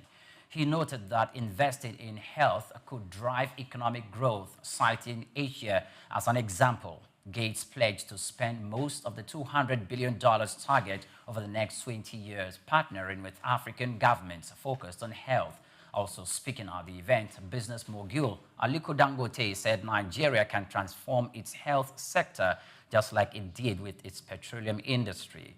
The event brought together health leaders, scientists, and policymakers to assess Africa's progress on global health goals. Now, a coalition of trade unions from 36 African countries, including Nigeria and Ghana, has called on the International Labour Organization to launch its highest-level inquiry into Saudi Arabia.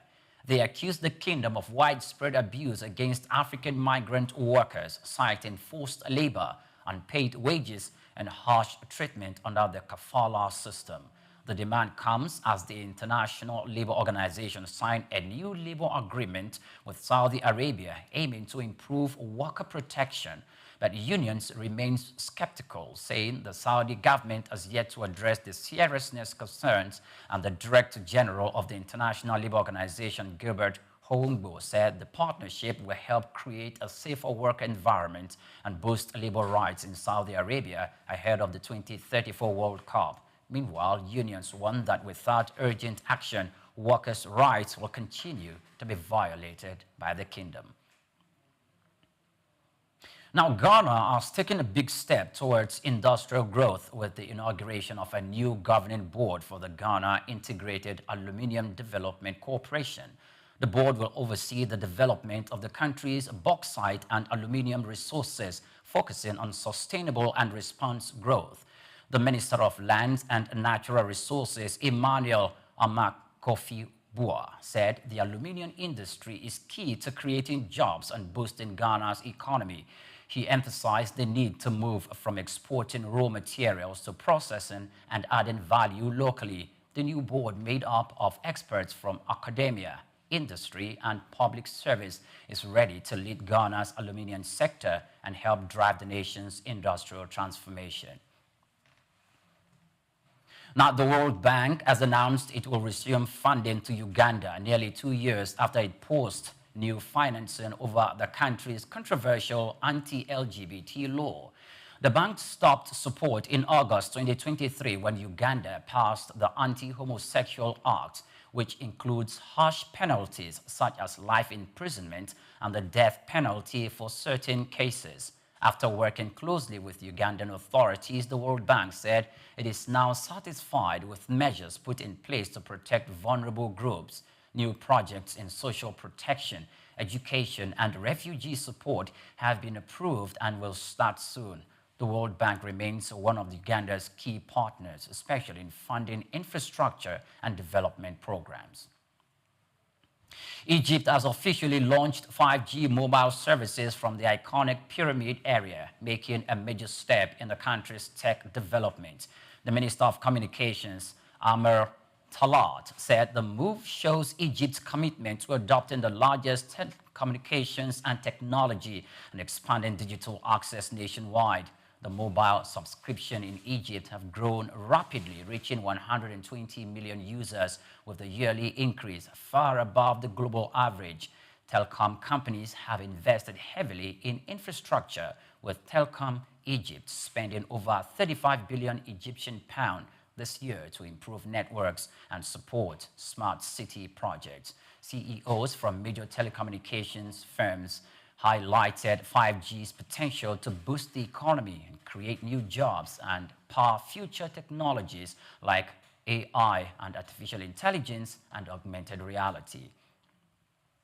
Ethiopia's cabinet has approved a nearly 2 trillion Ethiopian birr budget, about $15 billion for the 2025-2026 financial year starting in July.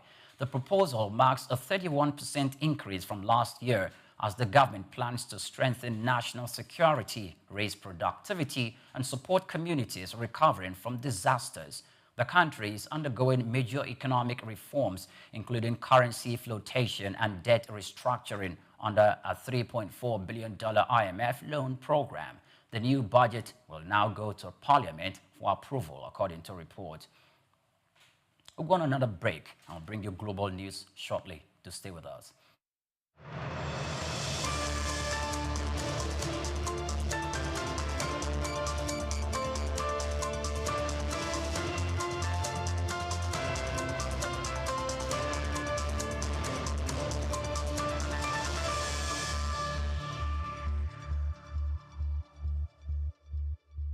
Tafawa Balewa Square, TBS. Tafawa Balewa Square was initially used as a horsing ground called Lagos Race Course. The edifice was constructed by General Yakubu Gowon in 1972 and named after Nigeria's first Prime Minister, Sir Tafawa Balewa. Tafawa Balewa Square is located at 45/57 Mase Bangboshe Street on Lagos Island, Lagos, and referred to as TBS. TBS is a 50,000-seater capacity venue and houses the Remembrance Arcade, the 26-story Independence House, which at a time was the country's tallest building. When Lagos served as the country's seat of government, the National Assembly Complex was within the TBS. Also in the square are the National Broadcasting Commission Office, the Nigerian Hydrological Services Agency Office, shopping centers, travel agencies, restaurants, car parking lots, and a bus terminal. Tafawa Balewa Square is adorned with beautiful statues of white horses and red eagles, symbols of strength and dignity. Our historic neighbors include the King's College and the Holy Cross Cathedral. Tafawa Balewa Square hosted some of the country's memorable events, such as the Independence Day in 1960, when Nigeria gained independence from Britain, the Armed Forces Remembrance Day, which is celebrated annually on January 15. The edifice is a national cultural asset. Tafawa Balewa Square, Souq Enlightenment.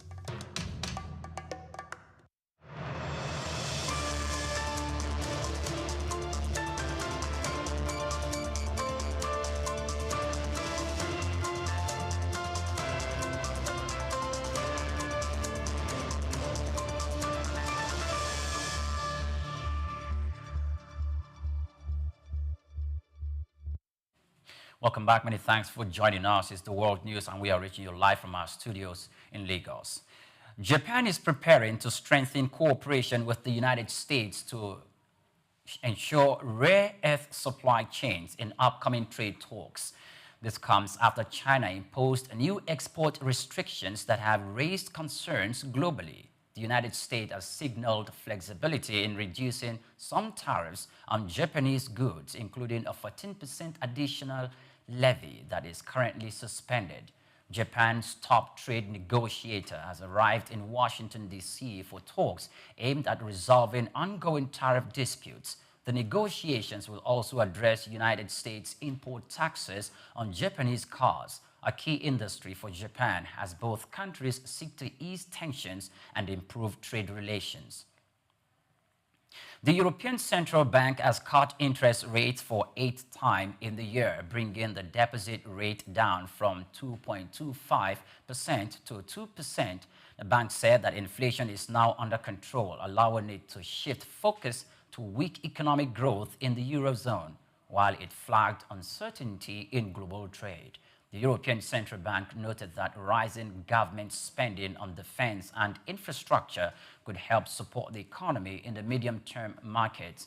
The markets now await a further guidance from European Central Bank President Christine Lagarde at a press briefing scheduled for later today. Now, Russian President Vladimir Putin has told United States President Donald Trump that Russia is ready to use its close ties with Iran to help resolve talks over Iran's nuclear program. The Kremlin said that Putin offered to join negotiations to speed up a deal, but discussions between Iran and the United States are still ongoing through different channels, according to reports. Meanwhile, Iran's supreme leader rejected demands to stop uranium enrichment, calling it vital to the country's interests. Diplomats continue to work to find common ground in the nuclear dispute, but key differences remain. The United States also has doubled tariffs on steel and aluminum imports, stirring tensions between key trading partners, especially Canada. The new 50% tariffs took effect yesterday, targeting materials from all countries except Britain, which reached a temporary trade deal with Washington. Canada's Prime Minister warned that if talks fail, the country is ready to retaliate. Meanwhile, the European Union said that trade negotiations with the United States are making progress despite the higher tariffs. The move has disrupted global markets and raised costs for industries like cars, manufacturing. United States officials are equally still seeking trade proposals from partners to avoid further tariffs scheduled for July. Now, oil prices dropped slightly yesterday following a share price rise in United States fuel inventories and growing uncertainty over global trade. Brent crude closed at $64.86 per barrel, while United States West Texas Intermediate settled at $62.85. According to United States energy data, gasoline and diesel stockpiles rose much more than expected, pointing to weaker demand. This comes as oil producers under OPEC Plus prepare to boost output in July, a move that may further pressure prices. Analysts said that concern over the slower global growth, along with tensions between the United States and China, are also affecting investor confidence in the oil market. And that's a wrap on the world news today. I am Oyinpriye Krumale. Many thanks for watching. Do well to follow us on all our social media platforms at Souq News Television. Many thanks for watching. Good afternoon.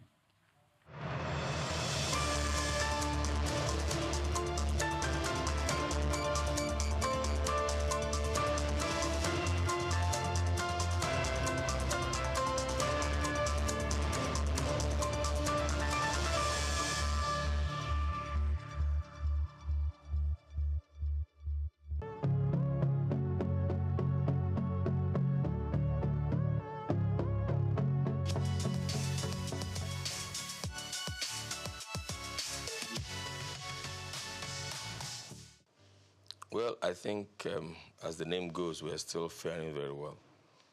We're still holding on. Basically, Niger Delta Power Holding Company Limited is a Nigerian company owned by the federal government of Nigeria, the 36 states, and the 774 local governments. The federal government has 47% shares in NDPHC, and the 36 states and federal capital territory, plus the 774 local governments, own the remaining 53%. Originally, it was supposed to be a stopgap, build and sell power plants to increase the power availability. But in the process, as the company moved along, they discovered that if you build power plants, you also have to build complementary transmission networks. And then if you have transmission networks, you will also need the distribution network so that the power can ultimately get to the consumers. And so because of the gap that was in the sector at the time, Niger Delta Power Holding Company Limited was asked to build more power transmission networks, substations, injection substations. So over time, we had grown into the behemoth that we are today. Principally, we have 8 power plants functioning now, and then 2 are in the process of being completed. So that's what Niger Delta has been. But basically, I can say without any iota of contradiction that Niger Delta Power Holding Company Limited has been able to increase the capacity, the network capacity, by about 50%, and of course the distribution capacity by about 60%. We are capable of producing up to 4,000 megawatts now, but there are still some constraints in the transmission network, which is being addressed by the various arms of government and the various stakeholders in the sector.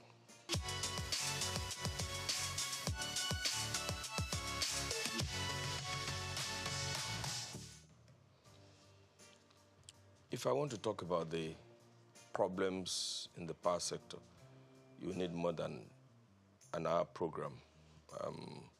They are multifaceted. And each time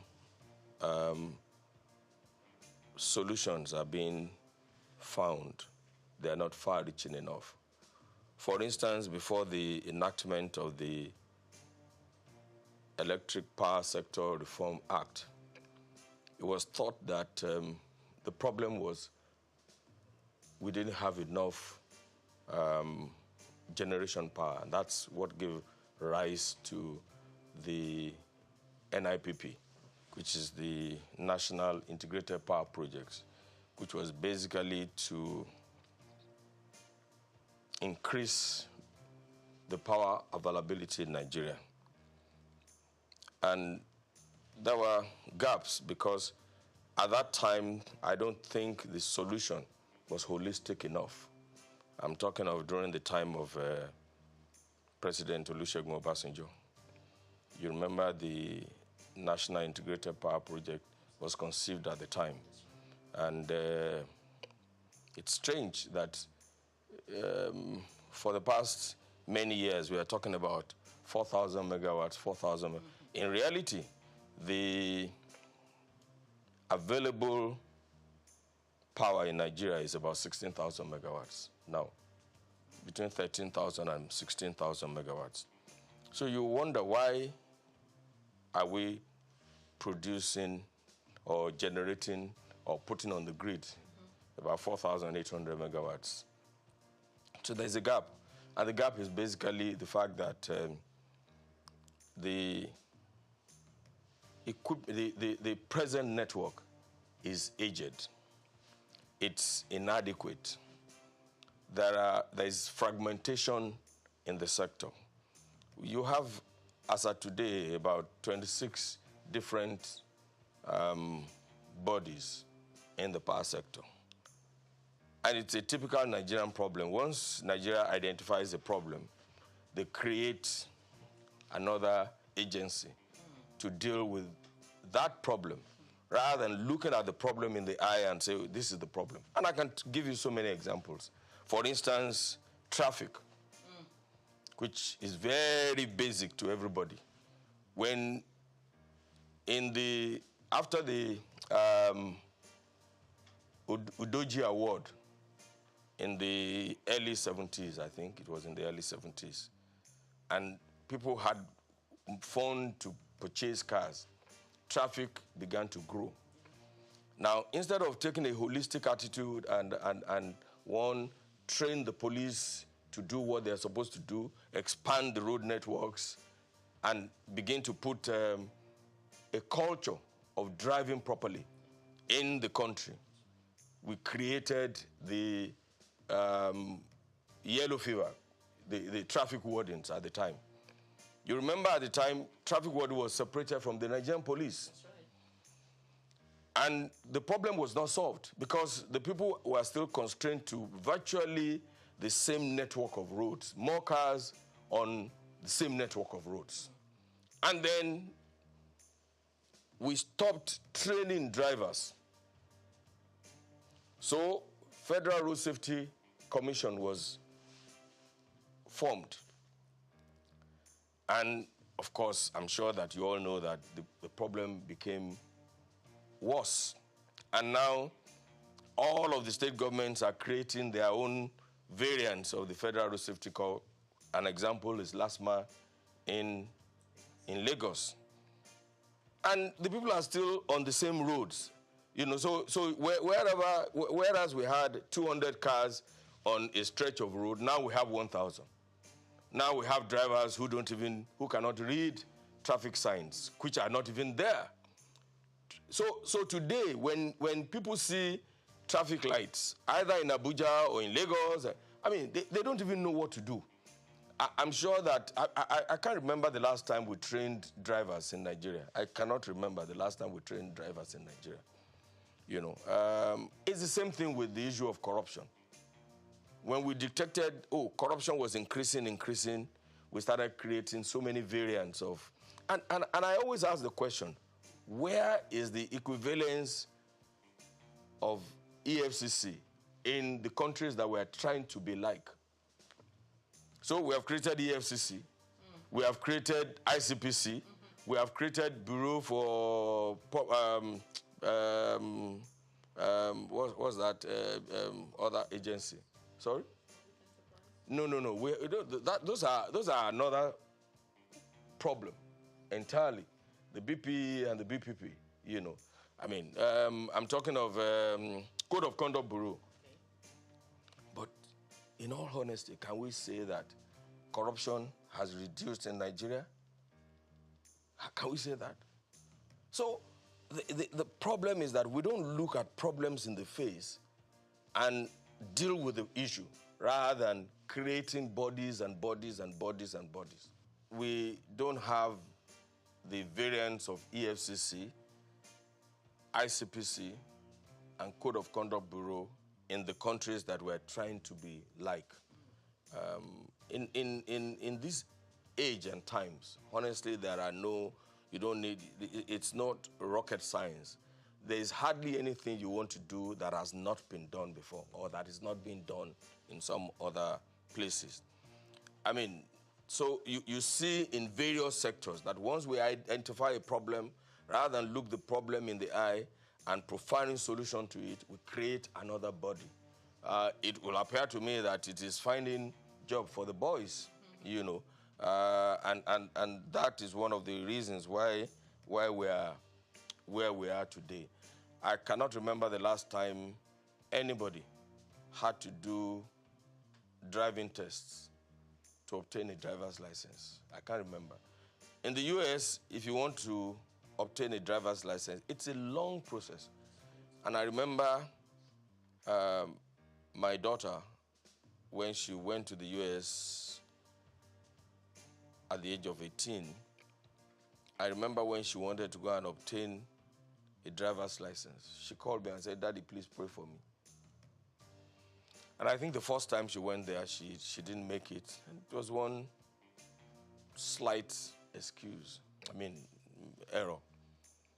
And eventually, she had to go back, you know, to retake the test. So that's what I see that we're doing wrong. And that has virtually destroyed all the sectors. The power sector is faced with so many problems. I was trying to explain to you, for instance, that the discos have various coverage areas. And if you take them one by one, you will see that some of them are covering a landmass that is bigger than 2, 3, 4 African countries together. You know, somebody was on my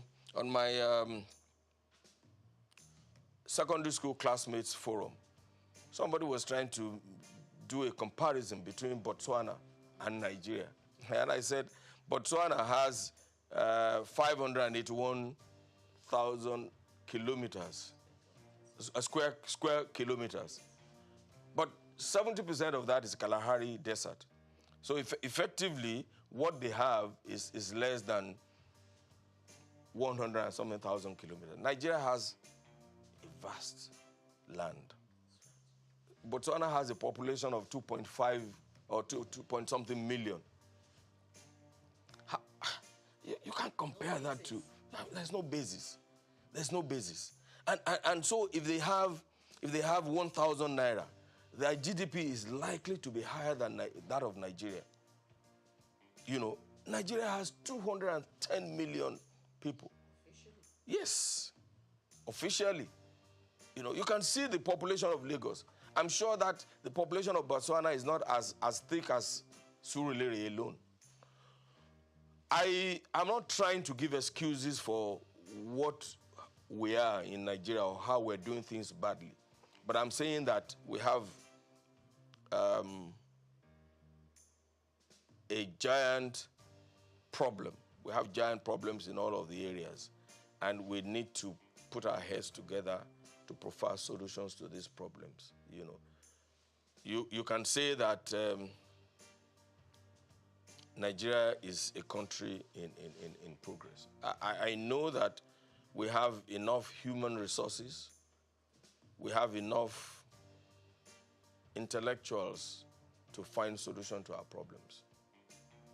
And I'm beginning to see that the government of President Bola Ahmed Tinubu is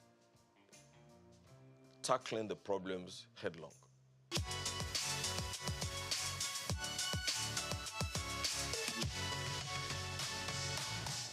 I don't want to say that they work in silos. I mean, it would not be absolutely correct. I don't want to say that. That would be too negative. I would like to say that there's need for better collaboration between all of them. And then one of the greatest things that we need to do is that there must be a coordinating agency that is not encumbered with or by bureaucratic procedures.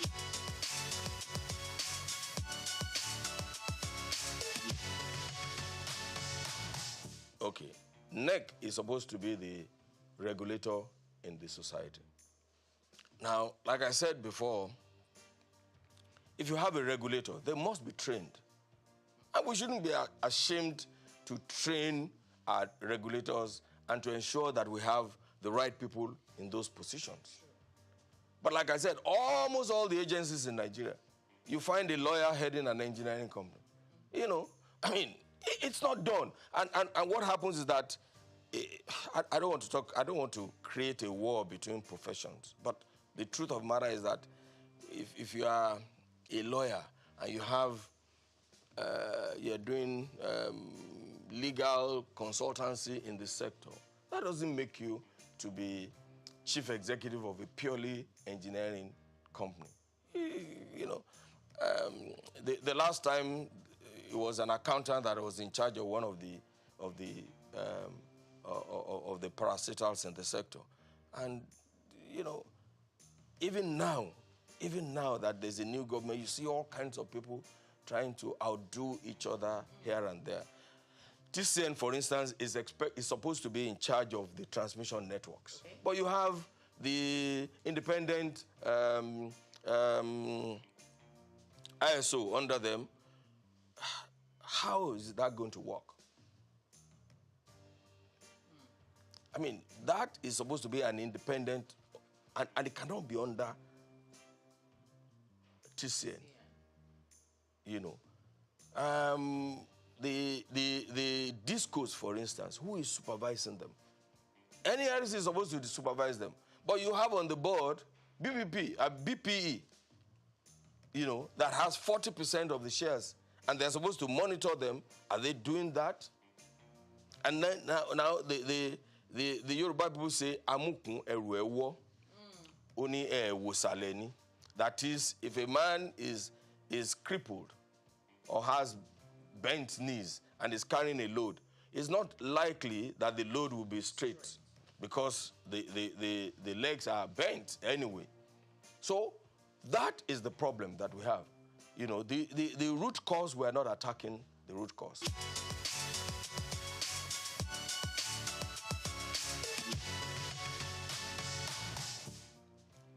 You know, the electricity power sector reform has a transition program. But unfortunately, because we didn't do the privatization properly, we gave it to people who have no financial resources. They borrowed money from the banks to purchase the concession anyway.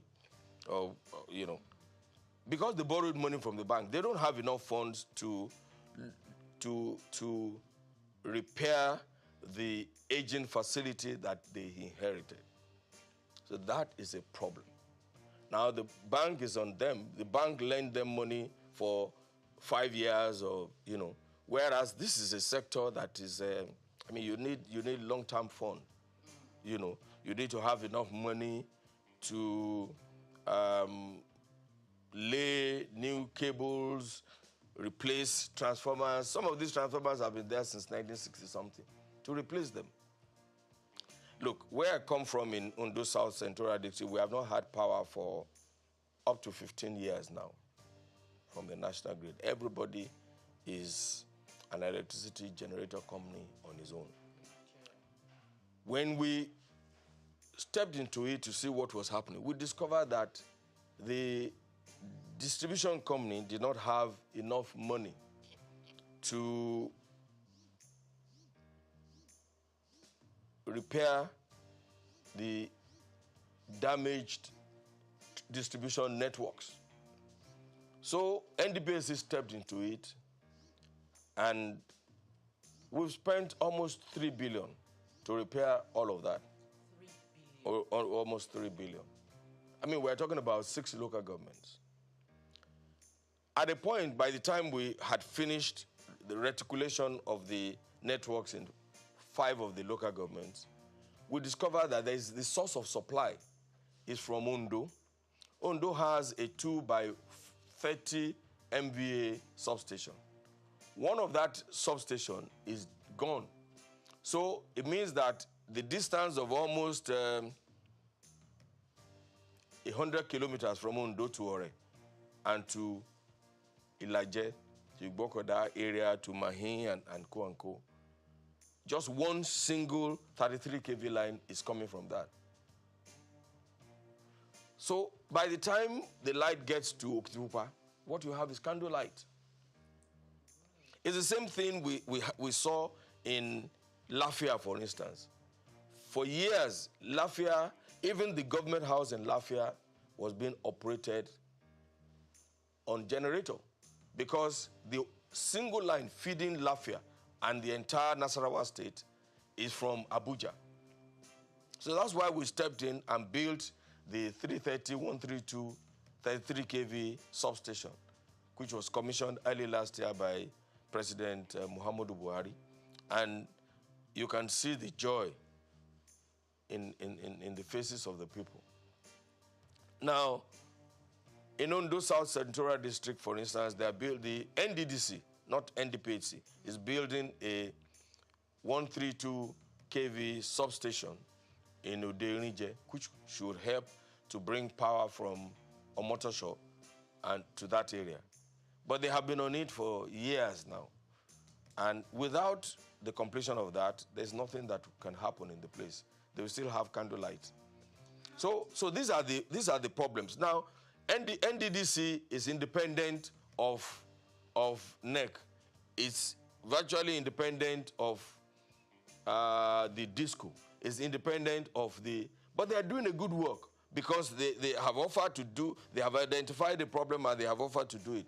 But who is coordinating these activities to ensure that everybody is working? And you know, one of the things I always complain about is that since this past 6-10 years, for instance, TCN has Many of his projects are 85, 90% completed. Some of the problems are just we live, that the government should collaborate with the state governments to resolve. But what do you have? A substation is ready in Akure, for instance. A 330 kVA substation is ready in Akure. The transmission line is supposed to come from Oshogbo to Akure, and another transmission line is supposed to come from Benin and drop in Akure. Because of way live issue along the route from Oshogbo to Akure, that project has been stalled for almost 6 years. So there has to be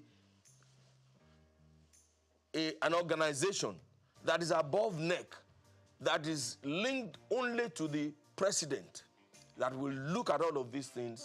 I talked about the fragmentation in the sector. You know, look, and let me tell you something. I know that electricity is a commercial venture. And when you put your money there, you should be able to recover your investment. However, it's also a social contract between the government and the people. It's a social contract. You know, so if you have such a transmission line, everybody should be involved. And I remember that it has to be a responsibility. I remember when we were doing a project in Owerri. And because the transformers have been there for a long time, we needed to remove the transformers to a workshop somewhere in Ikorodu there for repairs, so that when they take them back, it can function properly. And we had given authority to the EPC contractor to go and remove the transformer. But of course, when the community saw that they were removing their transformer. This was a transformer that has not been functioning for the past 10, 15 years. They refused to let them go, and the governor had to intervene. The governor also refused to let them take the transformer away. I had to personally intervene with the governor, speak with the governor, write an undertaking before the transformer can be moved to the workshop for repairs. It's not repairs, but you know, they need to change the oil and, you know, make sure it's in good working condition, because it's been on the plinth for 15 years. So there has to be a coordinating agency that is devoid of bureaucratic encumbers, you know. Initially, NDPAC was created from the Federation account. The initial seed money for NDPAC was from the Federation account. However, since we started producing electricity, let me put it that way, we don't receive subvention from the government. So our revenue is from the sale of electricity, sale of energy to the network and to what we call willing buyers. For instance, you will see that we still, even outside the country, we sell power to countries outside Nigeria. Yeah. So that's how we derive our... But because also we are owned by the 3 tiers of government, we have also embarked on working with the other sectors to improve the network. For instance, we built distribution. So from the profit that we have, we build distribution networks virtually in all. There is no state in Nigeria that has not felt the impact of NDPAC. And then we, like I said, the transmission substation in Lafia was constructed by NDPAC.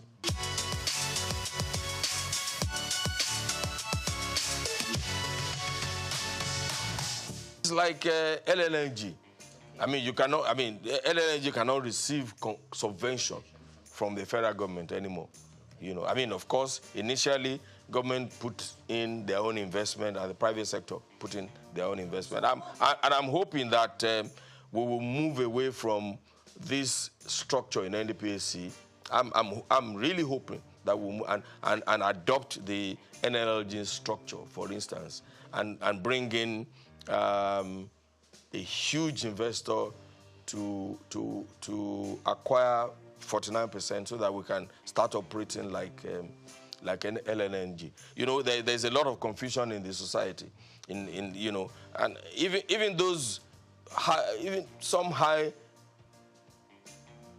government officials don't even know the functions of NDPC. They don't even know. I mean, we were in a gathering some time ago, and a former minister who claimed to have been a part of the conception of NDPC was annoyed when somebody threw a question at him, and he said, "What are you talking about? I don't have power in my house, and you guys are sitting down there." And I had to lecture him and say, "Hey, I'm not supposed to put power in your house. I'm just a businessman, you know, in the sector, producing oil, producing power, electricity, like every other person, like, what's the name of Elumelu's Transcorp Power, and selling it. That's all we are."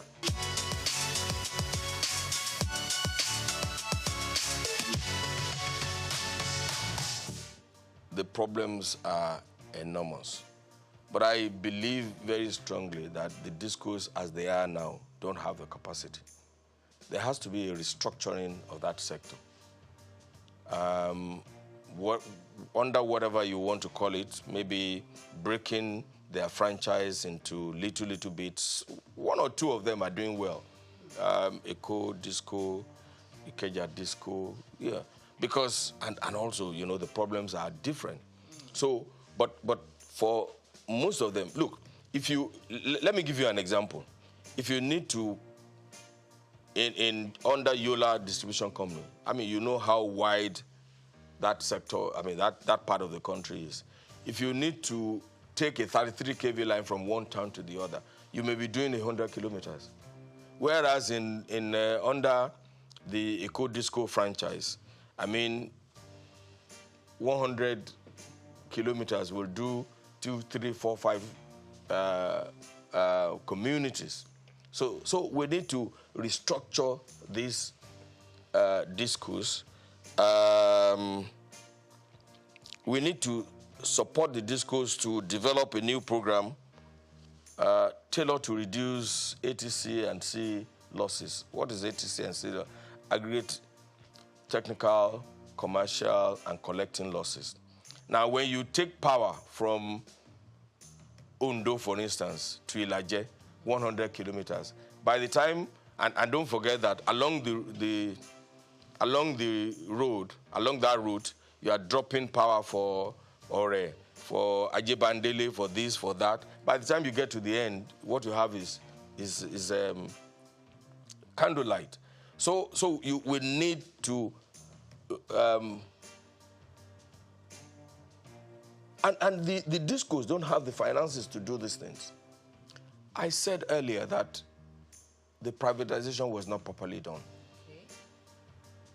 I'm not sure that those people have an understanding of what they were getting into. Everybody thought the power sector was like the telecommunications sector. But it is not.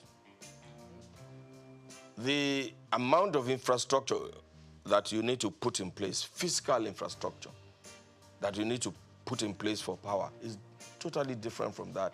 Because apart from your cell in telecommunication and the handset there's nothing that you need to do. You probably don't need to put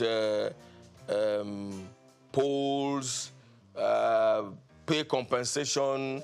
Fiber optic is for specific areas. I mean, for specific things, and it doesn't stop the telecommunication facilities. After all, they can use satellite. Yes, exactly, from functioning very well. Okay. So that the difference is, but you cannot send power remotely. You need cables, you need poles, you need transmission lines, you need all sorts of things. You need transformers.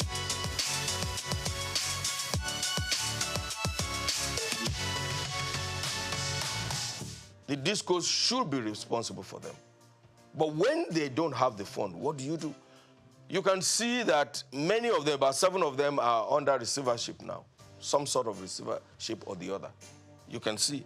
Because they borrowed money from the banks and they were not able to pay back within the time they thought, I mean, they were going to be able to pay back. They were taking over.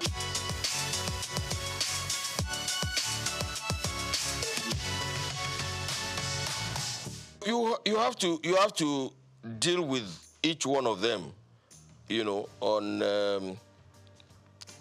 it has to be a tailored solution to each disco. You cannot apply the same brush for all of them.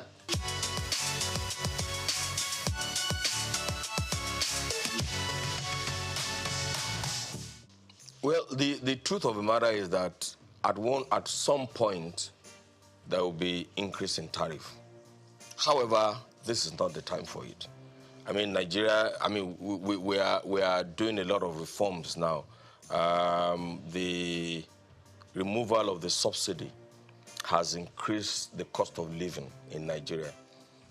The exchange rate, harmonization of the exchange rates is also going to affect the economy and the earning power of the common Nigerian, even though that should not be the case, because I can tell you for free that no business organization was charging their customers based on the 400 and something naira to the dollar that the CBN was and that's a fraud on its own, because CBN knows that there's nobody who is selling anything in Nigeria decides the cost of that good based on the CBN exchange rate. It's simple, because they are not sure that they will get, I mean, when they need to replace machinery, raw materials, they were not sure that they could get the dollars from CBN. So this is the best thing that could have happened. The Naira float. The Naira float is the best thing that can happen to our nation, Nigeria. And I'm surprised, because every expert and non-expert had been advising CBN to do this for so long. So I'm surprised that the CBN was reluctant to do what is needful, and that's about the corruption in the system. So this is not the time, and I'm advising government too, this is not the time to increase tariff. Honestly, subsidizing the power sector is not good for the economy, because the truth of the matter is that 80% of the subsidy in the power sector is being enjoyed by people who can afford to pay for electricity. That's the truth. The low tariff pays only the rich. You know, the poor people just take advantage, just like in fuel too. Look, if you have 10 cars and you put all the 10 cars on the road, the poor man has only one way to go, just to go to office and come back, and you know. But the man who has 10 cars will want, the wife will take one, the children will take one, the workers will take one, and that's what is happening in the sector. So yes, this is not the time to think about increasing tariff. It will look, in the past, everybody, the cost of diesel was very high, right? Now, a lot of people migrated to using petrol generators. Yes. Now the cost of petrol is even almost higher than the cost of, because petrol burns faster, you use more petrol for your generator than diesel. So, generating power in your house now, where you don't have power supply from the national grid, is a big problem.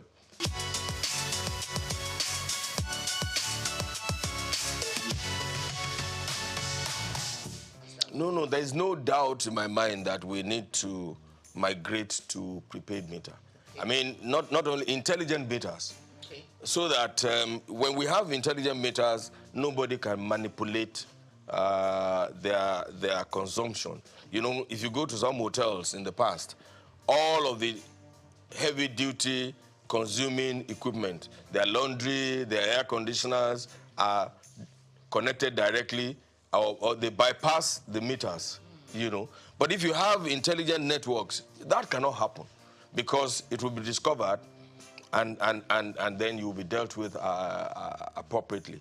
So there's no doubt in my mind that everybody, and it's in the interest of the consumer too, to acquire prepaid meters. And it's not the only prepaid meters that the discos should supply. It should be intelligent networks. Of course, I said earlier that they don't have the money to do it. They don't have the funds. What will the intelligent network, or what will it do? Look, if you had an intelligent network in a place like this, for instance, you can determine what is happening without you being there. Even on your phone, you can control your this thing. So I'm just trying to use that to explain what it is. So if you have an intelligent network, the discos in their control rooms will be able to monitor and ensure that energy theft is reduced to the barest minimum, and they can ensure proper operations in their own sector.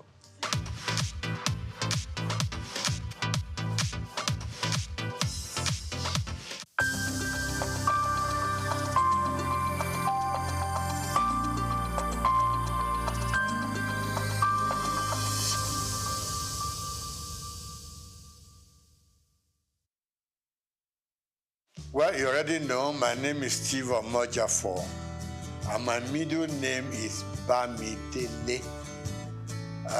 That was the name that my parents gave me at birth, because it was like they regarded themselves as not Lagosians. It is Providence that brought them into Lagos, and I then happened to be born here at Odo Street in Balinde. And in fact, we had it. We didn't go to Mercy Hospital then. There was a little home along Odo Street run by a very experienced nurse, Mama Nurse. That's what we, So I was born in that little place, and grew up from there. Like I said, my middle name is Bamidele. My parents probably said, well, we have had it here, but this is not home. As at that time, you will go home with us. No problem. So I started off at St. Matthias Catholic Primary School on Louis Street. And I was in St. Matthias from 1953 till 1960, when we finished with our primary school leaving certificate. Then from there, an extra year at Holy Cross School. We needed that extra, they call it prep class. Prepare yourself to go to the secondary school. And from Holy Cross, for 1 year, I moved on to St. Gregory's College, Lagos. Now, growing up in Lagos was one of the best things that happened to us then. Life was good, life was easy, life was safe, life was like everything that a young man could aspire to. We went to school with Scholars Bus, which was virtually provided for free. When Scholars Bus was not available, it was fun walking from Obalinde, firstly to St. Matthias, and then from there to St. Gregory's College. Life was good, life was safe. You could go out any time of the day. You could play from house to house. Parents knew each other very well. And so, in fact, when you were late somewhere on your street or in your neighborhood, you could sleep there because they would send a message to your home that Dele is here, so don't bother. The next morning you wake up, have your bath, have breakfast, return to your home. There was this community life that we all lived. Parents could discipline children of their friends, okay? Not like these days, you dare not touch any other child. The parents will come and, do a battle with you. That I didn't send my child to you to be flogged or to be beaten. So it was a very beautiful life. So went to St. Matthias, went to St. Gregory's College, and then from there to University of Lagos. We were brothers keepers. School was fun. Teachers were all there just to teach you. There was no messing around. There weren't any bad habits that people could be developing along the line, So that was my life growing up. So we were all walking through Balinde to Lafiaji, to Campus Square, to Tokunbo, Okekpokpo, So we were children of the neighborhood. We were children of the area. So I'm never ashamed to say I'm an area boy in Lafiaji. Today it has become a taboo, but then we were proud of our origin. We were proud of our place of birth, and we were proud growing up in the neighborhood. So today, still believe me, I get up on some Fridays, I just go to Lafiaji, I stay with the guys. Okay, not all of us were fortunate enough to go through the system. Okay, so those who, in quote, we left behind, we still, a lot of the time, we still talk to them. We still relate to them when there are problems that we could fix. We help out. Because, it wasn't their fortune to be able to have gone. I know some dropped out, on their own volition. But generally, we all like the idea of going to school, but some couldn't make it. But we still relate to them. We are still friends. So I'm not surprised I leave Holy Cross Cathedral and I just hear people call me my names. And I know these people are those who knew me when we were growing up.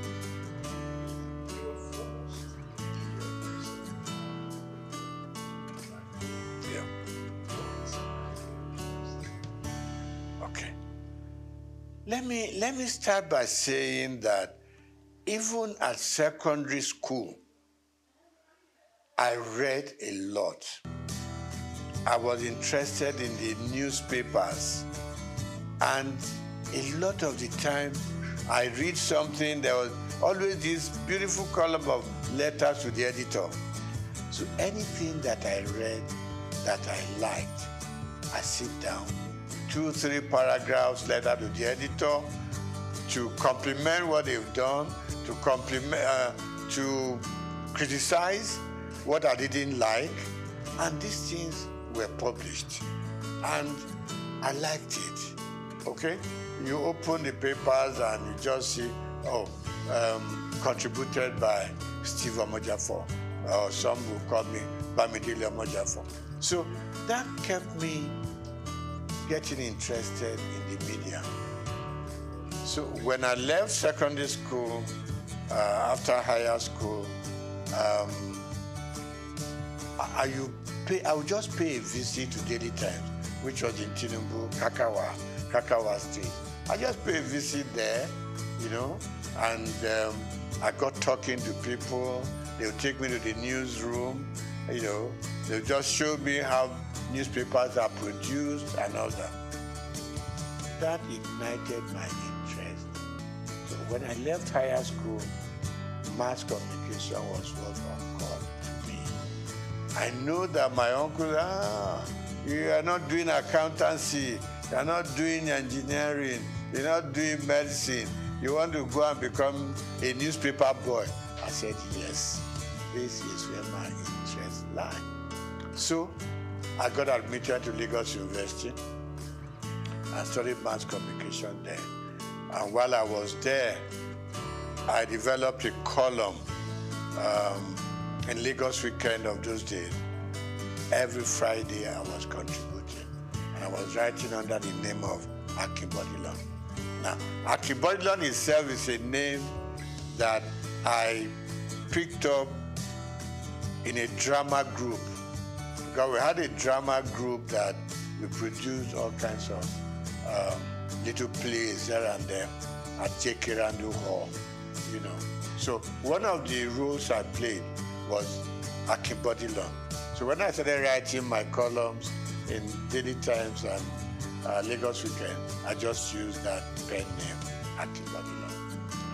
So I did the program, and I started writing for Daily Times campus news, things that happened during elections, battle between the male and female, problems with the tutors and everything. So it became a very regular program. In fact, I inherited the program from late Golabo Ogusawo, you know, who was my boss in the Daily Times.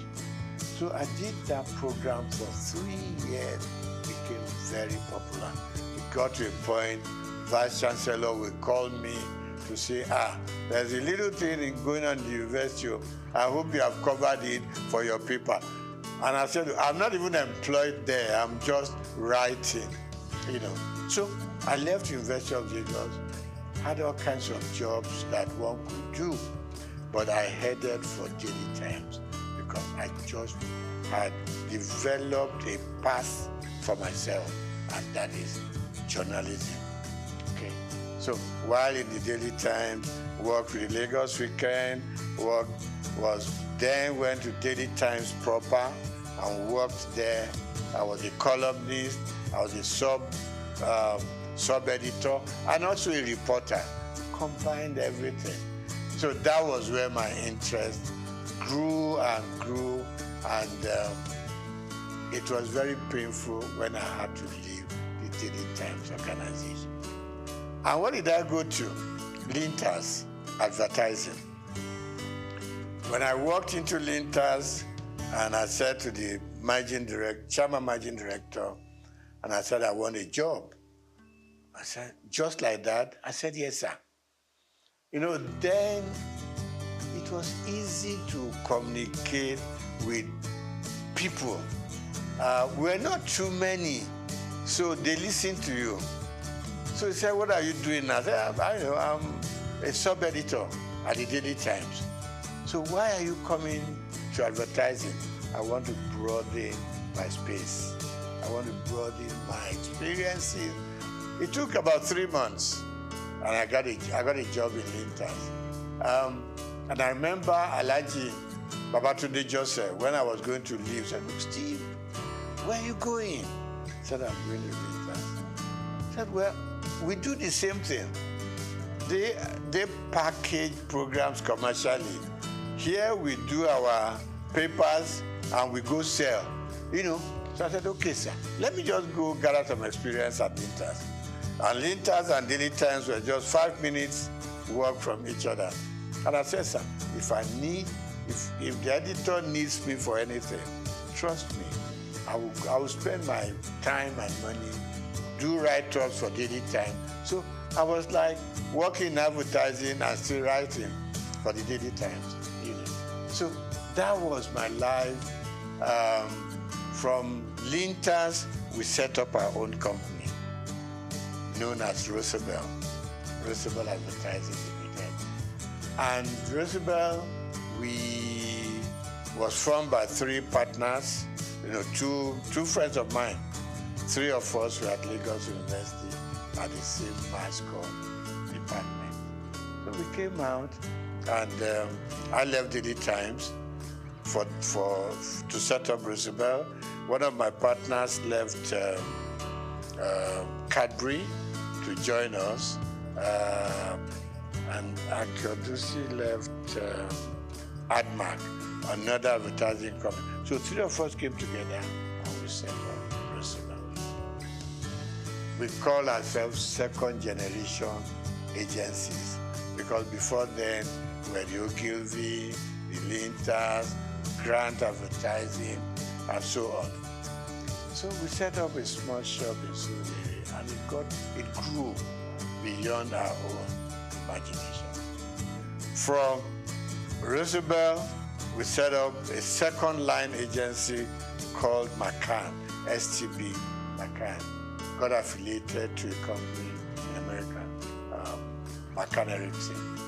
So that was how it all went on. Now, I didn't do banking and I didn't work as a banker. The interesting story is that one day, while still at Roosevelt, no, STB McCann then, I got a phone call from somebody I've never met before. And I picked up the call. He said, my name is ABC, blah, blah, blah. And he said, the managing director of Zenith Bank wants to talk to me. So I said, okay, there's no problem. I know I'm not owing any bank and all that. He said, no. He just wants to talk to you.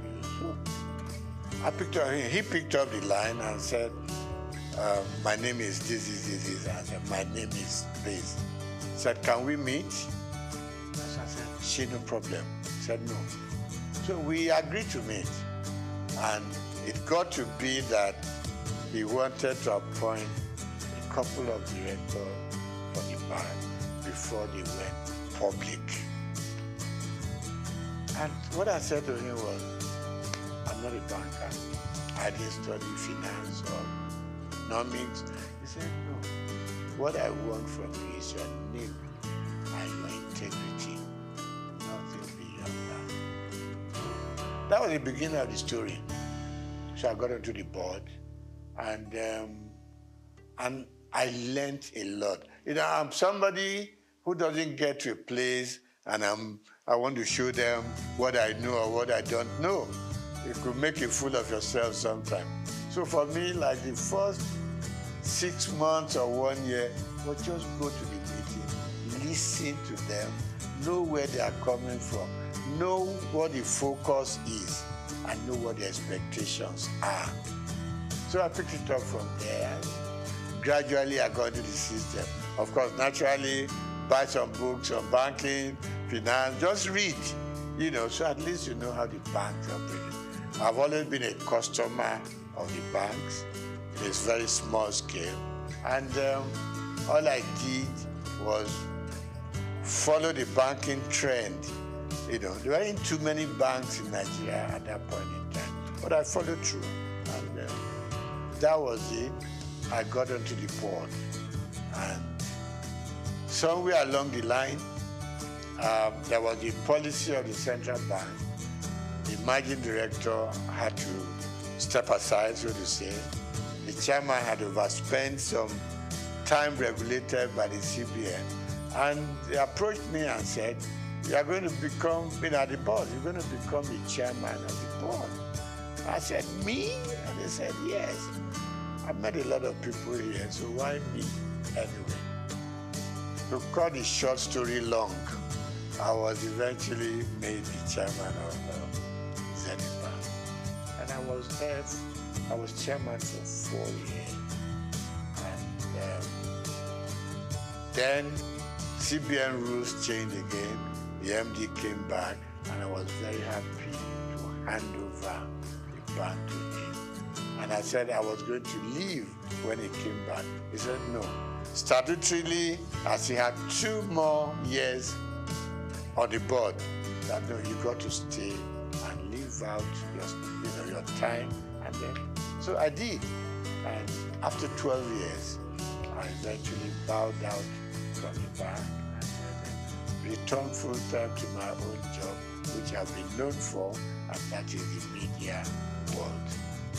Okay, so I get invited for interviews, for programs here and there. Like you said, it's always a good thing. You have something you have learned over the years, you want to impact it on the younger ones, you know, who are coming. I mean, my first son, for instance, you know, went through the media scene, now in advertising, and I go on encouraging them. I retired from active day-to-day operations about almost 15 years ago. But I'm still keeping pace with what is going on around me.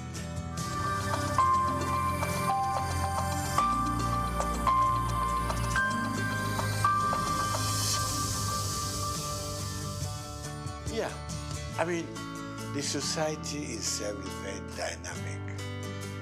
There's been a lot of changes over time.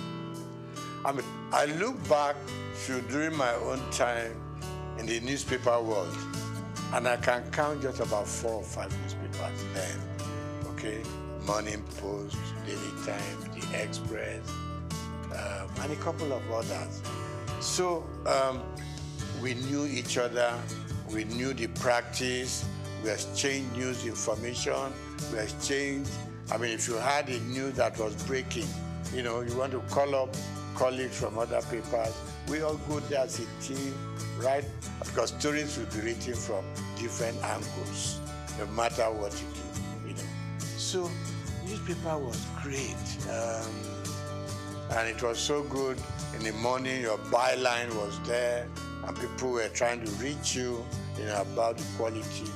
Quality was good.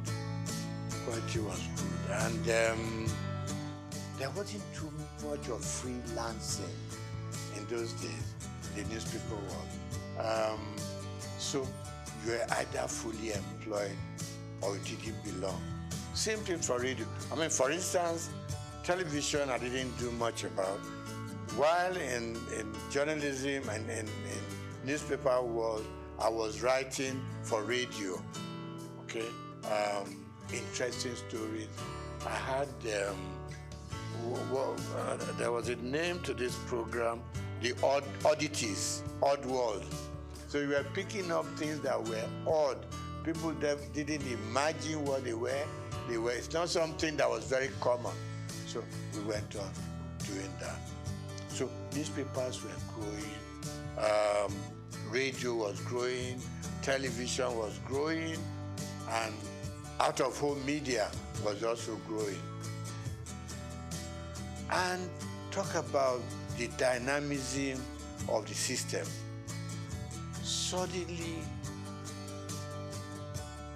people were now going out of buying a newspaper every day to sit down and hold it in front of you, trying to read from beginning, from cover to cover.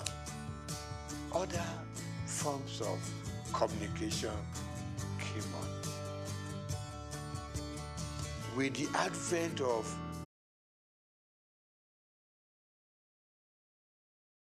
all-commerce affair, and this is not going to be the end. The explosion is going to continue. Maybe in a few years to come, we're going to have a stronger media control than what we have now. I mean, people are building content. You go on YouTube, you go on all kinds of media, and you are getting all kinds. What you hear from your WhatsApp is different from what you're going to get in your YouTube. You go to Instagram. People are selling themselves with all kinds of stories. So really, for me, we've gone through the era of sanity in the media. And I hate to say, we've gone into the era where anything you can think of, say it, write it, do it. And for the consumers, it's like you either take it or you leave it. But it's good that we can now reach out much, much widely. I mean, thanks to our mobile news. I mean, you talk to people in any village in Nigeria, and suddenly one thing that didn't grab us so early was you open up your Google map and you You don't have to stop people on the street anymore. Show me where I'm going. Just, go to the app and it leads you to the front of the house you are going to. So we have a lot of improvements, and I think it's going to be improving some more. All we just need to watch is to ensure that we remain truthful and we remain factual, so that we don't mislead people on the street, particularly people in the rural areas. One day you just see everybody running helter-skelter because somebody posted a news that is not correct. So we need to watch that and put some more control. But I like the growth in the media space.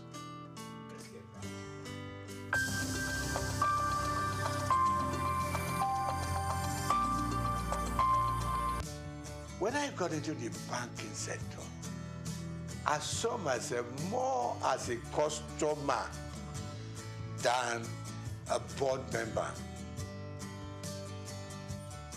I haven't been a journalist, which I still am. I wrote so much about what consumers or customers were going through in the banks. It was the period of tally number, Remember this commercial, where somebody carried a mat.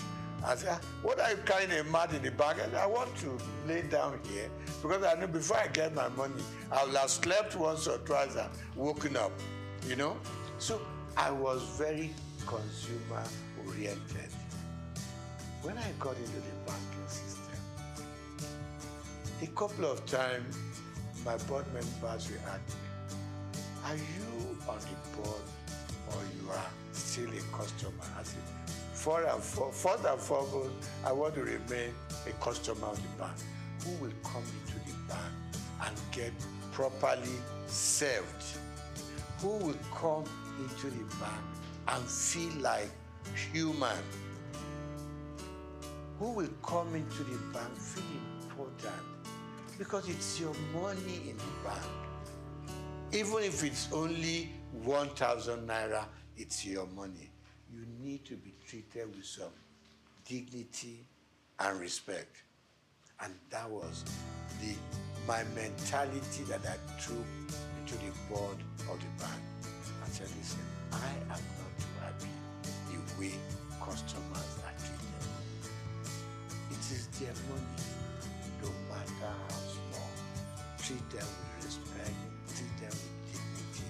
So they started listening to me after some time. And I said, customer service is extremely important. In those good old days, you will hardly hear about customer service in any of the major banks. It wasn't there.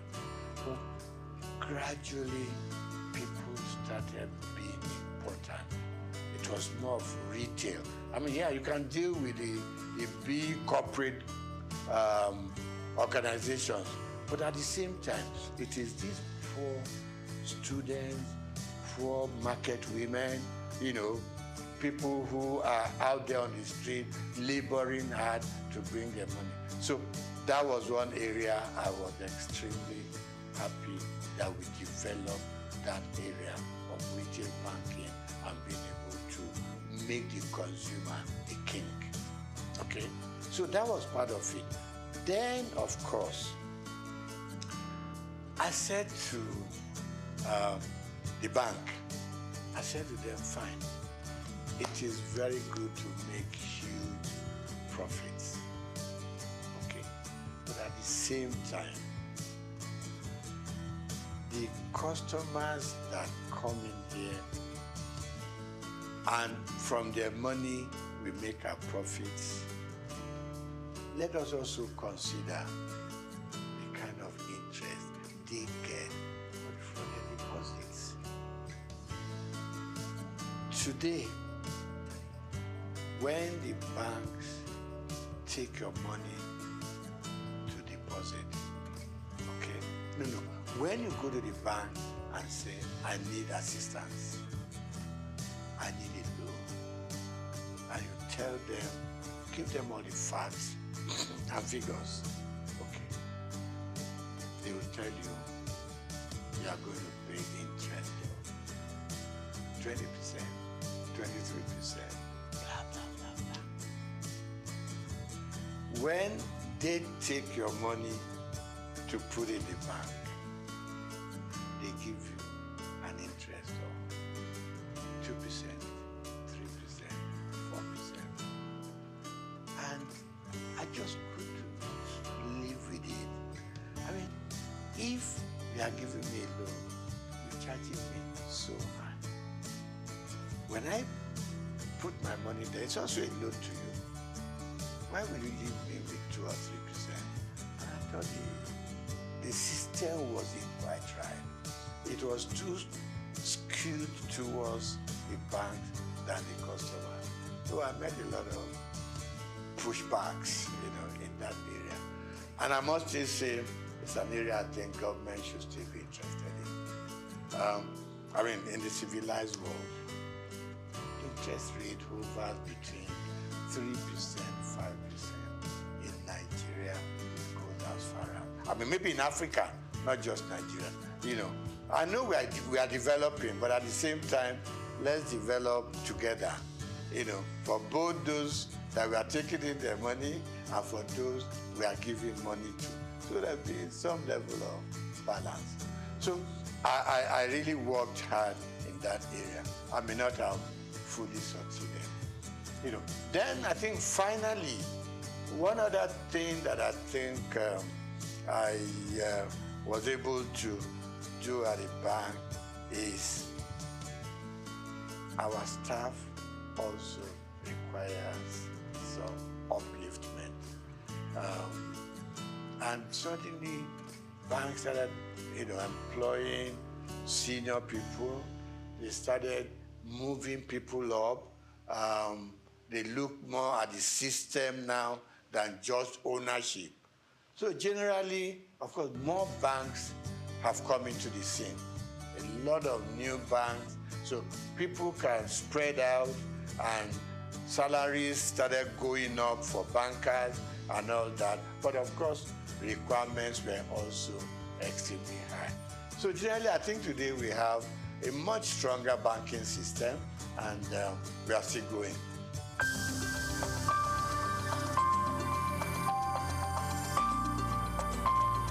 Now, the banks for a long time have been let loose to do whatever they want to do at the disadvantage of customers, like I started off with. Now,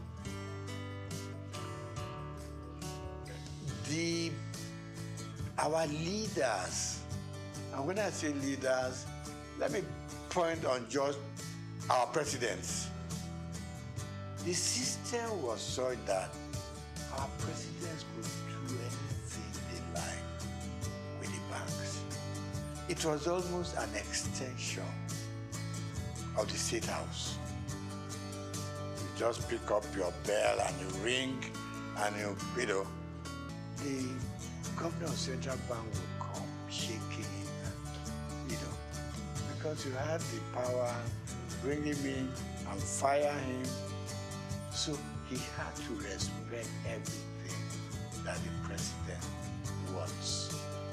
And it's wrong. This time around, I can say, even in some parts of Africa, you couldn't run the central bank the way we run it here. All the CBN governors wanted to do, please the president, and you are free to do whatever you want to do. And it's wrong. It's wrong. Take even Britain here. Have you ever heard this kind of relationship between the Prime Minister of England and the CBN? No. Everybody has his mandate. In places, in climes like that, the president doesn't call up the central bank governor. Go and do this. Go and do that. Exchange rate should be done. Change your policy to be done.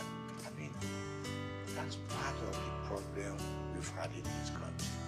So the last government and their CBN just ran this country to their whims and caprices. You leave your monetary policy. In fact, you were running both monetary and fiscal at the same time. You took the Minister for Finance, for instance, and you have no dealings with him or her.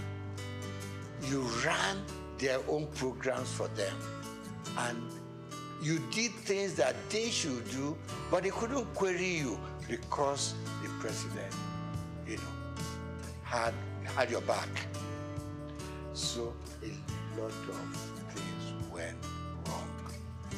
And the result is now here for all of us to see. So look at the changing of our redesign, what they call redesigning of the currency. Now we know there are so many ways you should have done it, but we put politics and added it into our financial and monetary policies. We wanted to do it specifically to change the course of history. And it is wrong. So today, we now know what's happening at the central bank. In fact, if the true story of what went on in the last 8 years was told, I don't know what will be left of this country. You had this little thing in the Constitution that said the government can borrow from the CBN within certain limits. They call it ways and means. But no. And there was a percentage tied to it. You can't do more than 5%. And by the time you're asking for the new one, you should have paid up. We went on piling up. It's like just go and print the money. What Idi Amin used to do in Uganda in those days. That's the kind of situation we found ourselves. Very regrettable. But I believe some sanity will now come into this space. The new central bank has at least outlined its policies. It has also said, let me keep to my monetary policy, which is my area, and leave the paperwork and how they want to run it. People deal with the fiscal area. So we want to change. We think things should change. Now, before now, we borrowed and borrowed without thinking about how are we going to pay? Who are we leaving this debt for?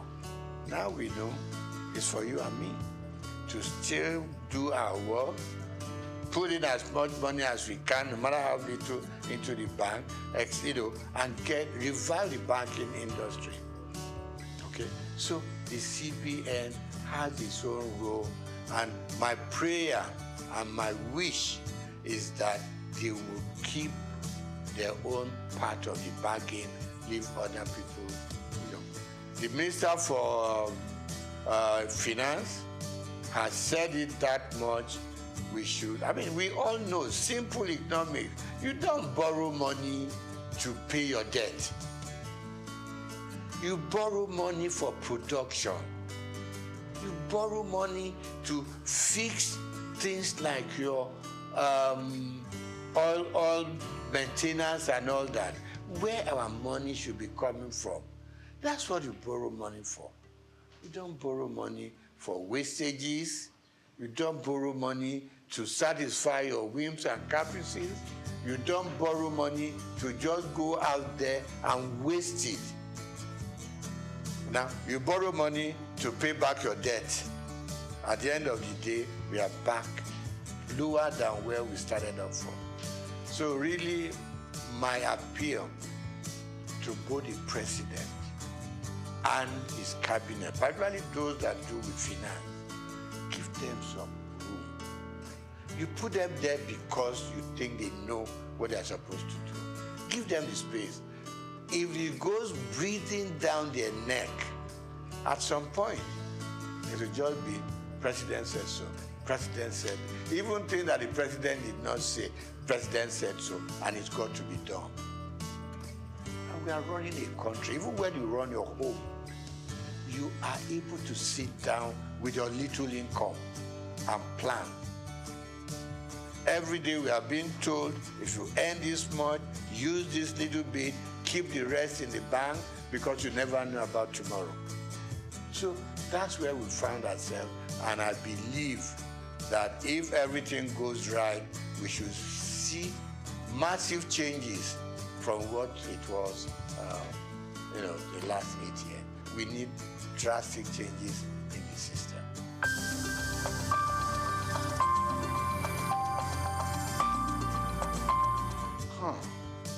My mom in Abalinde used to say to me, when I want to be lazy, he will make sure you do what she wants you to do. And he will remind you that hard work doesn't kill. It is laziness that turns you into an inconsequential human being with no sense of direction. We grew up learning hard work, both in school and out of school. I, for instance, hawked on the streets of Lagos with my mom. You leave St. Gregory's College, now not primary school, St. Gregory's College. You come back. My mother was a textile seller. Got it, probably went to Balogun, pick up. When I come back from school after my lunch, get a basket full of cloth, which I put on my head, and we go from street to street. My mother is carrying her tape rule and another measurement stick, and we'll go around Obalinde, Igoshere, Bamboshe, Oshoji, and we were selling. From there, she graduated to owning a shop in Balogun. When I leave school, I was her accountant, so to say, bookkeeper. All the things they've sold, and make, keep the records and everything. I helped her take the money to the bank. It was Barclays Bank, what was it called then? Yeah, Barclays Bank, before it became Union Bank in Balogun. So I've learned how to trade. I've learned how to make money. I've learned how to deal with customers. Plus that, I was also a bread seller. Somewhere along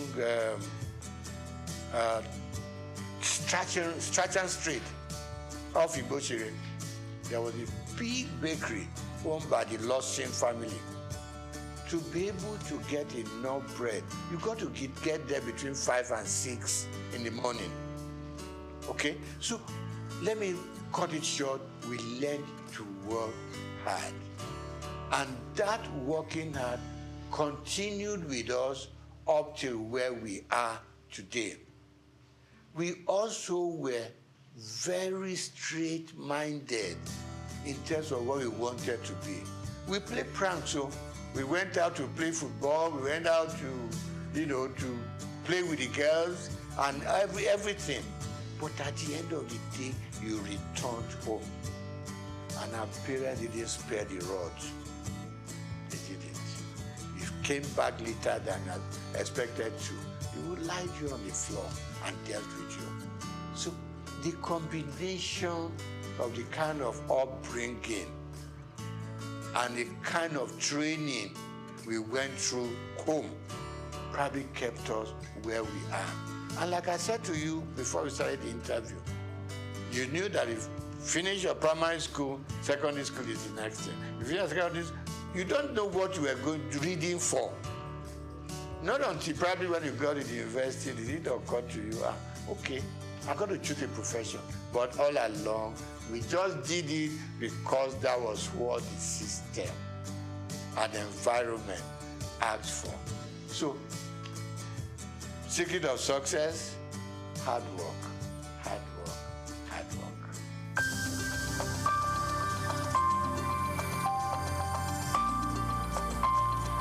No. I had a father who was very finicky about appearance. When I lived on Igbo Road, our church was on Louis Street, so to say, walking distance. He taught me how to wear full agbada right from primary school, secondary school. I mean, today, you just wear buba and shokoto, you go to church. Never was that happening. It's got to be full. Right? Then from there, by the time you got into, I mean, my father died while I was in university. Before then, he was always having this very thin bow tie, not this bigger one, bigger sizes now. Thin, you know, even when his dress is khaki and khaki, he still had it on. So I admired him, but initially I was on my long time, up till a point, and I look back at some photographs we took when we were in the secondary school, and I thought, no, let me go back to those old days. Some people tell me it makes you look old. I said, I don't mind, you know, but these days I have just acquired that fashion taste, you know, which has suddenly become my, what do you call it? Become what I'm known with. And I enjoy it. And I encourage people, once in a while, put on your bow tie. It makes you look good, makes you look impressionable, it makes you look a serious person, and it makes people take a second look at you.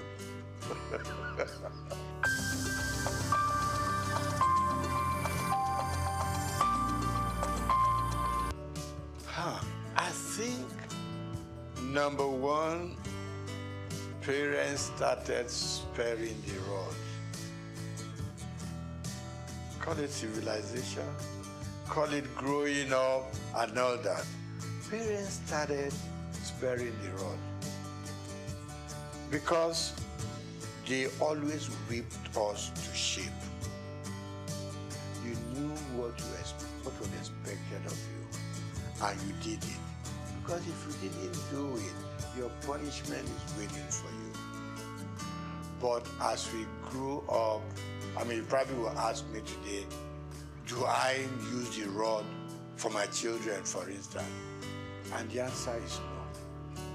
And why it is no is that these days the children look up to you. They are more exposed than what we were. More exposed. They know what daddy does. If you show them a bad example, they will repeat that bad example.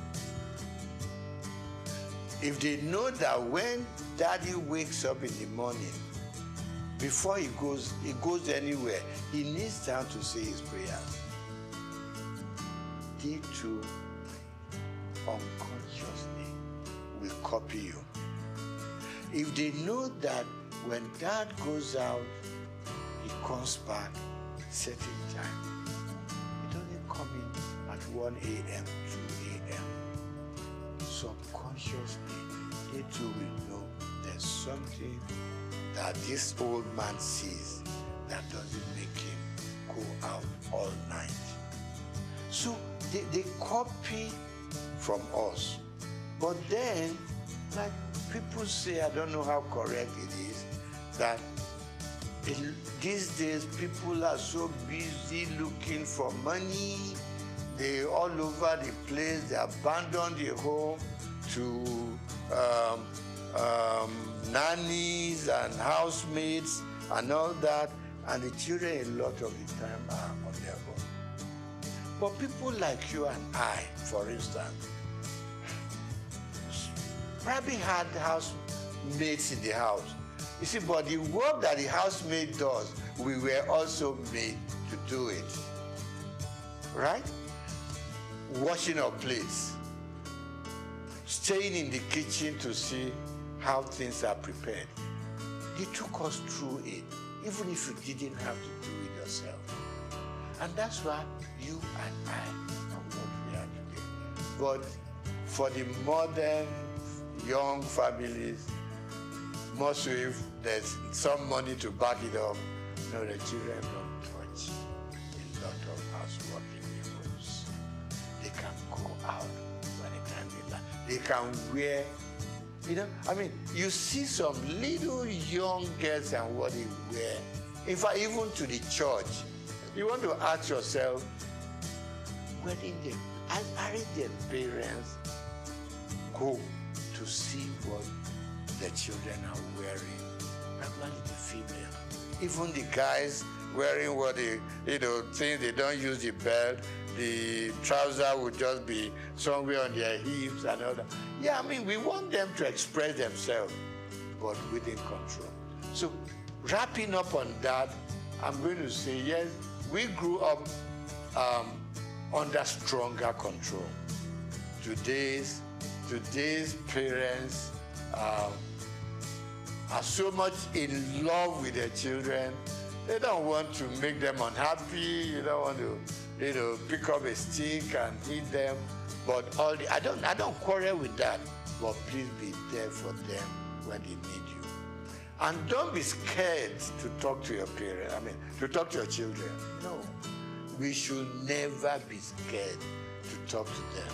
Because they are not going to take us over. They are our children. So what you don't want them to do, communication, extremely important. Talk to them. Let them, because peer pressure is extremely strong out there. They're mixing with so many guys from much even richer homes who have more to spoil their children with. Now you are a moderate family, your moderate children have to mix and relate and go out with guys with stronger economic background. There is, there is some disconnect there. Let's bring our children closer. Let's talk to them.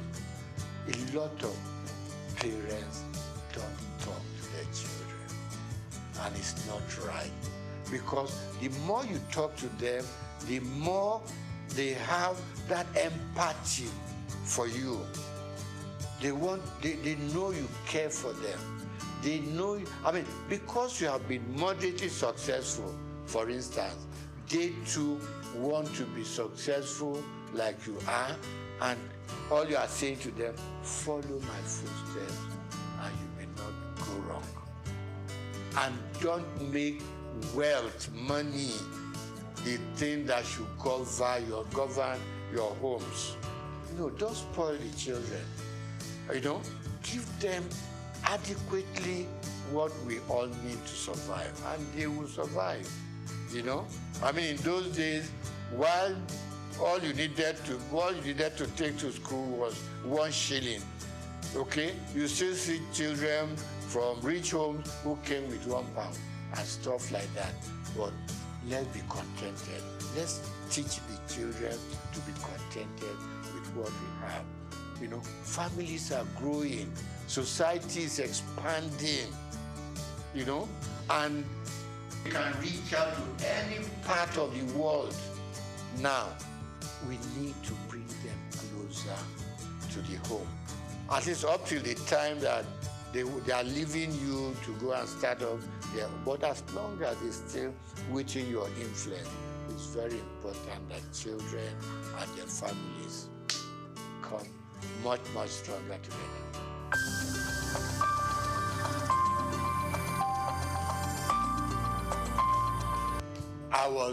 I'm going to start with sports. I was an avid squash player. Okay, back in school, a bit of football, a bit of tennis, and other. But when I started growing up seriously, I loved squash. And I played squash until I was over 50. Okay, and the doctor said, slow down on squash. So today, I do my swimming. Okay, I still do my swimming 2-3 times a week. Okay, and then of course I walk. There's this thing that keeps on saying, I mean, if all you can do is walk for 30-40 minutes a day, okay, and then of course I'm an avid fan of football up to today. I wish we could develop a local league so that I could slow down on my European Premier League sessions. So I love football and I love lawn tennis up to now. Now, favorite color, subdued. Okay, hot colors frighten me. Okay, and if you have to do it, just make it minimal. When I pick my dress, for instance, you got to know you want the kind of shirt you want to wear to match the color of the tie you want to use, to match the color of your suit, so it doesn't run riot. So it's extremely important. And I said to my friend, just Google it. What color matches this and what color matches that?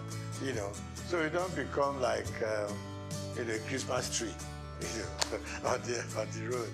That was the third one, food. I grew up enjoying my eba and amala. Growing up from Obalinde, okay? So I do my eba, I do my amala. Rice, occasionally. But then these days, from age 70 upwards, the doctors are screaming, watch what you eat, what the quantity you eat. So my wife draws up a weekly timetable. Monday is this, Tuesday is that, Wednesday is that, and she manages to mix up a slightly heavy one and a slightly lighter one, so that you have a good mix. With age, you cut down on a lot of things. Cut down on your booze, cut down on your champagne, you cut down on your wine, you cut down on your salt. In fact, it's like they're punishing us.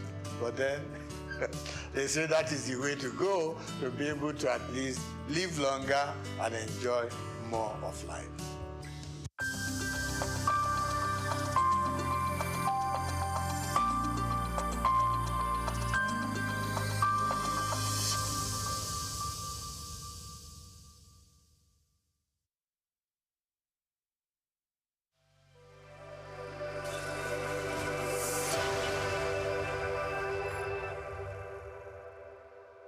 At the Africa Development Studies Center, ADSC, we are committed to driving sustainable growth and development across Africa through innovative training and research. Our mission: empowering leaders, policymakers, and professionals with the tools they need to create lasting change. With customized training, dynamic research programs, and study exchanges on leadership, management, and other critical development topics, ADSC offers a platform for exchanging cutting-edge ideas and global best practices. We provide comprehensive services in research and consultancy, capacity building and training, education programs, publishing and knowledge sharing, Our esteemed faculty, composed of seasoned experts and researchers, ensures a learning experience that is insightful and practical. We specialize in policy development, implementation strategies, monitoring, and evaluation. At ADSC, learning is engaging and enjoyable. Our unique methodology includes talks, interactive exercises, games, video screenings, and lively seminar discussions, all in a comfortable and friendly environment. Ready to make an impact?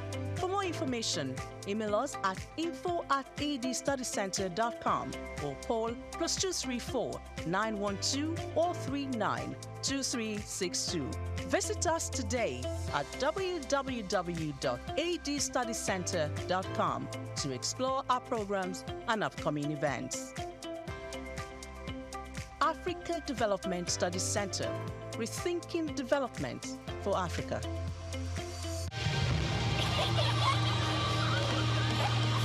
What keeps the heartbeat of a community alive? Is it the courage to create, the power to connect, the vision to transform? Well, it's all of this and more. It's a symphony of ideas, innovation, and industry. But where do these stories come alive? It's right here on The Isle, 104.9 FM, the station where dreams meet action and growth finds its voice. The Isle, 104.9. Business, economy, development. Stay tuned.